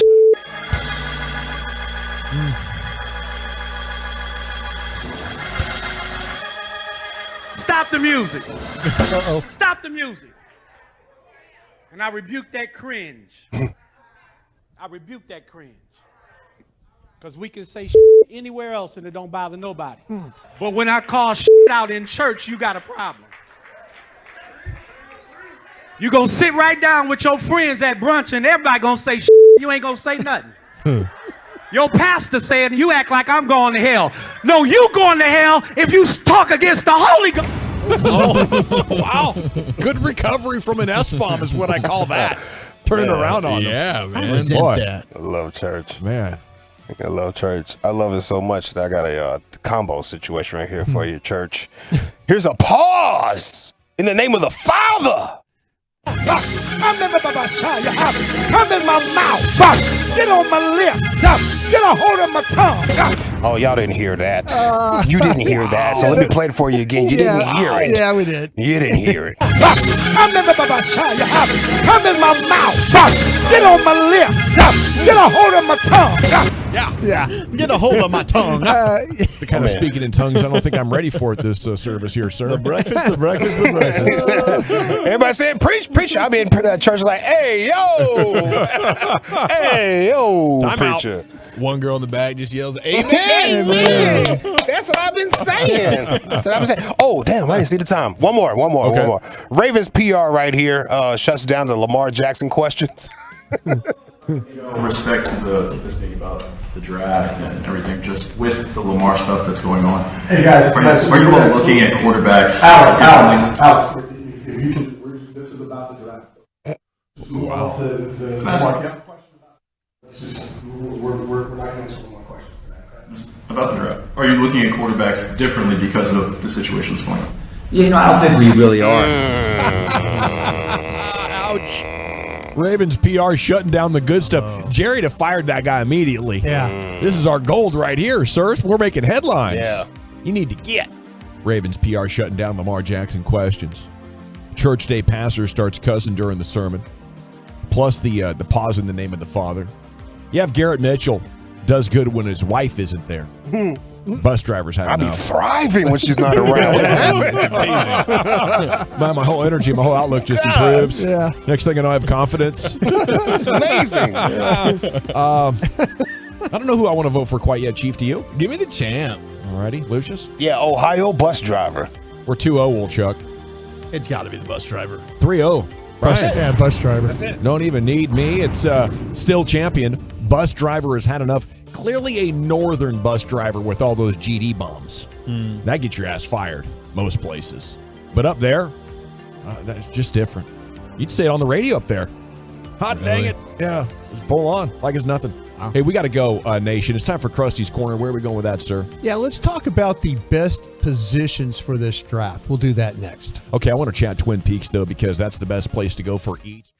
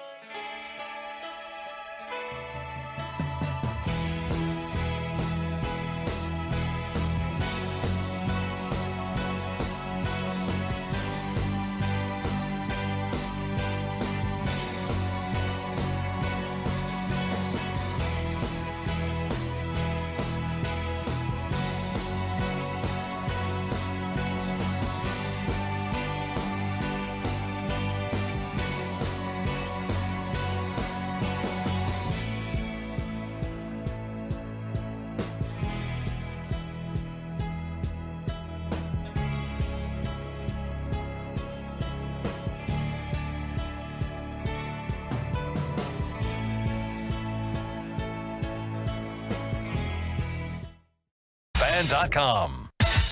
This segment of The Fan is brought to you by Classic Chevrolet. Thank you, Lucius. You have Rom and Hovland at the top, pair of 65s at the Masters. Here's Bottas with Krusty's Corner. Thank you very much, General. Appreciate that. Man, some good low scores at Augusta. Should be interesting to see how. I mean, I'm wondering with the weather. The weather always has a big factor of how this course. They've tried to lengthen it in a couple of different areas and make it a little bit different, but the scores look pretty good. It's the morning groups are finishing up. We're getting the afternoon groups out there, so good for them. Yeah, Rom had the lowest score ever after opening with a double bogey. Yeah. He went 9 under over the last 17 holes. Jeez. That's just the type of player he is. So anyway, good for him. Okay, we talked about this the draft. You know, we're 3 weeks away from the draft, so it'll be here before we know it. All our guys will be out and about at the Pluckers and stuff like that. I'm sure they'll be posting that out. We got draft coverage all 3 days of the draft. Excited about that. So such a great week, dude. It is. Gosh, I love that week. We got you covered here on 105.3 The Fan, better than anybody else. Trust me on that. We really do. Pluck, yeah, we do. We really, really do. Okay, if I asked you I have a list for you, and this comes from CBS Sports, and they've ranked the positions from 1 to 11 about with the draft of the players in those positions, like the edge rushers, the cornerbacks, the quarterbacks. Yeah, because some drafts it's like, hey, this is a really good quarterback class. Hey, this is a really good running back class. Yeah. CBS, they came up with their lists, and Zach and I have been working really, really hard on this, and we kind of have an idea about this too. And you guys done a good job of working with us on it as well. Okay, if I asked you as a group, what would be the number one position you feel like that the Cowboys need to address? Guard. Yeah, offensive line. Just playmakers on offense. Playmakers on offense. Would you? Okay. I mean, really, just pass catchers. Okay, so you would say receivers. I mean, receiver, tight end, like just guys that defenses will fear. Okay, but so we got. But if I have to narrow it down to a position, I guess I would still say I would probably go receiver and guard. Okay, if you win in that order, the wide receivers in this class, according to CBS, are ranked 5th. Okay, of the position groups. They look at it as 3 first-round grades. Quentin Johnston, Jackson Smith-Njigba, and Zay Flowers. They have 13 players of their top 100 are wide receivers in this. So, and they say late round feel is part of the little subject that they have. Solid. So they've said all along, and I agree with this, and I think that Zach would too. No Jamar Chase, no Garrett Wilson in this class. That's been well established. Yeah, there's no top 10 receiver. Yeah. And they shouldn't be shocked with that development. It's gotten to the point where Johnston is an underrated at his size with his explosiveness and running back like yak abilities. So they're looking at the wide receivers as 11 rankings of the 11 positions. That would be number 5. And late round feel is a solid group. Yeah. And over the last few years, you'd probably have the wide receivers as like 1, 2, 3 at worst in terms of quality. Yeah. When you start to talk about interior offensive linemen, like the guards, the centers, first-round grades, they've only got 2. The Michigan center, and then John Michael Smits from Minnesota. They only got 2. Top 100 grades for interior offensive linemen, only 6. But what they're saying is late round feel is very good. This is a lower ranking as relative to the other positions, not precisely how CBS feels about the interior offensive line class compared to the others in the past, because the latter perspective, it's the best center guard class that we've had in a while. So but they've got it rated as they've come around on some guys that have had to move from tackle to guards. It's helped it out a little bit. It's helped it out a little bit. Well, I think that'd be great if you take the best one at 26 and take another on day 3 if that position stretches, because you're going to need options there, and who knows how much longer Zach Martin's going to want to play. And yeah, so they're looking at Peter Skoronski then as a tackle, not a guard. They're saying there's a sizable gap at the position in the rankings, but that like Joe Tipperman from Wisconsin can be quality on the move center, and then Chandler Zavala, who we've seen the guard from North Carolina State. What do you think about the value if you don't take one of their top guys? If you got to go to second-round guys at 26? I hate to say this. I don't agree with them about the very good as far as the late-round feel. I kind of feel like that those guys, when you mention Tipperman, Zavala, John Michael Smits, I kind of feel like those are guys earlier in the round. So like those are second rounders. I don't know about saying, okay, we're going to pick day 3 guy here in the 5th round, and it's going to be, it's going to be something that we're really, really happy about. Yeah, if we were to go day 3, that's where Zavala comes into play from NC State. Also Anthony Bradford, maybe from LSU who's a big boy. Yeah, I like what they're talking. I don't know overall. Like I said, I think there's probably 5 guys that you could take early if you were going offensive line, and just the guys you're mentioning, like the Bradfords and guys like that, as opposed to waiting and saying, okay, let's just try and hit a guy with some traits and stuff like that. I think if you really want to get an offensive lineman, you're going to have to, especially guard, I think you're going to have to go early in this thing. And that's why I think people are projecting at 26 to the Cowboys that they might take an offensive. Sure. They might take a guard. So to me, what's another position that you would look at if you were to say anything on the defensive side of the ball that you guys would think about that, hey, they defensive tackle. Defensive tackle. I want help there. Okay, when you start to look at the defensive tackles, that would be 9th. And so first round grades, 3. Carter from Georgia, Cansey from Pitt, Breesy from Clemson. Top 100. They've only got 10. Late round options are only good at this point. I'd love more corners.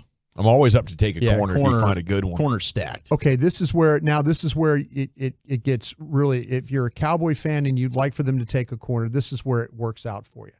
Because corners are actually, according to CBS Sports, is second on their board. They got first round grades. They got 6. How do you feel about Cam Smith? You don't have a first round grade on Cam Smith from South Carolina. I would be comfortable taking him at 26, but I've got a second round grade on him. But I think he's borderline first. I like Cam Smith a lot. He's probably borderline top 5 guy for me. They've got 6 first round grades for corners, 18 in the top 100. Late round feel is only average, is where you're at there. So once again, now if you don't feel enough of at cornerback to take one in the first 2 rounds? You probably don't want to wait till day 3 because I think you're going to get a big time run on these guys. By the time the second round's over, I think you're going to have maybe 8 guys that are gone already. I'm kind of in that mode too. I feel like where I feel there's going to be a run, and we're so used to getting runs on certain positions like cornerbacks, like we were just talking about.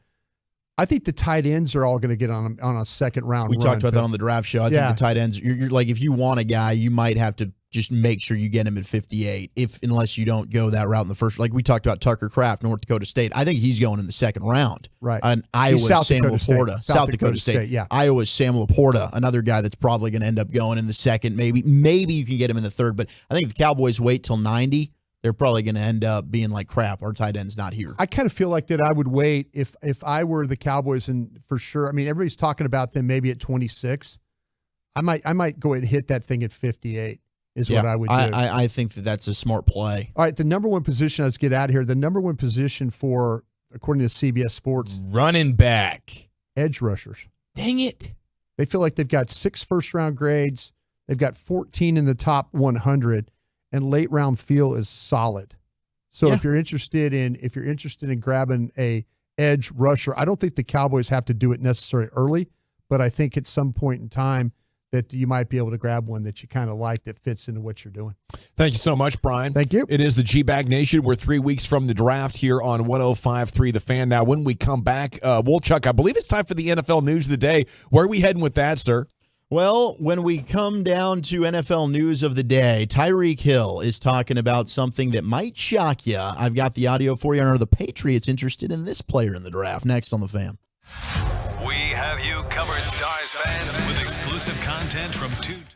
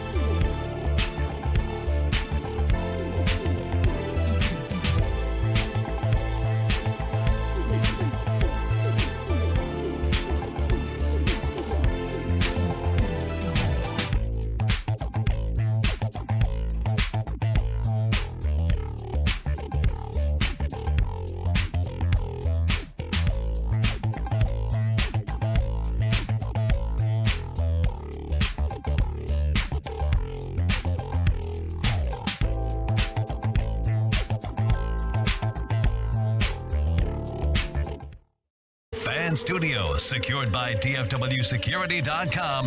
You're rolling with the G-Bag Nation on 105.3 The Fan. Here we go. Hour 2 G-Bag Nation 105.3 The Fan. I hope you're having a great day. We do have some Cowboys Twitter top tweets going viral about America's team coming up in 20 minutes. It's time now for the NFL news of the day. Here's your main man, Zach Wolchuk. Cowboys might not have to worry about possibly drafting Bijan Robinson. We got another team that's rumored to be interested in the Texas running back. Would that be the Ravens? It is Or the the New Lions? England Patriots. Oh, Patriots. According to Jeff Howe of The Athletic, the Patriots are absolutely intrigued by Texas running back Bijan Robinson. They're visiting with him, and we can add them as they have the number 14 overall pick. We've talked about the Bucs at number 19.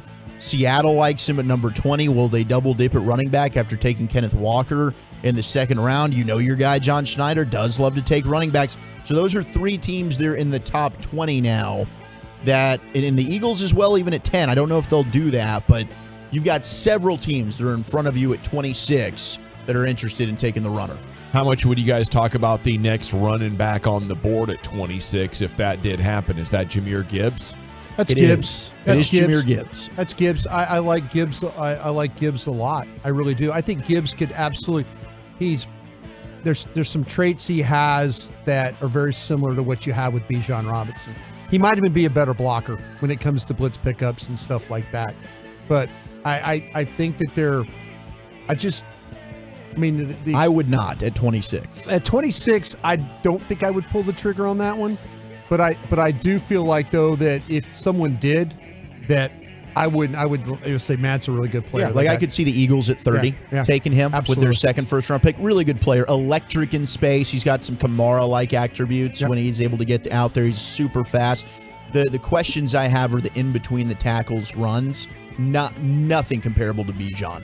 And that Bijan is a physical, tough back and cut it up inside.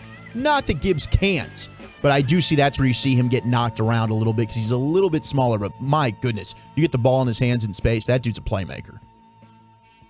Right on.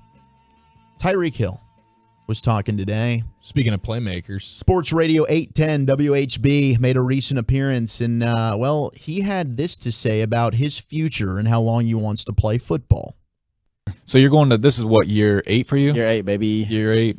How many more years do you think you can play? Do you want to play? I'm going for 10, man. I'm gonna finish out this contract with the Dolphins, man, and then I'm gonna call it quits. You know, I wanna go into the business side. You know, you want to be in the coaching too, right? Yeah, but not for long though. I want to do so many things in my life, bro. You want to come back and help us coach me and Gary coach high school football? Can I bring my boys? Yeah. Oh yeah. I will bring the little cheetahs, the little soul runners. So hey, listen. So now we're making a good, strong push for a really, really well coached team. We got to travel the world though, bro. Soul Runner, can Soul Runner sponsor us? Yeah. So what's your number one after football business idea or kind of goal after football? So I really want to get into like the gaming space. Like I really want to get huge in that, and that's kind of what I'm doing right now. I'm using my platform, creating a gaming team. Which isn't launched yet. It should launch by the end of this month. And yeah, I'm just gonna sign. Is it Soul Runner? Yeah, Soul Runner Gaming. I'm gonna just sign like different content creators, different athletes, you know, and yeah. Well, that sounds fun. I think a lot can happen in 2 years. If you're still amazing and they're offering $40 million a year, that could hire a lot of, video game players. No doubt. It'll be interesting to see if he follows through on that. So he'll be 31 when he's still this going to be contract's flying. over. Probably still be the fastest wide receiver. I mean, I do like how he said, yeah, I'm going to take the little cheetahs. You know, that was fun. But, man, we'll believe it, I guess, when the time comes and he decides to actually do this. But it was shocking to hear that he's already thinking about shutting it down. Yeah, but I mean, we've seen that's the new age NFL. Get a ton of money and get out by 30. You know, you've It's seen guys happening do more it. and more. It's no longer unprecedented. I don't know if we've seen it with like a skill position player like that. No, and I've never heard somebody come out like that and be like, hey, I've got this plan. Like, I'm playing 2 more years. I want to play 10 years, and I'm out. It might also be he and his agent saying, hey, let's go get a new bag here coming up next offseason. Let's start talking about this now. You know, get ahead of it with Miami just gave you all this stuff, gave up all these picks to get you. They don't want just 2 more years. No doubt. But you can understand, I mean, the pull of a gamer. He's a legit gamer. Every time we get Tyreek Hill audio, it's him on his stream. Is he playing. talking about creating his own team, or is he talking about creating his own team and his own channel? Yeah. And his own, okay, that to like me, a media company and a team. That seems to be the direction that I would go. If that's, I mean, because that to me, that's how you make millions and millions and millions of dollars. I've dealt with people in the racing industry that does stuff with driving, with talking about simulators and stuff like that, and it's like hundreds of millions of dollars. It's blowing up. Yeah. Esports is going crazy. Esports part of it. Yeah. It's just what, the sponsorships and stuff like that. You get these major manufacturers involved, like with the racing stuff, with Ferrari and Mercedes. And absolutely. These people, like, it's incredible what you could do with. I don't know a whole hell of a lot about the gaming stuff, but when these guys explained to it and they were talking hundreds of millions of dollars for memberships and stuff like that, they got my attention. It's so popular, and you can get millions and millions of views. I mean, your audience is everybody in the world, and everybody has a smartphone now. And, these video games can get as many viewers as a Cowboys game. Sure. You can set up these tournaments. I mean, the turnout for these gaming tournaments, the Call of Duty ones they have over there at the Esports Arena in Arlington, right next to Texas Live and the ballparks and AT&T Stadium. They had a team with the Cowboys. I used to eat lunch with those guys every day. Yeah. Mavs have a good team. A lot of people putting together their teams. I think Chris Arnold's son Alex might be trying to get on board with the Mavs team. I know he's quite a he's been an amazing gamer for a number of years now. Been putting that work in. Mac Jones, this is not a surprise. We played the audio a couple days ago from Tom Curran, who covers the Patriots out there in Boston. And apparently Bill Belichick still unhappy with Mac Jones because he seeked outside help. Like, look at this offense. What am I doing? I'm being coached by a special teams guy and a defensive coordinator for offense. They don't know what they're doing. Is this normal? And Bill Belichick got ticked about it. Well, now, rumor has it, Mac Jones being shopped around by the New England Patriots, according to Pro Football Talk. Would you have any interest, if you're a quarterback in any team, in acquiring the former top 15 pick? No, I'd rather have a horrible quarterback so I can have a top 3 pick and try to draft a real one. I wonder if he would help out the tank. Yeah, I don't think so. I think he's too good. Yeah, he's way too good to be a tank quarterback. I would say this: if Brock Purdy was not in San Francisco. Because there was a lot of this time last year, a couple years, loved him. There was a lot of smoke, Loved him. a lot of smoke about him being, San Francisco's pick that they were trading up. Mm-hmm. I do love the idea of the 49ers just bring together all these first rounders. Sam Darnold, bring me Mac Jones. There's a lot of whispers that San Francisco got scared. Like the backlash of the national backlash about potentially taking Mac Jones at 2. Was so much that they got scared. So who was it? Lynch? Was it Shanahan? Both? It was both. Wow. It was both. Why would you care if you like a guy that much that you want to move up to number 3? Why was do you it care 3, what right? people think? Yeah. They ended up taking Trey Lance. They took Trey Lance, but there was a group in that building that really, really wanted Mac Jones, and they were moving up, and they got so much national flack for it. Unreal. That they pulled off it. Yeah. Hey, sometimes the world is right, and I would say the world was in that situation. Mac Jones can't play, and there's a lot of these quarterbacks that'll help you stay a little bit competitive, but they're taking you away from the ultimate, which is to find a Burrow or Mahomes. Why would you want a player that could prevent you from taking your shot in that lottery? Or find a Josh Allen or find a Dak, something way better than Mac Jones. And the higher that you are in the draft, the better your chances are of finding that guy. So, yeah, I think teams panic. You don't even have to be good. This TV money that's coming in, you're going to be fine. Just wait until you find a legit all-pro quarterback and then marry that guy. Speaking of all-pro quarterbacks, Lamar Jackson still not signed, right, with the Baltimore Ravens. So we played their PR guy earlier that was saying, hey, we're not taking any questions about Lamar. Eric DeCosta also went ahead because of that and said, I'm not really talking about that. But he didn't rule out drafting a quarterback in the first round. Baltimore's got the 22nd overall pick. He said there's 4 guys in this draft that could come in and help the team in 2023. He also said that they could just take a quarterback really in any round, but I wonder, we talked a lot about Hendon Hooker, right? And his draft stock is rising. He's probably going to be in the first round. I mocked him to the Minnesota Vikings in our Dallas Cowboys mock draft that we did for the several draft weeks show. ago. Yeah, several weeks ago. That's now become kind of a sexy pick. But at 22, you're a tastemaker. Maybe Hendon Hooker's an option there for Baltimore if they're not, because it sounds like they are not optimistic on Lamar Jackson, one, playing for them, but also just getting a deal done. We also reported that Lamar Jackson might just sit out the whole season if he doesn't get a deal done. So they're probably going to have to look at contingencies. Can't believe they don't want to play Huntley, who is just a Pro Bowler. Yeah, he was a Pro Bowler, man. But like Dawson said, you got to keep hunting until you get the All-Pro. It's not just about the Pro Bowls anymore. Yeah, you need the All-Pro. I just don't understand these players. And I know it's a quarterback, but still, man, he plays a little bit like a running back. We've seen Le'Veon Bell do this. Like one player going up against the machine that is the NFL, the player always loses there. Like, I'm going to sit out a year. Like, I don't know that that's working out for you, bro. I don't know that it is either. And eventually, you'd think a team, maybe if they swing and miss in the draft at quarterback, maybe that's when this heats up. Maybe it's draft day, it's a draft day trade, or it's post-draft. If a team doesn't get a quarterback that they want, maybe it is the Commanders once the sale finally happens. And they're like, you know what? We're all in on Lamar. Let's make this happen. Jim Irsay wants to find a new quarterback in the draft. It does not seem like the Colts are going to make the move for Lamar Jackson. He hasn't ruled it out, but he did tell The Athletic that he wants our organization to draft a quarterback number 4 overall. I've seen the Colts also as a team that might move up even a spot to number 3 with Arizona. You just flip those picks just to ensure they get the guy that they want, whether it's Will Levis, whether it's Anthony Richardson, you name ex-quarterback to slide in there, C.J. Stroud if he's available. But Colts seem like they're going QB with the 4th overall pick. Dude, I love the I'm seeing this right now where the draft odds are changing dramatically, like across the board. And I'll mention some other positions, but just looking at like an hour ago or 2 hours ago, CJ Stroud and Bryce Young had the same odds at -110 to be the number 1 pick. Now CJ Stroud is -200 and Bryce Young is +150. It's wild. Literally, it's changed in the last couple of hours. It's nuts. Same thing with like tight end 1. It was Mayer, and then all of a sudden, boom, here comes Kincaid. Yeah, this is the time where you start to get the little smoke screens for of sure. Like teams lying out there. But Vegas knows. Vegas usually knows. Is seeing through the smoke. All right, which team do you think needs new uniforms the most? In the NFL, who needs a new uniform? Who needs just a uniform change? We're going to change these up for 2023. We're going to get a fresh look. I would look at Jacksonville. I would look at the Carolina Panthers.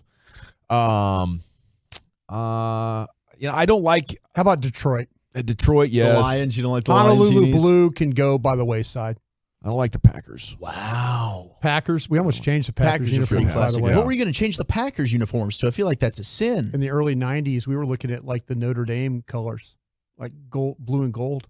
Like there was some talk about actually doing that, and then everybody kind of said, we can't change the Packers uniforms, can we? Packers, Steelers, Cowboys. Would you still be the Raiders. Cheeseheads? Well, I don't know. Or they changed the whole logo. I think no, they would change the Golden Domers. They would change. They were looking at potentially and scrapping the green and the gold for gold and blue, like a Notre Dame, and they've warned them. Blue cheese. I guess you could make that work. There's a history. If you go back and look at some of the throwback uniforms, the Packers have You can worn. see that. Yeah, they've worn some blue and the gold. It looks old school too. They wouldn't be able to do that exact hue. They would have to dress it up and make it a little bit more modern. Other candidates, I think the Arizona Cardinals could use an upgrade. Oh, do you now? Well, your wish is granted. The Arizona Cardinals are going to unveil new unis for 2023. After 18 seasons in their current uniforms, Arizona going to unveil a new look. I wonder if they're going to keep trying to make the bird meaner and meaner. We got to get meaner. That's what they went for. I like their all blacks. I think those are pretty sexy, but I'm curious to see when these get unveiled what Arizona's new uniforms are going to look like. I'm trying to think of any NFL team over the last decade or so that's changed up their scheme, and it's been for the positive. None of Jacksonville, these I didn't think looked. Jacksonville was terrible. Yeah, Atlanta's look awful. Yeah, the Dolphins logo looks stupid. You don't like it? No, none of these teams that have changed their uniforms up actually look good. It's the throwback uniforms that stand out and look incredible. Like the orange why can't crush we get back to Broncos. some of these throwbacks? But seriously, I can't think of one organization that's changed their look up and it looks awesome. Arizona's Good changing. call. We're going to end up finding out. I agree with you overall. We're getting a lot of votes for the Bears, the Packers, Washington, Minnesota, and the Browns. The Browns uniforms Commanders do look just pretty changed their gross. uniforms, didn't they? They kept they kind of did. Yeah. I mean, it changed because It's of the the same name, colors. but it's the same colors. Yeah. So, and they did. They Their tweaked uni- it a their little uniform- bit. They wore all black They wore those all against- blacks against the Cowboys here, yeah. Sure, absolutely. The Bengals white tiger is outstanding. I agree with you, 214. The Bills are one step closer to a new stadium as they have submitted an agreement to the state to propose a $1.5 billion stadium with a 30-year lease. It can hold more than 60,000 people, according to the AP. So we'll see if that ends up working out. And Cam Newton has said which teams he would like to be a backup quarterback for. In fact, the quarterbacks that he would back up. Oh, that's a very good tease for the next segment. Oh, Chuck. perfect. Are you doing that Perfect next? timing as well. Yes, indeed. It Hell is yeah, time Will for Chuck. some Read Cowboys the darn Twitter. Look schedule. at that. Okay. Didn't say Read that. a friggin' book for It once. didn't dude. freaking say that. We have Cowboys Twitter and a Cam Newton, Dak Prescott conversation for you. Rim session's coming up at 3:40, and we're back right here on the Fan. The latest from the Star in Frisco, as well as inside information from around the league.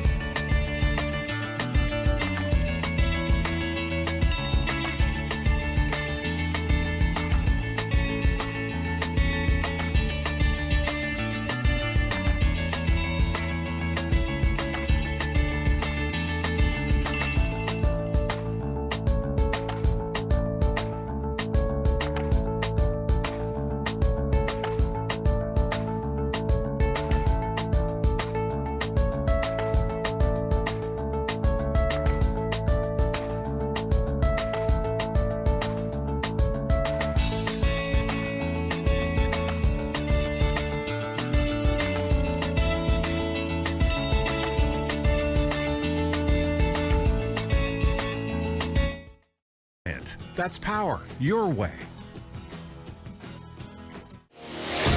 Welcome back, Nation. It's time now for some Cowboys Twitter. Top tweets going viral about America's team.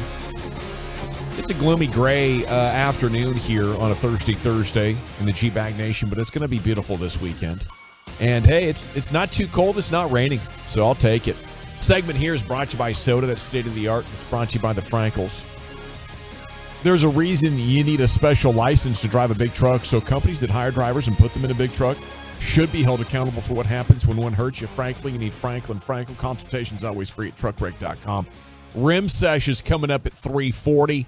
Dave Raymond talking Ranges is coming up at 4 o'clock right here on your home of the Cowboys and Rangers, 105.3 The Fan. Everybody doing good besides Wolchuk, of course, who's got a situation back at the house. It's probably stinking to high heaven right now. It's probably bad. It's probably bad. I did get an email that the water has been turned on. But yeah, that was the story of what happened. Where Why would you go flush your toilet, dude? Couldn't flush it because the water was turned off. There was apparently some work going down in the city of Plano, so we did not have any water. So there was no shower this morning. It really just freaked up the whole routine.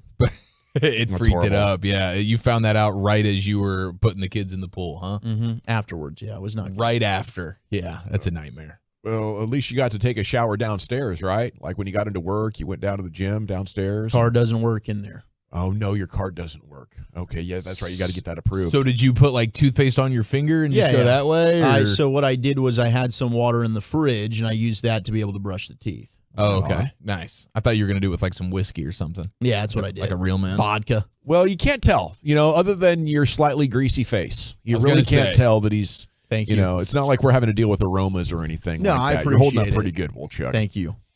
Yeah, maybe those Hollywood celebs are right. Maybe you don't have to take a shower that often. I definitely applied extra deodorant. Yeah. Well, we appreciate that. We go to Michael Gelkin, Morning News, here as we kick off Cowboys Twitter. He tweeted, "No better news to report than this. Recently became a father. Any Cowboys updates will appear sporadically over the next several weeks. I'm thankful to the Morning News for this paternity leave and most grateful for my incredible wife and healthy baby girl." Welcome to the club, Mike. Yep. Team Girl Dad. And speaking of that, Chief, you're going to be off tomorrow for your baby's third birthday, right? That'll be a big to-do. Birthday number 3. That's right. The first one that she actually understands it's her birthday. And I haven't heard the end of it for about 7 days now. Is today the day? Is today the day? Is today the day? No, it's Friday. Did we catch a break on the gifts that I learned this? We did catch a break on the gifts because we haven't graduated to like Dawson level territory where the daughter's asking me for $50 to $100 things on a semi-regular basis. Very regular basis. I'm not looking forward to those days. Right now, I could take her to Dollar Tree, and she thinks she's at Disney World. So when she wanted the $9.42 little baby doll, I said, honey, no problem. Yeah, going to Dollar Tree now is what she asks for after I've said no to all the big ticket items on a Saturday. It's her Hail Mary play. Yeah, like, she's all right, well, fine. Maybe I can still get a Dollar Tree run in here for about $18.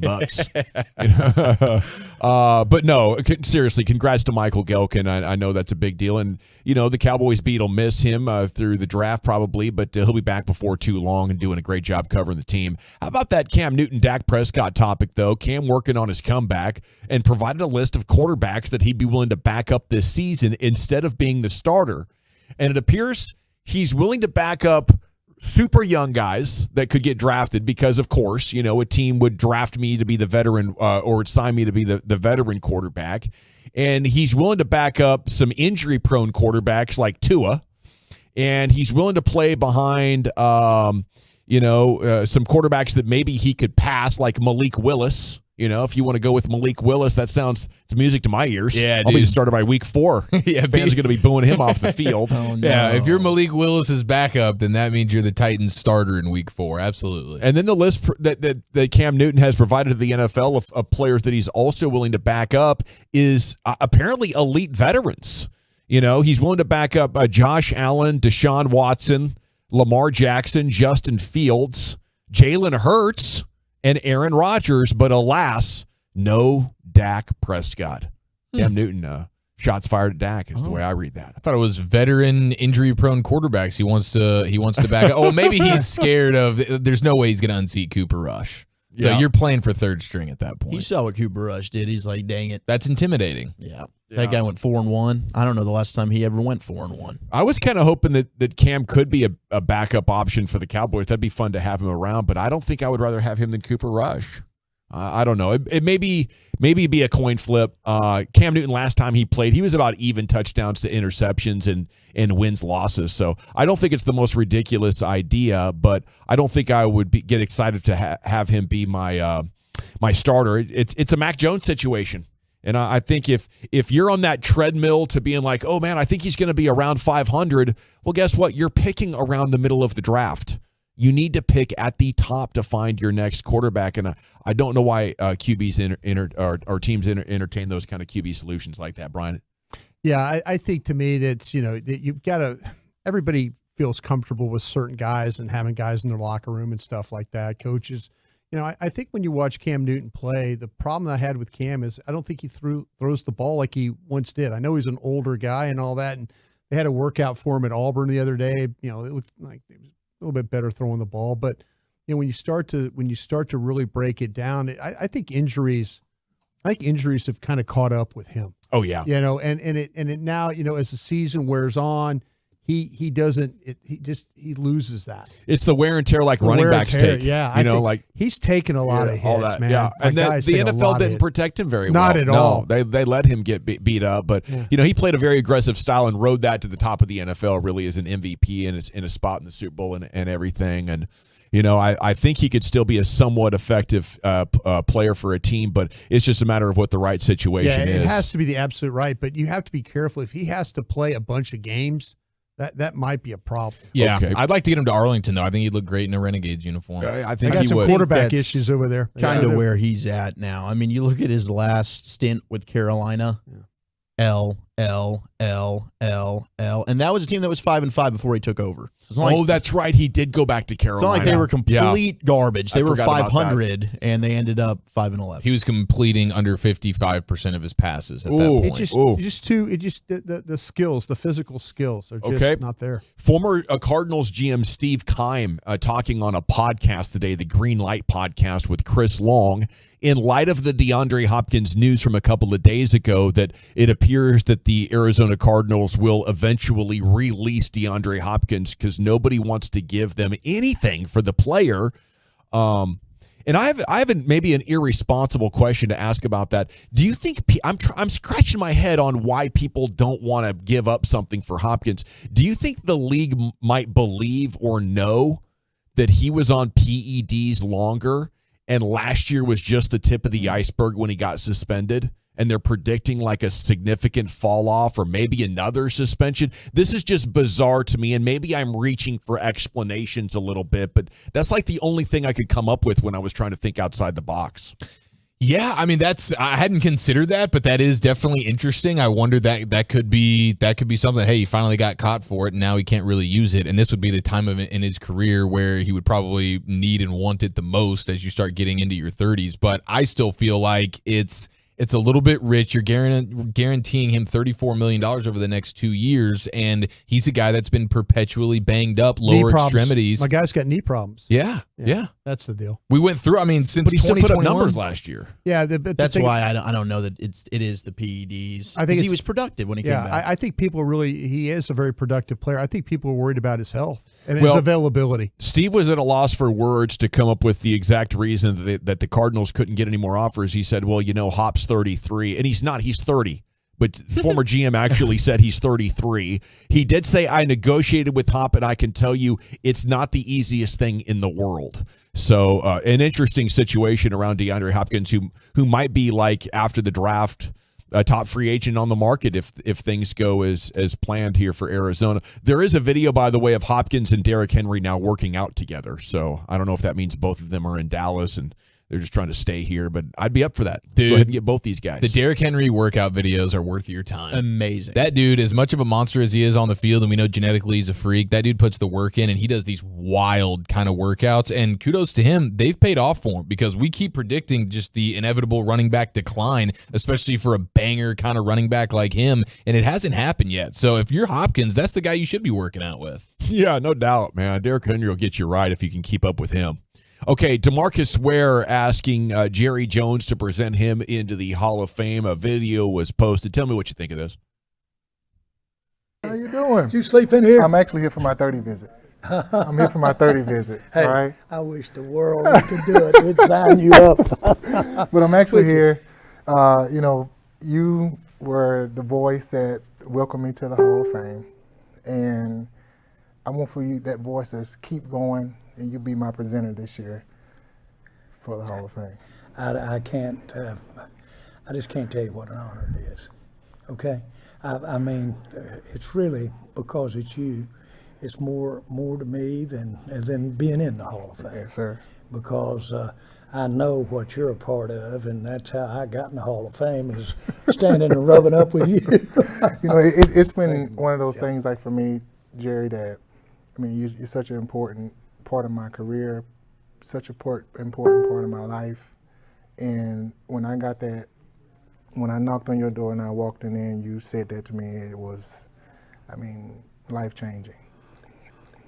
I'm getting a chance to talk to some young guys right now that are coming into the NFL. Mm-hmm. And you as a person, not the football player, but also the football player you were to your teammates. This is what I thought it might be like in heaven if you got in the NFL. I mean that. You're the picture of it. Yes, sir. Congratulations. Yeah, thank you. Hey, buddy. Yeah, top of the food chain there, DeMarcus Ware, an absolute superstar player, and Jerry's going to be presenting him to the Hall this summer, Brian. Actually, Rick Gosselin should be the one presenting him to the Hall of Fame. Why is that? Because Rick Gosselin was the one that convinced Jerry Jones to draft him. Ooh, really? Yeah. Wow. Knowledge bomb. Yeah, really. And we Jerry taking that credit. No, and you know what? But Jerry as you should, Jerry. Excuse me. Absolutely. You are the GM. I apologize. But yeah, Jerry's the one that had to go tell Parcells the next day he wasn't taking.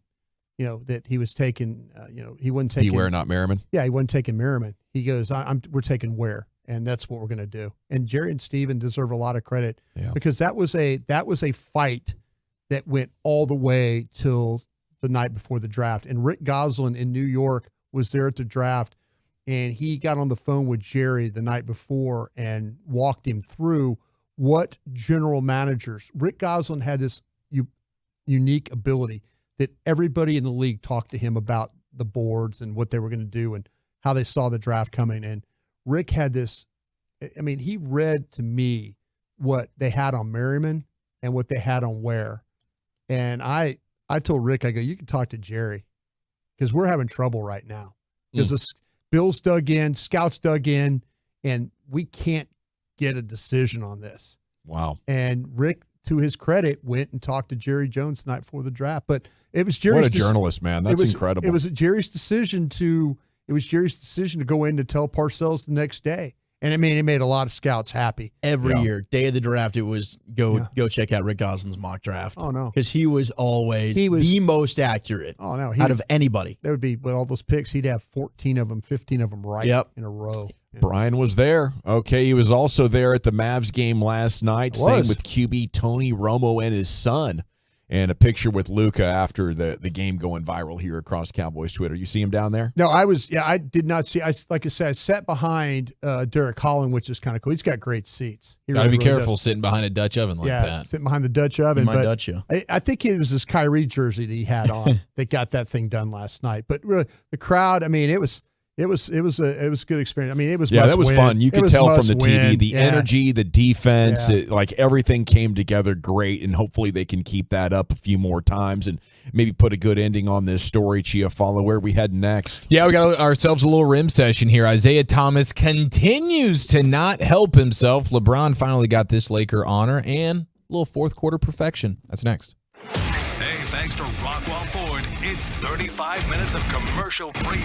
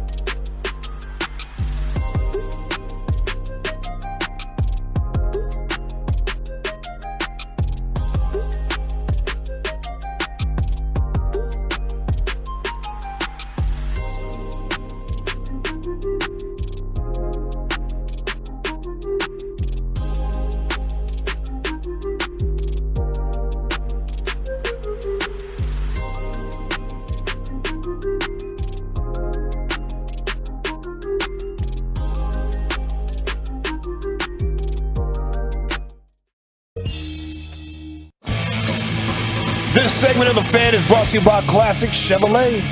Well, thank you very much, Lucius. It is the G-Back Nation here on 105.3 The Fan. We're talking Rangers with Dave Raymond coming up at 4 o'clock. It's time now for Eric Chiafalo to entertain with some sports. Here we go. We cut the lights out. We put the kids down for that afternoon snoozer, and 15 minutes before Dave Raymond enters the bedroom, we go all the way around the rim. Let it ride!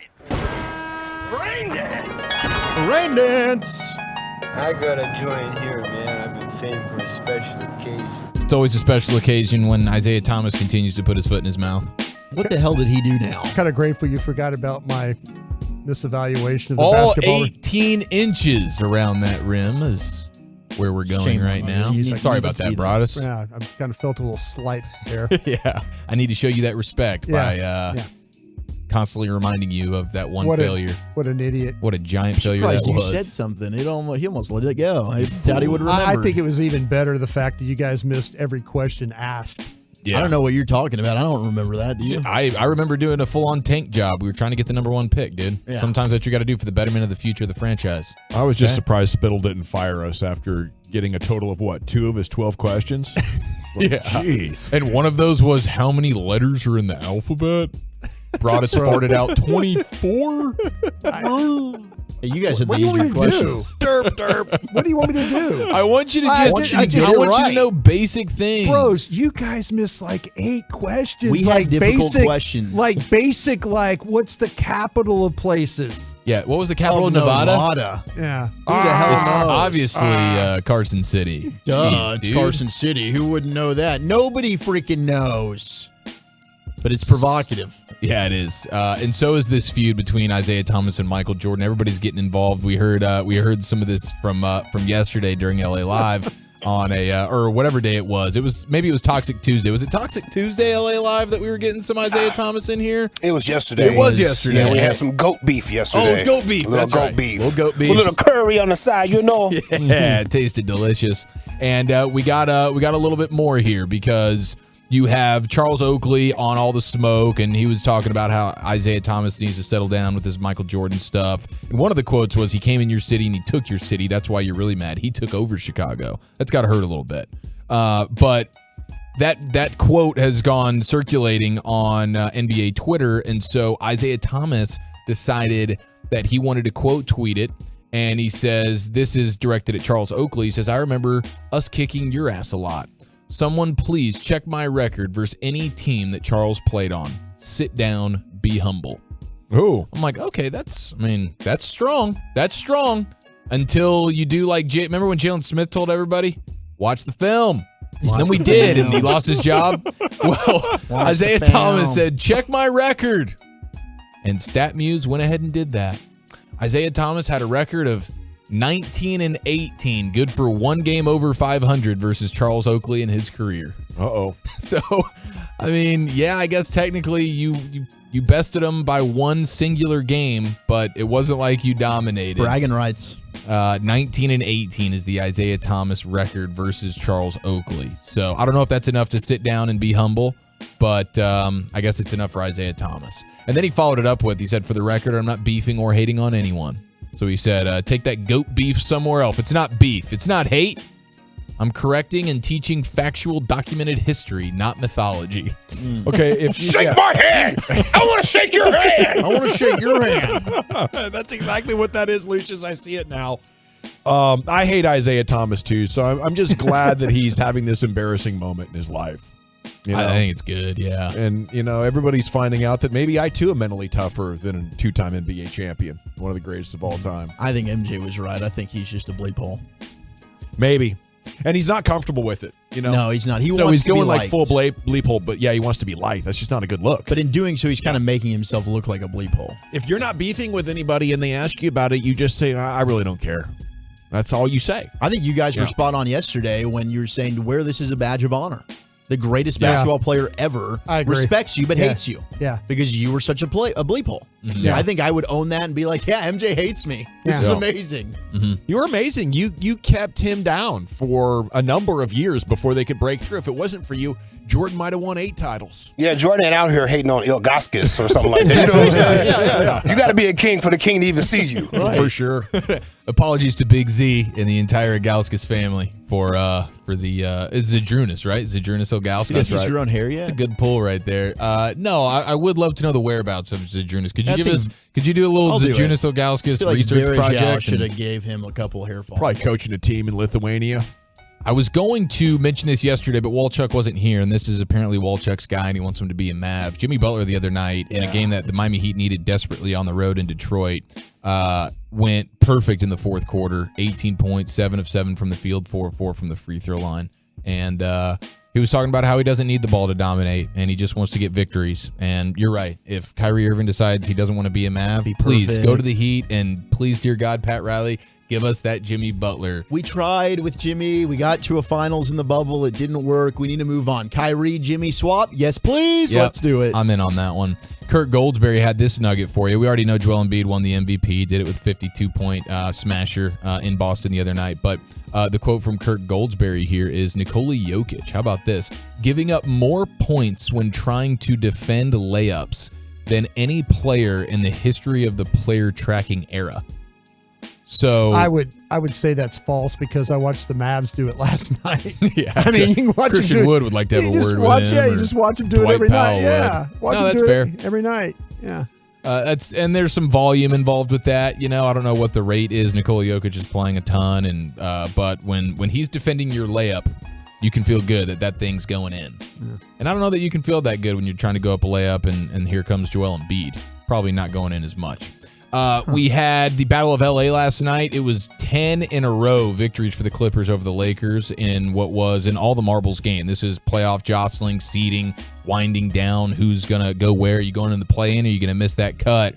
Well, make it 11 in a row now. 11 straight for these Clippers without Paul George. They had Russell Westbrook. Anthony Davis after the game. Our game plan for Russ was just to let him shoot the ball. That he did, and he put it in. He only had 14 points, but it was to start that game. It was just like immediately we're going to let him have all the space, and he can take any shot he wants. And he was cashing out like he has over the last 7 or 8 games or so for the Clippers. And then after the game, there was Russell Westbrook getting into the locker room and just yelling, "D'Angelo Russell over me?" And he just asked that question a bunch of times. I think most teams would say, yeah, but he's found a great situation now with the Clippers. I tell you, an underrated player is that Norman Powell. Man, he is good. He is a bucket getter extraordinaire. And Kawhi Leonard had, a very efficient 25 points in that game. But yeah, it's good sports TV. I'm ready for the playoffs, man. I'm ready for these kind of matchups. I'm so ready. So ready. NBA playoffs is freaking amazing. This Zadrunas Ilgauskas rabbit hole is actually heartbreaking. Are you serious, dude? Yeah, this is actually really sad, man. Sad situation? His wife just passed away last year. Yeah, about 6 months ago. Yeah, and previously they had adopted 2 Lithuanian brothers. Now, this was certainly in 2009 is when they adopted them, but at the time they were aged 4 and 5. So now he's a single dad taking care of the kids who are much older. And before that, he was an assistant coach of a boys' team at St. Ignatius High School. Yeah, so he's doing the single sports dad thing now. Hopefully the kids are at least good and kind of tall, keep busy. I'm sure he's about to go on a huge run right now, so kudos to him for that. Once the morning passes, of course. But you get the Lakers. Insensitive D. The Lakers always tweet out a graphic after a game, win or lose, of the final score. Yeah. And they always have a player or players in the graphic. And all season long. Who's leading the loss for the? Because they keep track of this, right? Yeah, the loser graphic had the most. Let's see, I think it was Russell Westbrook that's been on the loser graphic more than anybody, than any other Laker. Yeah. For the first time all season, LeBron made an appearance on the Laker graphic that said they lost. He didn't do any. He lost. I mean, that was quite simply it. I don't know how they go about that. I don't know if he's got a deal in his contract that he's like, hey, I thought we did a story about this. We get one of these all season. If we lose and you put me on you get one graphic to put my face on a losing graphic. Well, he probably that's told him it. before the season because he's got the ability to see the future. So he's like, this night not going to be a good night. That's the night that I'll do. I think Kyle Kuzma one time was the guy. Like every time they lost, it was just always Kuz. It was always Kuz. They were putting his his different color hair. They were trying to make it like he was a different player, or Caruso. But it was just same guy every Caruso, time. yeah, he was in there too, I think. Yeah, Lonnie Walker, the fourth, I think. IV, is that 4? I believe so. Yeah, I shouldn't former know. Spurs first round ask pick. you, Broadus. Yeah. What are you talking about? I'm talking about it. IV, I think it's the 5th. Maybe it is the 4th. Yeah, the 6th? Is it the 6th? I'm trusting Dawson on this. The V after the I after the V is the 6th. Yeah, it's the 6th. Yeah, the I before the V is I, the 4. Okay, so after the V is the 6th. So VI I is before 6. E except after C. Yeah, you got but not in England. Now. It's very different there. Bro, finally got you're it. Texas, huh? Almost as bad as LSU. 69th best team in the we men's actually basketball. finished 30th overall in the net ratings. Oh, okay. Yeah, final So overall, 30th in we net were- rating, we were but 30. we're 69 in your heart. We were number 30 overall. Yeah, That's beautiful. But we prefer 69. Wonder what Dave Raymond would think about all this. Well, we'll ask him coming up next. We'll get his thoughts on the Masters as well. Victor Hovland, John Rahm tied at 7 under par. They're in at 65. Brooks Koepka, I guess, could birdie 18 and join him. He is 6 under through 17, although he's about to tap in, it looks like there, if you're watching on the television. Cameron Young, 5 under. Lowry, Schauffele, Scott, Sam Bennett, an amateur. Sam Bennett's from Texas A&M. Okay. So keep an eye on him. Sam Burns and Jordan Spieth, 4 under. The Spiethian is through 10 holes. So he might make a run at this leaderboard. Victor Hovland and John Rahm. That's Jordan Spieth knocking at the door. Tagger's +2. He's in the house at +2 and says he still feels pretty good and hoping to make a cut and all that. There you go. Kevin and his hot wife making a jump. Yeah, it is the G-Back Nation here on the Fan. We pay attention to everything in sports. Okay, when we come back, we got Dave Raymond. He's going to be talking Rangers with us and tell you what's coming up next here for your baseball team on your home of the Rangers, 105 through the Fan. Always a welcome sign for this clubhouse. Featuring breaking sports news, inside info, opinion, with laughs along the way. Turn it on, leave it on. The Fan and the Odyssey app. This Odyssey Sports Minute is brought to you by AutoFlex Leasing.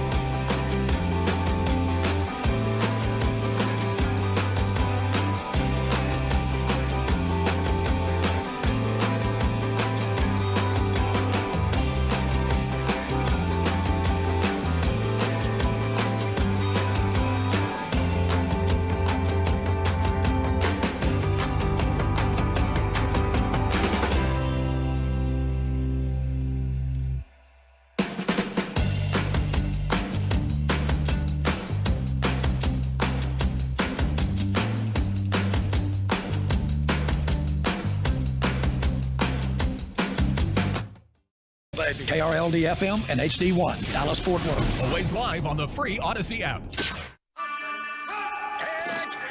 From our fan studio, secured by DFWsecurity.com, you're rolling with the G-Bag Nation on 105.3 The Fan. Here we go, Hour 3, G-Bag Nation on 105.3 The Fan. Hope you're having a great time, and it's time to have a special guest join us. We're going to talk a little baseball with you here on your home of the Rangers. They're off today. They're in Chicago tomorrow for, I believe, the Cubs opening day. Cubs home opener, 121st pitch tomorrow. Not only here on the radio, but on the television as well, where you will be watching and listening to the tones of Dave Raymond calling the baseball game. And Dave joins us now here on 105.3 The Fan. Good afternoon, sir. How the heck are you? Great, man. Always good to be in the nation. And after a 4-2 start, I think we're feeling pretty good around here. Yes, and we're excited in talk radio. That is what we do. And of course, in baseball, you have to keep everything in context and relative and all that. But how are things in the excitement department for you, Dave? I mean, I'm unused to this territory, to be quite honest with you. Yeah. I just think back to all of my years in baseball, and when I had an opportunity to go into a season with a team that legitimately had a shot and that people were excited about and that kind of thing, like it's just not that often. At least it hasn't been for me. So this is pretty high cotton for me, and I'm loving it. You know, we were excited coming in, thought this was a much improved team, especially the pitching. You know, I think the lineup even off last year was pretty decent and maybe got a little bit better. So I thought, well, shoot, they might win some games. They could be pretty good. But I'll be honest with you, I was tentative, anxious going into opening day because it isn't cool until it is. And just too many times I've seen teams with expectations and whatnot start a little slow. And then that it's a grind, man. And and a little bit of doubt is never good. So to get off to a good start, to feel good about what you have, and to see it actually playing out, it was pretty wild. It was pretty exciting, man. And then of course to wrap up the homestand with the way we saw DeGrom pitching yesterday was quite a highlight, man. Yeah. I mean, Dave, speaking of DeGrom, I was talking to Matt and Jared about this in the booth, like what a treat it is just to get to watch. And we've seen now 2 starts, and you've gotten to watch a lot of great pitchers doing your calls of the Rangers games. But what stands out to you on a DeGrom start? I mean, everything just feels a little bit different and amped up. Well, first of all, do we need to clarify here, does Walchuk get to ask questions without first clearing that with the general? Where are we on this? That's a Tolo, Dave. Wow, that's a guy that was listening 2.5 hours ago in Crosstalk. Appreciate that, Tolo, Dave. I just want to make ask sure that question? God, I hope you didn't hear the last segment, Dave. Yeah, we're working on a script for what Wolchuk's going to say over the next couple 2.5 hours, Dave. So I appreciate you circling back on that. No, sorry, Zach. It's kind of funny because Zach and I were talking yesterday. You know, he was doing pre and post yesterday. And it was his first assignment of the year, and he's like, honestly, I don't know how many I'm going to end up doing. I said, well, you picked a good day, man, because anytime DeGrom goes out there, that's just the thing. Anytime he goes out, you really have a chance to see something special. Who knows, man? You just it could be a no-hitter, could be a perfect game, could be striking out 20. And yesterday was one of those days where you knew he wasn't going to go deep just because of pitch count. But, I mean, he was racking up the strikeouts in a pretty dramatic way. His stuff is just so different than anybody else's. It's one thing to throw 100. There are guys who do that. But, he does it pretty easily, pretty consistently, between 99 and 101, and it looks free and easy every time. And then he brings that slider, and it comes right out of the exact same spot. I saw a great tweet yesterday. Somebody had the release points of every pitch that he threw on a chart, like on a graph. And, man, they were like right on top. Didn't matter what he was throwing. Slider, fastball. It was all coming out of the exact same little spot. And you don't have any time to react to 100 miles an hour. You don't have much to react to, a 93-mile-an-hour slider that's darting at the end. And I think when he's when he's coming out of the same tunnel like that, when it's as free and easy as it was yesterday, it's pretty close to impossible for guys to be able to figure that out. And he was pretty electric yesterday, man. But I kind of think he's just kind of warming up. Well, he's just kind of getting his feet back on the ground here a little bit. I think it's pretty exciting, and it's going to be pretty wild to see where he goes with all this. Dave Raymond with us. We are just getting started, and this is a foolish and premature question, but if you got to win one game and get a bunch of strikeouts, are you going with DeGrom or Nolan Ryan? I'll go with DeGrom, and I'll tell you, the other part of it for me is Noli would rack up the strikeouts, of course, and he wasn't going to back down from anybody, but he walked a lot of guys. He put a decent number of guys on base, whereas DeGrom, man, he is stingy. He is in the zone consistently, so he doesn't get himself in any trouble. And not that Nolan Ryan got himself into a lot of trouble over the years. He was pretty good at mitigating damage, but he really limits any extras like that. There aren't any free runners, and so no. If plus the stuff is pretty high end, and he's got good command of it, and his secondaries are high end. I'd be very comfortable with Jacob DeGrom. Dave, when you we were talking about the Rangers at training camp and things like that, where did you have relief pitching as the bright spot of this team? That's maybe my favorite part of this first week of the season, Brian. Yeah. Baseball's awesome because you never have a clue. Oh, no, I was going to give you a chance to say no, Brian. If you listen, I was on the other day. I was talking about how great this relief pitching was going to be. I was going to say, I thought I heard you say that. Yeah, it was something like that. I'll tell you what I do remember from spring training was stopping and chatting with Dayton Moore, who is assistant general manager with CY. And Dayton's been at it for a long time, has had a phenomenal career. And so it was me and Dayton and CJ Nikowski and Dave Valley. And so we're just shooting the breeze. And he says, okay, we're a week from, wrapping up camp. What do you guys see then as potential question marks? And so it was defense and bullpen. And he's like, see, it's not that hard to be a general manager. You guys see the exact same stuff we all see. We're like, yeah, no, it's not. It's really not that hard to see. The bullpen, a lot of question marks. And the defense, there were a couple of question marks. But lo and behold, you get out of that first week of the season, the bullpen's the best in baseball, at least in terms of how they performed. Their numbers are easily the best in baseball. And the defense was really tight, man. They did a really great job. So you just don't know anything about the game. You have to just let it play out. But that said, I think you can see, you can allow yourself to visualize where this bullpen can certainly be a lot better than last year. I don't think that there's any question that it can be better than last year. But Brock Burke was great. He's back, should be really good. Leclerc finished every time Leclerc took the ball last year. He got just a little bit better.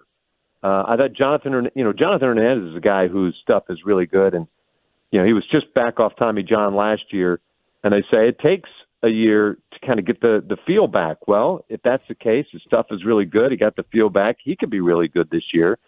And then they brought in Ian Kennedy and Will Smith, a couple of veterans to give them a little ballast down there in the bullpen. I thought that was really smart. And then the last bit of it, maybe really two parts to this, is Bruce Bochy and the way he manages a bullpen. Mm-hmm. He is light years ahead of most guys. He was just so on point that whole homestand, I thought. And if it's a glimpse of what we're going to be seeing all year, then boy, that's a comfort zone to know that he's going to manage that as well as he does. And I think Mike Maddox back has an impact as well. So I guess if you want, that's a pretty long list of reasons why you could be really optimistic about this bullpen. They're just a coin flip year to year. And, good things can always happen. And so far, so good. And we'll just kind of leave it at that for now. Last year's team, Dave, was much more of a running team. Are you surprised that there's only 2 stolen base attempts throughout the first week? Yeah, it's really weird how things have worked out, and not just even for the Rangers, but I think around baseball that way. There's been a lot more running, generally speaking. Baltimore came in; they had just run circles around the Red Sox in Boston, and it didn't really run much in this series.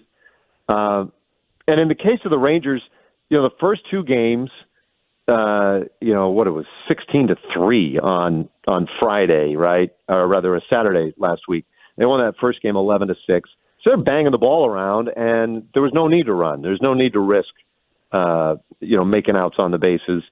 And then in that series against Baltimore, well, they didn't have any runners in the first game, and then in the second and third games, they got a little bit better, but there just weren't really opportunities. So I think they will run.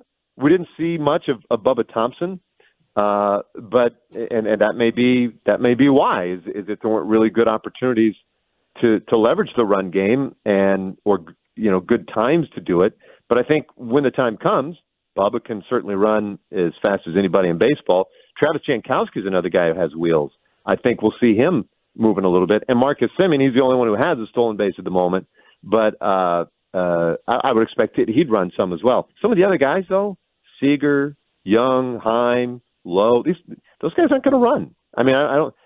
With the bigger bases and everything else in place, I just don't think there's much incentive to run those guys that much. So we'll wait and see how it plays out. But you got to have smart dudes, or rather fast dudes, if you're going to run a lot, even with the new rules. So we'll see. The fast guys will, but I don't think we're going to go crazy this year. Dave Raymond with us here on 105.3 The Fan inside the G-Bag Nation. Have you enjoyed the rule change, the changes they made through the first week of the season? It seems like it's been super successful, and I wonder, prepping for the games as well, you don't have to fill 3 hours anymore. We've had sub 2-hour, 20-minute games.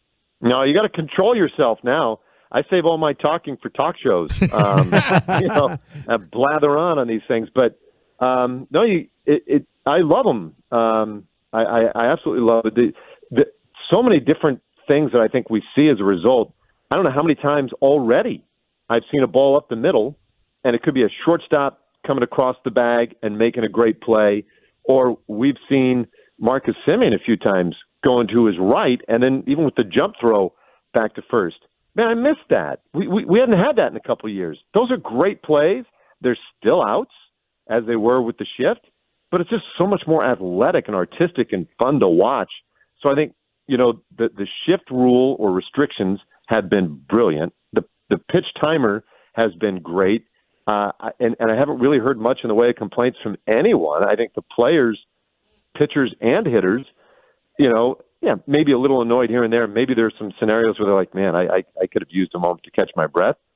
But generally speaking, they're like, no, it's great. We're just freed up to be athletic and not get bogged down in thinking about analytics or anything else. They just feel like they can be athletes again, and I think it's more interesting to watch. And I'll say this too: the one rule that I've really loved is the way they've changed the replay rule, because you get the quick 15 seconds, and it's immediate, and I think you have to have your hand up in 5 seconds, and so it's like make a decision or don't, and so it better be egregious, or it's going to have to be egregious if you're going to do it, because you don't have time to parse it back there in the replay room and find that one little goofy, loophole. So it takes out all that extra just goofiness that I thought really slowed things down, really kind of stymied the flow of the game. So that's gone now. And now if there's something bad, if there's a bad call, if there's a big moment that really is worthy of reviewing, great, we'll review it. Otherwise, let's just keep playing. And that, to me, has been as big and impactful a change as anything. I don't know what it'll mean for a time of game, maybe nothing. But I think just for the aesthetic and the flow of the game, I think it's been great. Rangers start their weekend series at Wrigley tomorrow. Now, do you like Wrigley? Because Brian's kind of been crapping on Wrigley Field a little bit. What's the gripe? What don't you like? I'll tell you what, Dave, I could go to the Cubby Bear, get me an old style and a hot dog for a lot less and still see the game. You know what? And I don't have to deal with, people there, they don't watch the game. They sit in the stands and they really don't watch the game. Now, if you told me I could sit across the street up on top of the roof of one of those buildings over there and kind of enjoy that, I think I'd be in. But I found my experience of I'm like, why are we leaving the Cubby Bear here? We got cheap beer and hot dogs, and we can watch. We're good, you know? Yeah, and even though you're in a tavern, you're going to have the patrons are going to be less intoxicated than they are in the ballpark. Sure. But I will say this: from where I sit, right, it's comfy, and so I can watch a game in a historic park. Right. And what I'm watching is not just a game, but it is a festive atmosphere, man. I mean, it's just yes, there are a lot of drunks. No, they're not always paying attention to everything. Yeah. But I like, I love the look and feel of the place. I love that it's outdoors. I love the ivy. It's the first place I ever saw a big league game as a kid. Wow. So there's some attachment to that as well. But no, I love it. I love it. And look, if you're not a Cub fan, if you're with the opposing team, well, by and large, over the last 100 and change years, it's been a good place to play because Sure. it's just not. They haven't always been all that competitive. So, no, I love it. I love the place. It's definitely in my top 5. Okay, of the divey ballparks, which is your favorite divey ballpark? Yeah, right. So the older, Like you're an old Comiskey guy back in the day. I mean, what are you? Oh, so now we're bringing in ones that aren't even. Yeah, no, I in figured. use I anymore, figured yeah? you're like, I figured you had like a history of some of these divey parks. Yeah, well, listen. Unfortunately, I didn't get to do a game at Tiger Stadium. Oh, the old one. Okay. Yeah, that kills me because that would have been awesome. And there's so many things about that old ballpark that were terrific. Candlestick was a mess, but there you go. But it was cool. It was unique, and it was always freezing cold, and the wind was always howling in, and obviously Fenway's still got a lot of charm. Dodger Stadium, people tend to forget that's the 3rd oldest stadium in use. It doesn't feel like it because it's still a great ballpark, but it's obviously it's still got a lot going for it. But listen, man, the old ballparks. That's still the way to go. Mm-hmm. I love the old ones. Yep. Dave, it's great talking baseball with you whenever we can. I hope you have a great trip up there and you come back home with a lot of dubs. That's the plan, man. Thank you, guys. Thank you, sir. Dave Raymond, voice of your Texas Rangers on television with us here on 105.3 The Fan. Now, we'll have the first pitch tomorrow at 1:20 live from Wrigley. Pregame probably at 12:30, maybe at 1 o'clock, 12:30. Okay, well, Chuck, where are we going with this top 10? It is National Burrito Day. I've got the top 10 fast food burritos and which stores are offering deals today for National Burrito Day. Let me know where you like to get your burrito fast food-wise next on The Fan. The more you listen,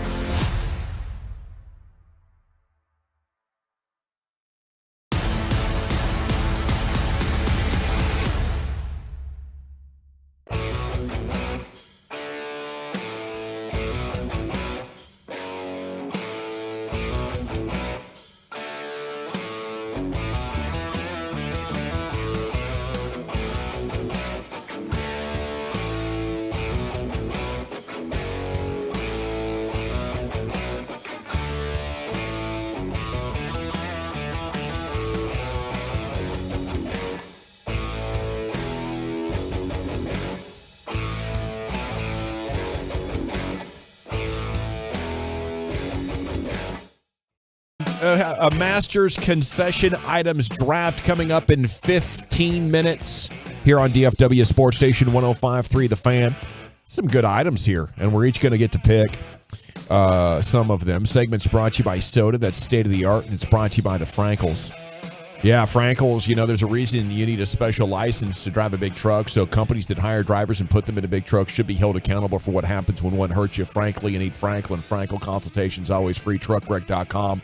We had a draft the other night at soccer practice. We had 12 girls. I was doing relay races, you know, trying to make the sprints fun. Made 4 captains, and I'm thinking they're going to start taking the fastest players on the team. They just took their best friends. I looked at Abby at the end. I was like, I made you a captain. Why didn't you take that girl? Why'd you take that girl? That's my friend. I'm like, oh, okay. Right on. You girls are nice. They drafted their team the same way that McCarthy puts together his coaching staff. It's time now for Woolchuck's Top 10. Here he is, the Woolly Bully himself. Thank you very much, General National Burrito. Well played. Go ahead and get out of here now. Oh, it was good. All right, we got a lot of Spencer texts. McKenzie's. A lot of texts coming in. Yeah, Spencer McKenzie's No, I'm out just there. kidding. That's true. Wait, is that technically, which city was that in? Ventura. Okay. Yeah, that place was fantastic. We got to go there out for. Is that a home of like a fish burrito place? Yeah. On the ocean? It's huge in California. Incredible. Fish burritos, yeah. That's why Sean Lee and his wife are still out there. You know, somebody's like, oh, Sean's going to be a coach of the Cow. I'm like, no. Did you just go to Spencer McKenzie's? Sean loves California, and he loves fish tacos. He's not coming back to this place. And he's still out there. Well, my gosh. That place was delicious. We had a lot of love for Taco Bell. Their 7-layer burrito used to be great. Does that mean it's no longer great? What about the Beefy 5? A beefy 5-layer burrito, solid. We got the Taco Bueno burritos. Are getting texted in. The Taco Bueno, and again, I did big get old burrito food poisoning from them before, but they're good enough to where I still dip my toe back in those waters. The bean and cheese burrito, just run of the mill bean and cheese. They do have they have a chili sauce that I'm anti, so I go hold the chili sauce, just the bean and cheese on their burrito. Freaking outstanding. Just the party burrito. It's so dominant. Just to clarify, you're not doing this for convenience or cost, but you actually think it's as good as like top of the line burritos? Yeah, don't get me wrong. It's been a while since I've swung through a Taco Bueno. Okay. Usually, anytime you're doing the fast food thing, there are extenuating circumstances, stipulations that happen. But because I have no problem considering that one of the greats or the greatest. That Taco Bueno burrito is nice in the fast food category. Sure. Yes. Then you go fast casual. Then you go full on dining experience. And I think I probably need to give more credit to the run of the mill bean and cheese burrito at more of a fine dining place, because the bean and cheese burrito is just something that I would only order at a fast food place. I'd never consider ordering it at like a sit down Mexican restaurant, but maybe you're right about that. Now, do you get the bean and cheese because you're terrified of the meat? No, the bean and cheese is just simply, I just find it to be freaking delicious at Taco Bueno. It really is at Bueno. It really is. And it's not the only thing I'm getting. Like at Bueno, I'm also going to get the muchacho. I'm also going to get the whole lot of quesadilla. The Huskadoo. Dude, all those things. And I will say that the place that Bell really dominates Bueno is the cinnamon twist. The cinnamon twist. Yes. And then Bueno does like cinnamon chips. They do cinnamon chips. It's just not the chips same. are not good, but they do have, I think, like the cheesecake bites there. That's not something I've trusted. So, maybe I should. I can tell you, pre-soda, those things are pretty delicious. I believe that. Now, like a bucket of them? Would you eat just a bucket I of wouldn't them? go with a bucket. I'd just get a traditional order, okay? But like 2 buckets? They didn't last long. 3. I don't know where to go, whether it's Freebirds, Qdoba, Chipotle, but that's definitely my lane. That's my favorite kind of burrito spot. I like to add a little cilantro. Yes. Some red salsa. A little pepper to it, yeah. Just not too chunky. Tell you what, man, Freebirds is hard to beat for me. I agree. I mean, you just load it up and that thing, and then when they put it in the foil, and it's like they hand it to you, it's like a shot put. You're like, I'm about to, you're getting happy about it. Got your money's worth. You got your money's worth, absolutely. It's like when you open up that foil, it's like you're opening up a Christmas present. You feel like a kid again. All right, let me ask you this real quick. When we get to this list, do you kind of tear the foil off as you go around? Have to. Yeah. To keep it together, right? Yeah. To make sure the integrity of it stays together. Only a beginner unwraps that whole thing. Yeah. And then goes for You don't want to. I have a feeling that I let that thing fall apart and get disgusting on my hand. I'm scooping my finger. I'm getting it with my fingers off the plate and into my mouth there. I'm not dealing. I don't want to risk biting any foil. And this is one of why the your worst wife feelings has is gotten onto you in the about the way world you is eat. biting foil. Well, how about you just pay attention and take the strip off there? It's not that hard to avoid the foil. It's too much of a to do. When I'm eating, I'm here to eat. Go ahead, if we just make a mess, we make a mess. That's why they got napkins. Just eat like within you're in striking prison. distance. It's all over the floor and all. I mean, you're over there eating it. I would eat it off the floor, but usually that's not a problem. Lucius, where are we going in terms of the best fast food burrito? Let's see. Fast food burrito? Okay, so I don't eat a lot of burritos, but when I do, I go to Taco Casa. Oh. It's basically taco cheese because they give you just so much cheese and taco on the side. Yes. And the bean burritos from either Bueno or Bell, I'm down for. Okay. But when I go to a Mexican restaurant, like a nice Mexican restaurant, I'm not messing with the burritos. No. I'm going to get something that you can't get anywhere, Yeah. Shout out to the sweet tea at Casa, by the way. Oh, yes, that is a nice sweet tea. And I hadn't thought about that, but they do load up the cheese. And that's good added value. Getting chinched on with the cheese at other spots, that can ruin a taco if you ask me. Dude, yeah, if you are a meat and cheese only kind of guy when it comes to the way you eat, go get a taco at Taco Casa. It's just going to be all the meat and cheese that you could ever You're kind of using the cheese as a filler to make up for not giving you much meat there? No, they give you a lot of meat, but you're going to give you a whole they're gonna bunch give you a of whole cheese. Oh, okay. You'll never say, man, I didn't get enough cheese on that meal. I thought that maybe it was like a filler kind of a thing. It's a good niche. Yeah. It's a good niche. I salute them for their business savvy on that one. And I'm with Lucius as well. At fine dining Mexican or Tex-Mex, I'm not getting a burrito.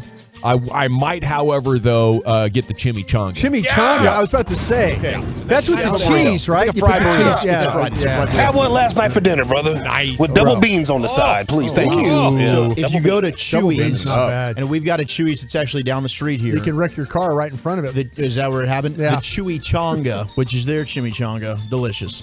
I can imagine. Get some boom boom sauce on there. It's a little spicy got a queso. hangover one right now. Boom boom sauce. Yeah, it's pretty fantastic. So Lent today ends tomorrow, so there you go. Are you going out? Do you freaking go nuts on that first day? I don't think I can. No, it messes You me get You got to sick. slow play it. Yeah, I'll go with sandwich or a burrito tomorrow. We got $6 burritos at Freebirds today. Italian. If you're interested in that, Jersey Mike's better watch out. The General's back. he's back. Take advantage of that $6 Hope my crew's burrito. still there. Chipotle also giving away 10,000 burritos to customers today on April 6th, National Burrito Day. Yes. How? Now, all you have to do, they gave away codes. So you can text 888-222 for a chance to win one of the 10,000 free burritos. Wow. So there you go. Gave you on that tip. Moe's Southwest Grill Good has burrito. 50% off. If you get one burrito, the second one's going to be half off. And then Thinking this El music, by Pollo the way. Loco is offering buy one, get one free burritos today.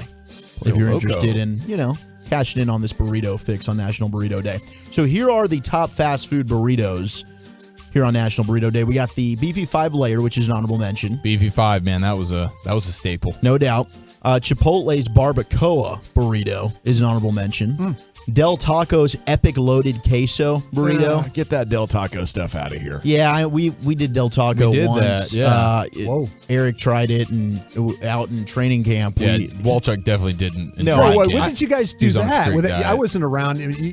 That was one of those middle of the night it was a California late night. bender Hail Mary. I have to say, moments. I tried to take boozing. care. Yeah, exactly. I tried to take care of you guys in the food places. No, we Yeah. were good. That's what I'm saying. We didn't do You a Del did. Taco. But Del Taco, it was like after Zeke said, hey, he likes to get the soft chicken taco. So it's like, all right, we'll just order Mistake, it right? and try it out. Yeah, if you're a it's- sponsor, sorry, man, you're not a mistake. Del Taco, not the way, but they did have some soda approved items. They're like their salad wasn't bad, but overall, you're not trying to go for that. The Taco Bueno's Big Ol' Burrito is the honorable mention at 11. Okay, All right. so that didn't quite crack the top 10. Here's your top 10: Baja Fresh, Oh, that's a great spot. Mexican's familiar. grilled chicken Baja Burrito. Yeah, Baja Fresh is a good one. I think that might be a West Coast chain. I've never gone to Baja Fresh. Yeah. Never had like I a did a Chipotle. shrimp. I think I did a shrimp there one time. Yeah. Baja Fresh. Not yeah. bad. Headquarters in Scottsdale. Okay. Taco John's Super Burrito. Also never been to a Taco John's. I've never even seen one in the Metroplex. Taco John. Cheyenne, Wyoming is where it originated from in 1968. The taco bathroom. Cheyenne. Yeah, Cheyenne, Wyoming. Wow. Taco Crapper wasn't available? Yeah, no, just Taco John. Taco Mark wasn't available. Taco Pete's. Taco Bob. Number 8 is the Taco Bell's Burrito Supreme. People are digging on that. Gotta have that sour cream in there, bro. There you go. Is there black olives in that one? Is that like a Supreme Pizza? Yeah. There's some black olives in there. Damn. Yeah, you could probably just go no olives. You don't taste it, man. It's fine. It's fantastic, bro. Yeah, just eat them, dude. Stop. Relax. No, it's on me, boys. Grow up. Yeah, you know what? Read a freaking book for once. Come on, fam. You're Italian. Olives are part of the I like the traditional grow up call there. Yeah, that was a good call. My wife's been telling me that for years. Grow up. Yeah, eat your burrito with foil and don't be a mess. Yeah. Number 7 is the Freebirds world famous Super Monster Burrito. Yeah. Boom. Good call. Delicious. Maybe going with the cayenne tortilla on it too. What? Oh yeah, you can get different tortillas there. Yeah, that's true. Number 6 is Del Taco's Macho Combo Burrito.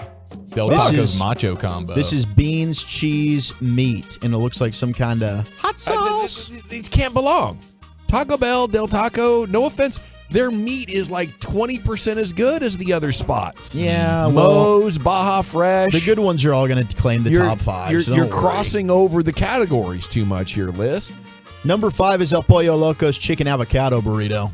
This thing looks tantalizing. I will say that. I just go no bread. Number 4 is Rubio's Coastal Grill Beer Battered Fish Burrito. Oh, I've never been to a Rubio's. Where's Rubio's located? San Diego is where it originated from. Now they've got over more than 150 locations. Do we have? Okay. That's the home of the fish taco, San Diego. Yeah, no question. They have one here?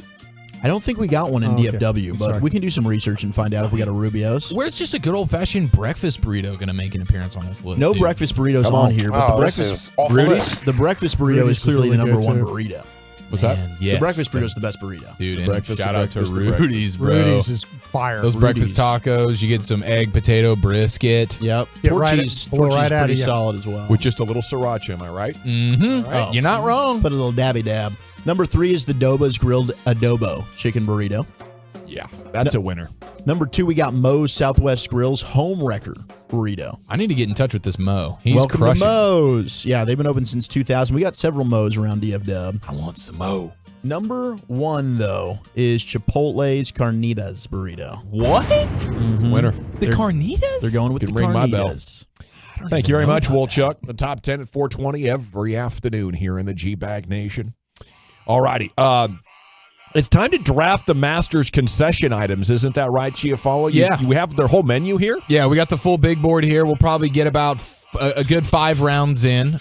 There's about 20 or so-ish items, so we'll all end up with about 4. You choose it wisely. You got sandos, you got breakfast item, bevies, and you got the snacks. So let's see who drafts the best team. That's next. Let's make leasing easy with D&M. Before we do that, though, if you want a new vehicle, then you just call D&M and you tell them what you want. It's any make, any model, car, truck, SUV, van.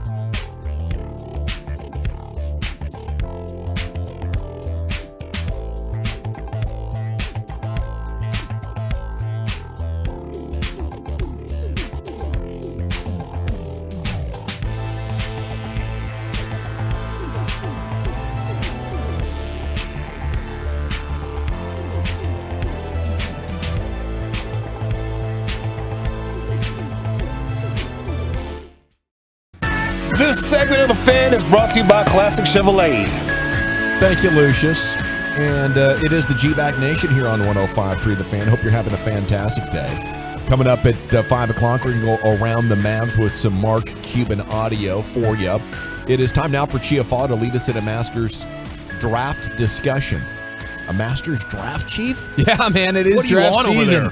I am on one right now. I'm on cloud 9 because we are in the month of April. It is draft season. It is Masters season. We are well underway. 10 minutes ago, I saw someone tweet out that Jordan Spieth had water balls on both 11 and 13. I don't know exactly where he's lining up right now, but if he's waterballed it on 2 holes already, I don't imagine he's sitting in a great position right now. But since I mentioned the excitement about him getting to 4 under, he went to 3 under, and it's just gotten worse since Look then. whose fault this was. Why'd you have to put all the pressure on him? The old Dawson jinx, man. What I do. Well, Every Masters since 2015. We now 1 under. Yeah, we always talk about the concession items and what good prices they are, and Broadus has vouched as a man who's been to the Masters not once but twice that anything he's tried has been absolutely delightful. So I figured, why not? Let's do a little Masters draft situation. We got a couple of draft guys in here. We got a full-on scout. We got Scout Gavin as well, and then some gentlemen with just some really damn good taste up in here. Yeah, I thought that's what you were talking. We have a scout up here, Scout Gavin. Yeah, that's right. We have a scout, and we have Brian Broadus in the studio, so it's very exciting. So we did a commercial break pulling of draft position. So who's got the number 1 overall pick? Let me go and take my joint. Lucius? Hold on. Oh! He got it! Yeah, number 1. All right, number one. And we're going snake order. So who's number 2? Me. Okay, Dawson's 2. I am 3. Broadus 4. Walchuk pulling up the rear, but it's 5. Snake style. So when Walchuk picks, he's gonna get to go double pick. You know I love a good double dip. And are you doing this with your soda glasses on, or have you taken the soda glasses off as you look at this menu? I don't know that there's a whole lot I can do with the soda glasses on. They're not very friendly when it comes to us soda people. Cool. Well, there's a lot of talent on the big board. You have the bottled water. 4 or 5. Maybe the classic chicken sandwich grilled. Some Masters blend fresh brewed coffee for $2 you could get if you don't put any cream or anything in there. So a lot of good stuff on here, from sandwiches to breakfast to bevies to snacks. And with the first pick in the draft, Lucius Alexander is officially on the clock. Let me go. Let's see here. First pick in the sandwiches department. I'm going to go with the pork barbecue sandwich. Oh, that's a good selection. Good call. The old pulled pork. I got to think that was high. That was probably high on the draft boards for all of us. Well, that prospect's a little bit fatty, but he checks all the right boxes. Well, he's a real trash can full of dirt kind of guy. He's got the anchor. And from that neck of the woods, do we feel good about like Georgia pork? Is that going to be something that's going to a pulled pork Georgia style? Yeah, South Carolina, Georgia. Yeah, you're not going to mess it up. I thought that was going to be baller. That's a great call. Yeah. All right, the Fighting Gavin Dawson's. With the second pick in the Masters concession items draft, the General Gavin Dawson is going to take bottled water.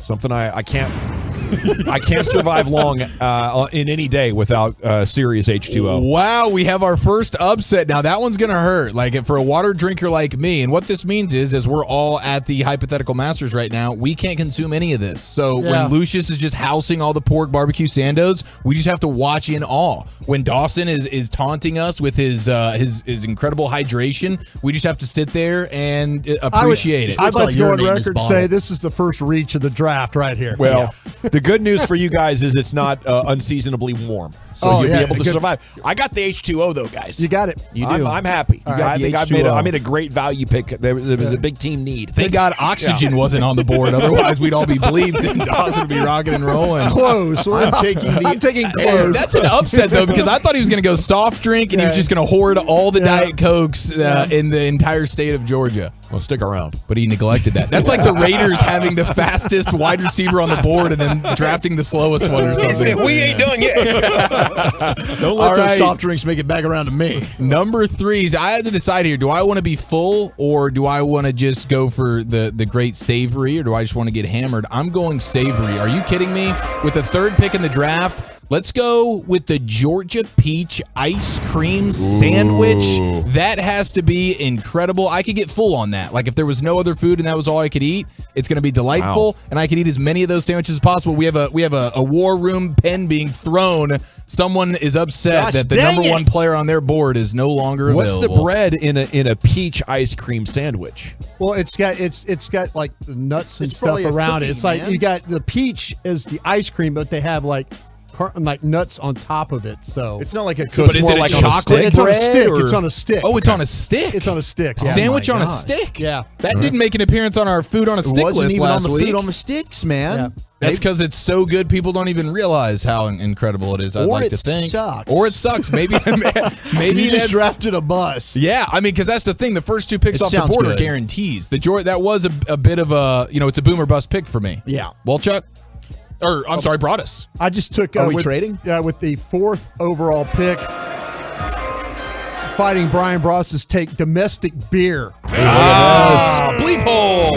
I'm just going to go on record. I've got him ranked. I've got a stack here by all the items. Domestic beer. At the 4th pick, I just got my number 1 overall pick. That was your 1 seed? That was my 1 seed right there. That's your Bijan Robinson? I got him ranked right there. Domestic beer. Brian Broadus. Well, we still got imports available. Imports are still on the board. Zach Walchuk going for the double dip. Well, we're going to have to go with the run here because if the domestic beer is taken, I got to take the import beer. You think I'm staying sober through the Masters? Absolutely Hell not. No. How could you? How could you? So give me the import beer as my number 1 pick. Damn. My board is looking bleak right now. You're screwed. You're double dipping. I am double dipping. So the top pick here in the 2nd round, you know what? If I'm going to get there early. So I'm going to hit the breakfast foods to set up, make sure I get some food in the belly for the import beers. I'm going to end up going with a delicious breakfast sandwich. Ooh, that's nice pick. a reach. Bacon, egg, and That's cheese, my probably. last one. That's what I'm guessing. That's awful. I'm guessing what just bacon, happened? egg, Did and you get 2 cheese. picks? Yeah, he did. Snake draft. It's a little snaky. Yeah, so Son of a gun. you're coming up the rear on this. My damn player just failed. Does their breakfast sandwich, is it not good? He's just anti-egg guy. Anti-eggs. It's a great pick. It's a great pick. I don't think you can really mess up a breakfast sandwich. As long as you put cheese on it, it's going to be do great. I have this again? Yeah, it's back to you. Broadus. Oh my gosh, you guys are just, there's no drafting. The pimento cheese sandwich. You got it? Yes, I got it. I got my first pick and my second pick. That's a here. pin throw for me. A lot of people say that's the most overrated player on the entire board. So yeah, we'll see. He didn't test well. When Enjoy it the came to that constipation, IQ. Brian. I tell you what, I can't say because I might go back around. There's something I could have taken, but I'm not gonna. Yeah, don't show us your cards. I'm not gonna show you cards. Had there been brisket on that pimento cheese sandwich, I would have already pocketed that thing. All right, it is back to me. Let me get. Gosh, I guess my only opportunity to catch a little buzz is going to be that white vino. So give it to me. Georgia peach ice cream sandwich, washing it down with some white wine, boys. Staying classy. All right, love it. Dawson? Yeah, I'm going to need some caffeine, so I'm going to go with the soft drinks. Wow, okay. Somebody's going to have the crappiest team out there. At this point, Dawson is not consuming anything in the way of food, but he will not go thirsty. I kind of love it, though. He's staying true to himself. He is staying true to himself. I got my top 2 priorities taken care of for team building. Yeah, you're good. Yeah, we'll figure out some junk food to eat. Back to L.A. in the Pimp Cup. My whole draft squad went for lunch and everything. Yeah, dog. Let's see. Oh, that's the wrong button. I'll be damned. All right, with this pick right here, Mr. Alexander selects plain chips. Ooh. Plain chips. Plain chips. Very to go on my underrated. sandwich. Very underrated. Since you fools took all the other players off the board. I had a star next to those chips, man. Just some good old-fashioned plain chips. But you get to double dip the same way Walchuk just did. Congratulations, look at this. Lucius, back on the clock. Don't you dare do it. So, yeah. He's going to do it, isn't he? I'm going back to the snack bag. I'm going to get some of those cookies right there. Oh, dang it! Were we all assuming cookies would still be on the chocolate board? Yeah, I think so. Are they chocolate chip, Brian? They're chocolate chip. They better be. Yeah. Yeah. What are these Southern cheese straws? Is that just like a highfalutin Cheeto? No, sorts? it's like string cheese. String cheese, but thinner. Yeah. Okay. All right. There you go. Man, Lucius is having a damn good draft. Just freaking Good bleeped news. right now. It's back to Dawson. No, serious. I mean, whatever. We fell asleep and everything. We couldn't turn our remotes Don't be on. buttering The me phone up. wasn't ringing. We were like, what the hell's going on? We forgot the draft. This is the wrong damn day. Lucius Alexander, can I trade for the delicious cookies? Oh, we got a trade on the board. I got import beer and breakfast sandwiches I can offer you. Or this Anything for that breakfast sandwich. Or this pick, right? I'll take the chicken club off the chicken biscuit off the board, guys. The chicken biscuit. And see, the thing is you paired that well with some water and some soft drink because you're not going to have that dry mouth. man, No cotton mouth for you with that biscuit. That's going to hit about 9:30 in the morning when I walk on those grounds. A chicken biscuit and a soda breakfast. Small Yes, enough please. to keep in the pocket, too, when you go walking around. Pop that thing out midday. That's me. It's back to me. Here we go. This is exciting. My first actual food selection. I'm going to go with the Masters Club Sando. I feel like that's a I didn't even canvas item. see that. Good call. Canvas item. That's a good call right I was there. debating that with my first That overall. was what that's what I'm saying. Permitted cheese to the club. That was what I was looking at. Lucius's team, they don't know what the day the draft is. The board's getting all out of hand. I'm going to fire my scout. I didn't even know the club sandwich was on the board. Yeah, You man. didn't tell me that club sandwich is out there. You're fired. Those Southeast scouts are really not doing you any favors doing, right now. dog? Broadus. I'm going to take the blueberry muffin off the board. Big pride. I respect that one. It's delicious. Well, Chuck? Give me the. Oh, He's just man. staring off in space like, getting lost like over Jerry here. Jones. I think. I'm you gonna got to go relax. I'm going to go with the Masters Blend Coffee. Give me some Oh, coffee. dang it. Good pick. I wanted that mid-Masters pick-me-up, and now I won't be able to get that. That is just an awful pick. Damn it. You No, can it's go not. bleep yourself. It's a good pick. pick. Double down, double If down. I'm double dipping, give me the egg salad sandwich, please. All right. All the food. There you go. That's not a bad pick either. Supposedly, it's also a tradition unlike any other. Broadus? I'm going to take. God, I'm jumping tags here right now. I'm going to take. Trust your board now. Trust my board. I'm going to take the ham and cheese on rye sandwich. Okay, good. That one You got was multiple entrees. You're going to be well fed there. Yeah, I know. I've well, got well multiple. fed out in amen corner. Yeah. character concerns. That was off my board entirely. The rye, Yeah, the like rye. any type of normal, like You really, got like, something against Jewish rye? I think he does. No, During I watched Holy Week? I Are you always a knew fool? where you were leaning there, Eric. No, I watched the Jonah Hill movie this week, and I'm back on the Okay, ride. Kanye. Yeah. I'll throw it down. I'll throw it down with give me the I'm gonna do just a nice little snack. Give me those southern cheese straws. I love a good string Let's cheese. go. I'm taking the caramel popcorn, baby. Look at this. I got a chicken club. I got water, soda, and caramel popcorn. Damn it. Mine compliment. Yeah. Okay, I got a complimentary roster over here. What'd you take? The popcorn. caramel Oh, popcorn. Caramel okay. style. Okay. Yep. All right, boys. Okay. Are we done? We might have to be. Yeah, I think Yeah. the clock One more dictates pick for that. Lucius? We can carry it One more over. pick for Lucius. One more pick for Yeah. Lucius? Well, we are in Georgia. I have a barbecue sandwich, some plain chips, some cookies on the side. Got to wash it down with a nice cool iced tea. Sweet tea. That's Yeah. right. He nailed it. There it is, the first annual Masters Concession G-Bag Nation draft here on 105.3 The Fan. When we come back, we got Around the Mavs with audio. Okay, but before we do that, we talked about the Frankels. Because if you're hurt in an accident and it's not your fault, you need somebody to make sure you don't.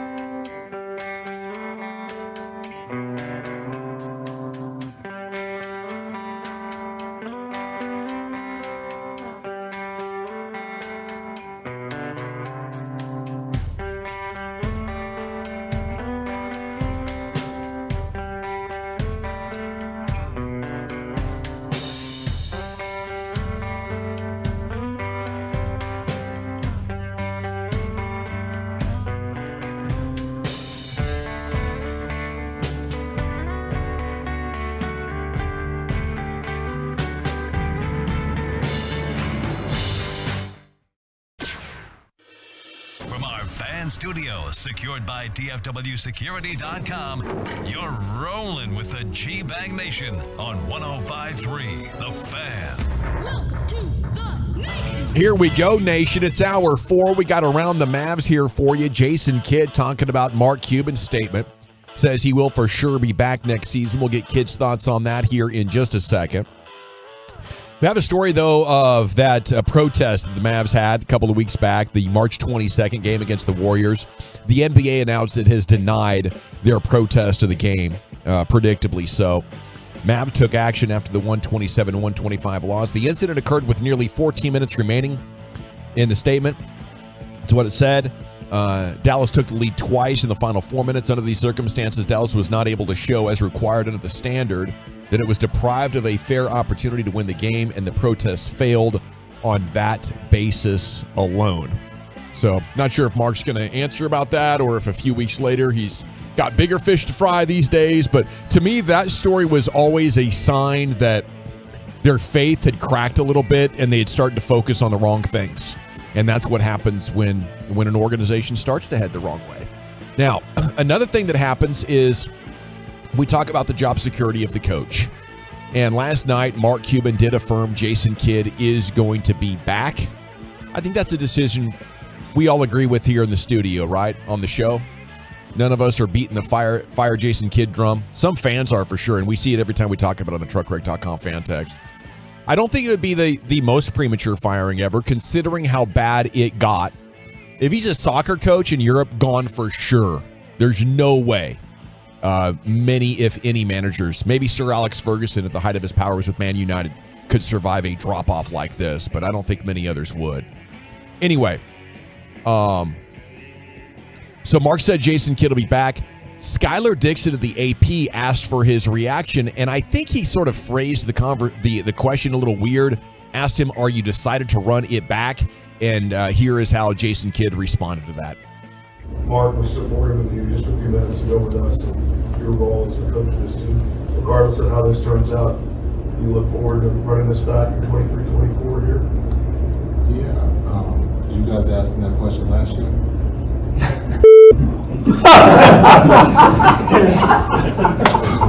So why was you asking now? I'm just asking. I mean, we're asking questions. I mean, you didn't ask that question last year. Disappointing season, I guess. Yeah. And it happens in sports, right? Like, sometimes we fail, and it's all right to fail, because you learn from failing. The best players in the world have failed. MJ has failed. It's driven him to be the best in the world. No one's perfect, right? There's not a perfect coach, there's not a perfect player, there's not a perfect owner. You're not perfect. And so you have to learn from your failures. Yes, we right now, today, we've come up short, but the season's not over, right? We still believe, and we got a game to play. But understanding that you learn from your failures. The greatest players in the world have all failed. They'll sit here and tell you they failed, right? And that's what pushes them. But if they didn't fail, they might never have been great, right? They would be good. That's what drives great players, or great people in this world.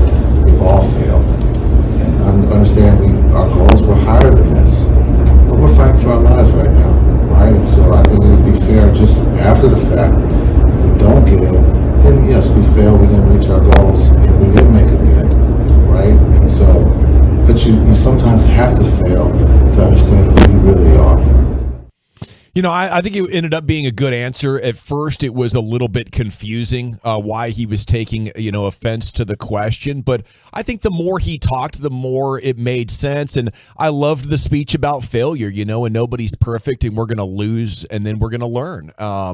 And he did acknowledge they're fighting for their lives. And there's a lot of stress that goes along with it. But I think both these stories are kind of related. Mark Cuban's reaction to protesting the game is kind of a bizarre action when teams are under stress and on edge. And I think Kidd is on edge as well. I mean, he's been subjected to a crap roster, and the fans are calling for him to be fired. And I think you do have the right to not like the question, but I think he's looking at it like my job status should be unquestionable. And I think that's like player and coach ego. Like the fan reality is, wow, it's really been a train wreck the last 30 games, and you couldn't pull them out of it. As a coach, like when it starts to go bad, like can you say or do the right things to at least have them play like they did last night? Last night they played for each other. They played with great energy. Where has that been for the last 3 weeks? And I think from a media perspective, that's a very genuine question to ask. Like, it doesn't appear that you've been engaged, Jason.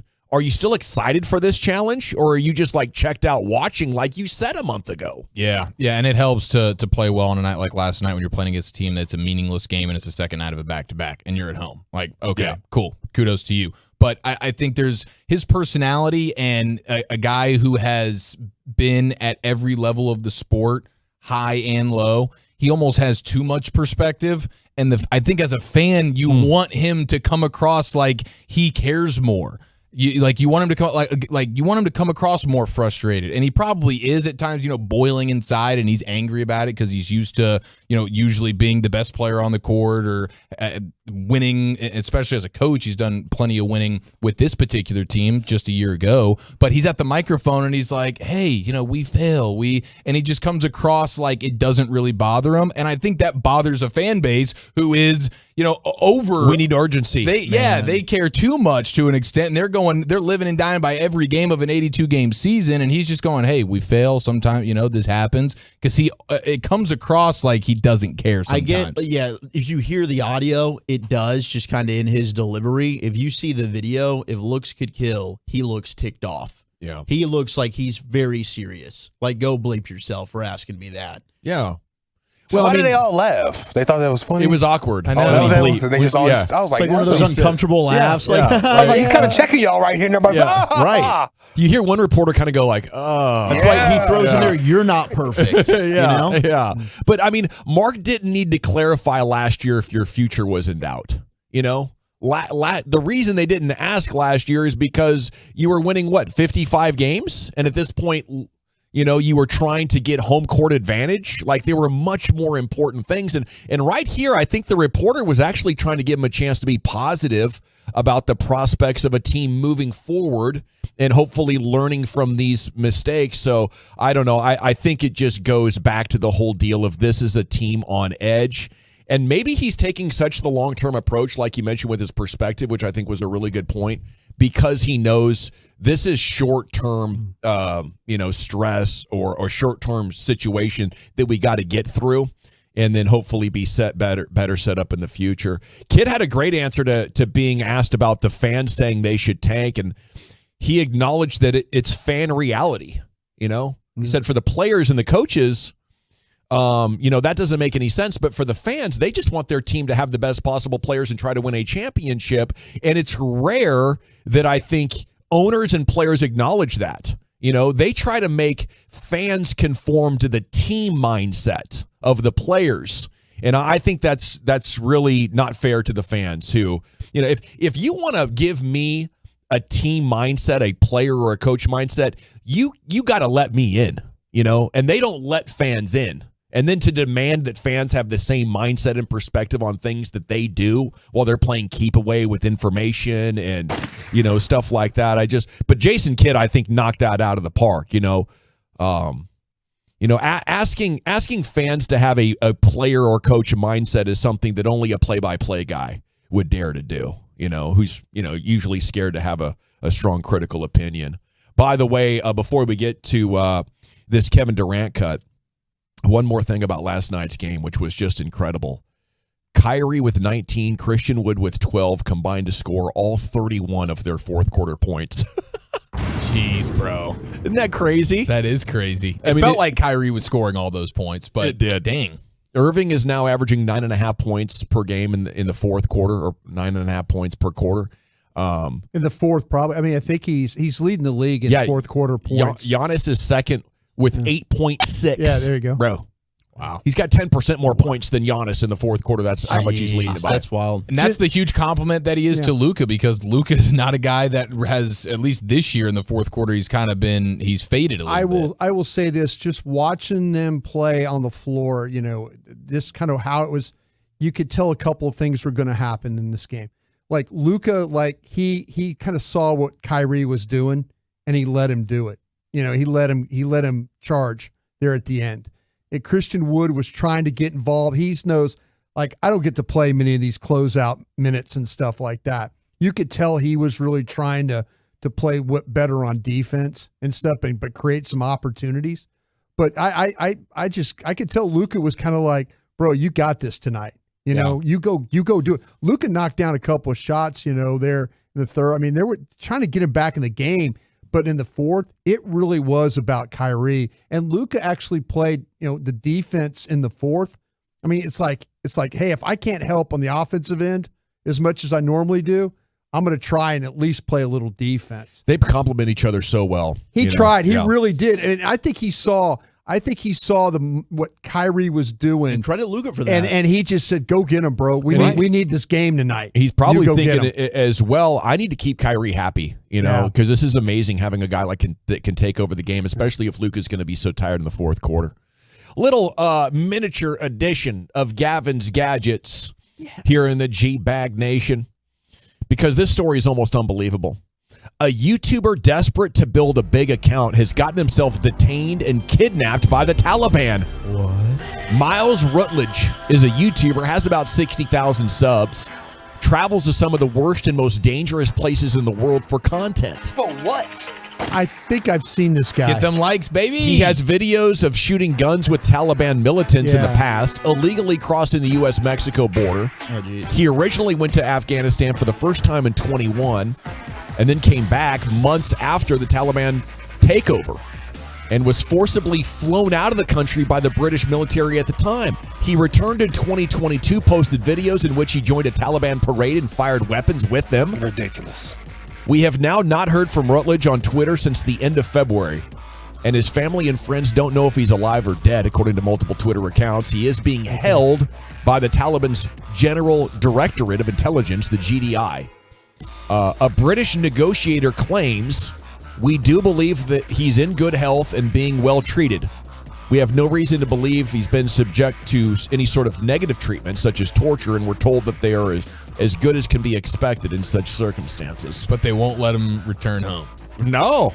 Maybe he joined him. Hell, I don't know. That guy seems nuts. Yeah, he is nuts. I don't want to watch somebody go chilling with the Taliban like they're the good guys. That's just a weird video to try to produce. Gosh, that is nuts, dude. There was an internet guy the other day bragging about like stealing stuff from the Schmartel. I don't even want to say it, but you know what I mean. It rhymes with Schmartel. Yeah. And he has since lost his head. Oh no! Oh, that's a bad move. That's one you don't put out. I've These never, guys for the are record, I've never wild. stolen anything from those gentlemen. Same here. The upcoming Have you ever Ram. seen one of those videos, by the way? Those cartel videos where they behead somebody? You ever seen one of those on live leaks and whatever? No. Not for me. Heads doesn't come off as easy as you think they would. No, it doesn't. Takes a little work. It's a lot of hacking and everything. That's It's unfortunate. tough. Yeah, you don't want to go Theon Greyjoy in that situation, do you? It's kind of like the bad knife you grab in the cabinet. I was like, all right, he's had enough. We didn't sharpen this one. Hey, the upcoming Ram electric vehicle, the 1500 REV, is going to go 500-mile range, at least 340, beats the electric Ford Lightning, which maxes out at 320. Plus, it has 654 horses and 630 pounds of feet of torque, and can go 0 to 60 in 4.4 seconds. So looking pretty good. I just want better batteries. 500 miles isn't enough for me. I don't want to get an electric and then 2 years later they're like, oh yeah, we finally figured it out. Now you can go all the way across the country on one charge. And your vehicle's not worth crap. You got to get the battery upgrade. I'm just waiting for the good battery. Yeah, and a good charger too, because you'll plug that thing in and 5 hours later you'll walk out and you got 10 miles. You're like, wow. What just happened? I just charged you. Not up for that quite yet, but we're getting close. All right, everything good? Great. Good. All right. Okay, let's come back and hit this expressway. 35 minutes of uninterrupted content coming up next during the G-Bag Nation. I want to chat about my friends at Diamonds Direct, though, because Diamonds Direct is the best way.